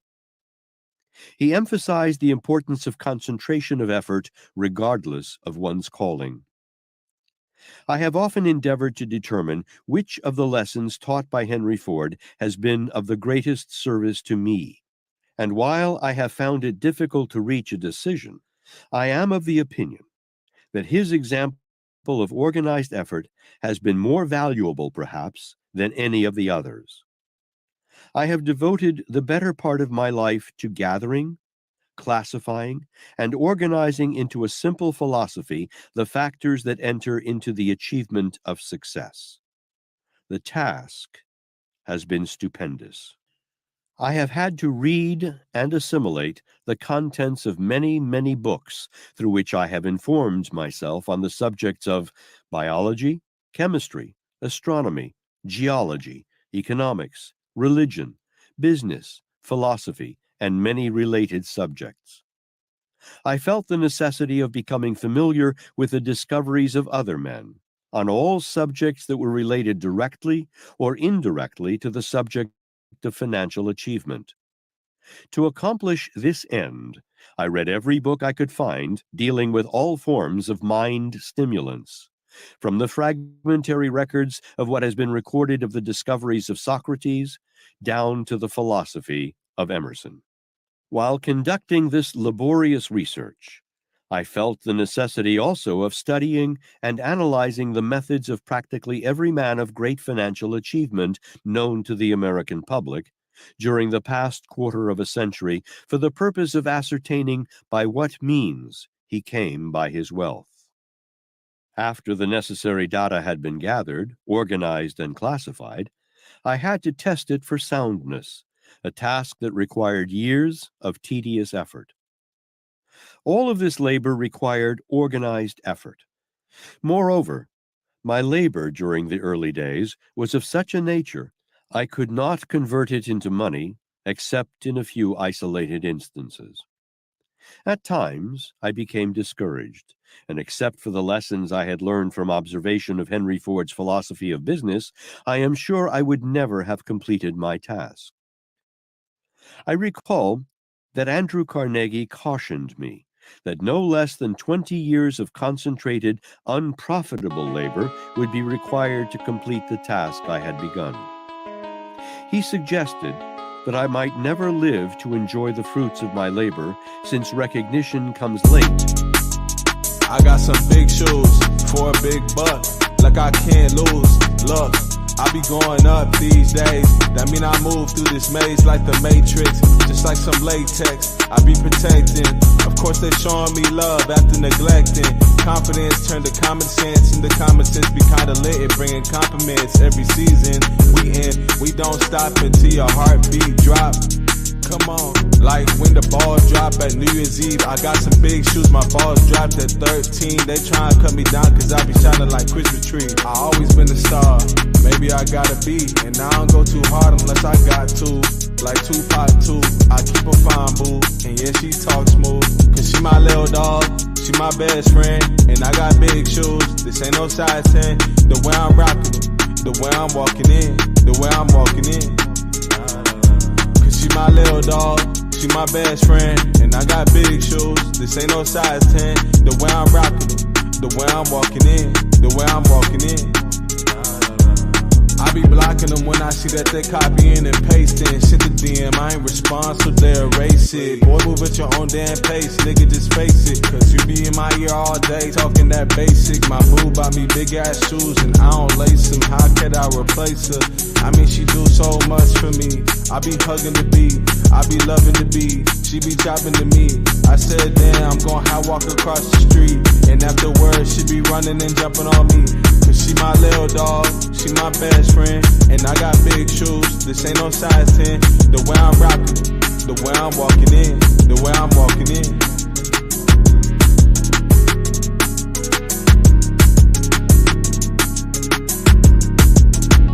To most philosophers, Mr. Carnegie's suggestion did not tend to help me in concentrating my efforts upon a task that from his viewpoint might never be profitable or helpful to me.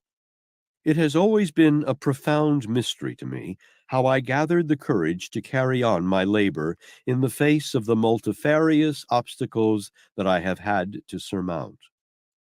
Whatever the correct answer may be, the fact remains that the influence of Henry Ford was my major inspiration in carrying on a highly organized form of concentrated effort until the philosophy was completed. The map of the world has seen major alterations since I began. The customs and habits of the people have changed with almost unbelievable rapidity. The world has caught on fire and all but burned itself to death in a form of wholesale murder dignified by the name of war, the effects of which are still apparent everywhere. Prohibition has been instituted and repealed with the subsequent rise and fall of various rackets. Crime has mounted the saddle of civilization, while justice has been forced to walk on bare feet. The machine age has reached its apex. Churches have lost much of their hold on people. Politics and statesmanship have practically become racket. And last but not least, Mother Nature has turned the whole world over her knee and given it depression and recession. These are some of the major changes in human history that I have seen pass before me since I started delving into causes and effects that make or unmake men and women. It never occurred to me before my first interview with Andrew Carnegie that I would spend over a quarter of a century of my life in building a philosophy of success. His influence upon me was so great that I began the long trek in quest of the knowledge that was necessary for the building of such a philosophy. Mr. Carnegie not only planted in my mind the seed that finally germinated and grew into my life's work, but suggested a study of Henry Ford, the man who was destined to exercise a much more vital and helpful influence upon me than Mr. Carnegie. Practically every one of the men of outstanding achievement who collaborated with me not only gave me the full benefit of his own experience, but introduced me to some acquaintance with whom I made contact and from whom I gathered useful data. It may be a great surprise to Henry Ford to learn that he has been my most helpful teacher over a period of a quarter of a century. I trust any shock he may experience will be mitigated by the fact that his student has endeavored and shall continue to endeavor to be a credit to him. My greatest wish and hope is that I may be as efficient in releasing men and women from the limitations they have set up in their own minds as Mr. Ford has been in producing and marketing automobiles. If I fall short of this aim, the fault will be entirely with me. I, as an individual, may fail in the application of the Ford principles, but the principles cannot fail because they are a part of the phenomena of nature's laws. It is a peculiar trait of human nature, but it is true, that the most successful men will work harder for the sake of rendering useful service than they will for money alone. Chapter 33. Personal Initiative. The definite chief aim to which Mr. Ford has devoted the better portion of his life was created and matured through his own individual initiative. Early in life, Mr. Ford took inventory of his present and his future, and discovered that many obstacles stood between him and success. No one helped him take this inventory, and no one suggested that he do so. The idea was entirely his own. His self-analysis disclosed many weaknesses that had to be eliminated or bridged. He began from the very outset of his career to correct such weaknesses as he found in himself. Mr. Ford's early analysis of himself and his environment disclosed the fact that he was without a definite central purpose. He immediately set about the task of creating one. Being naturally inclined toward machinery and vehicular conveyances, he began to experiment with a buggy that could be made to run without horsepower. This idea was suggested to him by his observation of a portable threshing machine outfit which moved on its own wheels by steam power. Bear in mind this fact. Mr. Ford began his experiment at a time when such experiments were considered the work of a crank. Thus, he had to have sufficient initiative to buck public opinion. Farmers objected strenuously to the presence of Mr. Ford's horseless carriage contraption on the roads because it frightened their horses. Moreover, they registered their objections in no uncertain terms. This is the point at which men with less initiative than Henry Ford would have yielded to opposition and criticism. From my own experience, I know how many detours invite one to leave the main highway of one's definite central purpose. Every crossroad serves as a place to quit, unless one is gifted with or has acquired initiative in abundance. Every obstacle with which one meets in any undertaking serves as an alibi for quitting. Most people yield to obstacles because they lack the persistence and the initiative to give battle. Initiative and persistence are two of Mr. Ford's most prominent qualities. They are, I believe, the two qualities that have been largely responsible for his astounding achievements. Include with these two qualities singleness of purpose and concentration of effort, and I am sure you will then have the 4 qualities that have made Henry Ford the richest man in America. When analyzed, it will be readily seen that through these 4 qualities, Mr. Ford has whipped poverty and illiteracy and ignorance, 3 of man's most stubborn enemies. Through these 4 qualities he has evolved, namely, 1. By knowing exactly what he wanted. 2. By creating definite plans for acquiring that which he wanted. 3. By persistently following those plans or some modification of them. 4. By concentrating all of his efforts and resources behind his definite central purpose. Those 4 short paragraphs describe the outstanding qualities through which Henry Ford has become the mystery man of the entire business and industrial world. In reality, there is nothing mysterious about him. Of all the thousands of people whom I have had the privilege of analyzing, I have found Mr. Ford to be the easiest to analyze. He moves always with frankness and in the open. He has no personal secrets. His entire life is an open book that all may read at will. Henry Ford understands cause and effect. When Mr. Ford suffers defeat, he finds out immediately what caused the defeat. When he succeeds, he notes carefully the cause of his success. Some other successful men whom I have met have not been as painstaking and accurate as he in this respect. My interpretation of Henry Ford's achievements is now in your hands. It is my earnest hope that you may find it helpful, as I have found his example helpful. The world is passing through a very trying period during which millions of people have experienced temporary defeat, disappointment, and unfortunately, loss of faith. To all whose burdens seem heavy, I offer the consoling thought that they are not alone in their hour of despair. Others walk with them through this modern Garden of Gethsemane.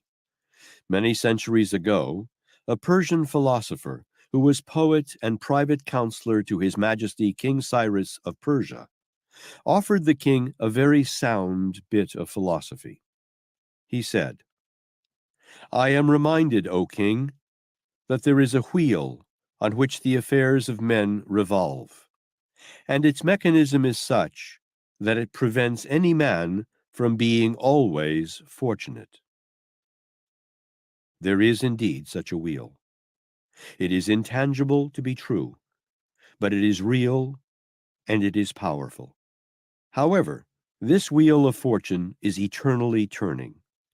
While it prevents any man from being always fortunate, by the same rule, it also prevents any man from being always unfortunate. Millions of people have been and still are facing the flat side of life's great wheel of fortune. Have patience. Have faith. Be persistent and carry on, knowing that the wheel is still turning, albeit the revolutions may seem slow. Someday, it will turn in your favor. Humility of heart is a marvelous and desirable quality. Nothing creates humility as quickly as poverty and want. Perhaps the wheel of fortune has been slowed purposely, so that its flat side, which brought the business depression, may impress the world with humility. As the work on this book is being completed, the country is suffering from a form of business stagnation known as a business recession. The condition began immediately after Franklin D. Roosevelt launched his fruitless attack on the United States Supreme Court following his second term in office. Because of the widespread effects of the president's unfortunate move, I feel impelled to close this chapter with a statement of what I would do if I were in the president's place. This statement is a fitting climax, because the statement contains a detailed analysis of a principle essential to every person who sells himself through life successfully. No book on the subject of marketing personal services would be complete, with conditions as they are in the world today, without an analysis of the astounding principle here described and recommended as the foundation upon which all enduring success must be built.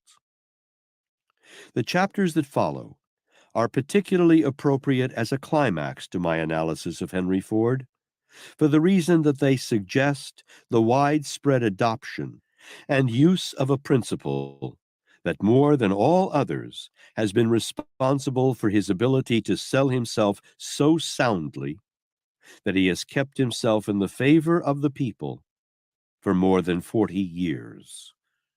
It is a striking coincidence that American ends with I can. Until you have learned to be tolerant with those who do not always agree with you, until you have cultivated the habit of saying some kind word of those whom you do not admire, until you have formed the habit of looking for the good instead of the bad there is in others, you will be neither successful nor happy. Part 4. A rule for winning friends that has stood the test of more than 4,000 years of time. The remainder of this book describes a principle so important in all human relationships that it was chosen as the only fitting ending for the book. Before you read the description, I want you to be reminded that it was mainly due to his scrupulous observation of this principle that Franklin D. Roosevelt became the idol of the American people during his first term in office. After you have finished reading the analysis of this principle, I wish to call your attention to the fact that his neglect in application of this principle during his second term in office is costing the president much of the gains he made during his first term. Stating the facts in another way, the president sold himself into the hearts of the American people, one of the finest and ablest pieces of selling on record in the history of this country, by subordinating all his political and personal privileges for the benefit of the people as a whole. Had he continued serving the people in that same spirit of unselfishness through his second term in office, he would without doubt have gone down in history as one of America's greatest personalities. As you read the concluding chapters of this book, it will be beneficial to you if you carefully study and weigh both the records of Henry Ford and Franklin D. Roosevelt. If your analysis of the two men is sound, you will be forced to the conclusion that Ford, despite his handicap of a lowly beginning in poverty and illiteracy, has sold himself into a position of power from which he can never be removed by literally following the principle described in the closing pages of this book. You will also be forced to the conclusion that the president, despite his privileged advantages of wealth at birth and his 100-point personality, has met with a decline in popularity due to his neglect of this principle. A comparison of the records of the two men will be helpful to all who are trying to sell their way through life successfully, no matter what may be one's leanings toward or against both Roosevelt and Ford. Chapter 34. If I Were President. If I were President of the United States at this time, I would serve the people of America with an idea that might change the entire nation from chaos and conflict into harmony and understanding. I would take the idea to all the people by radio and the public press. My radio speech would begin in these words. My friends, the time has come when we should speak plainly and think clearly. With your permission, I shall set an example of plain speech by saying we have come to the crossroads of civilization, at which we must choose because we have the choice of many roads. Today, our indebtedness amounts to almost $40 billion, and the amount is growing bigger every day. I hardly need to remind you that we have just passed through the worst economic crisis this country has ever known, and that this experience leveled us all down substantially to the same financial and spiritual foundation. To recoup our personal fortunes and eventually pay off our huge public debt, we must awaken anew our spiritual forces, subordinate our political and economic differences of opinion, and all pull together. And by this I mean that we must cooperate in both spirit and deed, each of us recognizing the fact that we are our brother's keeper, whether we like it or not. It is time we understood the truth that we can remain the richest and freest people on earth only by that form of cooperation which inspires hope and faith and trust in one another.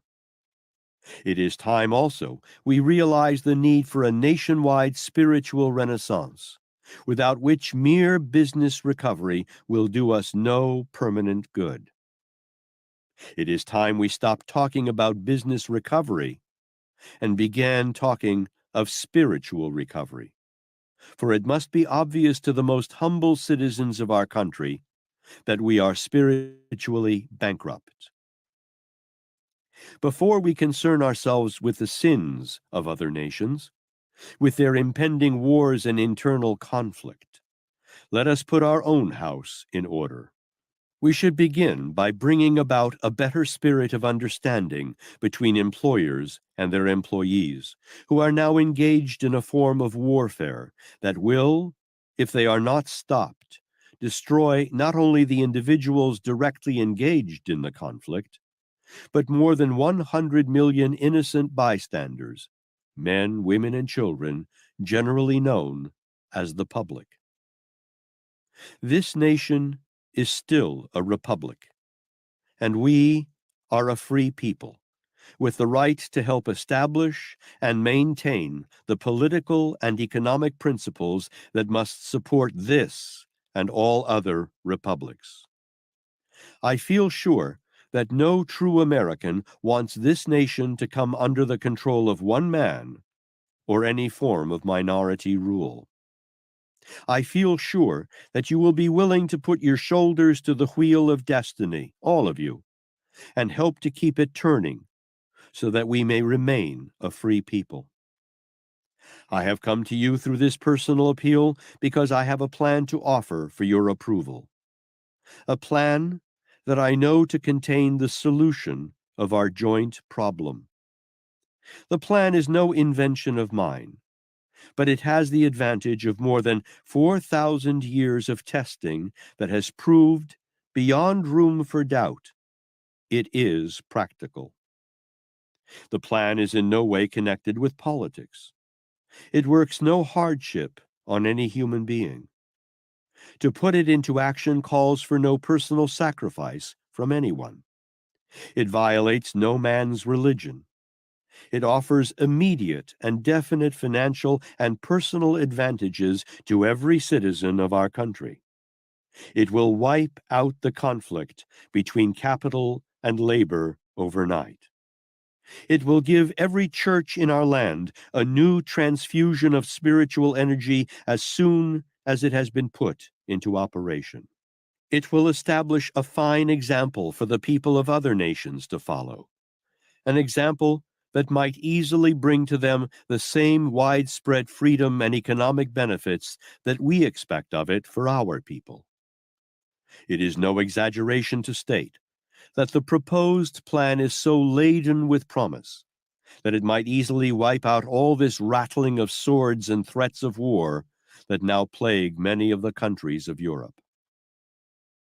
The sum and substance of this plan is a joint promise of the people of this nation to be made in writing, in a new declaration of independence, that they will return to the original principle on which this nation was founded, and that they will adopt and henceforth use the Golden Rule as the basis of all their business, professional, political, and personal relationships. Do not be alarmed, my friends, at the simplicity of this plan, for therein lies its strength. The plan is so simple that the most humble person can adopt and use it. It is within reach of both adults and the youths of the land. It is available equally to people of every race and creed.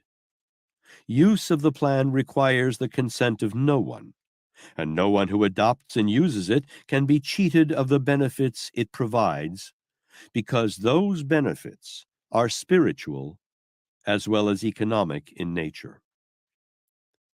To put this plan into practical operation as quickly as possible, I shall ask the specific and hearty organized cooperation of the governors of all the states and the churches of all denominations. I feel privileged to call upon the churches for their cooperation because they will benefit greatly by the spiritual quickening of the people who commit themselves to live by the Golden Rule. For the purpose of simultaneous adoption of this plan, I hereby set aside 1 week, starting on the 25th of December and ending on the 1st of January of each year, to be known as Golden Rule Week. And I ask that during our first Golden Rule Week, each and every person sign a pledge to adopt and use this universal law as the basis of all human relationships. I would follow this speech with others until I had made the people of America so Golden Rule conscious that they would begin to live by this great rule of human conduct. I would particularly address myself to the working men of America, directing their attention to the personal benefits to be gained by adopting and using this rule. Ideas rule the world. This is an idea, but it is not new. In fact, it has been preached for so long that most people have made the mistake of assuming it should be classified along with the many other subjects about which men have been preaching but not practicing. The world needs to revive this principle. If this idea were given 1/10 the front page newspaper space that has been devoted to the discussion of the New Deal pros and cons, and 1/10 the radio time the president has devoted to political discussions, it would solve all the major difficulties of this country within a few years. In my appeal to the people of America, I would go over the heads of the labor racketeers, over the heads of the professional politicians, over the heads of the Soviet propagandists working in the guise of labor agitators, and take the laboring men into my confidence. I would tell them the truth about the economic and political setup of this nation, through which we have earned the right to speak of ourselves as the richest and freest country on earth. I would plainly describe to the working men the truth that this country has always been, and of necessity must remain, a capitalistic country. I would frankly admit that the nation has two capitals, one of them purely economic in nature, with headquarters in Wall Street, and the other purely political, with headquarters in Washington. I would call attention to the fact that men who manage capital and the men who do the labor of industry and business are and must remain friendly partners. And I would emphasize the fact that labor represents the physical body of the nation, while capital is the lifeblood that keeps that body healthy and alive. I would plainly tell the working men of America that without the capitalistic system, this nation's political system would have to be changed. I would show them that any organized movement to take away from capital more than is put into it will result in capital's destruction. I would call their attention to the fact that individual happiness comes through individual effort and self-determination, not by mass effort. I would say to the working men that they have every right to organize and negotiate as a group. But I would caution them to use the same philosophy in their dealings with capital, that an individual must use if he rises to power and accumulate riches without violating the rights of others. I would go back into the history of the men who have made America, and I would point out to the working men the significant fact that most of these men came up from the ranks of labor, from beginnings as humble as that of any man now living. And I would call attention to the advantages of this privilege, and ask if there are any who would wish to have it taken away from them. I would compare the privileges now enjoyed by the working men of America with those of the people of Soviet Russia, Italy, and Germany, and find out how many would exchange what they have for what they might have as citizens of any of those countries. I would bring out the files of the Department of Justice and the State Department, and I would disclose to the people of America the exact conditions existing in countries in which business and industry have been taken over by self-appointed dictators as they affect laboring men. I would take the working men of America on an imaginary trip through Russia and let them see for themselves how many chickens in every pot and automobiles in every garage the people of that country possess. I would name the Russian agents now working secretly in this country for the overthrow of our industrial system. I would set the Secret Service men on their trail and expose every move they make. I would put government speakers and propagandists in the field, and for every speech made for the destruction of our industrial system, I would have a better and more logical one made on behalf of this system. I would organize the churches of this nation and ask them to go to work in earnest and help our people get themselves out of spiritual bankruptcy. I would ask that at least one day each week be devoted to some form of church service with the object of selling America to its people.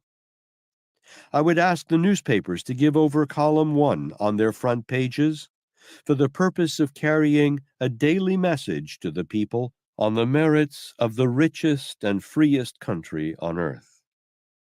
I would draft the ablest writers to use this prominent space for the purpose of acquainting our people with the multiple blessings we now enjoy and the reasons for protecting our right to these blessings.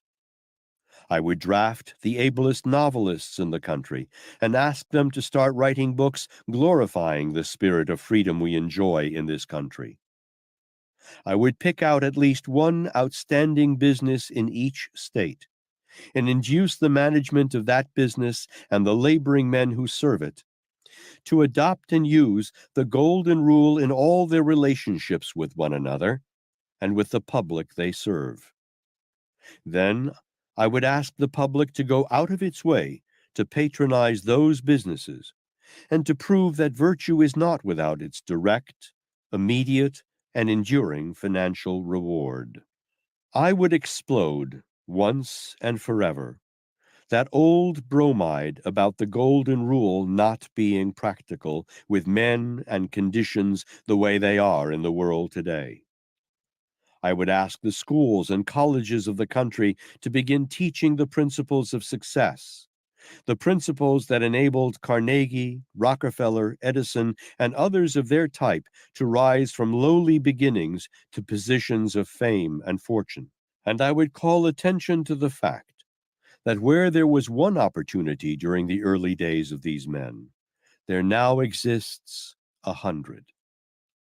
I would call attention to the great opportunities, not merely for an occasional individual, but for millions of men and women of all ages, which have grown out of the industrial development and advancement we enjoy in this country through the help of our economic capital on Wall Street. I would apologize for having made the mistake of referring to the industrial leaders of America as the economic royalists. And I would encourage every working man to aim for leadership in the business or industrial field. I would tell the people of America that from the beginning of civilization on up to this very moment, the great leaders, the successful men in every calling, have always rendered more service and better service than they were paid to render. I would tell them that no one has ever been known to enjoy permanent success without giving the best he had to offer, not only in quantity and quality of service, but particularly in friendly spirit mixed generously with the service. What we all need in this country today is information, enlightenment, truth.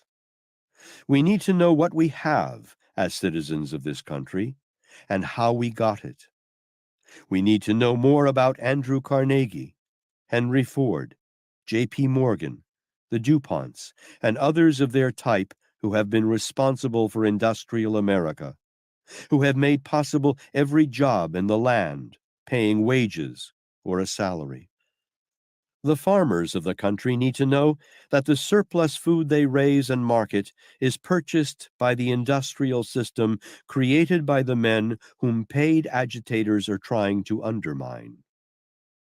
In brief, we all need to know that this is an industrial capitalistic nation, and the moment that system is destroyed, our freedom goes with it.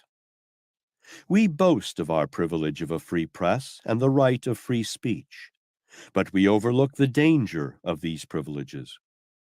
Right now, free speech is being used to undermine the very foundation of individual freedom, as anomalous as that may seem. Let us keep our free press and our free speech by all means, but let us use them to advertise the virtues and the benefits and the riches and the blessings and the privileges we enjoy. Nature has a queer way of taking away from us the things we do not use. Tie an arm to one side, remove it from use, and it soon atrophies and withers. Place an arm in back of a heavy tool, give it systematic use, and nature rewards it with strength and power. Neglect the gardens and fields, and nature takes them back to the jungle. Sleep upon our rights to free speech and free press, and the agents of foreign countries step in and use these weapons to confuse and mislead us. There are sins of omission and sins of commission. In this country, we are grossly guilty of both types, but particularly of sins of omission. Our major sin of omission is this: we have no plan for maintaining our freedom by mass thought and action. Fewer than 5 million men organized in the form of labor unions are in position to establish the price of food and of every other commodity, and the other 125 million of us can do nothing but pay through the nose.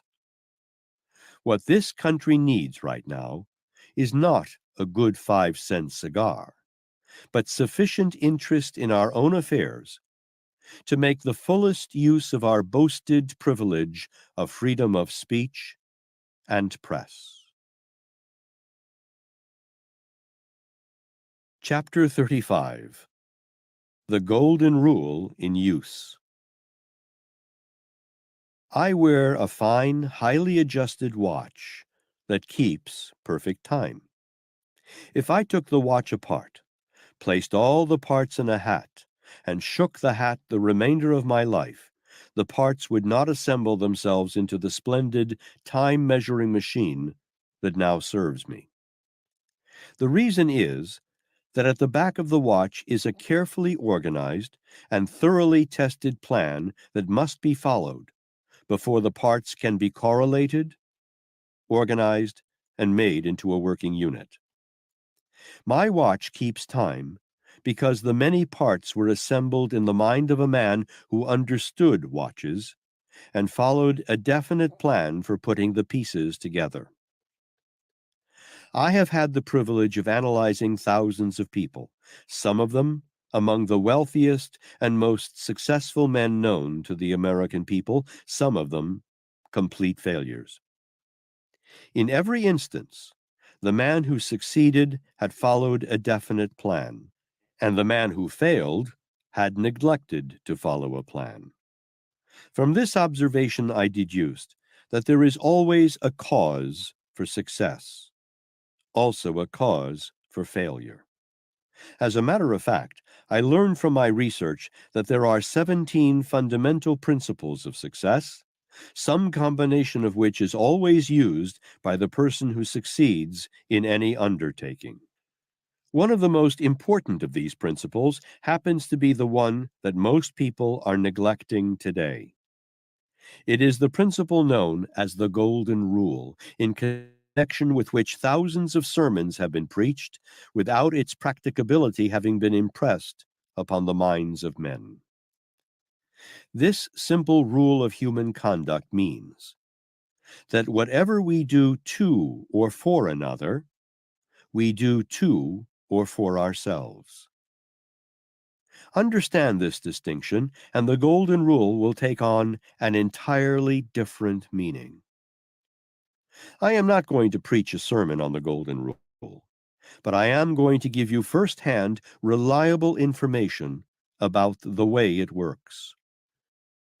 To give you this firsthand information, I must use personal illustrations, for I can be absolutely sure only of my own motives and emotions.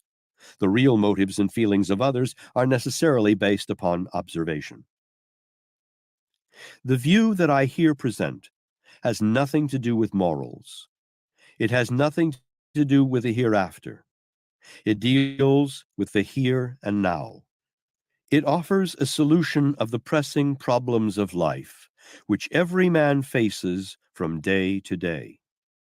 Moreover, it offers the individual the best possible of all roads to happiness, for the very good reason that for one person to succeed under this rule, he does not have to cause others to fail.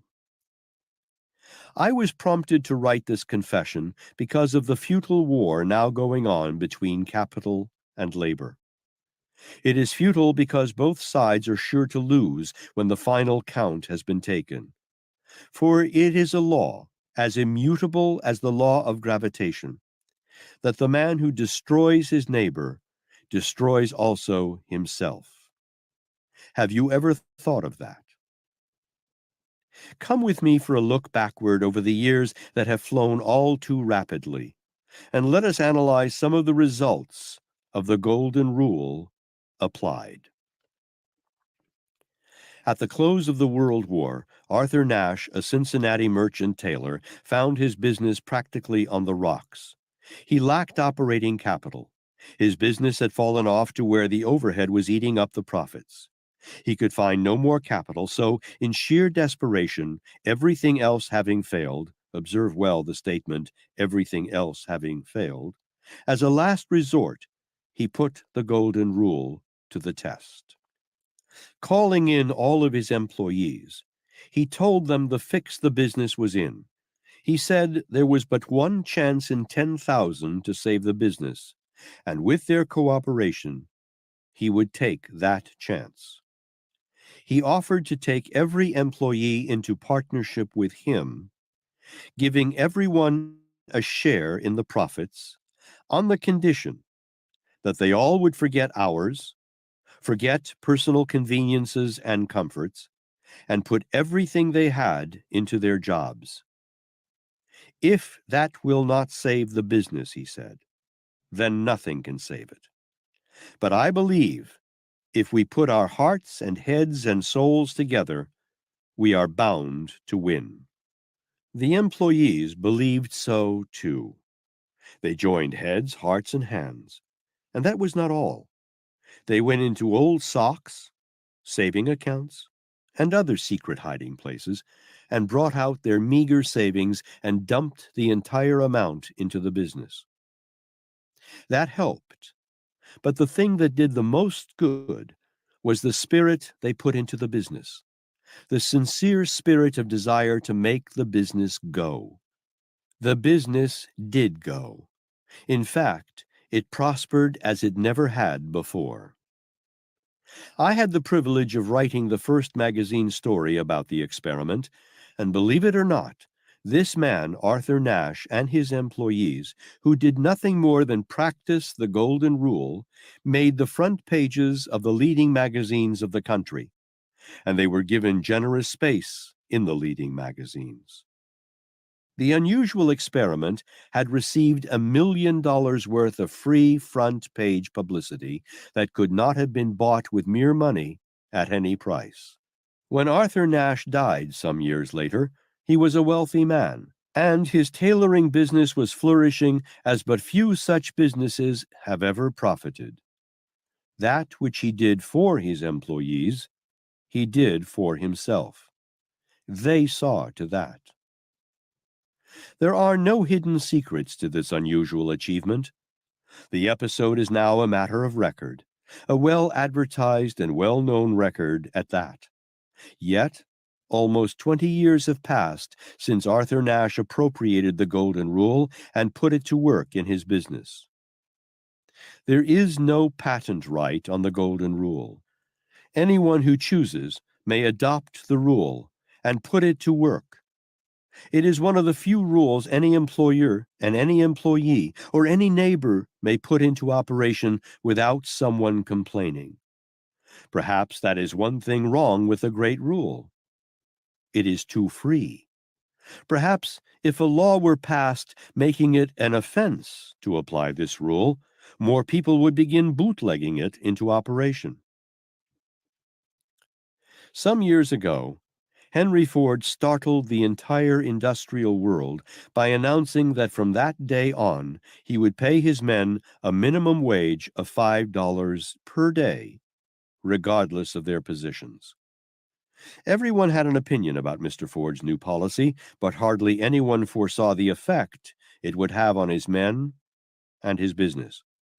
His competitors in industry yelled treason. His wild scheme, they reckoned, would wreck him and other businesses too if others tried to follow his example. They were wrong. Far from wrecking Ford, the move was one of the wisest he ever made. Let us briefly summarize the benefits it brought to Ford. First, it gave him the pick of labor, for everyone wanted to work for a man voluntarily paying such wages. It also cut down the operating expense of the business by automatically making every employee more or less his own supervisor. No employee getting such wages dared take the risk of losing his job by soldiering, or by turning out work of poor quality or too little in quantity. The benefits did not end here. The plan practically ensured the Ford business against labor troubles for over 20 years. Because it was so much more liberal than any labor leader could possibly promise, labor union protection in the Ford plants became unnecessary. And even today, when union labor leaders seem to have lost all sense of self-control, John L. Lewis took good care to pick General Motors for his first battle in the automotive field instead of tackling Ford. Ford may not have intended to run his business by the Golden Rule when he voluntarily raised wages, but the effect was exactly the same. The deed was what counted. Somewhere in my travels, I saw a motto consisting of 3 short, simple words, which impressed me more than all other mottos I have ever seen. It said, "Deeds, not words." The more I see of men, those who succeed in a big way financially, and those who go down in utter failure, the more I am convinced that too many reverse this motto, reading it backward. Words, not deeds. As a group of words, the Golden Rule is nothing but so many sounds, of themselves without practical benefit. When translated into deeds, these words tell another and vastly different story. The Golden Rule, when translated into deeds, is the equivalent of rendering more service and better service than that for which one is paid. Moreover, to benefit to the fullest by this great rule of human conduct, one must render that sort of service, a truth that all leaders would do well to learn and to impress upon their followers. I have made a very startling discovery about the power of the Golden Rule, something I never knew before and of which I have heard nothing, namely, when a man is in difficulty, the very best thing he can do to overcome it is to find some other person or persons who likewise are in difficulty and help them out. In doing so, he will find, with but few exceptions, that in having helped his neighbor, he has also helped himself. Help thy brother's boat across, and lo, thine own hath reached the shore. Varied and far-reaching are the effects of rendering service based upon the Golden Rule, service that gives the best one has to offer. All the labor unions on earth could never provide any individual with the advantages he may gain for himself by adopting and living the Golden Rule, putting into his efforts the best he has, not once in a while, but always, as a matter of principle. Those who render that sort of service never need the help of a labor union or of any other power to gain for themselves the best that life has to offer. People who literally live by the Golden Rule possess an almost uncanny power to attract and please others, and have no difficulty in gaining willing cooperation. Not long ago, I was invited to spend a day with Herman Schatzman of the Western Union Telegraph Company, who volunteered to take me on a long automobile trip that brought us into contact with many people under many different circumstances. I was astonished to observe the manner in which people everywhere went out of their way to be courteous to Mr. Schatzman, a fact that was so obvious that I began to analyze him to determine the cause. On one occasion, he drove up to a private estate that was guarded by a policeman at the entrance gate. Before waiting for the policeman to speak, Mr. Schatzman said, "We are interested in seeing the estate. Will you be good enough to open the gate for us?" The policeman turned and started to open the gate, then hesitated, looked around, and asked, "Whom do you wish to see? The public is not admitted here, you know." Instantly, Mr. Schatzman replied, "I want to show my friends this beautiful place." Without another word, the policeman opened the gate and we passed through. On our way out, I saw him looking us over very quizzically, obviously wondering why he violated his instructions by admitting us. I too wondered why he allowed us to enter. Before the day was over, I learned the secret.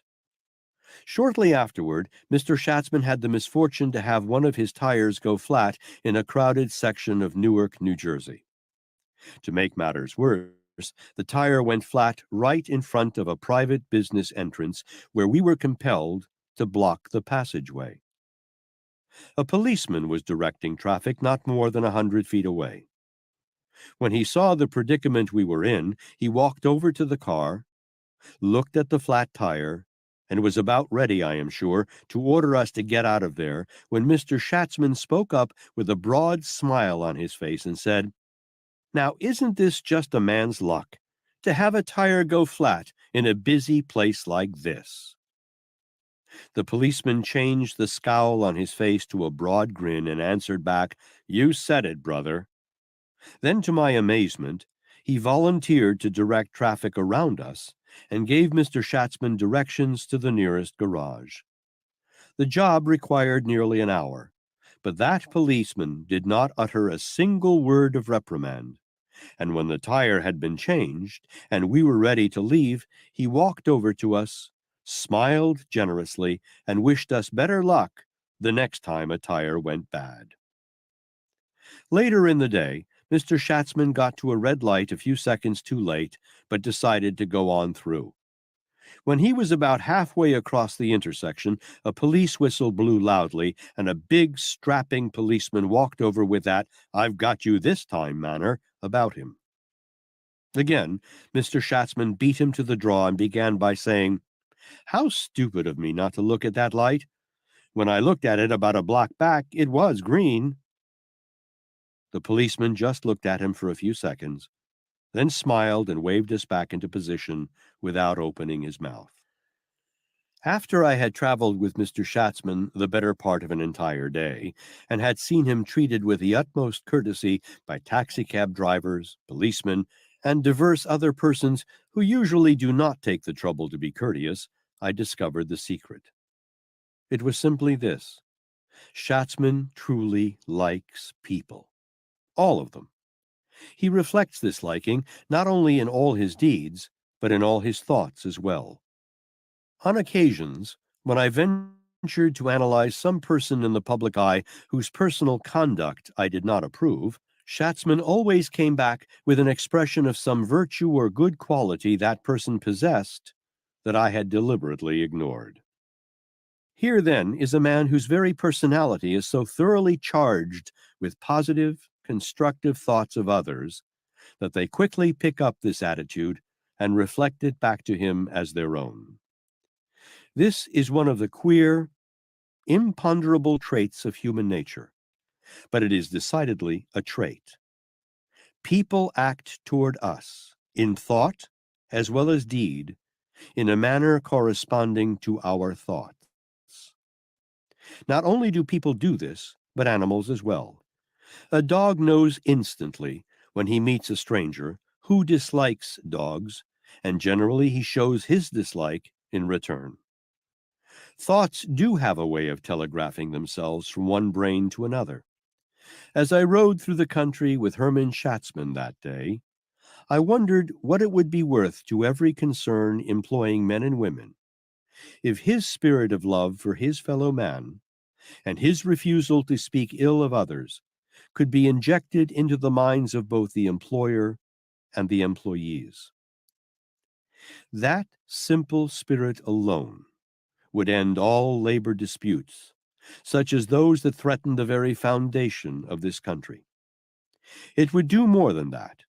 It would bring to men and women poise and peace of mind, such as never can be known by those who load their minds with greed, malice, hatred, and envy.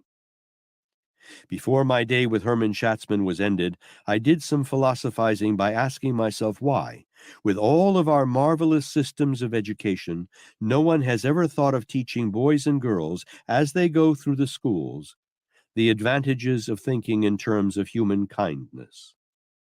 Also, I could not help wondering why the leaders of both capital and labor have never discovered the manifold blessings they might enjoy for themselves and their followers by the simple procedure of thinking of one another in terms of human kindness. I fear that one of the greatest weaknesses of most of us is our tendency to look everywhere except to our own state of mind for the causes of our difficulties throughout life.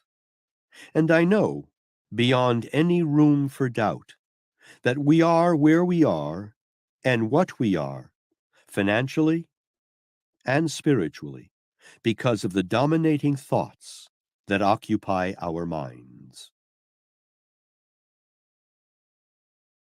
Chapter 36. Mental attitude must be right.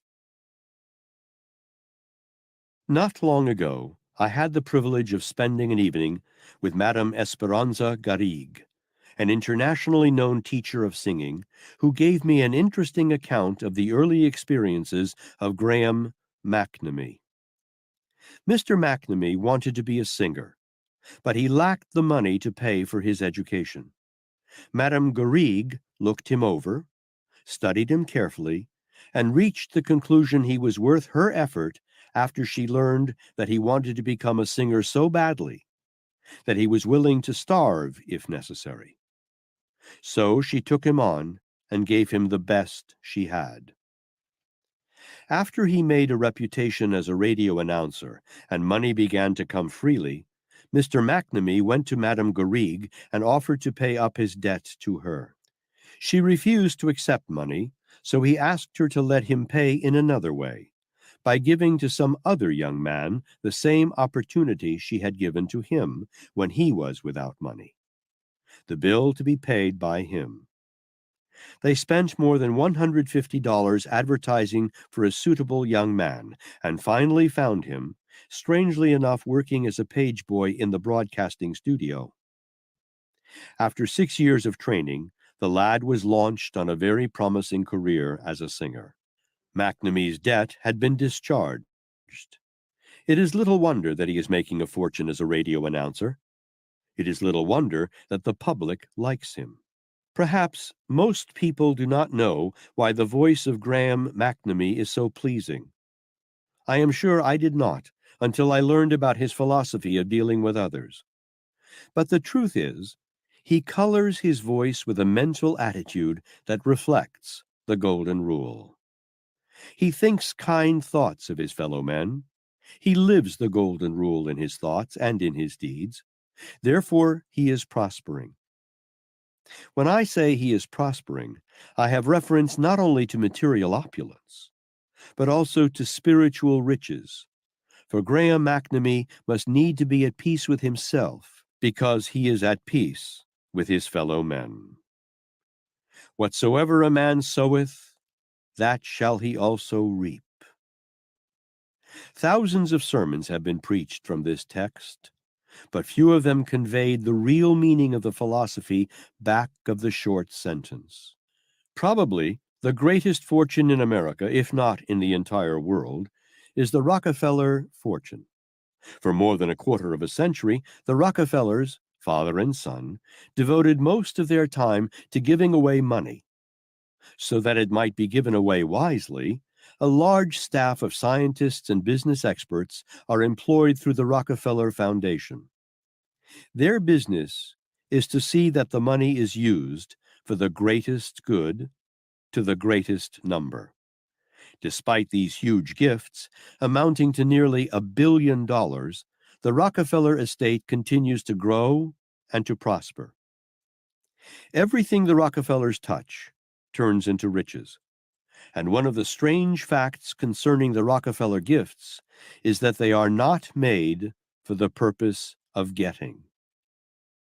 The last sentence contains a thought well worth analysis by those who wish to make practical use of the Golden Rule.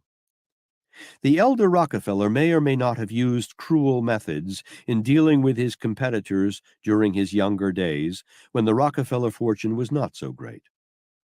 The fact remains that the Rockefellers have been generous to the public in the use of their money, and some power not easily isolated, has been generous to the Rockefellers by bringing back more money than they ever gave away.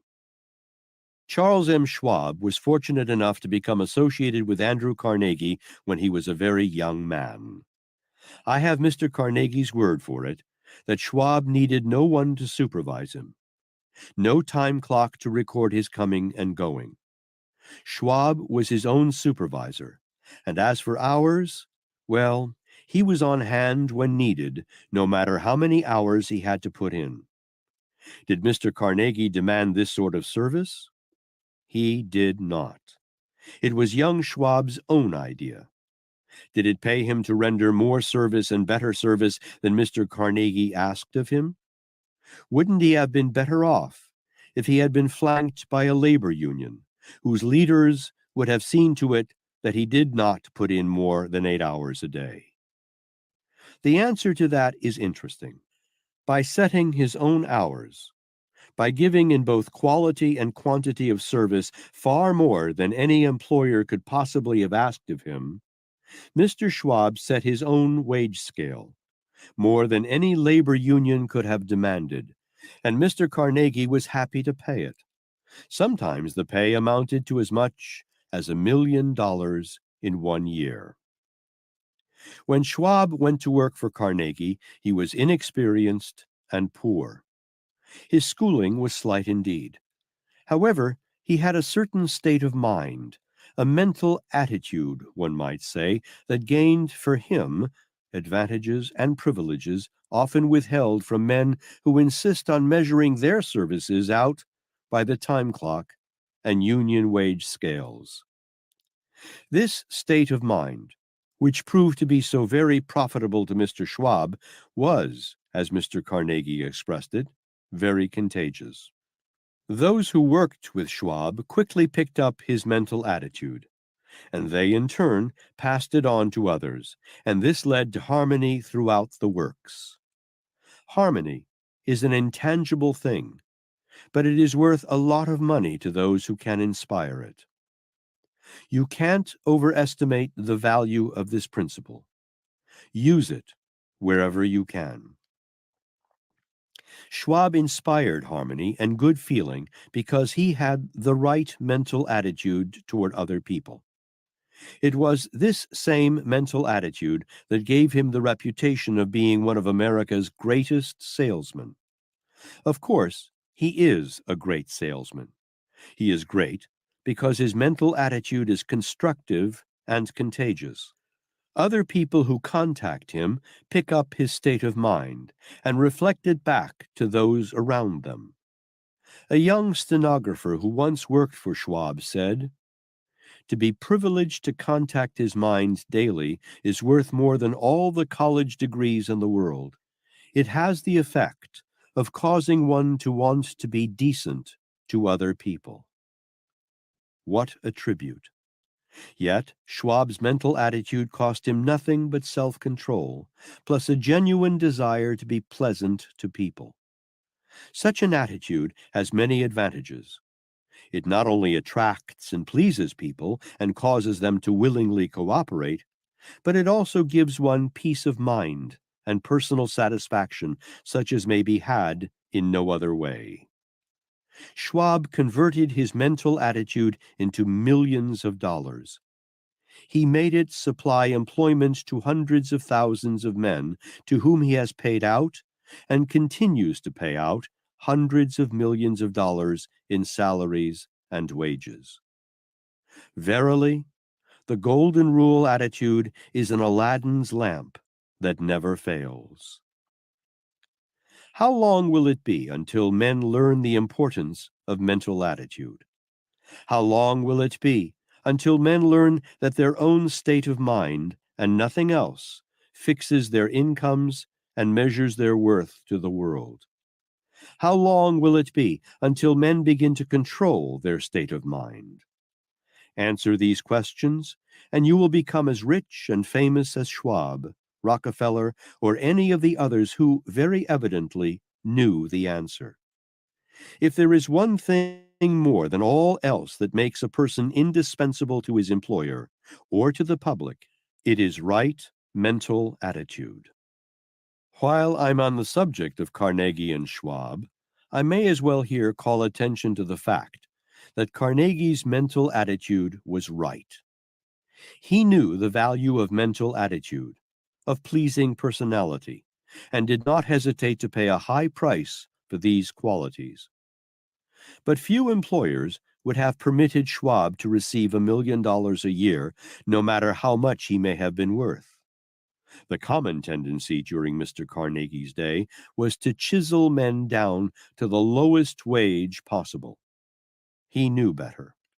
He knew that the best of all possible ways to gain and keep the sort of service rendered by Schwab was to permit such men to receive reward in proportion to their actual value.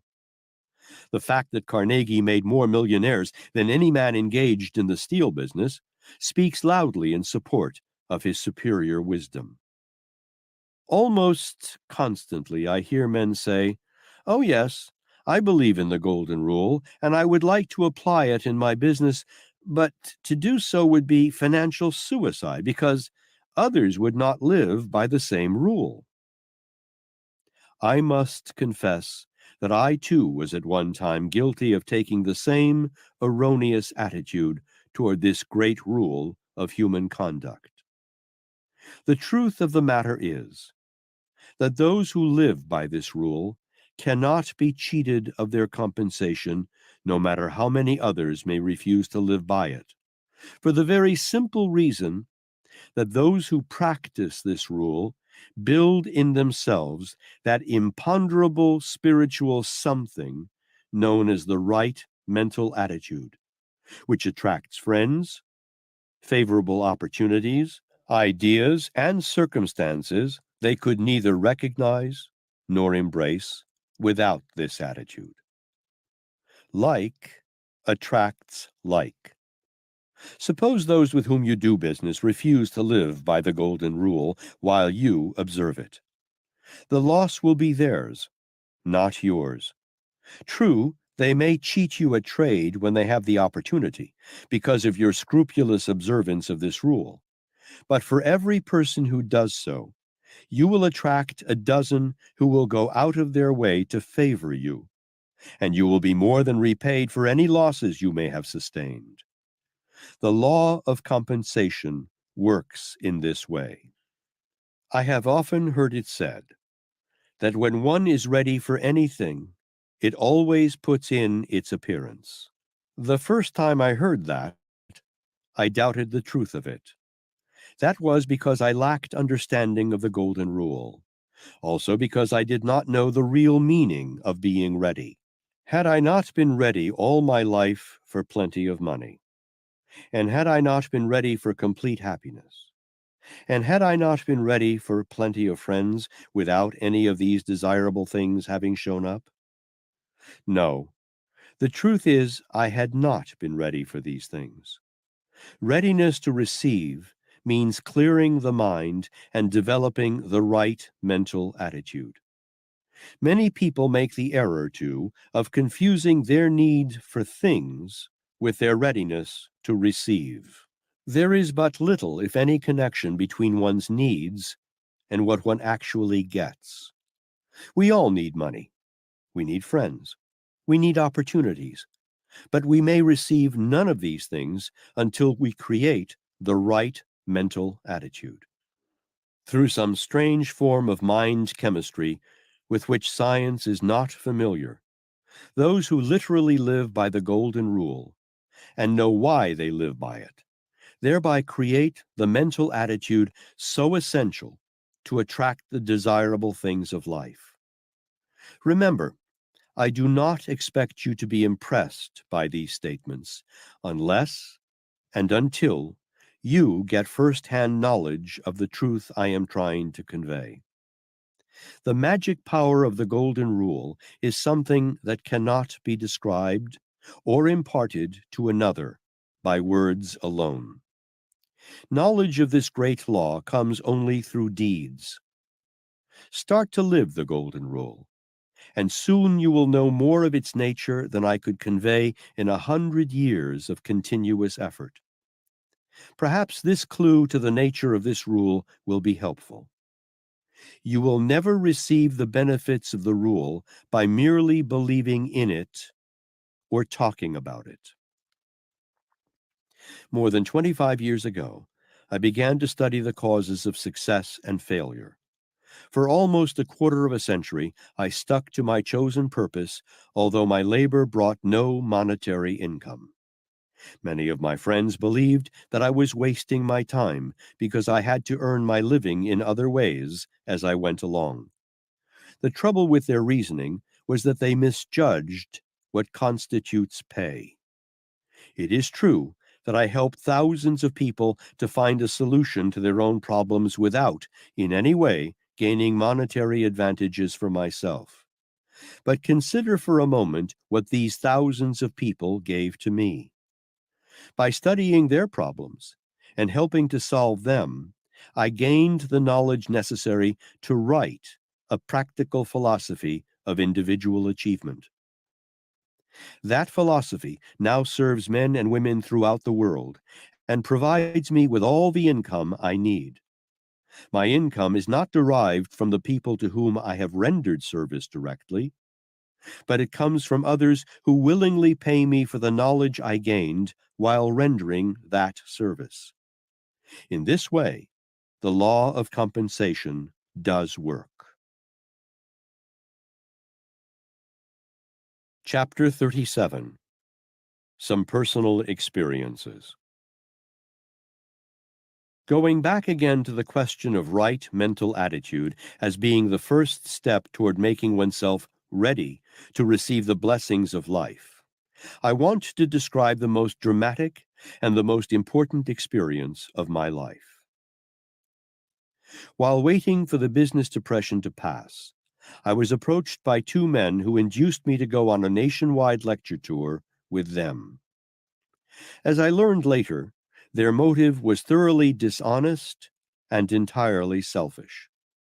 They wanted to use my name as a means of gaining the confidence of people whom they could not approach without this entree. Their purpose was to sell stock in a moving picture project. These men not only cheated many of my friends whom they met through me, and caused me great embarrassment, but they also cheated my relatives and myself out of rather large sums of money. Some of my friends wished to have them arrested, but I protested, saving them from jail. Moreover, I assumed full obligation for every cent they took away from my friends, and this is why I did so. While I was on the lecture tour, I met a lady who later became my wife. She brought into my life such priceless spiritual and mental assets that I felt it my duty to give full credit to these misguided gentlemen who had cheated my friends, because it was they who were responsible for my meeting her. They cheated me of money, but whether they intended to do so or not, they paid me in something much more precious than all the money in the world. Doubtless, these gentlemen will be surprised to learn that by cheating me, they removed themselves from the possibility of sharing an opportunity that would have yielded them in cash more than 10 times the amount they actually procured through their dishonesty.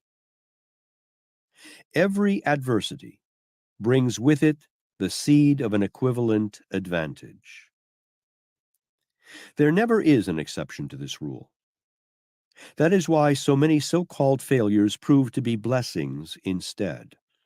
The late Thomas A. Edison emphasized the truth of this when asked if his deafness had not been a great handicap to him.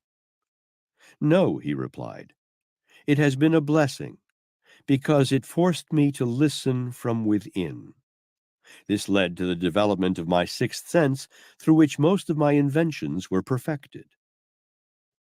Emerson was right when he said, "No one can damage you except yourself." Not long ago, my wife originated and perfected a game designed to make the player conscious of the hazards of automobiles.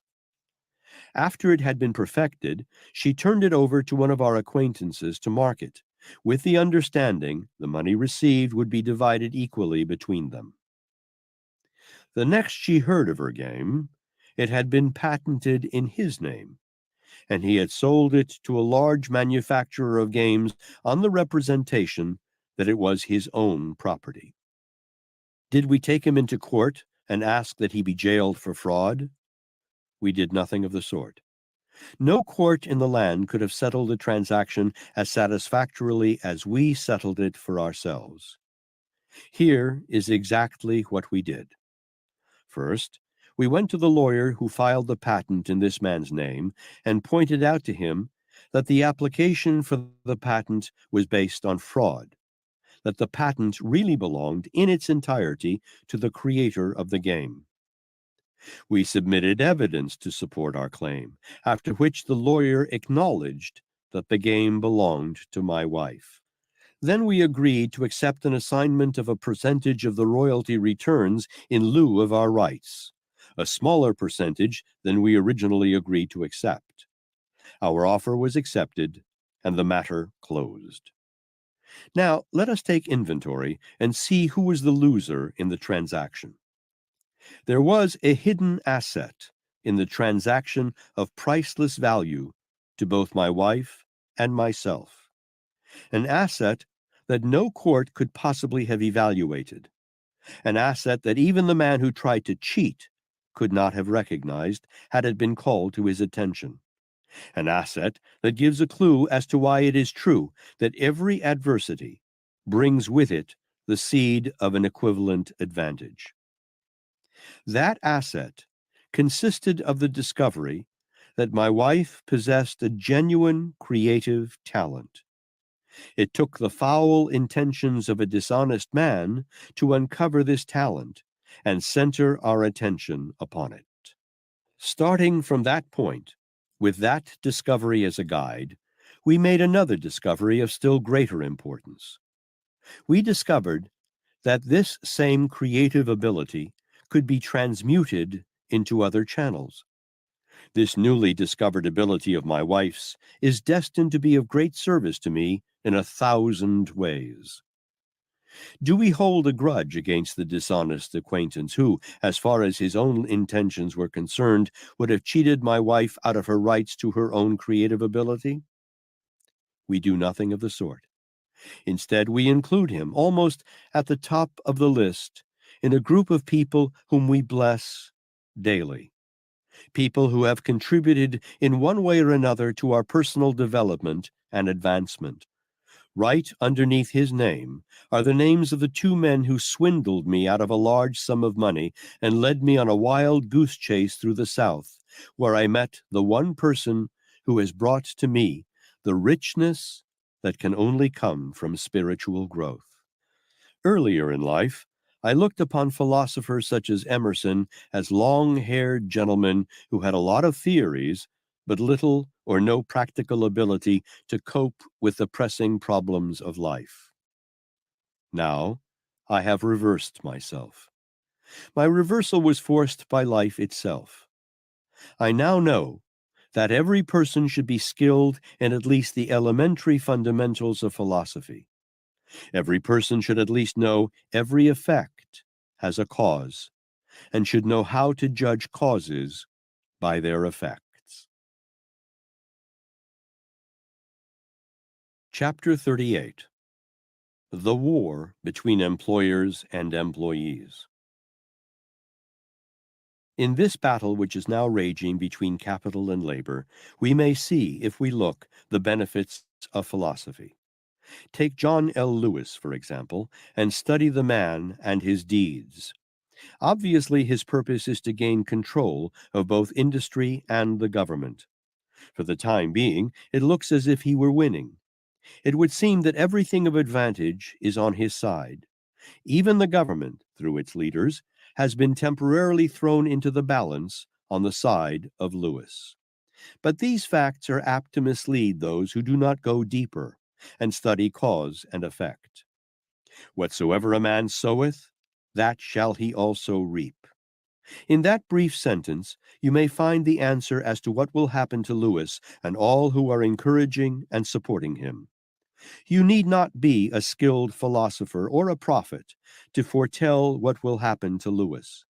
It is certain he will pass out of the picture by the operation of a law, just as inexorable as the law of death. And the reason for this is the fact that many leaders destroy instead of build. Time is the mortal enemy of the person who destroys. Time is the friend of the person who builds.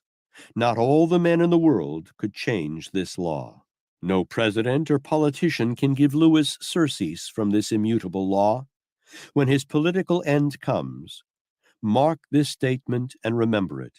It will come as the result of his own handiwork, and the power that will bring about his end will be supplied by those whom he now calls his followers. American workmen may not be schooled in letters, but they do have a lot of sound horse sense. When they come to themselves, as they always have in the face of a national crisis, they seem to know what to do, and they have the courage to do it. While we are making references to Lewis, let us also turn our attention to those who are opposing him. Lewis has cast his own doom, so there is nothing anyone can do about it. With the employers of labor whom he is so viciously fighting, the situation is different. Although many of them have made grave mistakes in their dealings with labor, there is still time for them to save themselves. Any employer who chooses to do so can immediately and permanently set up a barrier against Lewis and the Lewis philosophy. A barrier that neither those in control of the United States government nor Lewis can possibly remove. Henry Ford almost discovered this barrier when he put into operation his famous $5 a day minimum wage scale over 20 years ago. Walter Chrysler faintly flirted with it when he voluntarily raised the wages of his workmen by a total of more than $50 million. But neither of these gentlemen went quite far enough. There is available to the employers, and to Lewis too for that matter, a law that no Supreme Court can reverse or declare unconstitutional. It is none other than the Golden Rule, the varied combination and applications of which I have tried to describe. If Walter Chrysler had gone over John L. Lewis's head and dealt directly with his men when he announced that $50 million wage increase, and had frankly told them that from then on they were partners in the business, and as such would be permitted to share in the profits, the same as the stockholders who bought a share of those profits with monetary investment, he would have had Lewis stopped forever.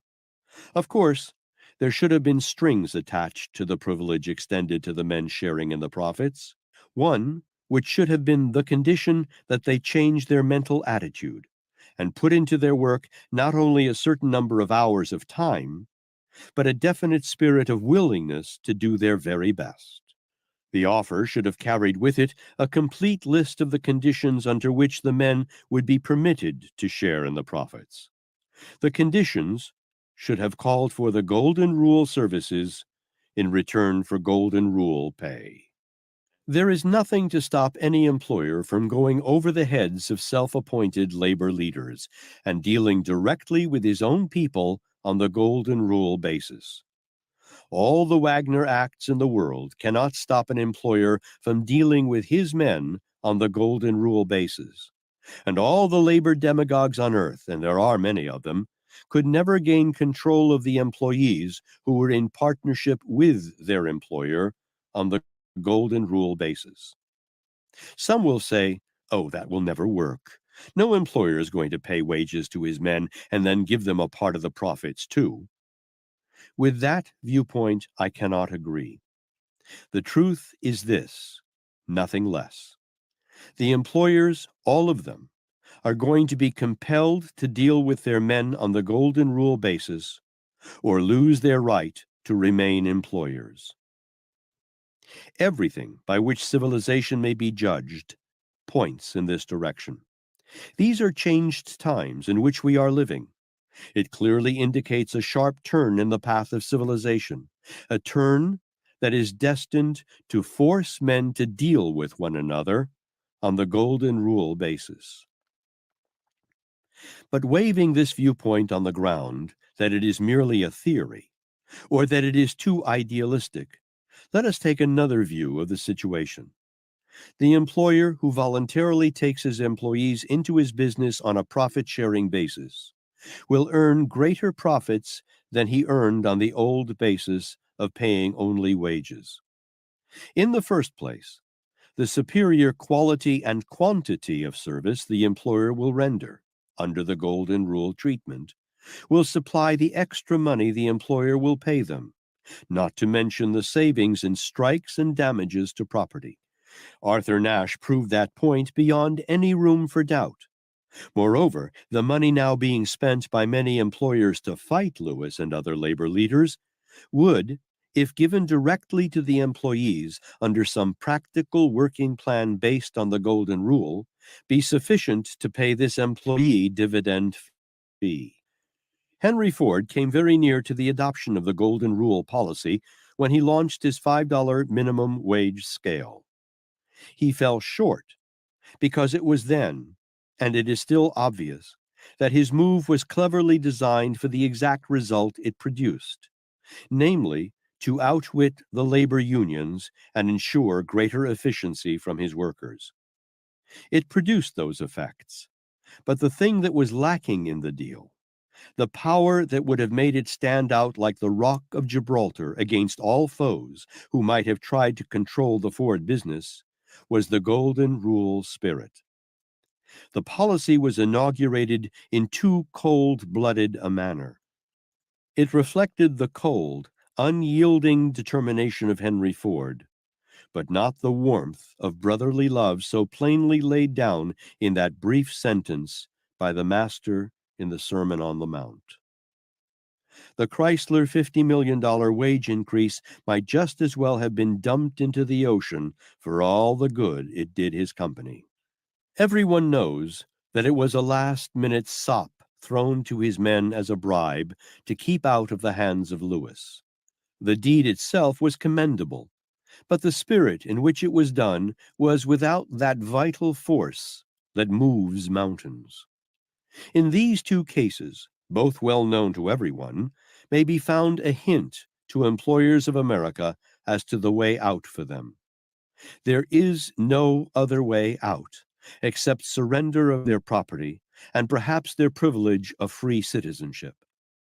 Perhaps the line, "It can't happen here," was sound enough for the title of a bestseller.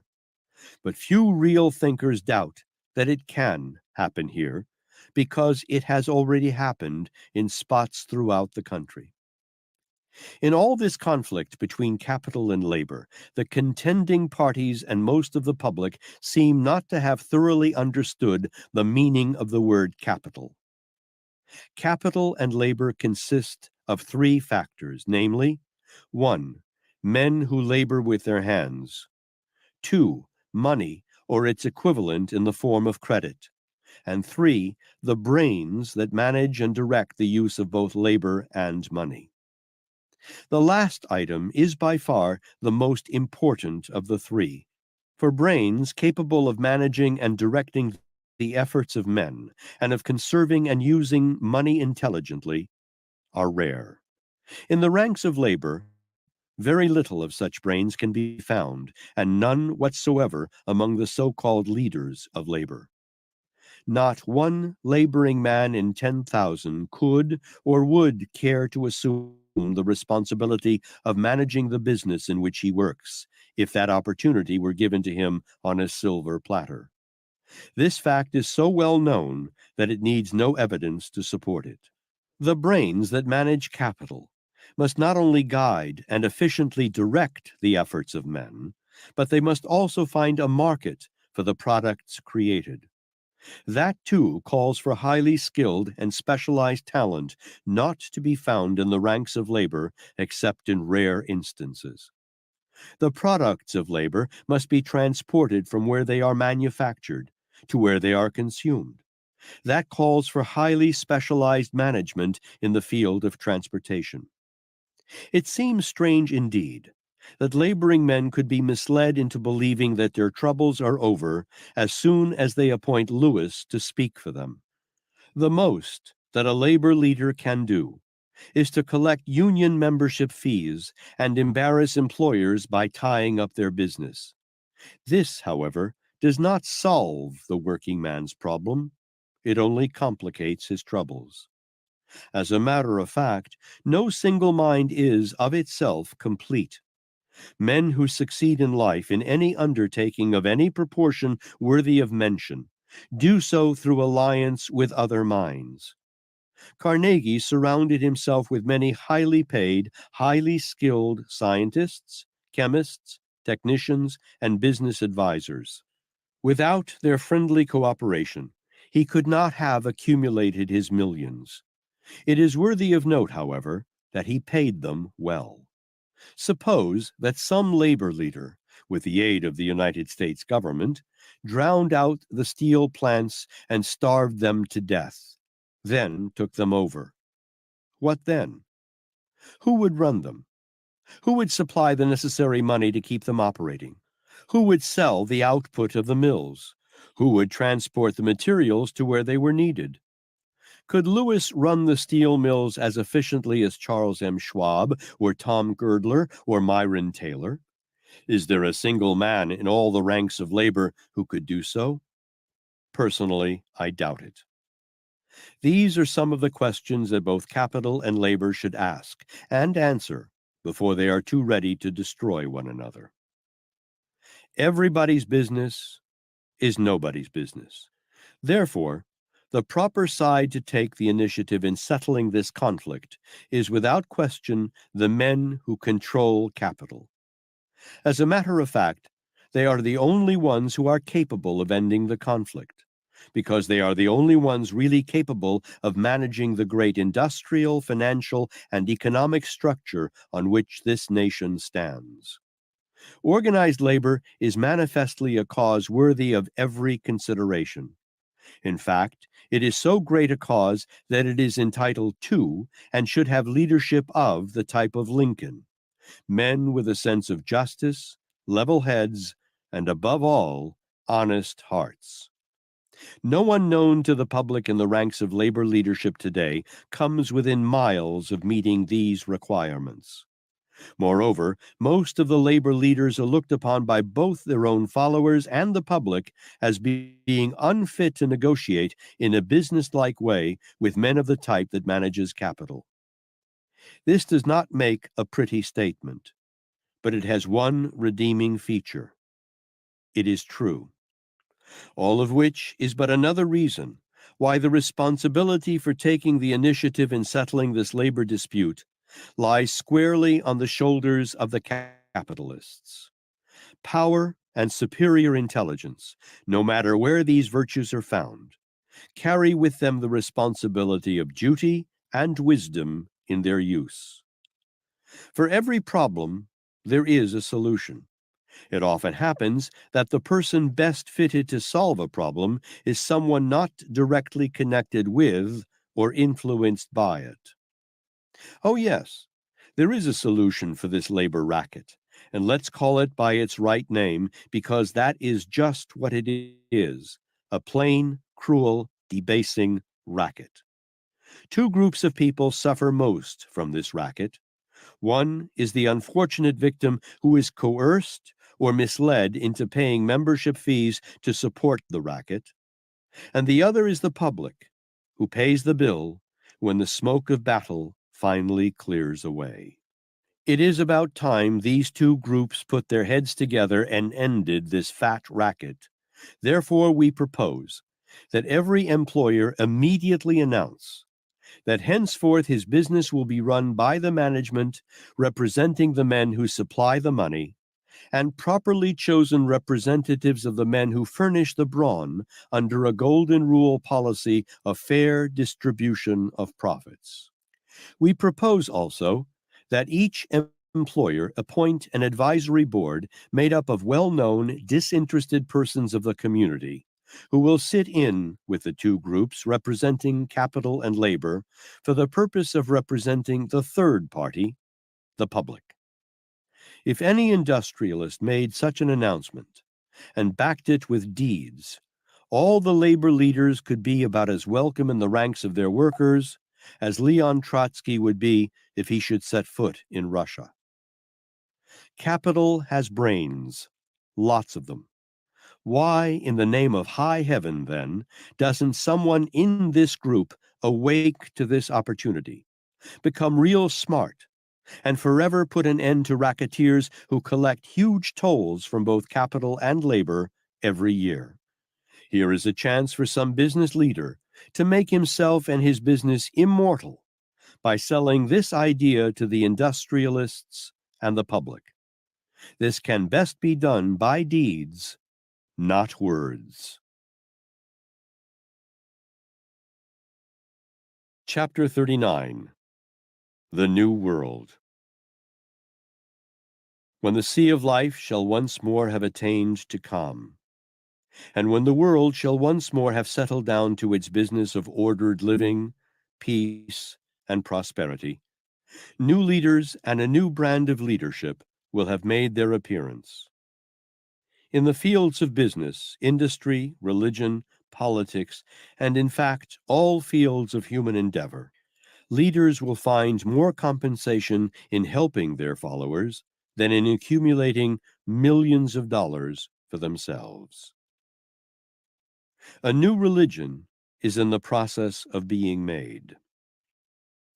When this calm shall have come, and come it will, a new religion shall come with it, a religion of life, not a religion of death, a religion that will help people to live as well as to die, a religion whose followers will worship through the spirit and deed of useful service to one another instead of worshiping a dead ancestry, a religion whose leaders will teach the love and beauty of cooperative effort among men instead of fear and superstition, a religion whose followers will be made up of those who found dogma and creed inadequate for their needs and believe instead in the effectiveness of deeds. When this calm shall have come, politics and statesmanship shall have been removed from the category of racketeering and graft, and the people will find leaders in men and women who have caught the spirit of the new age, men who will understand and live by the golden rule. When this calm shall have come, nations will be led by men and women who will settle all differences by arbitration and not by war. Warfare will be branded and regarded as what it really is: murder.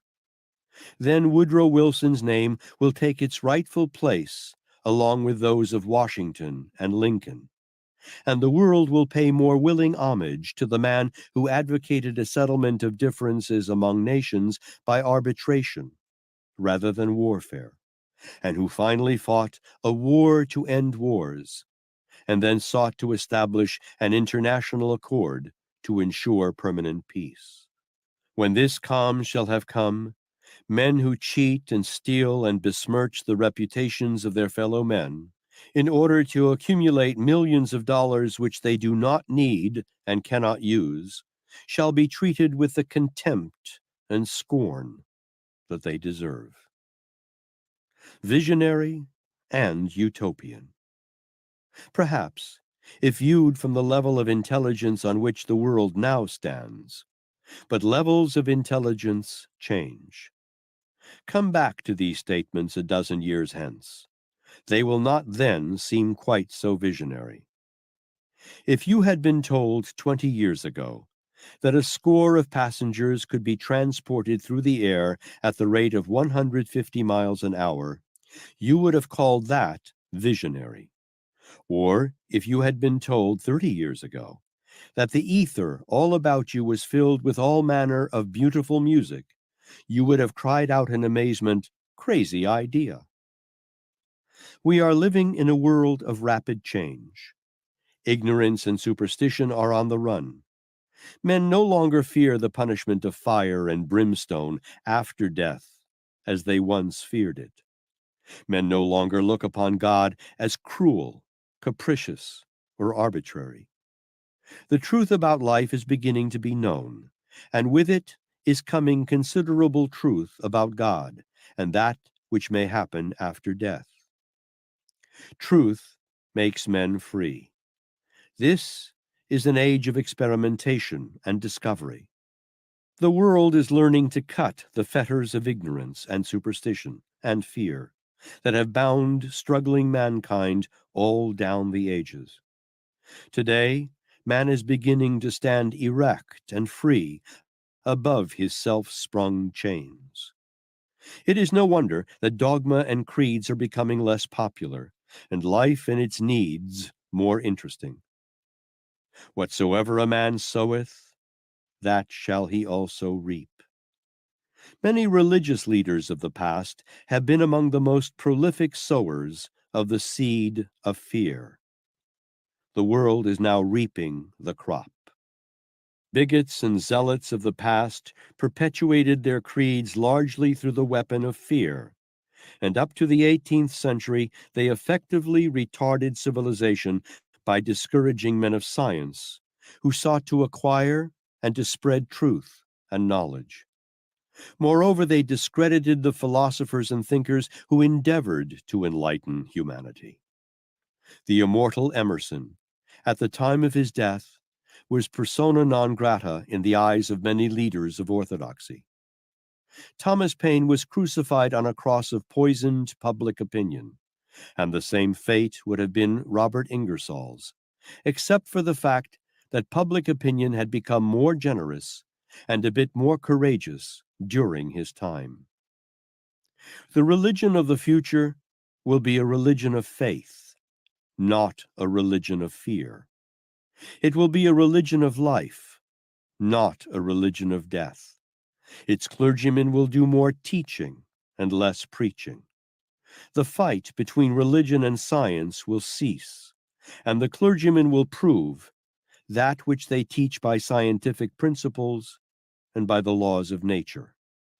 The clergyman of the future will take his text from the known realities of life. He will prove by these facts that there is but one God, that this God permeates every atom of matter and every unit of energy throughout the universe, that he may be reached by every person who desires to approach him, not for a price, but through harmony and understanding, aspiration and prayer. This is an age of unfoldment of the human mind, and with greater understanding of life will come leaders who will be capable of lifting us into still greater heights of wisdom and understanding. We are in the embryonic stage of that new age now.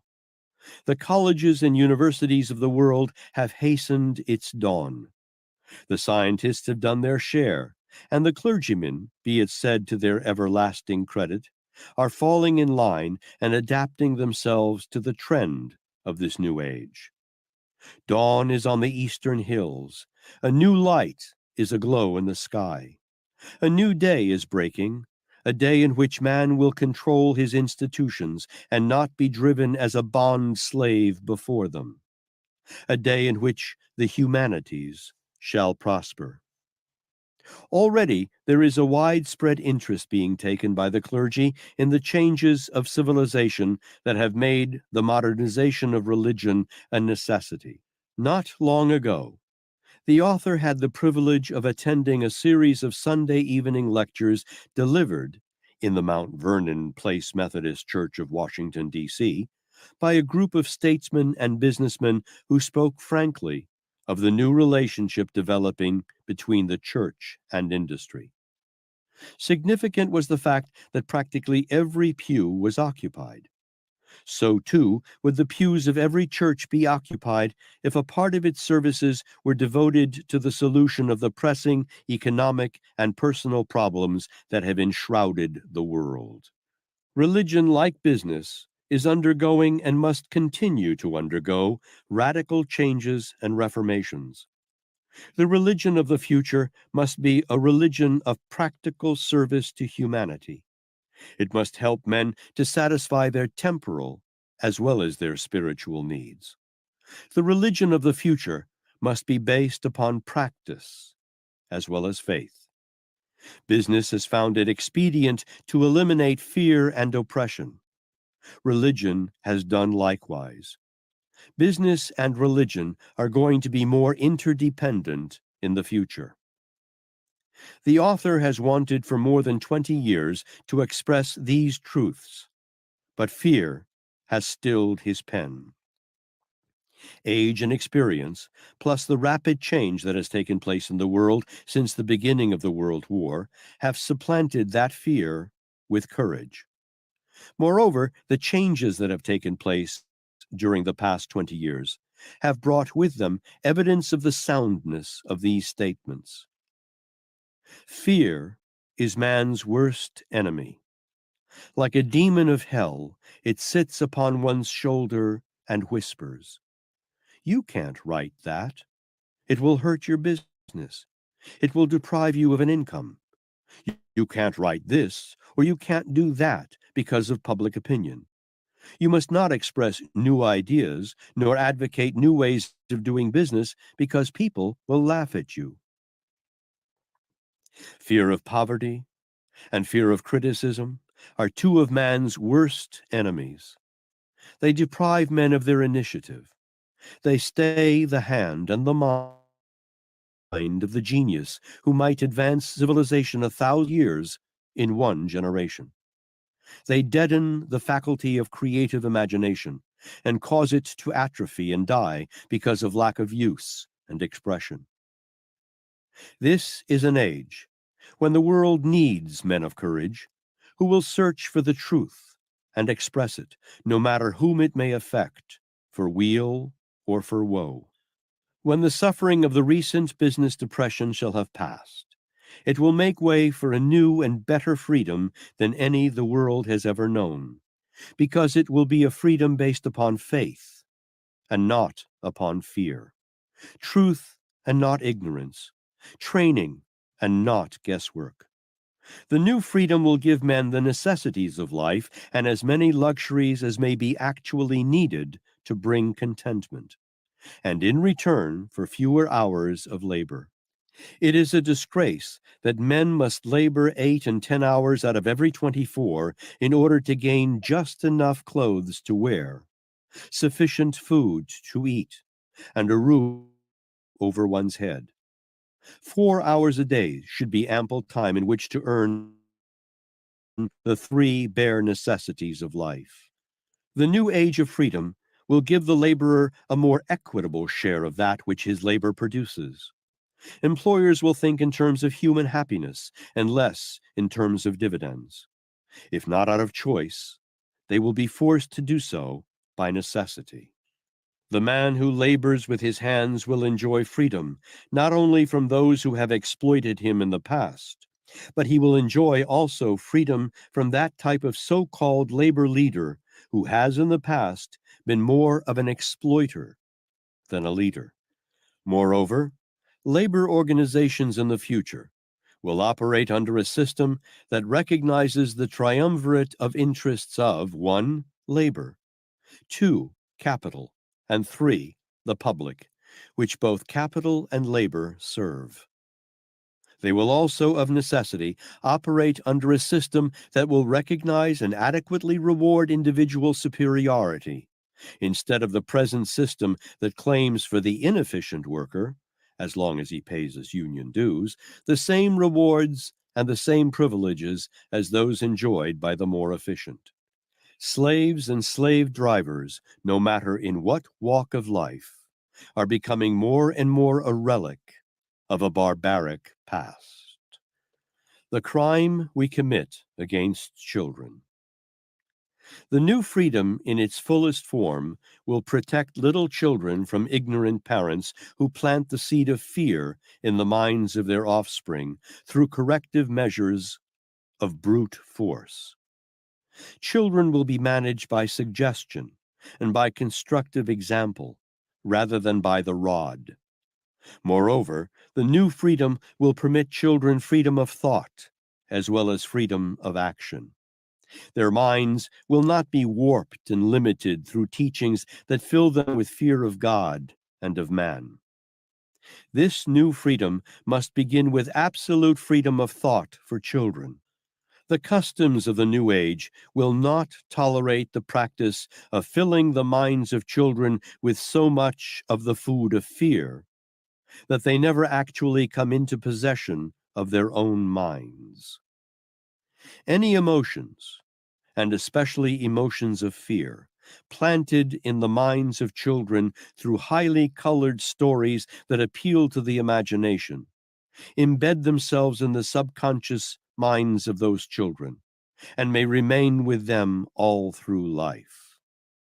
It is a crime to plant in the mind of a child any negative thought, no matter what may be its nature or purpose.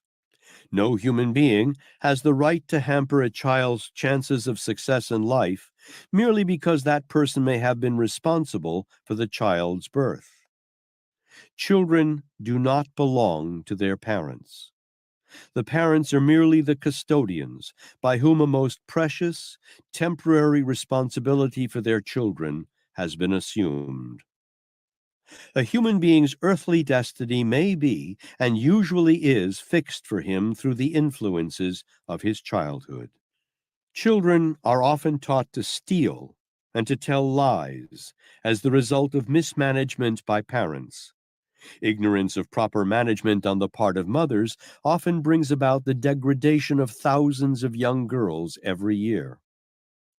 There are no secrets of life that should be kept from children who reach the age of comprehensive understanding.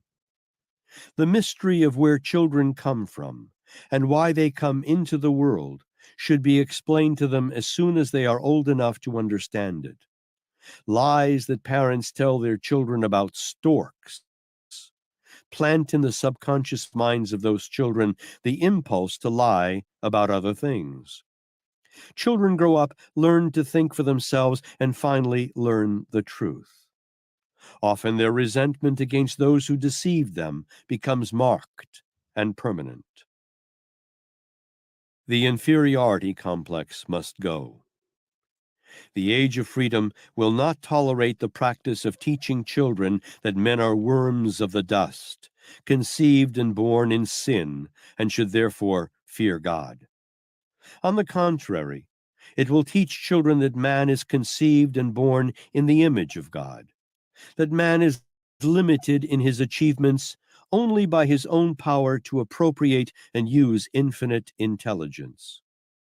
It is one of the glorious signs of the new age of freedom, which has already dawned, that the youths of this generation are not accepting in blind faith all the orthodox teachings of their elders.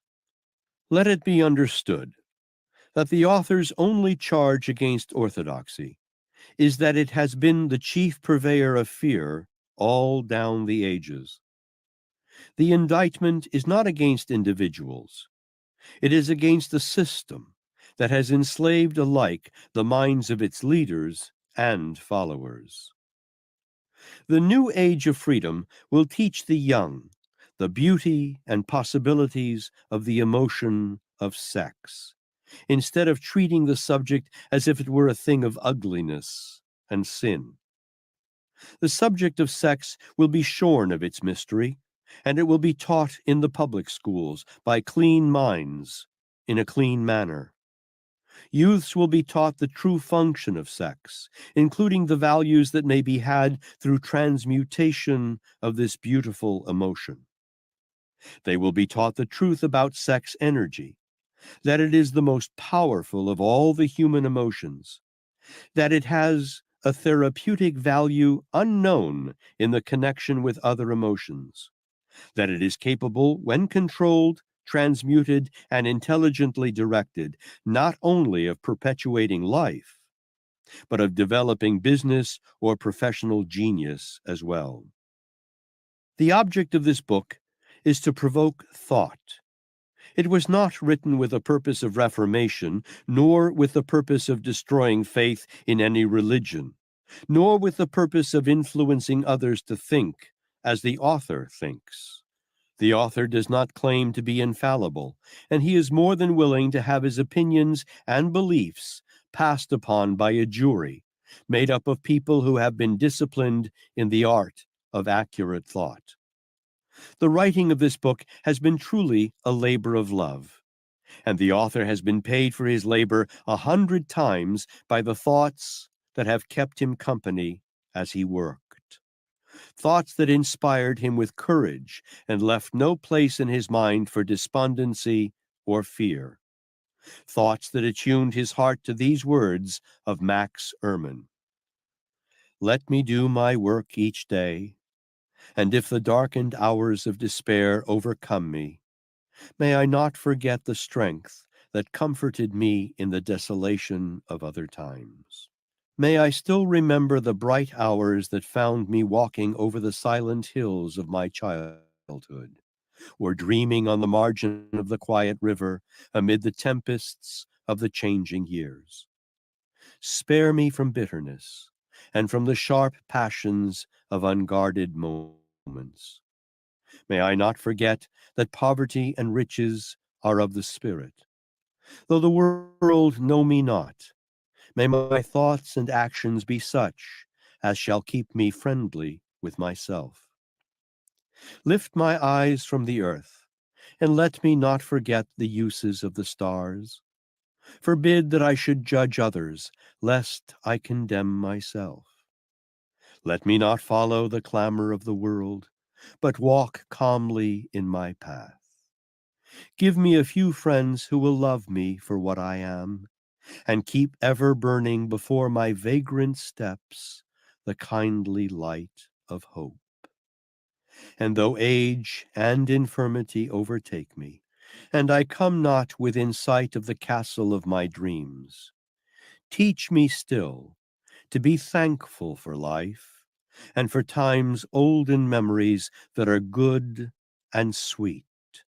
And may the evening's twilight find me gentle still. The future demands dreamers with courage. The whole world now needs and is demanding a new group of pioneers who have the capacity to conceive new plans, new ideas, new inventions. Men and women who have also the courage and the initiative to blaze new trails in every walk of life. These new leaders and discoverers will be required in politics, in religion, in banking, in transportation, in industry and business, in education, in the professions, on the farms, in city planning, in art, music and literature, in journalism, and on the screen and stage. The business depression marked the death of one age and the birth of another. This new changed world will require dreamers who can put their dreams into action. The dreamers have always been the pattern makers of civilization. Through faith, courage, and imagination, they harness the intangible and unseen forces of unborn opportunity and build great skyscrapers, convert forests and deserts into cities, and turn frontiers into marts of trade. Any person who in the future cherishes a lofty dream and holds fast to it will be more than apt to see that dream become a reality, for this is an age that is favorable to the practical dreamers. Columbus dreamed of an unknown world and discovered it. Copernicus dreamed of a multiplicity of worlds and revealed them. Henry Ford, poor and uneducated, dreamed of a horseless carriage, steadfastly held to that dream, and now the evidence that he dreamed soundly belts the entire earth. Edison dreamed of a machine that would record and reproduce the sound of the human voice, and stood by his dream through countless failures until his dream became a splendid reality. Whalen dreamed of a chain of cigar stores, transformed his dream into action, and now the United Cigar Stores occupy the best corners in every city in America. Lincoln dreamed of freedom for the black slaves, and a united North and South have translated his dream into a reality. Other dreamers of the Lincoln type are going to dream of freedom for the white slaves of America and live to see their dreams come true. The Wright brothers dreamed of a machine that would conquer the air, and now one may see evidence that dreams can be made to become true, because this evidence fills the air in flocks all over the world. Marconi dreamed of a system for harnessing the intangible forces of the ether.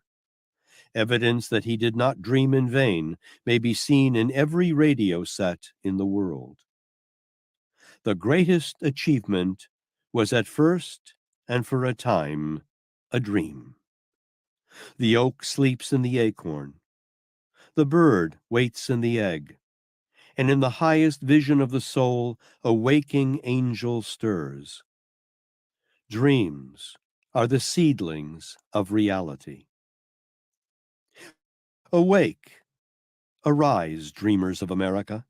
The world is filled with an abundance of opportunity, such as the dreamers of the past never knew. A burning desire to be and to do is the starting point from which the dreamer must take off. Dreams are not born of indifference, laziness, or lack of ambition. The business depression was one of the greatest blessings the world has ever known. It paved the way for the dreamer-doers and provided them with opportunities they never would have known without it. Don't say there isn't a chance today. The world no longer scoffs at the dreamer, nor calls him impractical. Instead, It beckons to him to bring forth his ideas and plans, and sets up before him prizes of both money and glory, equivalent to a king's ransom. You have been disappointed, have undergone temporary defeat, have felt the great heart within your breast crushed. Take courage from the knowledge that these experiences have tempered the spiritual metal of which you were made, that they are assets of incomparable values. Remember, too, that most men and women who succeed in life get off to a bad start and pass through much struggle before they arrive. The turning point in the lives of those who succeed usually comes at the moment of some crisis through which they are introduced to their other selves. Lincoln became great only after disappointment over his love for Anne Rutledge had penetrated and illuminated his soul. John Bunyan wrote The Pilgrim's Progress, which is among the finest of English literature, after he had been confined in prison and sorely punished because of his religious belief. O. Henry discovered the genius that slept within his brain while confined in a prison cell in Columbus, Ohio. Being forced through his misfortune to become acquainted with his other self, he discovered himself to be a great author instead of a miserable criminal and outcast. Thomas A. Edison was a tramp telegraph operator and failed innumerable times before he was driven by his temporary defeats to the discovery of the genius that slept within his brain. Milo C. Jones accumulated a fortune of more than $1 million from the exploitation and sale of little pig sausage, after he had been stricken with total paralysis. Prior to that emergency, he had been trying to earn his living with his hands. His physical handicap introduced him to his own brain, and to that other self that dwelt within the brain. Charles Darwin was considered a dull boy, but his imagination became fired with a burning desire for knowledge, and lo, the world had discovered a genius through whom civilization has been stepped up no less than 1,000 years. Demosthenes stammered, but his desire to become a great orator was stronger than his physical handicap. He wrote his name deep in the records of men who achieved success because they made stepping stones of their handicaps. Charles Dickens began his career by pasting labels on blacking pots. Helen Keller became deaf, dumb, and blind shortly after birth. Despite her misfortune, she has written her name indelibly in the pages of history, and her entire life has served as evidence that men and women are never defeated until they accept defeat in their own minds. Robert Burns was an illiterate country lad, was cursed by poverty, and grew up to be a drunkard in the bargain. The world was made better because of the beautiful thoughts that he clothed in poetry. Booker T. Washington was born in slavery and cursed by his race and color. He left his impress for good upon an entire race of people. Napoleon began as a private in the French armies. Adversity, disappointment, and temporary defeat drove him to contemplate suicide before his star began its ascendancy. Beethoven was deaf, and Milton was blind. Nisa McMean slept in an attic in New York City before her front-page magazine cover drawings began to bring $3,000 each. The road to success lies through many a thorny course, over many an obstacle from which the fainting heart is often tempted to turn back. But hope and a sense of power within inspire the struggling person still to continue the conflict, till at last courage and perseverance meet with their just reward, and success comes. Henry Irving. We come now to the end of our journey. Before our paths separate and we go to our respective ways in life, the author wishes to leave with you these thoughts, the accumulation of which has required much experience and struggle and hardship. Nothing which you have, or ever may have, in the way of worldly possessions, is worth the price of fear and worry. Nothing brings enduring happiness except achievement in that sort of service that brings happiness to others. Human longings cannot be satisfied by things of monetary value alone. Happiness is not possible without freedom of both body and mind. Freedom is an aim for which every human being is striving, whether that fact is recognized or not. Great riches do not always bring freedom. Usually, wealth brings only more responsibilities and fears and worries. No man is free as long as any evidence of fear finds housing in his mind. These are hazardous times through which all mankind is passing. Hazardous because of the spirit of discontent and indecision and fear that are everywhere in evidence. Be careful not to be caught in the maelstrom of this chaos. If you should become engulfed in it, remember that no one can extricate you from its empowering current of despair except yourself. You are truly the master of your own fate, the captain of your own soul, because you are what you are as the result of your own habits of thought. Habits may be changed. In this book, you have been informed of the principles through which thought habits may be changed. Here, your guide must leave you. The remainder of the journey must be completed by you alone.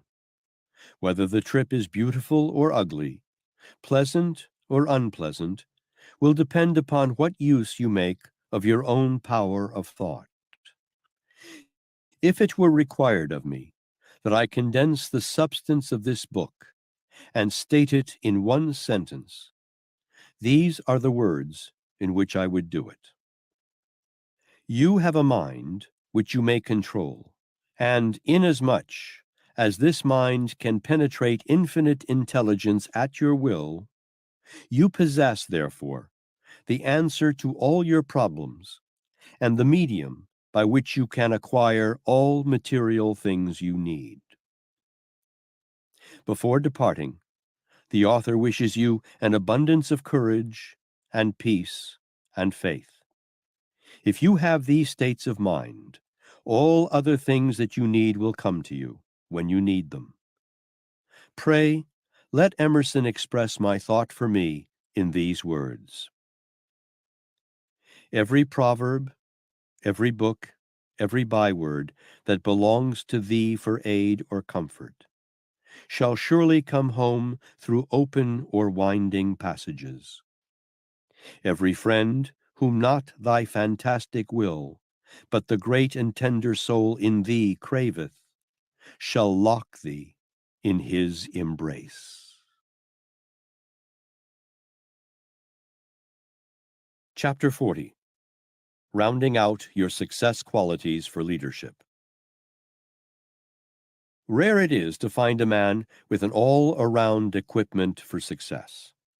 As a general rule, people are strong on some success qualities and weak on others. Broadly speaking, anyone's success is determined by two things. 1, his ability to get. 2, his ability to hold. All around you, you can see brilliant men who are past masters in the art of getting what they want. Money, position, friends, influence, customers, anything they want. But when they get these things, they are unable to hold them. Obviously, in a book of this size devoted mainly to teaching the basic principles of how to sell your way through life, it is impossible to include the wide range of facts necessary to make the fully rounded out success mind.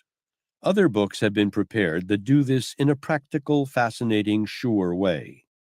Because of the sincere hope that every reader of Napoleon Hill's book will come to possess a high degree of both, one, ability to get, and two, ability to hold, we ask your indulgence in the following. A few words from the publishers. Frankly, this is the business department of the Ralston Society. We want to have a little chat with you as you come to the end of this book. For over 50 years, Ralston has supplied hundreds of thousands, yes, probably millions, of ambitious men and women with home study books that bring health, wealth, power, and happiness. We have many unusual, private, exciting instruction books embracing all human powers. From time to time, we will extend an invitation to you to read these courses. But for the time being, let us concentrate upon the inspiring message that Napoleon Hill, author of How to Sell Your Way Through Life, has for you. So great a businessman and master of success as John Wanamaker, merchant prince of New York and Philadelphia, speaking of earlier books written of Mr. Hill, said, I got some big shoes for a big buck, like I can't lose. Look, I be going up these days. That mean I move through this maze like the Matrix, just like some latex. I be protecting. Of course they showing me love after neglecting. Confidence turned to common sense, and the common sense be kinda lit. It bringing compliments every season. We don't stop until your heartbeat drop. Come on, like when the ball drop at New Year's Eve. I got some big shoes, my balls dropped at 13. They try and cut me down cause I be shining like Christmas tree. I always been a star, maybe I gotta be. And I don't go too hard unless I got to. Like Tupac too, I keep a fine boo. And yeah, she talk smooth, cause she my little dog, she my best friend. And I got big shoes, this ain't no size 10. The way I'm rocking them, the way I'm walking in, the way I'm walking in. She my little dog, she my best friend, and I got big shoes, this ain't no size 10. The way I'm rocking them, the way I'm walking in, the way I'm walking in. I be blocking them when I see that they copying and pasting. Shit the DM, I ain't respond, so they erase it. Boy, move at your own damn pace, nigga, just face it. Cause you be in my ear all day, talking that basic. My boo bought me big ass shoes, and I don't lace them. How could I replace her? I mean, she do so much for me. I be hugging the beat, I be loving the beat. She be chopping to me. I said, damn, I'm gon' high walk across the street. And afterwards, she be running and jumping on me. Cause she my little dog, she my best friend. And I got big shoes, this ain't no size 10. The way I'm rocking, the way I'm walking in, the way I'm walking in.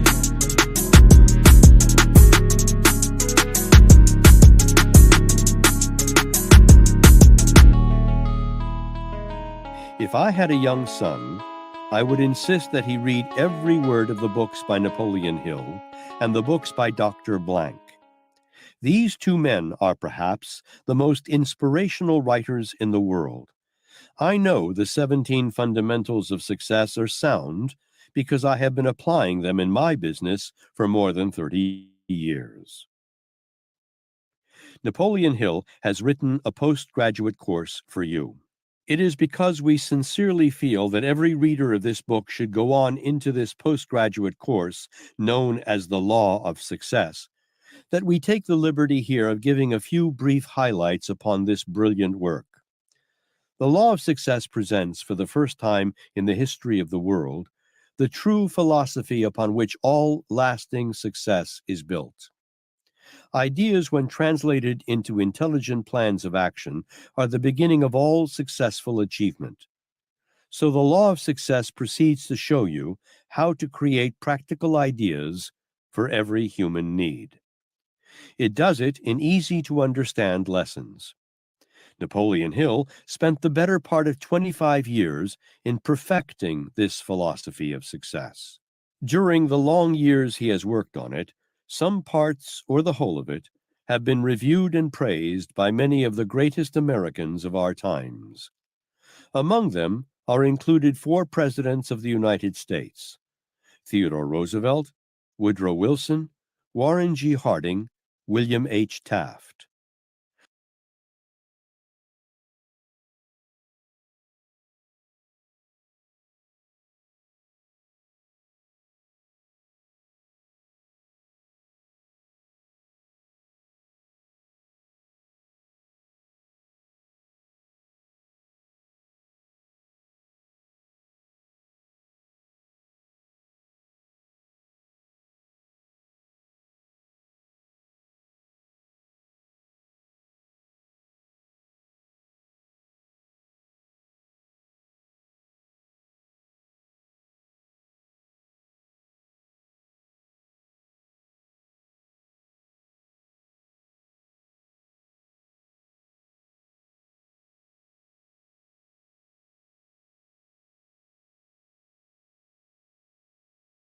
Thomas Edison, Luther Burbank, William J. Wrigley, Alexander Graham Bell, Judge E. H. Gary, Cyrus H. K. Curtis, Edward Bach, E. M. Statler, dozens of glowing names in politics, finance, education, and invention. Andrew Carnegie started it. Over 25 years ago, Napoleon Hill, then a young special investigator for a nationally known business magazine, was sent to interview Andrew Carnegie. During that interview, Carnegie slyly dropped a hint of a certain master power he used, a magic law of the human mind, a little-known psychological principle which was amazing in its power. Carnegie suggested to Hill that upon that principle he could build the philosophy of all personal success, whether it be measured in terms of money, power, position, prestige, influence, accumulation of wealth. That part of the interview never went into Hill's magazine, but it did launch the young author upon over 20 years of research. And today, we open to you the discovery and methods of using the revolutionary force that Carnegie quietly hinted at.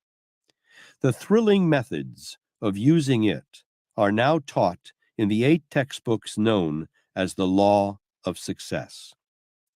In the trail of the Law of Success lessons become accomplishments, not mere entertainment and time-killing diversion.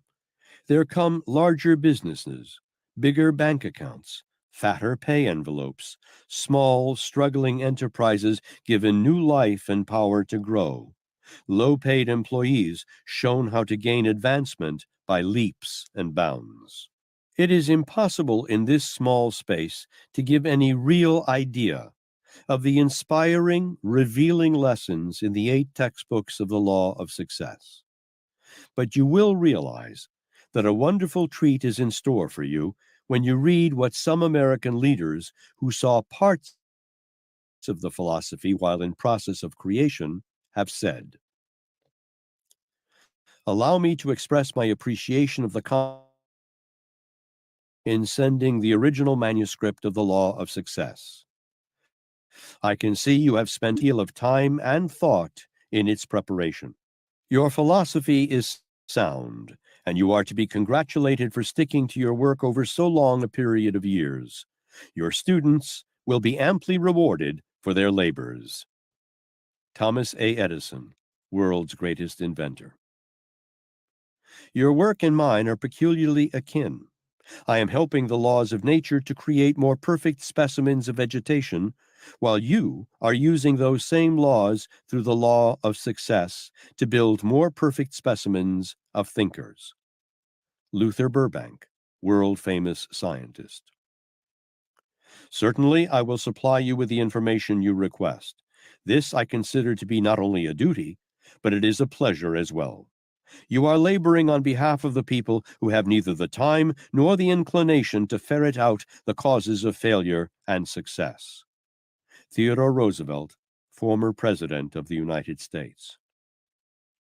Our entire business policy in the management of our hotels is based upon the 17 fundamentals of the Law of Success, of which I am a student. E. M. Statler, founder of Great Hotel System.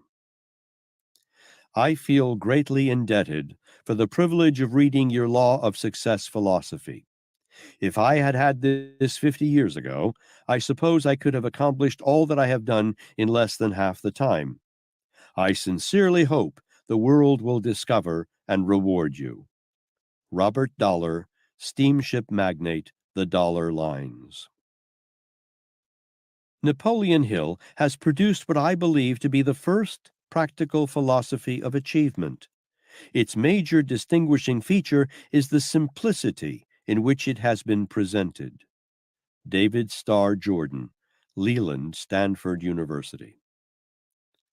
The best evidence of the soundness of the Law of Success with which I am personally acquainted is the noteworthy achievement of Mr. Curtis, who has built one of the greatest publishing businesses in the world by applying the principles of this philosophy.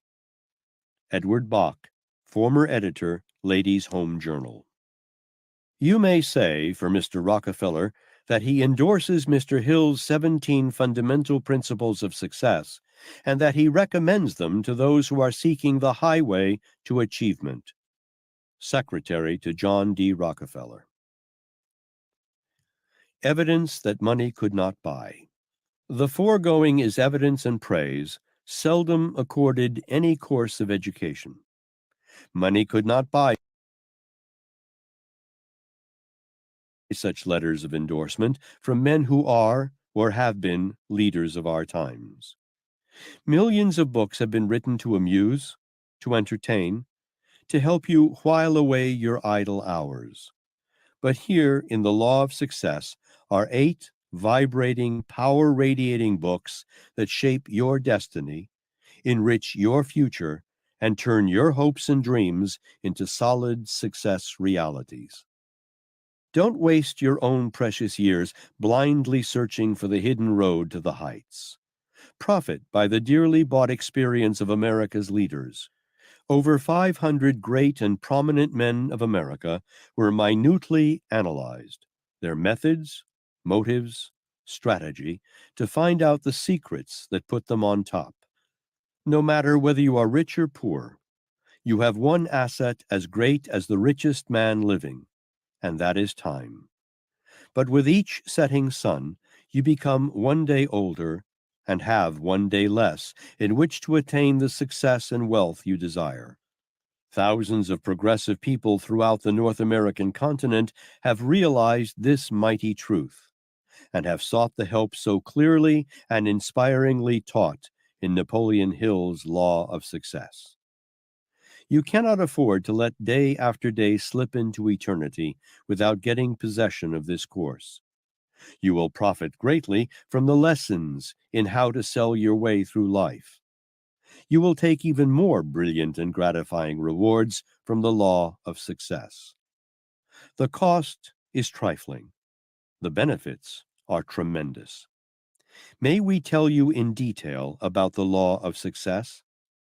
If you say yes, then write us that you are a reader of this book and would like detailed information about the Law of Success.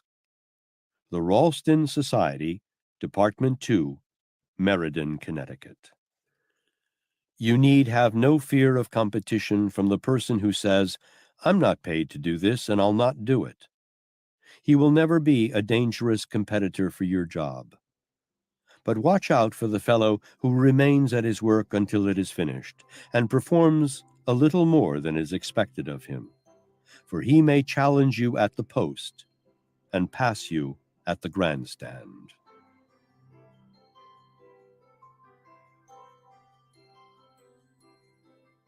This has been an Audible Inc. production of How to Sell Your Way Through Life. She my little dog, she my best friend, and I got big shoes, this ain't no size 10. The way I'm rocking them, the way I'm walking in, the way I'm walking in. Cause she my little dog, she my best friend, and I got big shoes, this ain't no size 10. The way I'm rocking them, the way I'm walking in, the way I'm walking in.